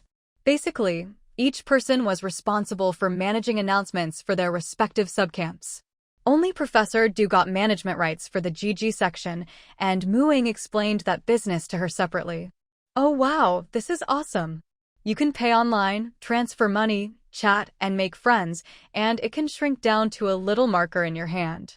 This isn't a phone, it's practically a legendary light brain. Guanhai couldn't help exclaiming. Mooing, can we only send text messages? No emojis? Luo asked after trying out all the features. Nope. And sending messages uses energy, so keep an eye on that. From now on, everyone will get an extra 1 silver coin per week as a communication allowance in your salary. Work stuff can be handled online, but the internal network only works within the territory's shield. If you leave, it won't function, so if I'm away, you'll still need to contact me through Dinglingwa. Mooing explained. Now, go ahead and edit the notification info for the sections you manage. I'll be taking down the territory bulletin board soon. This was no problem for a group who'd all had smartphones before the apocalypse. They finished in no time. Alright, that's it for now. Any suggestions for using the internal network? Nope. Okay, meeting adjourned. Get back to work. Tonight, when all the players have returned to the territory, I'll send out login invites. When that happens, help guide everyone on the territory forum. Got it. Lord, keep it up. ND creating a group chat would cost 2 copper coins. The entire territory intranet was essentially a private phone system for the territory, with online banking, chat, and social features. Of course, once outside the territory shield, there was no net. It still fell short of pre-apocalypse phones and the internet, but it was much more portable. As long as residents logged into the territory intranet, Life in the territory would become much more convenient. At the same time, Ying could use her Lord account to check and manage resident information and monitor public opinion. She believed that no player who had experienced the information age could resist the territory intranet. While other territories hadn't yet implemented this feature, it would become another signature of Qingshan Town. After setting up all the functions and permissions for each section, Ying called all the subcamp leaders with a bellflower phone, notifying them to come to the territory reception center for a meeting. These people were all ones she planned to appoint as administrators, giving them the corresponding permissions to manage specific sections. Before the internal network officially launched, she needed to brief them in advance and make some preparations. The meeting notice had gone out rather suddenly, so Ying thought she'd have to wait a while for everyone to arrive. Unexpectedly, just as she finished her call with Ding Linghua and teleported over, the people she'd notified earlier were already there, and those she'd notified later arrived right on her heels. Lord, we've leveled up to a city. Today's global announcement was amazing, haha. We have to be the first medium-sized city too. Lord, what new features did we unlock as a city-level territory? Is that why you called us here? Ying. All right, she had underestimated how excited they'd be. Don't rush, sit down and let's talk. Seeing how eagerly they were all looking at her, Ying didn't keep them in suspense. Yes, city-level territories do come with some new functional facilities. One is that we can now build cross-regional teleportation arrays anywhere on Deep Blue Star. But they're very expensive. How expensive? 1,000 gold coins each. Everyone in the room gasped. As people with stable jobs and great benefits in the territory, their incomes were already considered pretty good, but none of them had more than 5 gold coins in savings. Ying, can we even afford to build one? Lu Luo asked worriedly. Maybe we could pool our resources, then pay it back after we get the rewards for upgrading to a medium-sized city? That's gold, silver, and copper mines, plus the right to mint coins. Once we have that, we can make our own currency. The territory's funds are probably only enough for one teleportation array, and that's not enough. We really need to consider making money through external trade, Professor Du chimed in, already thinking about ways to boost their income. She was the one most familiar with the territory's finances. At most, they had a little over 1,000 gold coins. The territory isn't as broke as you all think. Ying was actually quite pleased to see them so concerned about the territory's finances. Don't worry about the teleportation array costs, I've got money. I'll handle that when I go traveling later. The reason I called you here is for another new feature, and it's going to blow your minds. With that, she directly granted them login access. You have obtained login privileges for Qingshan City's internal network. Would you like to log in?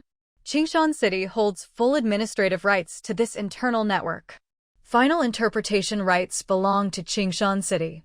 Everyone stared at the pale green dialog box that popped up in front of them. This is the internal network?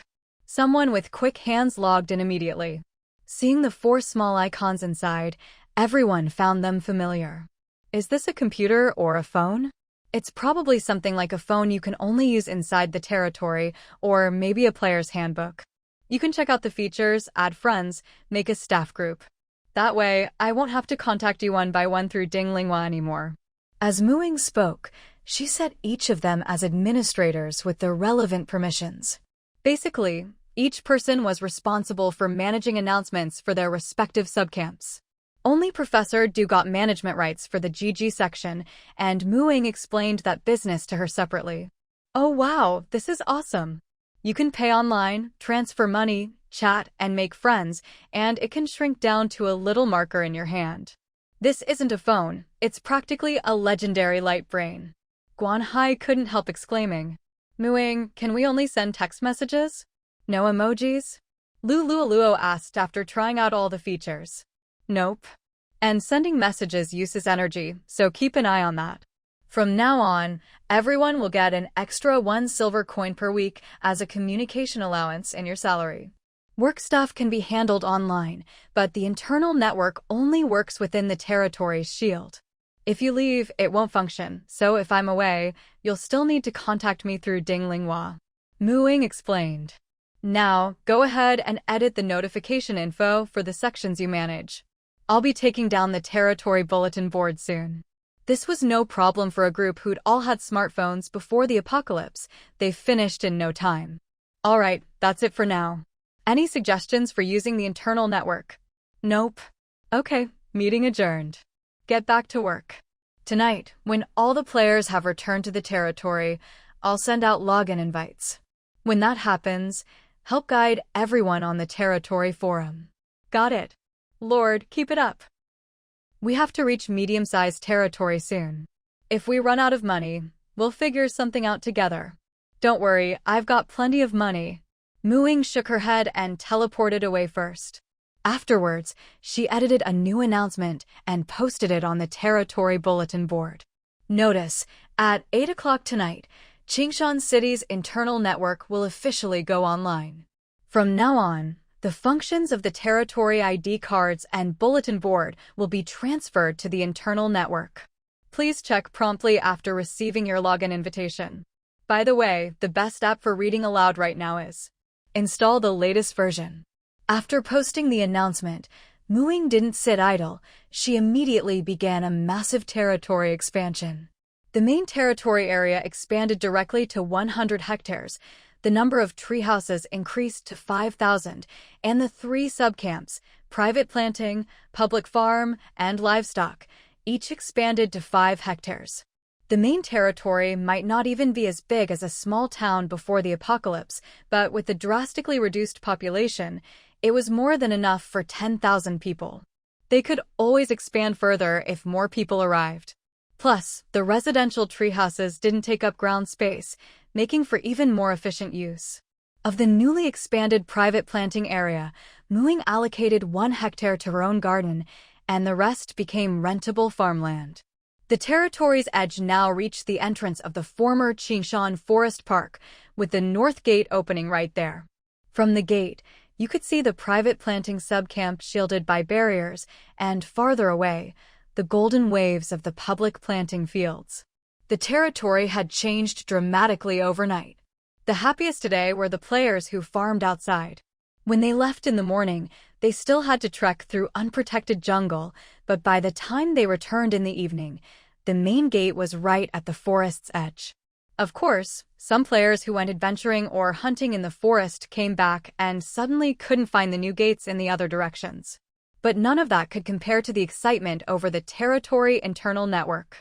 At first, players were still guessing what it was, but the visiting shopkeepers and halflings quickly filled them in.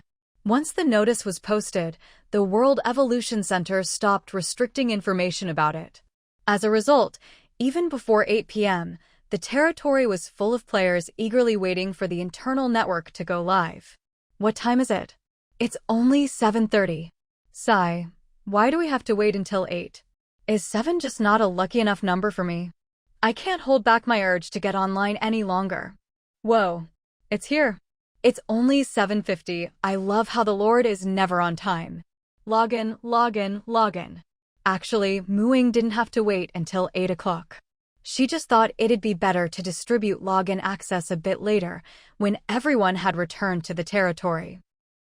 But seeing the residents waiting even before dark, and since she'd already announced the time, she couldn't just change it on a whim. So she waited a bit, opening access 10 minutes early. Once login was enabled, all residents within the territory received an invitation. There were human players, shop owners, the Skywolf Pack, halflings from Nevernight City, mushroom people from underground, and even merfolk waiting in the undersea corridor. The text was all in the common language, and even the Skywolves had picked up a bit from being around everyone. Within a few breaths, the previously quiet territory forum module became lively. Everyone figured out the internal network's functions and rules within minutes, and their excitement could only be vented in the territory forum. For just 1 copper coin, you could post 100 comments or 10 main threads. Players from Qingshan City could easily afford that. But since main threads cost 10 times as much as comments, why not just comment instead? They'd wait for someone else to post a main thread, then piggyback on it. It was more cost-effective. They didn't have to wait long. First post. The forum's first thread is mine. Mao Sanji. Wing Hu, boss, you're awesome. Chin Fei, awesome, awesome. Lu Yu, old Mao? Is that you? Your full name is Mao Sanji. Mao Sanji, we've known each other this long and you still don't know my name. Nya Ying, I didn't know either. Lu Luoluo, me neither. Li Wei, same here. Mao Sanji. Zheng Wenyang, excuse me, borrowing the thread. As expected from the big shots above, taking up a whole post with just a few words. The internal net is great, but surfing is a bit expensive, so I can't spam, just gotta say more each time. Anyway, Qingshan Town is forever awesome. Our Lord rocks. By the way, Lord, can we add each other as friends? Since I'm so good at Feng Haitao, good at what? Why did it cut off? Su Guanglian, probably hit the character limit. Comments can only be 100 characters each. Muing lurked in the thread for a while, watching the flood of messages. She thought her territory's players were pretty well off. At this rate, they'd burn through a copper coin's worth of messages in no time. It was completely different from the serious, thoughtful, in-depth, and concise posts she'd imagined. Fortunately, main threads started popping up one after another, quickly filling the screen. Halfling kids, you all here? Add me as a friend, I'll make a group. Nide. Penny's Textile Shop Summer Collection. First 100 comments, get a buy two get one free deal. Penny. Bruce's Tavern Official Group. Occasional discounts on drinks and board games. Join now. Bruce. If you can imagine it, we can sell it.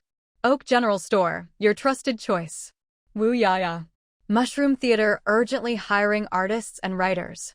Interested? Add me. Poison Mushroom Orphan 1023. GG module now accepting ads. Contact me if interested. Du Jinlon. Muing rubbed her nose. Most of these big spending main threads weren't from local players. Were these people adapting a little too quickly? They looked like seasoned internet surfers. Their GG advertising posts were so fast, the actual GG module hadn't even been put to use yet. She guessed the shop owners were so quick because, before coming to Deep Blue Star, they've lived in places with similar internal networks. They were experienced. With the forum just launched and few posts, it was prime free advertising space. But who was this Poison Mushroom Orphan 1023? Why such a strange name? With her Lord account's highest privileges, Muing could directly check user info. She clicked into the profile. It was actually the Mushroom People's Elder. She knew the Mushroom people didn't have spoken language and communicated by consciousness, but she never expected that, when translated into the common tongue, the Elder's name would be like this. But after clicking a few more posts and seeing a bunch of names like Red Mushroom Orphan and Meaty Mushroom Orphan, which looked like fake names but were real, she calmed down. Maybe there were just so many of them, they used numbers for names. Muing looked around but didn't mention how skilled the shop owners were at advertising. She had her suspicions, but wanted to find out more, so she created an alt account. As the Lord, others had to use their real names, but she could have as many alts as she wanted. Hey, halflings, mushroom people, and shop owners, aren't you guys a bit too good at advertising? Are there networks and forums outside Deep Blue Star too? How advanced are they? Li Qishan. Lu Cheng, I'm curious too. Li Luoxia, +1. Red White Mushroom Orphan. Yeah, there are territory forums, world forums, even universe forums. It's deducting money, Elder. Lily, I know. City-level territories all have internal networks and forums, just like Qingshan City. The player manual mentions world and universe forums. You'll probably have to wait until the world seal is lifted to access the universe forum. Lin Jixio, Lily, aren't you afraid of getting fined? Lily, I've got plenty of money. Muing sighed. She hadn't expected to end up fleecing her own sister. But still, that's not how you spend money. She checked other posts, but seeing nothing unusual, she opened the World Forum in the player manual to see G-Range Teleport Array only cost 100 gold coins. She hadn't dared build more before because she was short on cash, but now things were different. And Xia Nation was so big, with many players too afraid to travel far due to safety and distance. There were plenty of them. The money for one cross-region teleport array could build 10 long-range ones, and a cross-region array might not bring in as many people as several long-range ones. After all, cross-region teleportation consumed more energy, so fewer people could afford it. With long-range arrays, people could save up and manage it. Besides that, Mu Ying's thoughts drifted to her previous plan, delayed by the world merge and the blood crows, to build roads to nearby unclaimed camps. That needed to be restarted. All three should go hand in hand: cross-region teleport arrays for high-level players from other regions, long-range arrays for mid-level players in Xia Nation, and roads for low-level players in nearby unclaimed camps. That would be the perfect plan. But there was just too much to do. If Mu Ying had to do it all herself, who knew how long it would take? It wasn't necessary, and she always remembered that her own strength was the most important thing. She couldn't afford to spend all her time on these matters. It was time to hand out some benefits and get the residents moving too. The residents were still surfing the internal network. After all, the internal net's light screen was luminous, so they could see clearly at night without candles. Suddenly, 2 orange territory mission notifications popped up in the Territory Affairs module. Territory Mission: Road Construction 0. Mission Description: repair the gravel roads between the territory and Linji, Lushan, Nanhu, Shuishan, Chun'an, and Xinjing camps. Explore safe routes to other unclaimed camps and build gravel roads. Mission Reward: rewards based on the length of the road built. Specific destinations and corresponding rewards are as follows. Mission Requirements: teams interested in accepting the mission can pre-register under this notice. Please choose the exploration route according to your own capabilities. If the mission fails, penalties will be given based on the degree of loss caused. Teams that participated in the previous road construction mission will be given priority. Territory Mission: Information Collection. Mission Description: collect information on unclaimed camps within Xia country suitable for building long-distance teleportation arrays. Collect information on claimed camps worldwide. Mission Reward: monetary and contribution point rewards based on the value of the information provided. Mission Requirements: the information will serve as a reference for the territory's next development steps. Please specify the source of the information. Even forum sources are acceptable, but it must be real and valid. All residents may participate. Simply post your findings under this announcement. This is definitely a big move. Is our territory planning to expand outward? I've lurked on the forums for 100 years. Road construction isn't my thing, but information gathering is right up my alley. In no time, countless people signed up for the missions.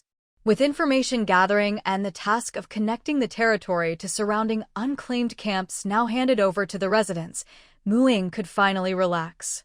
All she had to do was wait a while, check the comments under the announcement from time to time, and do some screening and summarizing.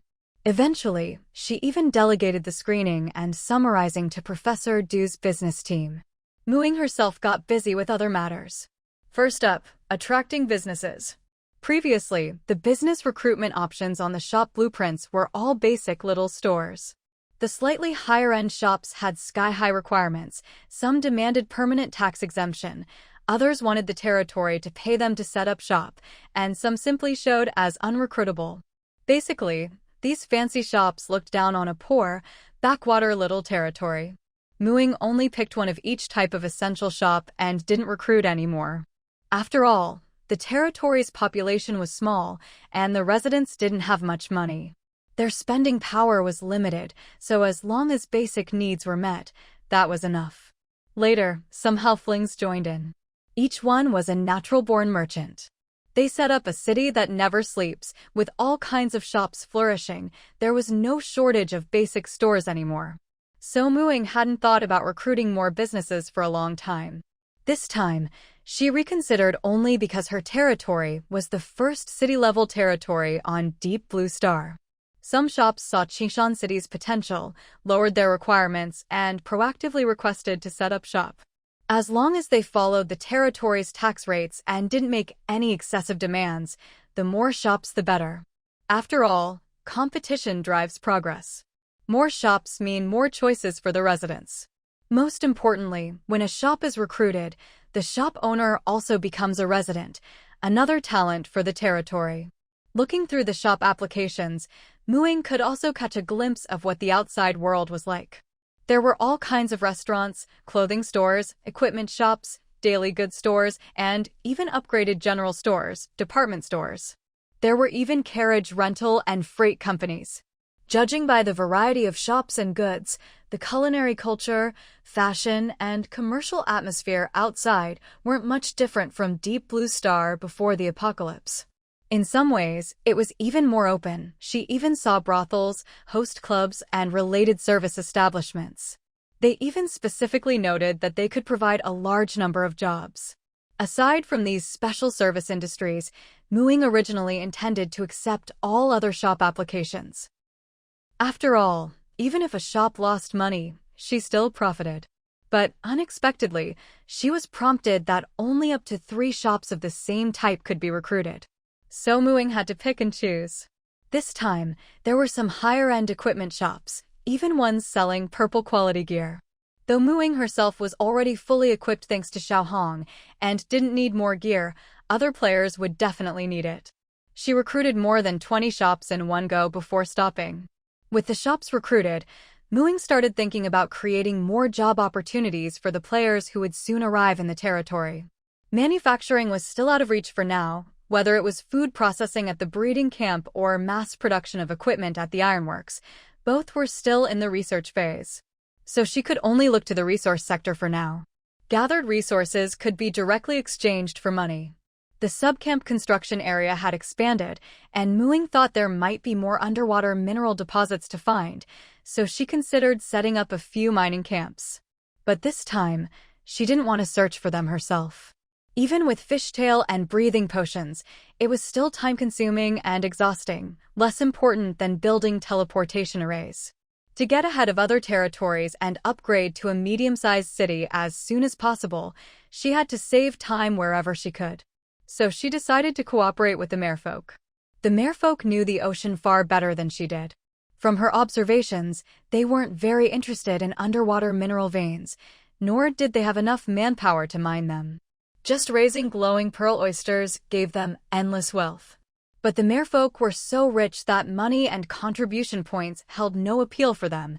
She'd need another bargaining chip. That's where the leg-transforming potion came in. After all, what merfolk could resist the temptation to walk on land? But that would have to wait until the shape-shifting moss matured and she had finished potions to offer. Once she handled these matters, she could focus on building teleportation arrays. There was a lot to do, but none of it could be finished overnight. Ying quickly jotted down the key points on paper, clarified her priorities, and planned to tackle them one by one. In the meantime, she had plenty of free time, so she turned her attention back to improving her own strength. The turtle shell project needed to be implemented, experience needed to be accumulated, and the remaining 4th circle spells had to be learned. She had to work hard and hopefully finish this stage of study before heading out. She checked her upgrade progress. Class, Druid LV8, 3050/3600. Just 550 more experience points to reach level 9. If she worked hard, she might just make it before leaving. After that day, Ying temporarily set aside the affairs of her territory. She only occasionally checked the internal network for updates submitted by players about camps and territory, making a record of them. Most of her time each day was spent among various plants. She wandered between the plantation, the underwater cultivation camp, and the forest. She spent the most time in the forest. With each patrol through the woods, she deepened her connection with the land and its vegetation. Even though tending to familiar plants now gave her much less experience, the sheer number of times she did it still added up to a considerable amount. Her experience points rose slowly but steadily.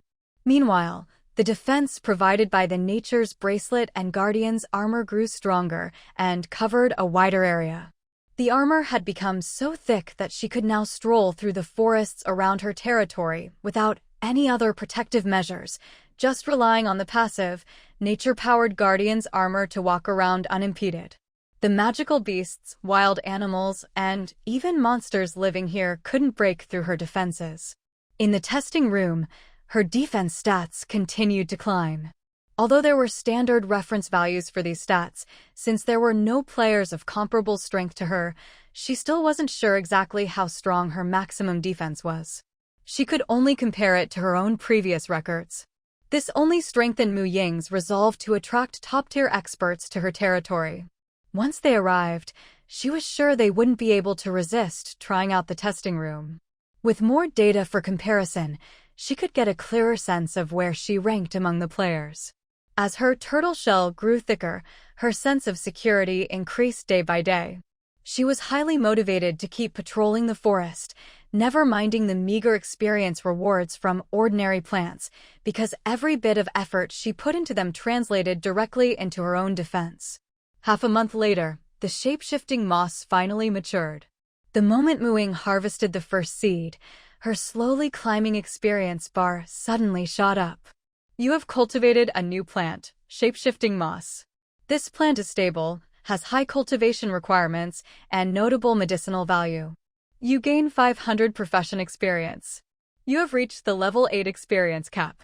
302 profession experience overflowed. You have met the requirements to level up. Please prepare to advance as soon as possible. Mu Ying looked at the overflowing experience, more than half of it wasted, and felt a pang of regret. If she'd known shapeshifting moss was worth so much, she could have just slacked off these past days. The overflowed experience was even more than what she'd earned from diligently working in the forest day in and day out. Of course, that was just a passing thought. If she had to do it all over again, she'd still choose to work hard. After all, her efforts hadn't just earned her experience, but also strengthened her guardian's armor.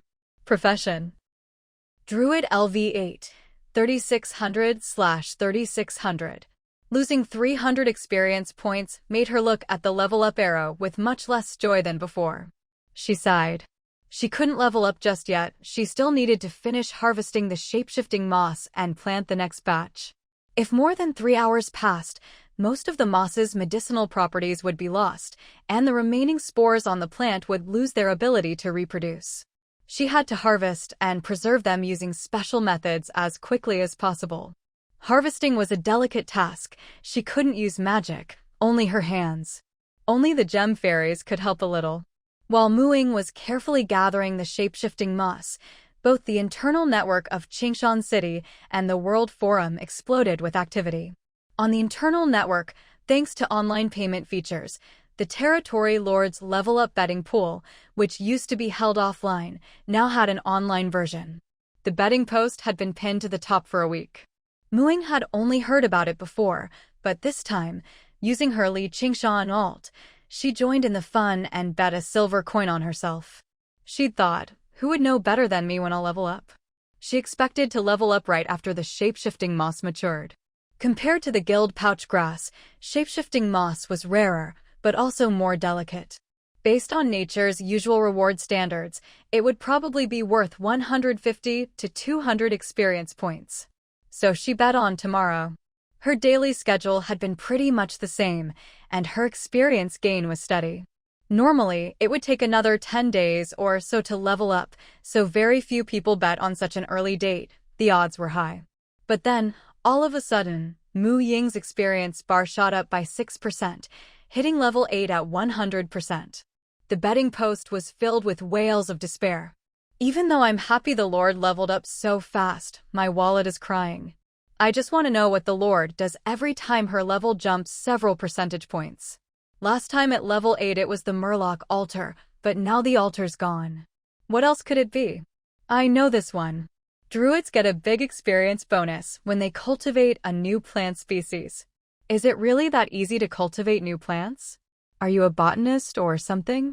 Comrades, people on the World Forum are mocking our Lord again, saying her level and combat power are nothing special. Quick, go clap back at them. In a group chat called Mu Cub Support Group, things were lively too. Anti-troll team, listen up. Don't get into pointless arguments with those sour grapes. Just show off our Lord's rankings on the talent leaderboards. We're all classy cub dads and cub moms here. Roger that. Roger that. Ying was oblivious to all this. Harvesting shape-shifting moss was so tricky that a single slip of the hand could ruin a piece. She even had to slow her breathing. After harvesting, she hurried to her workshop to process the moss and its spores. Without magical processing, they couldn't be preserved for long. By the time she finished all this, several more hours had passed. Back on the betting post. How come it's been at 100% for so long and the Lord still hasn't leveled up? I bet on 10 days from now. Even if she slows down, I can't win anymore. I bet on today. Lord, look at me, please level up soon. I bet on tomorrow. Lord, don't mind her, just wait a bit longer. I checked the almanac, tomorrow's super lucky. Of course, Ying wasn't going to put it off until tomorrow. Even though she'd bet on tomorrow herself, that was just for fun. She wasn't going to delay leveling up for a bit of money. Once she finished processing the shape-shifting moss, she lay down beside the gem tree and chose to level up. When leveling up, the surrounding nature energy would also benefit the nearby plants. She'd done this so many times that she was already an old hand at it, letting the power of nature envelop her. It took a while, and before long, she drifted off to sleep. Bathed in the power of nature, you have become a level 9 druid. For reaching this druid level, you have gained the class skill, Poison Immunity. Based on your druid level, your HP has increased to 750. Based on your druid level, your mana has increased to 180. Based on your druid level, the 5th circle druid spell list has been unlocked. Just like before, after leveling up, my HP increased by 80 points and my MP by 10 points. But the biggest change was the new class skills and spells I acquired. Ying opened her character panel to check the details of her new class skills. Poison Immunity. Your body has been naturally purified and is immune to all poisons. A simple sentence, but an extraordinary effect. This is a passive skill. It takes effect automatically after leveling up. No need to learn it. Ying didn't feel any different at first. She thought for a moment, then, without any protection, walked straight into the grass hut where she kept her hallucinogenic and itching mushrooms, all poisonous. In the past, she always had to cast protective spells, cover her mouth and nose, and operate with extreme caution whenever she got close to these plants. But this time, with no protection at all, she came out completely fine. Only now did she truly experience the effects of poison immunity. She had just learned Neutralize Poison, a 4th circle spell, not long ago, and now she'd gotten this skill. From now on, Neutralize Poison would only be useful for detoxifying or protecting others. Still, Ying was delighted. After all, toxins and mental attacks were 2 things shields and armor couldn't protect against. Now, half of her weaknesses were gone just like that. She continued to look at the 5th circle spells. There were fewer 5th circle spells than 4th circle, only 12 in total. Glancing over them, Ying couldn't help but sigh inwardly. Had druids really gone too far down the path of defense and support in the late game? Out of 14 spells, she could barely pick out 2 that counted as attack spells. Only the upgraded version of Call Lightning, Lightning Storm, was a pure attack spell, and even that was an area of effect spell. The rest, like Animal Growth and Summon Elemental, could deal damage, but it depended on the situation. Each could only be considered half an attack spell. Animal Growth could increase an animal's size by 1 category, for example, from large to huge, making them physically stronger. But to use it offensively, she'd need the right target. This spell was best used on medium or large animals. Currently, her only suitable targets were Gun, the Sky Wolf Pack, and Ming when he grew up. But Ying wasn't used to having her animal companions fight on the front lines for her. Not only was it dangerous, but if something happened, she wouldn't be able to save them in time. Plus, 5th circle spells cost 25 MP per cast and didn't last long. At her current level, the duration wasn't even 10 minutes. It'd be more practical to use spell slots for lower circle spells. Summoning elementals was a better deal, since the summoned creatures stuck around longer. But summoning spells weren't as simple as just knowing the spell. You couldn't summon powerful creatures right away. It was a 2-way process. You had to summon often and build good relationships with them so they wouldn't let you down in battle. Different types of elementals also had their own preferences. Without enough affinity, you wouldn't be able to summon any good helpers. There were two defensive spells, Wall of Thorns and Death Ward. Wall of Thorns was easy enough to understand, but Death Ward caught Ying's attention. If you cast it on someone when their HP drops to 0, the ward immediately restores 1 HP, then the effect ends. It was a bit like the Vampire Mist Escape skill, a life-saving spell. That 1 HP might not seem like much, but it could be the key to survival in a pinch. Plus, the target becomes immune to all death spells, magical death EFF, X energy drain, and other negative energy effects. The spell lasts for 8 hours, basically giving you an extra layer of insurance on your life. After seeing this, Ying put this spell at the top of her learning list. The rest of the spells were all support spells. But support spells didn't mean weak, after all. It was a simple stone shape that let Ying trap and kill Sharon, so she'd long since stopped underestimating support spells. Sometimes, these spells were even more effective than powerful attack spells. After skimming the spell effects, Ying was torn. She wanted to try every single one. They all sounded amazing. For example, Awaken. This spell could grant an animal or plant human-level intelligence, raising its INT to 10 and teaching it a language you know. If the target was a plant, it would also gain the ability to move its branches, vines, or similar parts and gain human-like senses. The awakened creature would be very friendly to the caster and obey some of your requests. With this spell, she could have a bunch of cute, talking, moving little animals or plants helping her out. How adorable. But when Ying looked more closely at the spell, she realized there was a price. Each casting required an elemental gem and even cost experience points. She had elemental gems, but XP was precious. If she awakened a creature that was too strong, she might even lose a level. This was truly a self-sacrificing spell. With her current strength, she could only afford to awaken animals or plants with INT below 3 and low power. That wouldn't cost much XP, but such creatures wouldn't be much help in battle. At most, they could help take care of plants, but the gem sprites were better at that anyway.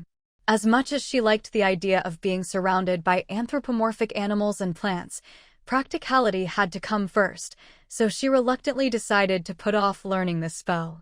There was also Tree Stride, which let you quickly jump between trees within 500 meters, Commune with Nature, which let you briefly become one with nature and gain information about the surrounding terrain, the super upgraded version of Cure Mass Cure. Greatly improved healing and could be used on individuals or groups, Control Winds, which let you manipulate the wind, and Transmute Rock to Mud and Transmute Mud to Rock, which let you change stone and earth back and forth. Tree Stride and Commune with Nature were definitely high priorities. The former was almost like teleportation in the woods and could be very useful in combat, while the latter would help her scout the wilderness on her travels. She couldn't pass up Mass Cure either. Only Control Winds, Transmute Rock to Mud, and Transmute Mud to Rock were less generally useful, so she could learn those later. Just like before, Ying took out a piece of parchment and made a list of the spells in order of priority. Lightning Storm, Wall of Thorns, Tree Stride, Death Ward, Mass Cure, Commune with Nature, Summon Elemental, Animal Growth, Control Winds, Awaken, Transmute Mud to Rock, Transmute Rock to Mud. Staring at the long list of 12 fifth circle spells on the paper, Ying wished she could shut herself away right now and study them all, only feeling at ease once they became part of her own strength. But considering that each fourth circle spell took her 1 to 2 weeks to master, the difficulty of fifth circle spells would surely be even greater. Who knew how long it would take to learn them all? She could afford to wait, but her territory's development couldn't. If she didn't hurry and set up her teleportation array network before the other territories scraped together enough money, she might lose out on the biggest development advantage. By then, the minting rights and mineral vein rewards might fall into someone else's hands. So, shutting herself away to study spells was out of the question. Now that the information-gathering mission had almost all the data she needed, her next step was to brew a batch of human leg potion and transformation potion. Once she reached an agreement with the merfolk, she'd have to start building the teleportation arrays. That meant she'd only have time to study spells on the road, squeezing it in whenever she could. Fortunately, with her current strength, as long as she didn't provoke any powerful outsiders, she was more than capable of protecting herself on Deep Blue Star. By now, the sky was already turning pale. The dawn was here. Ying put away the parchment and took out all her potion-making tools, preparing to brew all the potions in one go. She didn't plan to visit the undersea farming camp for now. She needed to let Lily know, so she wouldn't be waiting for her tomorrow. It was easy to contact her now. She could check the territory's internal network to see if Lily was online. If she was, she could just send her a private message. If not, it meant she wasn't in the territory, but she could still be reached by ringing her bellflower phone. From what Ying knew, ever since the internal network opened, the merfolk preferred staying inside the territory's shield. After all, chatting and surfing the forum was a great way to pass the time, and, unlike humans, they didn't need to sleep every day. It was still very early, but when Ying opened the Friends module on the territory's internal network, she saw that Lily was online. She probably hadn't gone back to her tribe at all last night. Ying, Lily? Are you there? Lily, here. She replied almost instantly, and she'd even learned to use emoticons. Ying shook her head helplessly and typed a reply. Ying, I won't be going to the undersea farming camp for the next few days, so you don't have to wait for me. I need to shut myself away to brew some potions. Once I'm done, I'll come find you. The potions this time are ones your merfolk will definitely love. Lily, what kind of potion? Is there a new hair dye potion? Or did the fishtail potion get upgraded? Ying, this time it's the human leg potion. It can turn a mermaid's tail into legs, so you can walk on land. Do you think you could trade your help finding some mineral veins under the sea for this potion? Lily, really? I swear on my tail, absolutely. There's really a potion like that. Ying, yep. I'll get to work now. Once I'm done, I'll come find you. Lily, go, Ying. I'll be waiting. With Lily's words, Ying felt even more confident about this cooperation and focused on brewing the potions. For this batch of transformation moss, she set aside some to make transformation potion, preparing for future trips to other territories where she'd need to hide her identity. The rest she used entirely for brewing human leg potion. She worked in her workshop for 5 whole days before finally finishing this batch of potions. Then she took the samples and teleported to the undersea corridor. Ying. Lily had been waiting outside the merfolk's sea forest for a while. As soon as she saw Ying, she swam over with a few flicks of her tail, visibly excited. How's the potion? I told the priestess about it. She said if there really is such a potion, finding a few mineral veins is nothing. These past few days, Lily had held back from pestering Ying so as not to disturb her potion making, but she'd been looking forward to it the whole time. But since nothing was settled yet, she couldn't tell the rest of her tribe. She could only chat with the priestess to ease her anticipation. Getting to walk on land with long legs, no mermaid could resist that temptation. Here, this is it. Want to try it first? Ying handed her a crystal vial. In the real world, merfolk physiology was much stronger than in the emerald world. They could breathe both underwater and in the air for long periods.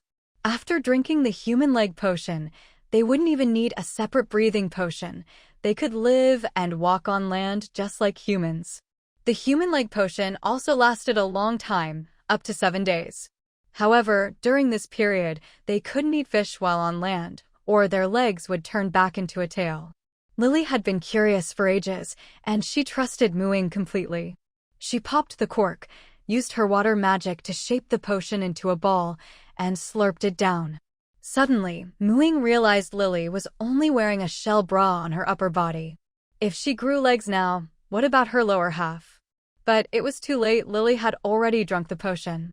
Magic was swirling around her waist and below, and she was standing right at the edge of the undersea corridor, outside the merfolk sea forest, in full view of everyone.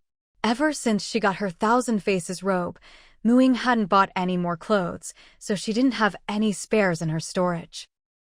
Seeing that Lily was about to be exposed, Muing quickly had Xiaohong transform into a magic wand, took out some gill pouch grass seeds, and made them grow around Lily's waist, forming a little skirt dotted with glowing green lights.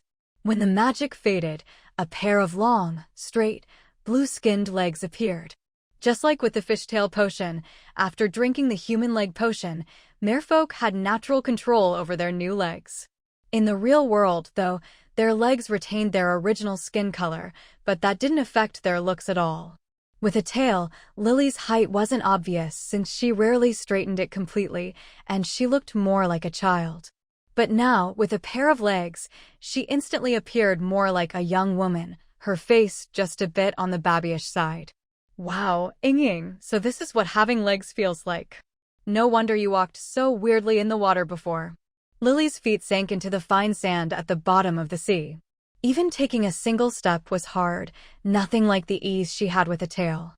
But the sensation of sand burying her feet was something she'd never felt before. With a tail, it was always uncomfortable, but now it felt nice. Lily waddled around clumsily like a funny little duck, stepping here and there on the seabed.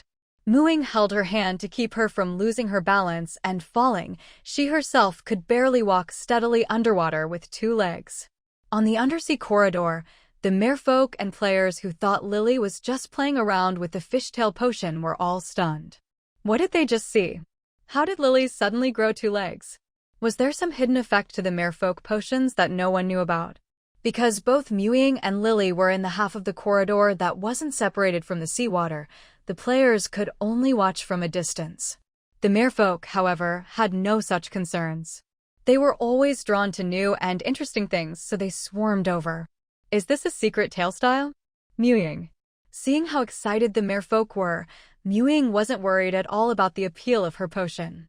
Lily finally realized she had gotten carried away and forgotten their main task.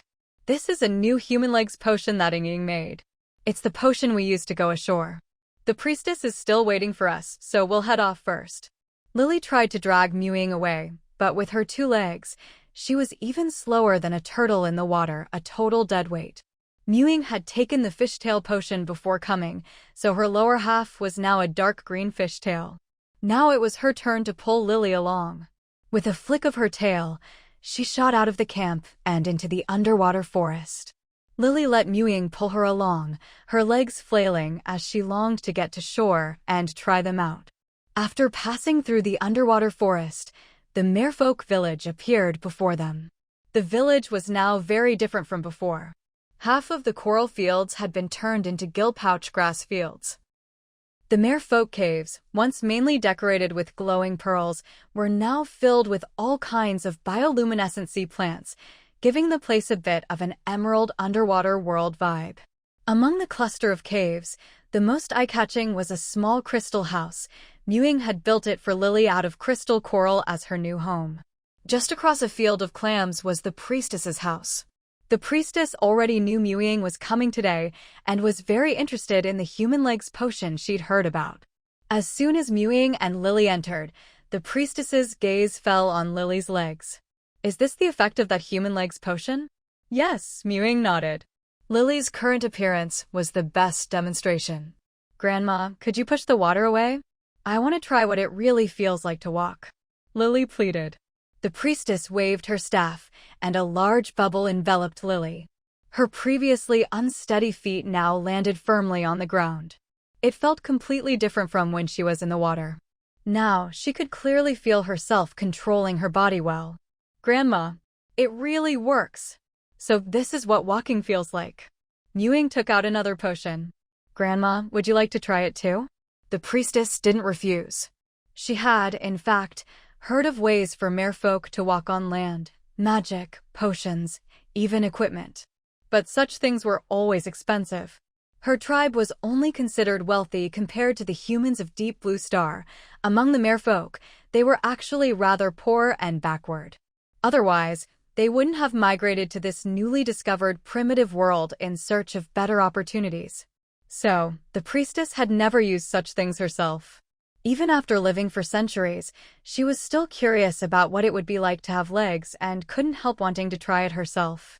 When she heard that the potion's effects lasted 7 days, and as long as you didn't eat fish it would keep working, the priestess valued it even more. You want to trade this for the locations of undersea mineral veins, right? The priestess confirmed with Ying. Ying took out the mineral distribution map she had prepared. Yes, these ones here. But this is how things looked before the worlds merged, so the terrain has probably changed a lot. It's just for reference. How do you want to trade? The potion isn't hard to make, but the ingredients are tricky to cultivate and need my personal care, so production is limited. The priestess glanced at the simple map. No need to make it complicated. We have to send merfolk out to explore the sea anyway, to plant the sea plant seeds you gave us. Keeping an eye out for exposed mineral veins isn't much extra work. How about 10 bottles of this potion for an iron mine, and 5 for a coal mine? We've already found 2 iron and 1 coal mine in the nearby sea. By outside standards, this was a fair price. But there were countless mineral veins under the sea, and in this world, the merfolk had few competitors for them. Resources were plentiful, and there were unclaimed mines everywhere. From an effort perspective, the merfolk were getting the better end of the deal. In fact, all 3 of these mines had been discovered by merfolk warriors during their explorations. But since merfolk weren't good at mining, nothing had been done with them. Ying never expected mining sites to be so cheap. She had brewed 32 bottles of the human legs potion this time, originally thinking that would only be enough as a deposit, with more to be delivered later. She hadn't expected these would be enough to trade for 3 mining sites, with 10 bottles left over. You're not giving me a special deal just because you're looking out for me, are you? Ying hesitated. The priestess shook her head. A potion with this effect would fetch a sky-high price in the outside seas. It's very precious. Only then did Ying relax and hand over 20 bottles. The priestess took 2 bottles out and returned them. Lily and I already drank 2. No need to be so formal. Those 2 were samples for you to try, they don't count. If you find any new mining sites in the future, please let me know, we can keep trading. Ying said. The priestess didn't refuse again. After that, Ying followed 2 merfolk warriors assigned by the priestess to take possession of the 3 mining sites. She had thought it would take a long time, maybe only finding new mines after her travels, but in one day she had acquired 3. At each location, she casually set up a minimal subcamp and marked out the area. For now, these subcamps were sealed off and not open to the public. With these mining sites and the prospect of trading for more with the merfolk in the future, Ying no longer had to worry about her people not having work. At the very least, even if things went badly, they could survive in the territory just by mining and cover their living expenses. After returning to the plantation, Ying privately messaged Professor Su, who was in charge of mining, asking him to train a few more candidates to manage the mining camps in preparation for the future. Then she posted a message in the Qingshan Territory Workgroup chat. Ying, big boss, I'll be heading out soon to set up a teleportation array, so I might not be able to receive internal network messages. If there's anything urgent, call me on the dingling flower phone.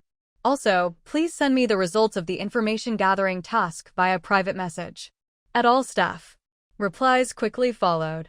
Du Jinlan, Territory Business Manager, received, sent. Be careful while you're out. Lu Luoluo, Livestock Camp Manager, got it, boss, go go go. Lin Shang, Public Farm Camp Manager, received. After that, Ying focused on packing her things. In fact, it was quite simple. Most of her commonly used items were already stored in her spatial ring. The space was large enough, and it was easy to access whatever she needed. This time, she just needed to add some more food, grains, fruits, and vegetables into the spatial ring. She also shrank her magical cottage and packed it away. With her spatial suitcase as well, she could basically live wherever she went. Even on a long journey, she didn't have to worry about sleeping rough or eating poorly. That afternoon, she called all her little ones over. I don't know when I'll be back this time. You all need to look after the house. I've left your living expenses in the living room of the treehouse. Take what you need, okay? Gun Gun quickly shrank into a cute, portable form. I want to go too. Carrot. Deming tucked in his wings and looked at Ying with pitiful eyes. He wanted to go as well. Little Stone's clone bit onto the hem of Mu Ying's clothes. The gem fairies looked at each other. They wanted to go too, but fairies couldn't be away from their birth plants for long. Mu Ying patted each of them. It's not convenient to take you this time, and there are things at home I need your help with. Gun, remember to help me pick up and drop off Little Stone's clone at the Grand Underground City. Deming, you need to keep training with the little griffins. Peach Blossom, Mint, Iron Bamboo, and Ophiophagon, you four need to help me take care of the plants in the plantation. The little ones calmed down once they realized they had their own tasks. Gun and Deming patted their chests, promising to handle everything. The gem fairies joined hands, flew up, and kissed Mooing on the forehead. Don't worry, Mama. We'll wait for you to come back. Only Little Stone's clone clung silently to Mooing, pretending to be an ordinary little trinket. Mooing pretended not to notice. Since the clone had several bodies, keeping one with her would help her keep track of the situation in the underground city. I'm leaving now. If anything comes up, call me on the Bellflower phone. Mooing didn't linger. She tossed out her magic carpet and stepped on. The carpet rose into the sky, gradually flying farther and farther away, the territory shrinking in her view. Soon, Mu Ying's figure disappeared from the sight of Gun and the others. Actually, Mu Ying hadn't gone far. Though she left decisively, she hadn't even finalized her route yet. Once she left the territory's protective shield, the internal network stopped updating, no more new messages, and she couldn't use it to contact others. But she could still view previous messages. Right now, she was reading the summary Professor Du had sent her, listing all the unclaimed camps in Xia country and the major claimed territories in other regions. This trip was mainly to set up teleportation arrays and gain more advantages for her territory. Since there was competition, time was of the essence.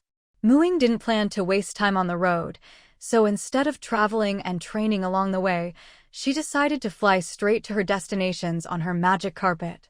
Her rough plan was to select about 10 unclaimed camps within Xia country, establish teleportation arrays with them, and build a regional teleportation network to attract mid to high-level talent.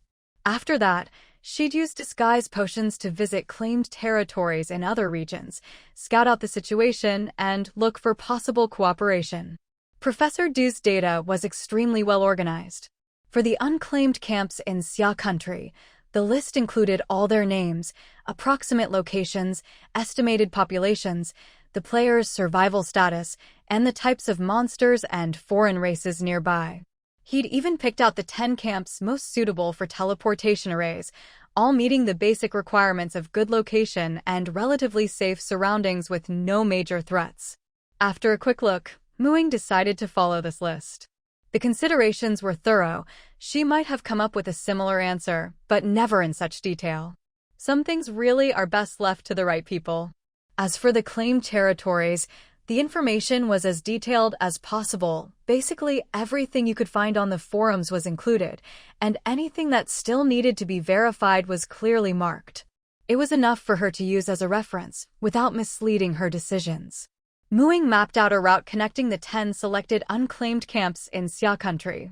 Roughly, she would head south to the Eagle Pool camp in the southern region, then west to Hechi camp and Linsong camp, then north to Naka camp, east to Changi camp and Lianyun camp, then north again to Tongliao camp, west to Linyu camp and Tianshui camp, and finally to Sumu camp at the northern border with Bear country.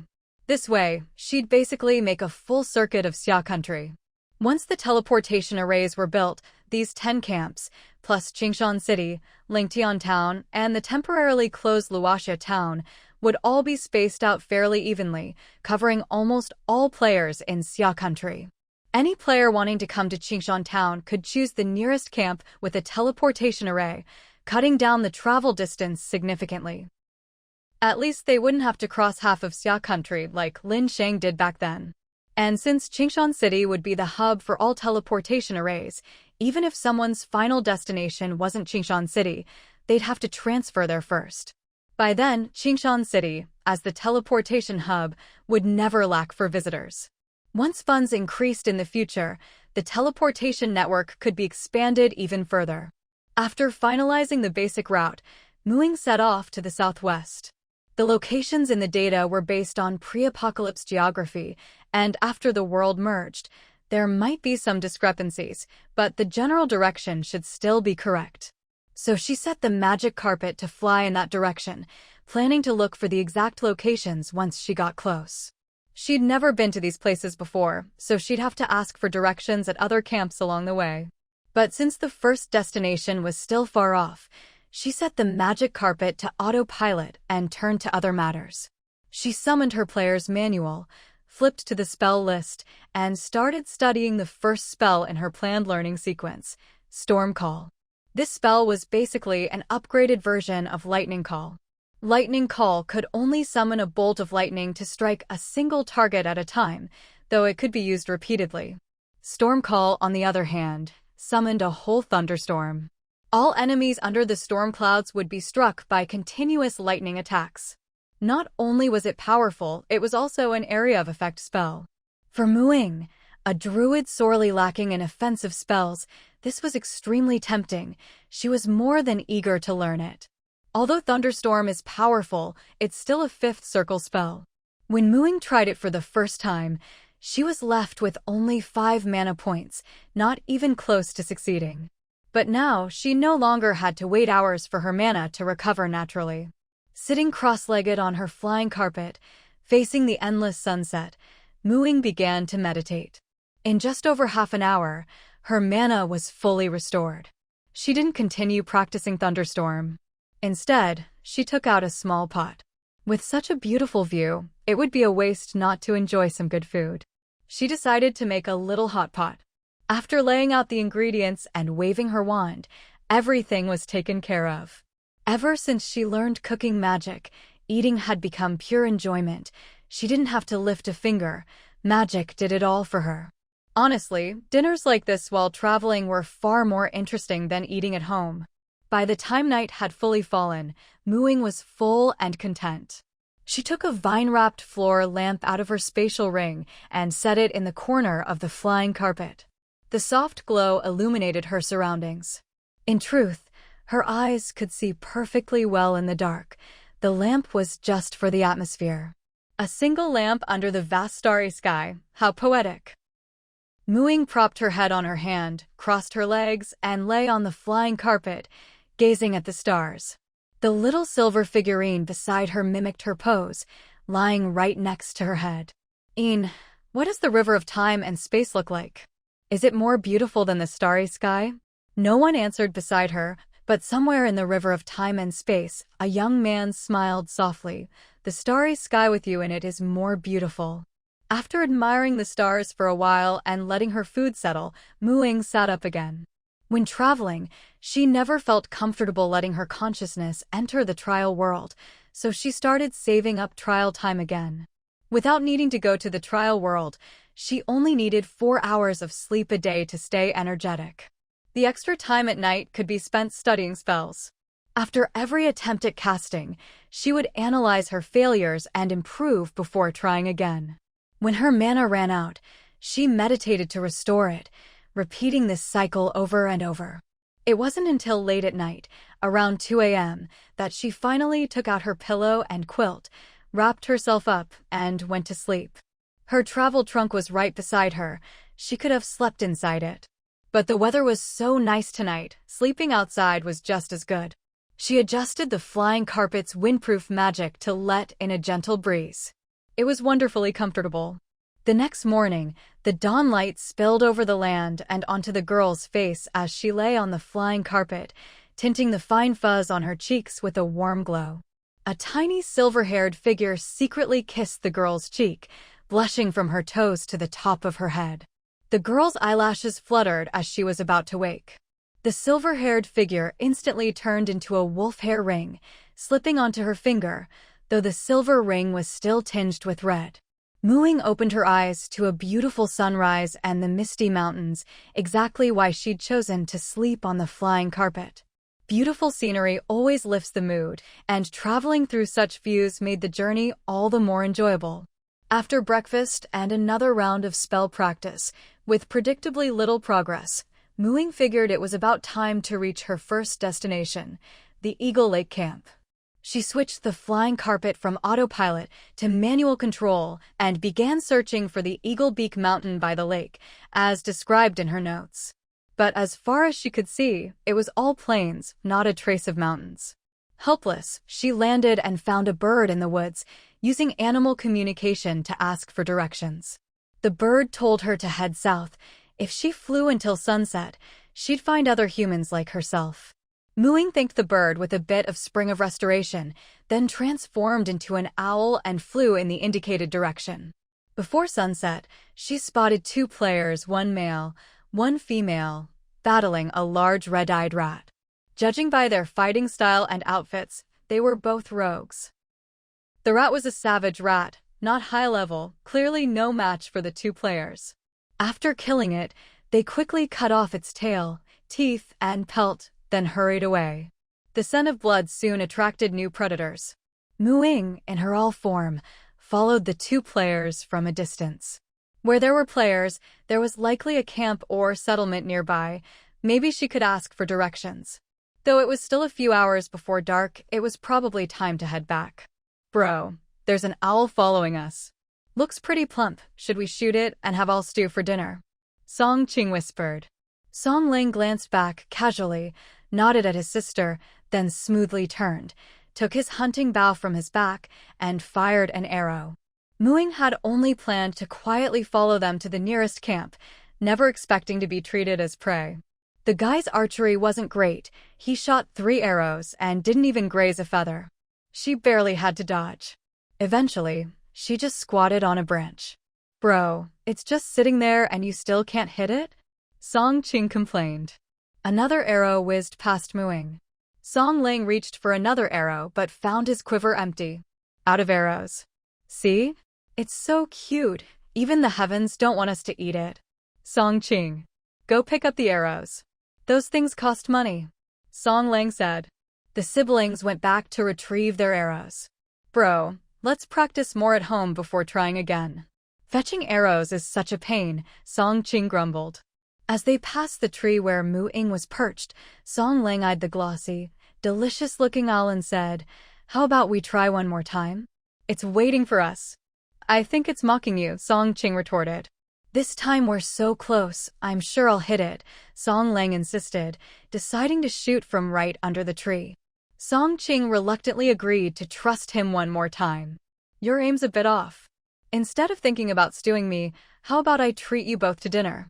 Before their eyes, the owl transformed into a girl with dark green hair, emerald eyes, and a pale green dress patterned with flowers and leaves, sitting on the branch, holding the arrow they'd just shot. The siblings, Song Qing and Song Ling, rubbed their eyes in perfect unison. You. I'm a druid. That was my animal form, a little owl. I was following you to find a nearby camp and ask for directions, but since you wanted to eat me, I had no choice but to change back and ask directly. As thanks, I can treat you both to dinner. I promise it'll be tastier than stewed bird. How about it? Seeing their shocked expressions, Ying explained. Druid? Green hair, green eyes, pointed ears? You, are you Ying? Song Qing stammered. Ying nodded. With such distinctive features, it was only natural to be recognized. Setting up a teleportation array in an unclaimed camp didn't require anyone's permission, and since she was still within the Xia Kingdom's territory, she hadn't bothered to drink a potion to disguise herself. After all, she was at least somewhat of a celebrity now, which could help attract talent to her territory. You're inviting us to a meal. Song Qing, seeing her nod, asked again for confirmation. Ying nodded again. But you'll have to tell me the name of the nearest camp. Is this the Yingtan camp? Song Qing shook her head. If you head south for about 10 kilometers and get out of the woods, you'll reach Yushan camp. Yingtan camp is much farther away. Yushan. Ying pulled up the internal network's camp information. Yushan camp was located between Chun'an camp and Yingtan camp, and was actually even closer to Chun'an. Based on the pre-apocalypse travel distances and the speed of her magic carpet, she should have already reached the vicinity of Yingtan camp by now. She shouldn't still be this far away. The distance was more than double what she expected. Such a discrepancy could only be due to the effects of world fusion. The impact of world fusion on Deep Blue Star's geography was even greater than she had imagined. Are you going to Yingtan Camp to set up a teleportation array? Song Qing asked. Can you do it here at Yushan Camp? She'd seen posts on the forum from Qingshan City about selecting unclaimed camps suitable for teleportation arrays and had been hoping Yushan Camp would be chosen. If it's Yushan, there should be players with the quest to build a road here soon, Ying said. Although the distance was farther than she'd thought, her plan hadn't changed. According to the data, the locations of the old dungeons were scattered evenly, not clustered together. So after the world fusion, Deep Blue Star should have expanded proportionally. The Xia Kingdom region might be a bit larger, but she still wanted to space out the teleportation arrays as evenly as possible to benefit more people. All right, Song Qing said, a little disappointed, but at least with a road, they wouldn't have to worry about getting lost. Once the road is built, my brother and I will go to Qingshan City. Great, Qingshan City welcomes you. Ying replied. Take me to Yushan Camp for a look, and I'll treat you to a good meal. Okay. Song Qing nodded enthusiastically. Song Ling's palms were sweaty. He'd attacked Ying. Thank goodness he hadn't hit her. Ying simply followed them in her human form. The siblings led the way. As rogues, they had a speed advantage due to their class. At first, they worried that druids might not be as fast and wouldn't be able to keep up. But no matter how much they sped up, Ying always matched their pace. How are you so fast? And you don't even leave any traces? Song Qing couldn't help but ask. In the forest, druids have an even bigger advantage than rogues, Ying said, gesturing to herself, then striding toward a tree. As she approached, the tree bent aside to let her pass, and the leaves and grass beneath her feet sprang back to their original state after she stepped on them. This was the effect of the druid class skills, forest stride and pass without trace. As her level increased, these skills grew stronger. Now that she was level 9, even the trees made way for her. So she didn't have to worry about obstacles in the forest or leaving any tracks. As for my speed, you can try it yourselves, Ying said, casting Swift Step on both of them. She could have also used Cat's Grace to boost their agility, but that spell cost more mana. If she used that too, she might not be able to keep up with them herself. Her speed came from her decent base stats and spell buffs. Song Qing and Song Ling immediately felt their speed soar. They'd never moved so fast before. A trip that usually took over 40 minutes now took just over 20. No wonder your support ranking is higher than Li Luoxia, the top priest. This spell is amazing. What rogue could resist the temptation of speed? It's just a first-level spell. Any druid can learn it. You should try teaming up with a druid sometime. Ying couldn't help but promote her class. Besides, these two were rogues, and not strong enough to go solo. In fact, each of the 11 core classes had their strengths and weaknesses. Teaming up was always a good idea. Especially druids, they were versatile and could fill many roles in a team. Support was just the most basic. Song Qing and Song Ling were clearly tempted. Too bad there aren't any druids in our camp. We'll have to check out Qingshan City later. Of the 6 main attributes, players who focused on strength, constitution, and agility far outnumbered those who specialized in intelligence, wisdom, or charisma, the spellcasting stats. As a result, there were far fewer druids, priests, mages, and warlocks than other classes. Hearing this, Ying scratched her nose. There were actually several druids in Qingshan City, but they all seemed to be working at the communal farm, not out adventuring. Although she'd never been to Yushan Camp, all the unclaimed camps in the world were built from the same template. Having visited Chunin and Linglong Gorge camps, she was already familiar with Yushan's layout. There wasn't much need for a tour. She went straight to the camp's only tavern and treated the Song siblings to a meal. The area around this camp was relatively safe. There used to be a rat nest dungeon here, but after the fusion, it became a forest full of fierce rats.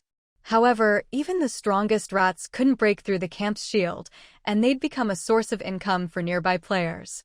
If it weren't for the inconvenient location, this would have been a great place for a teleportation array.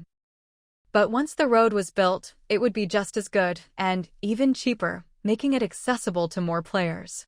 Keeping her promise, Ying treated them to a meal and then left that night. Her appearance couldn't be concealed and word had already spread. It would be a hassle to keep explaining to players who wanted her to build a teleportation array there. But news that a road would be built to Yushan and Yingtan camps, her real goal, also spread. So her appearance wasn't in vain after all. After leaving Yushan camp, she continued flying southwest. With the world now bigger, judging by the distance from Qingshan City to Yushan camp, she estimated it would take another 2 days to reach the vicinity of Yingtan camp. I heard Ying arrived at the Yushan camp the day before yesterday. They say she's coming to our Yingtan to build a teleportation array. No idea when she'll get here, though. A player at Yingtan camp chatted with a friend while getting breakfast early in the morning. We don't even know how far we are from Yushan. Might still be a while before she gets here. No way, it said that Ying can fly. I bet she'll be here in a day or 2. Have you saved up enough money? As soon as the teleportation array is up, I'm heading straight to Qingshan City. The prospects there are way better than Yingtan. The sooner I go, the sooner I can rack up contribution points. At least I won't have to worry about waking up one day to find the camp gone. I've got enough. Let's go together. We can rent a place together in Qingshan City. Sounds good. Hey, why is there such a big crowd over there? They saw a crowd gathered in the middle of the square.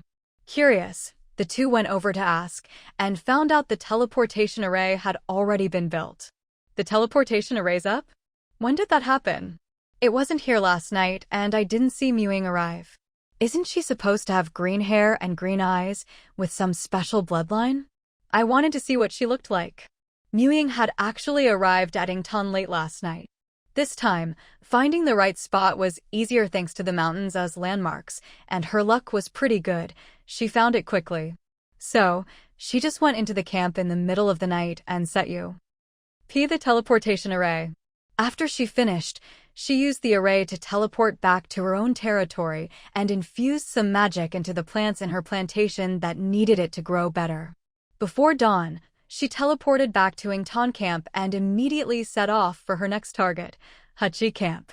There were a total of 9 camps scattered across the Xia nation's territory. Ying had been running around from midsummer all the way to early autumn before she finished building all of them. Toward the end, after opening each new teleportation array, Ying would teleport back to her territory to rest for half a day and tend to her magical plants. The rest of the time, no matter if it was windy or rainy, she was always on the road. She never even took out her portable magic house. She slept on her flying carpet every day. Only when she made progress with her spells and could successfully cast them would she stop for a while to practice, then continue on her way. By now, she had already mastered 3 Tier 5 spells: Thunderstorm, Wall of Thorns, and Tree Stride. When she was practicing Tree Stride to improve her proficiency, she'd even use it to travel through the forest. Moving from tree to tree was even faster than her magic carpet. Each tree felt like her own personal teleportation array. The only downside was the spell's short duration, so except for practice, it was too extravagant to use it for travel all the time. Learning Tier 5 spells was definitely much slower, but each one made Ying feel her efforts were worthwhile. Whether it was watching a vast thundercloud brew a storm at her command, seeing a thick wall of thorns rise from the ground, or merging with a tree and leaping freely from trunk to trunk, she felt the thrill of wielding true power. After finally opening the teleportation array at the last camp, Simu, Ying immediately teleported back to her territory. This time, she planned to stay a few days, catch up on the latest updates from other regions over the past few months, and make plans for building cross-region teleportation arrays. After all, outside the Xia nation, there were still 5 other regions with 7 established territories, and there was an order to things. In the past few months, the Bear Nation's Kagatan territory and West America's Maz territory had both been upgraded to city-level territories. Meanwhile, Northern Europe's Loya Town and Neon Sakura Town were reportedly speeding up their construction as well.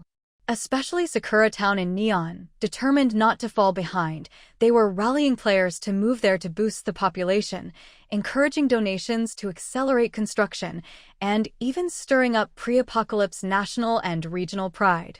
And it was working.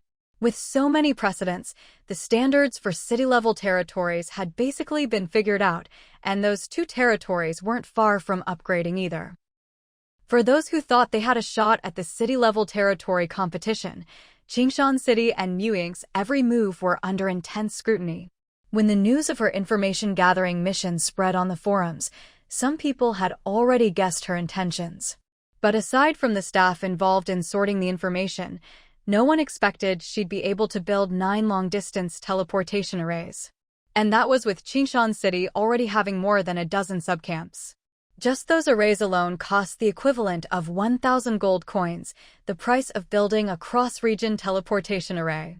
On the World Forum, a post had been pinned to the top of the trending list for months. Is Qingshan City building so many long-distance teleportation arrays because they don't plan to make a cross-region one for now? Ying only saw this post after finishing the Sumu camp array and teleporting back to Qingshan City to rest in her plantation. She'd been so busy on the road lately that, apart from eating and sleeping, she spent all her travel time practicing spells. Since there was scenery to enjoy while eating, she hadn't really browsed the forums to pass the time. Now, catching up on some gossip was a nice way to relax, and there were actually some insightful posts. For example, someone wrote, "I did some rough calculations. Those Qingshan City subcamps are just barely breaking even. After paying the residents and maintaining the camp shields, there's not much left. Most of the income comes from entry fees and housing rent. The territory's net income so far is at most 2,000 gold coins. If they keep building long-distance teleportation arrays, there'll definitely be no money left for a cross-region one." Gotta admit, his math was pretty accurate, only off by a few hundred gold. In reality, the territory's asset accumulation was indeed very slow. By now, the territory could save less than 10 gold coins a day. Of course, that's not counting Ying's personal income. The potions she put in the territory's specialty shop rarely sold to players, but the merfolk and halflings bought quite a few, earning her a good sum. Plus, Sharon contributed some as well, so she didn't have to worry about money. Someone else commented, "Before the apocalypse, the Xia Nation was the most densely populated region, and even now, with so much land, its population is still nothing to sneeze at. Maybe building long-distance arrays is the most cost-effective option? There are enough people in her own region. Why bother with cross-region arrays?" At least for now, territory upgrades only count population numbers, not quality. That analysis of the population wasn't wrong, but Ying was thinking much further ahead. She wanted both quantity and quality. Convenient transportation was also a key part of her territory's future development. Even if territory upgrades didn't consider population quality, it was crucial for her dungeon. The stronger the people, the better the emotional energy they provided. In today's world, the population was too small, every region counted. In her vision, Qingshan City would become the transportation hub and central city of the entire Deep Blue Star. When Ying saw the latest comments under this post, she discovered some threads discussing the situation in other territories. Aoyama City has built 9 long-distance teleportation arrays in less than 3 months. Counting the previous ones, that's already 11. What about the other city-level territories? Why is there no movement from them at all? Do you think every lord is like Ying, both a lord and a top 5 player on the global level rankings? What does ranking have to do with it? Of all the classes, at the current level, the only ones who can travel long distances quickly using their own class abilities are druids above level 6 who have learned the wild shape, flying animal form. No one else can do it. Even then, flying animals can't keep up continuous long-distance flights for too long, and their speed isn't that great either. Ying's long-distance travel methods probably also come from the trial world. Aside from those few lucky ones, only the top 5 on the level rankings are trialers. If you're not a trialer and don't have other convenient means of long-distance travel, and your own strength isn't high enough, don't even talk about cross-region teleportation arrays. Even building long-distance arrays within your own region isn't easy. At the very least, someone has to physically reach the destination first before construction can begin. So, by your logic, only Shimei Maz City has a chance to compete with Aoyama City? Luaxia town is already done for, and there are only 3 territories whose lords are trialers. Not necessarily. After all, no one knows the exact criteria for a medium-sized city. News from Maz City. Maz is still in his territory researching spells. Yesterday, there was even an explosion in his private subcamp. Quite a commotion. I doubt he's going to waste time traveling far to build teleportation arrays. Speaking of which, Shimei Mapletown actually has one more long-distance teleportation array than Maz City. And as I recall, the arrays in Maz City weren't even built by Maz himself, right? Now that you mention it, I'm even more optimistic about Aoyama City. Their lord is so responsible. At this point, it looks like, in the short term, only one territory per region has the potential to quickly upgrade to city level and compete in the city-level territory competition. If you're already falling behind in your own region, you might as well cooperate with Aoyama City, pay the money, let them do the work, and get the cross-region teleportation array built first. Maybe you can recover some ground in your region. Even if you can't get first place, you can at least ride their coattails, which is better for development. When Muing saw this comment, she wanted to give it 120 likes. So true. Shimei Mapletown, Kant Town in Bear Country, take a look. She didn't even need them to pay. As long as she got permission, she could go ahead and build the teleportation arrays herself. After all, this not only saved her trouble, but also helped her subtly divide up the territories within other regions. These 2 territories were already at the top of Mu Ying's cooperation list. They were among the easiest established territories to work with, for exactly the reasons mentioned in the post. Also on this list was Nuar City in South Australia.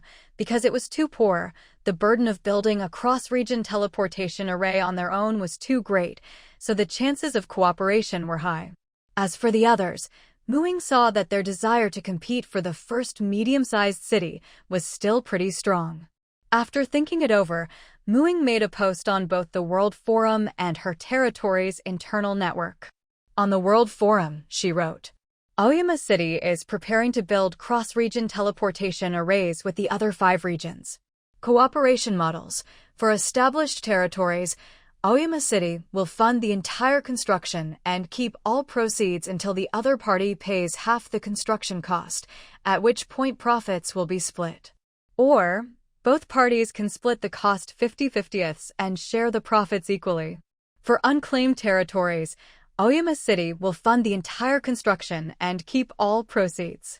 The plan is to build 1 to 2 arrays per region. Interested parties, please contact me under this post. Muing, Lord of Aoyama City. On the internal network, she posted, collecting opinions on cross-region teleportation array construction, planning to build 1 to 2 arrays per region, depending on area. Muing. With both posts out at the same time, and the internal network post being real name verified, the authenticity of the World Forum post was guaranteed.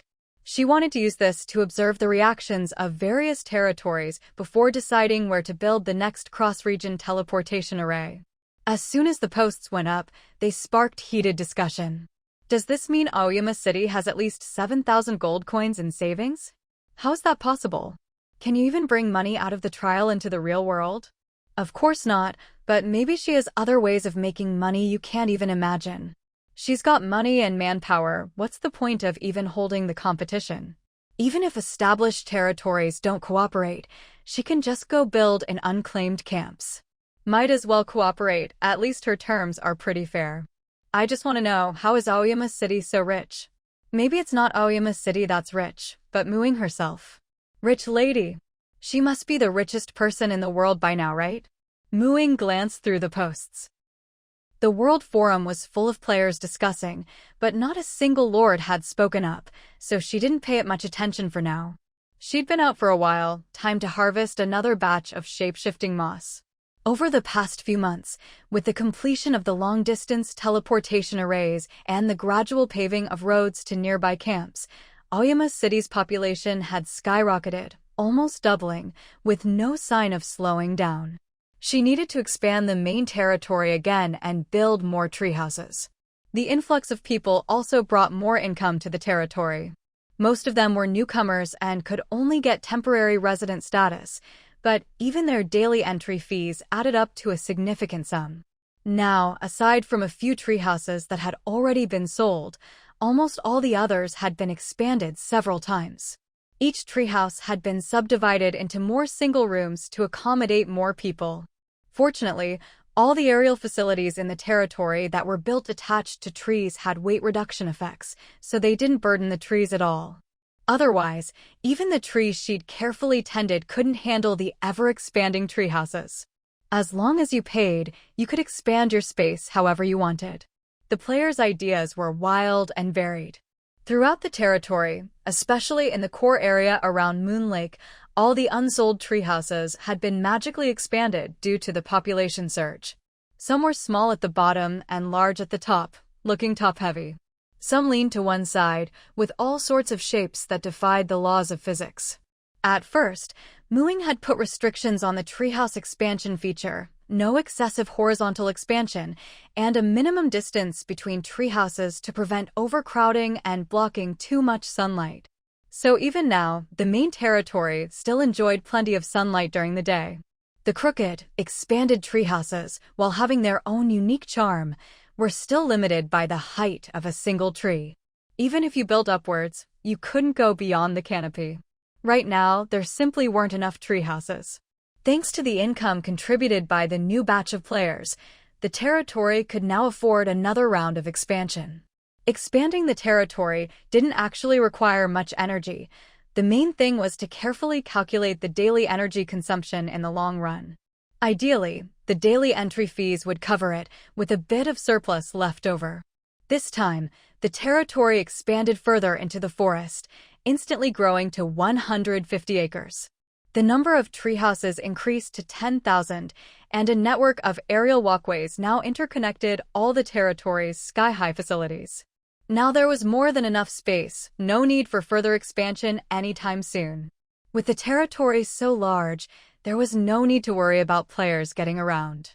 Short-range teleportation arrays had become the main mode of transportation within the territory.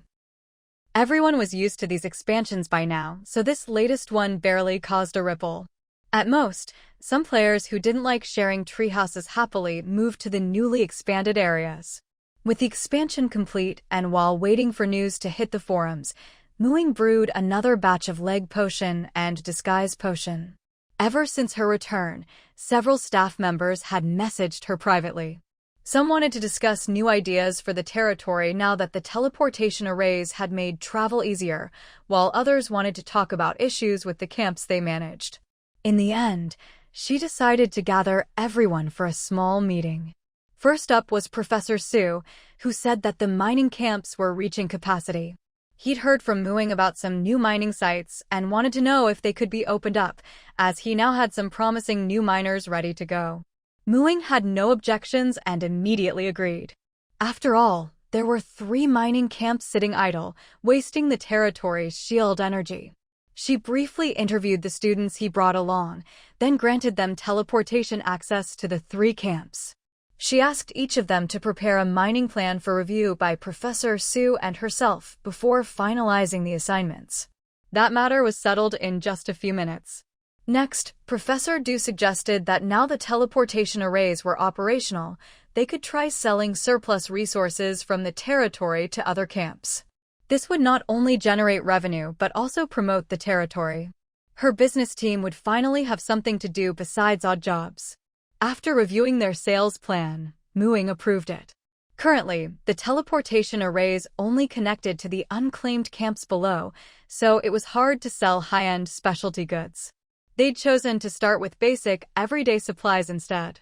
For example, crops from the public farm and meat from the livestock camp. Ying had initially suggested selling animal hides and rabbit or sheep wool from the livestock camp as well, but Professor Du said she wanted to introduce 2 people to her.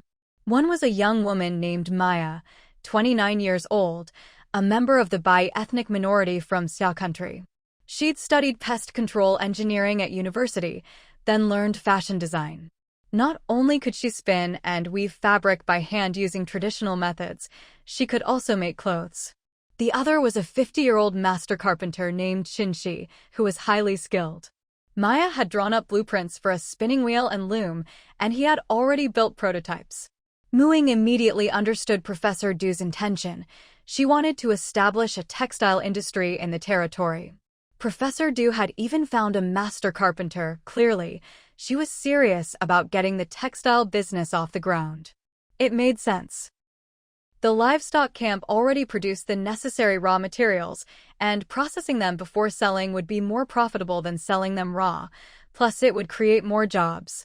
But we might only be able to make basic daily goods, so the profits probably won't be high, Professor Du said, still a bit hesitant. Muing didn't mind.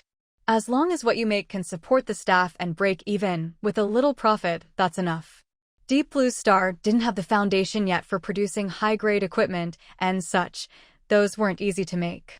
Ordinary daily goods wouldn't fetch high prices, so they'd have to rely on volume to make it work.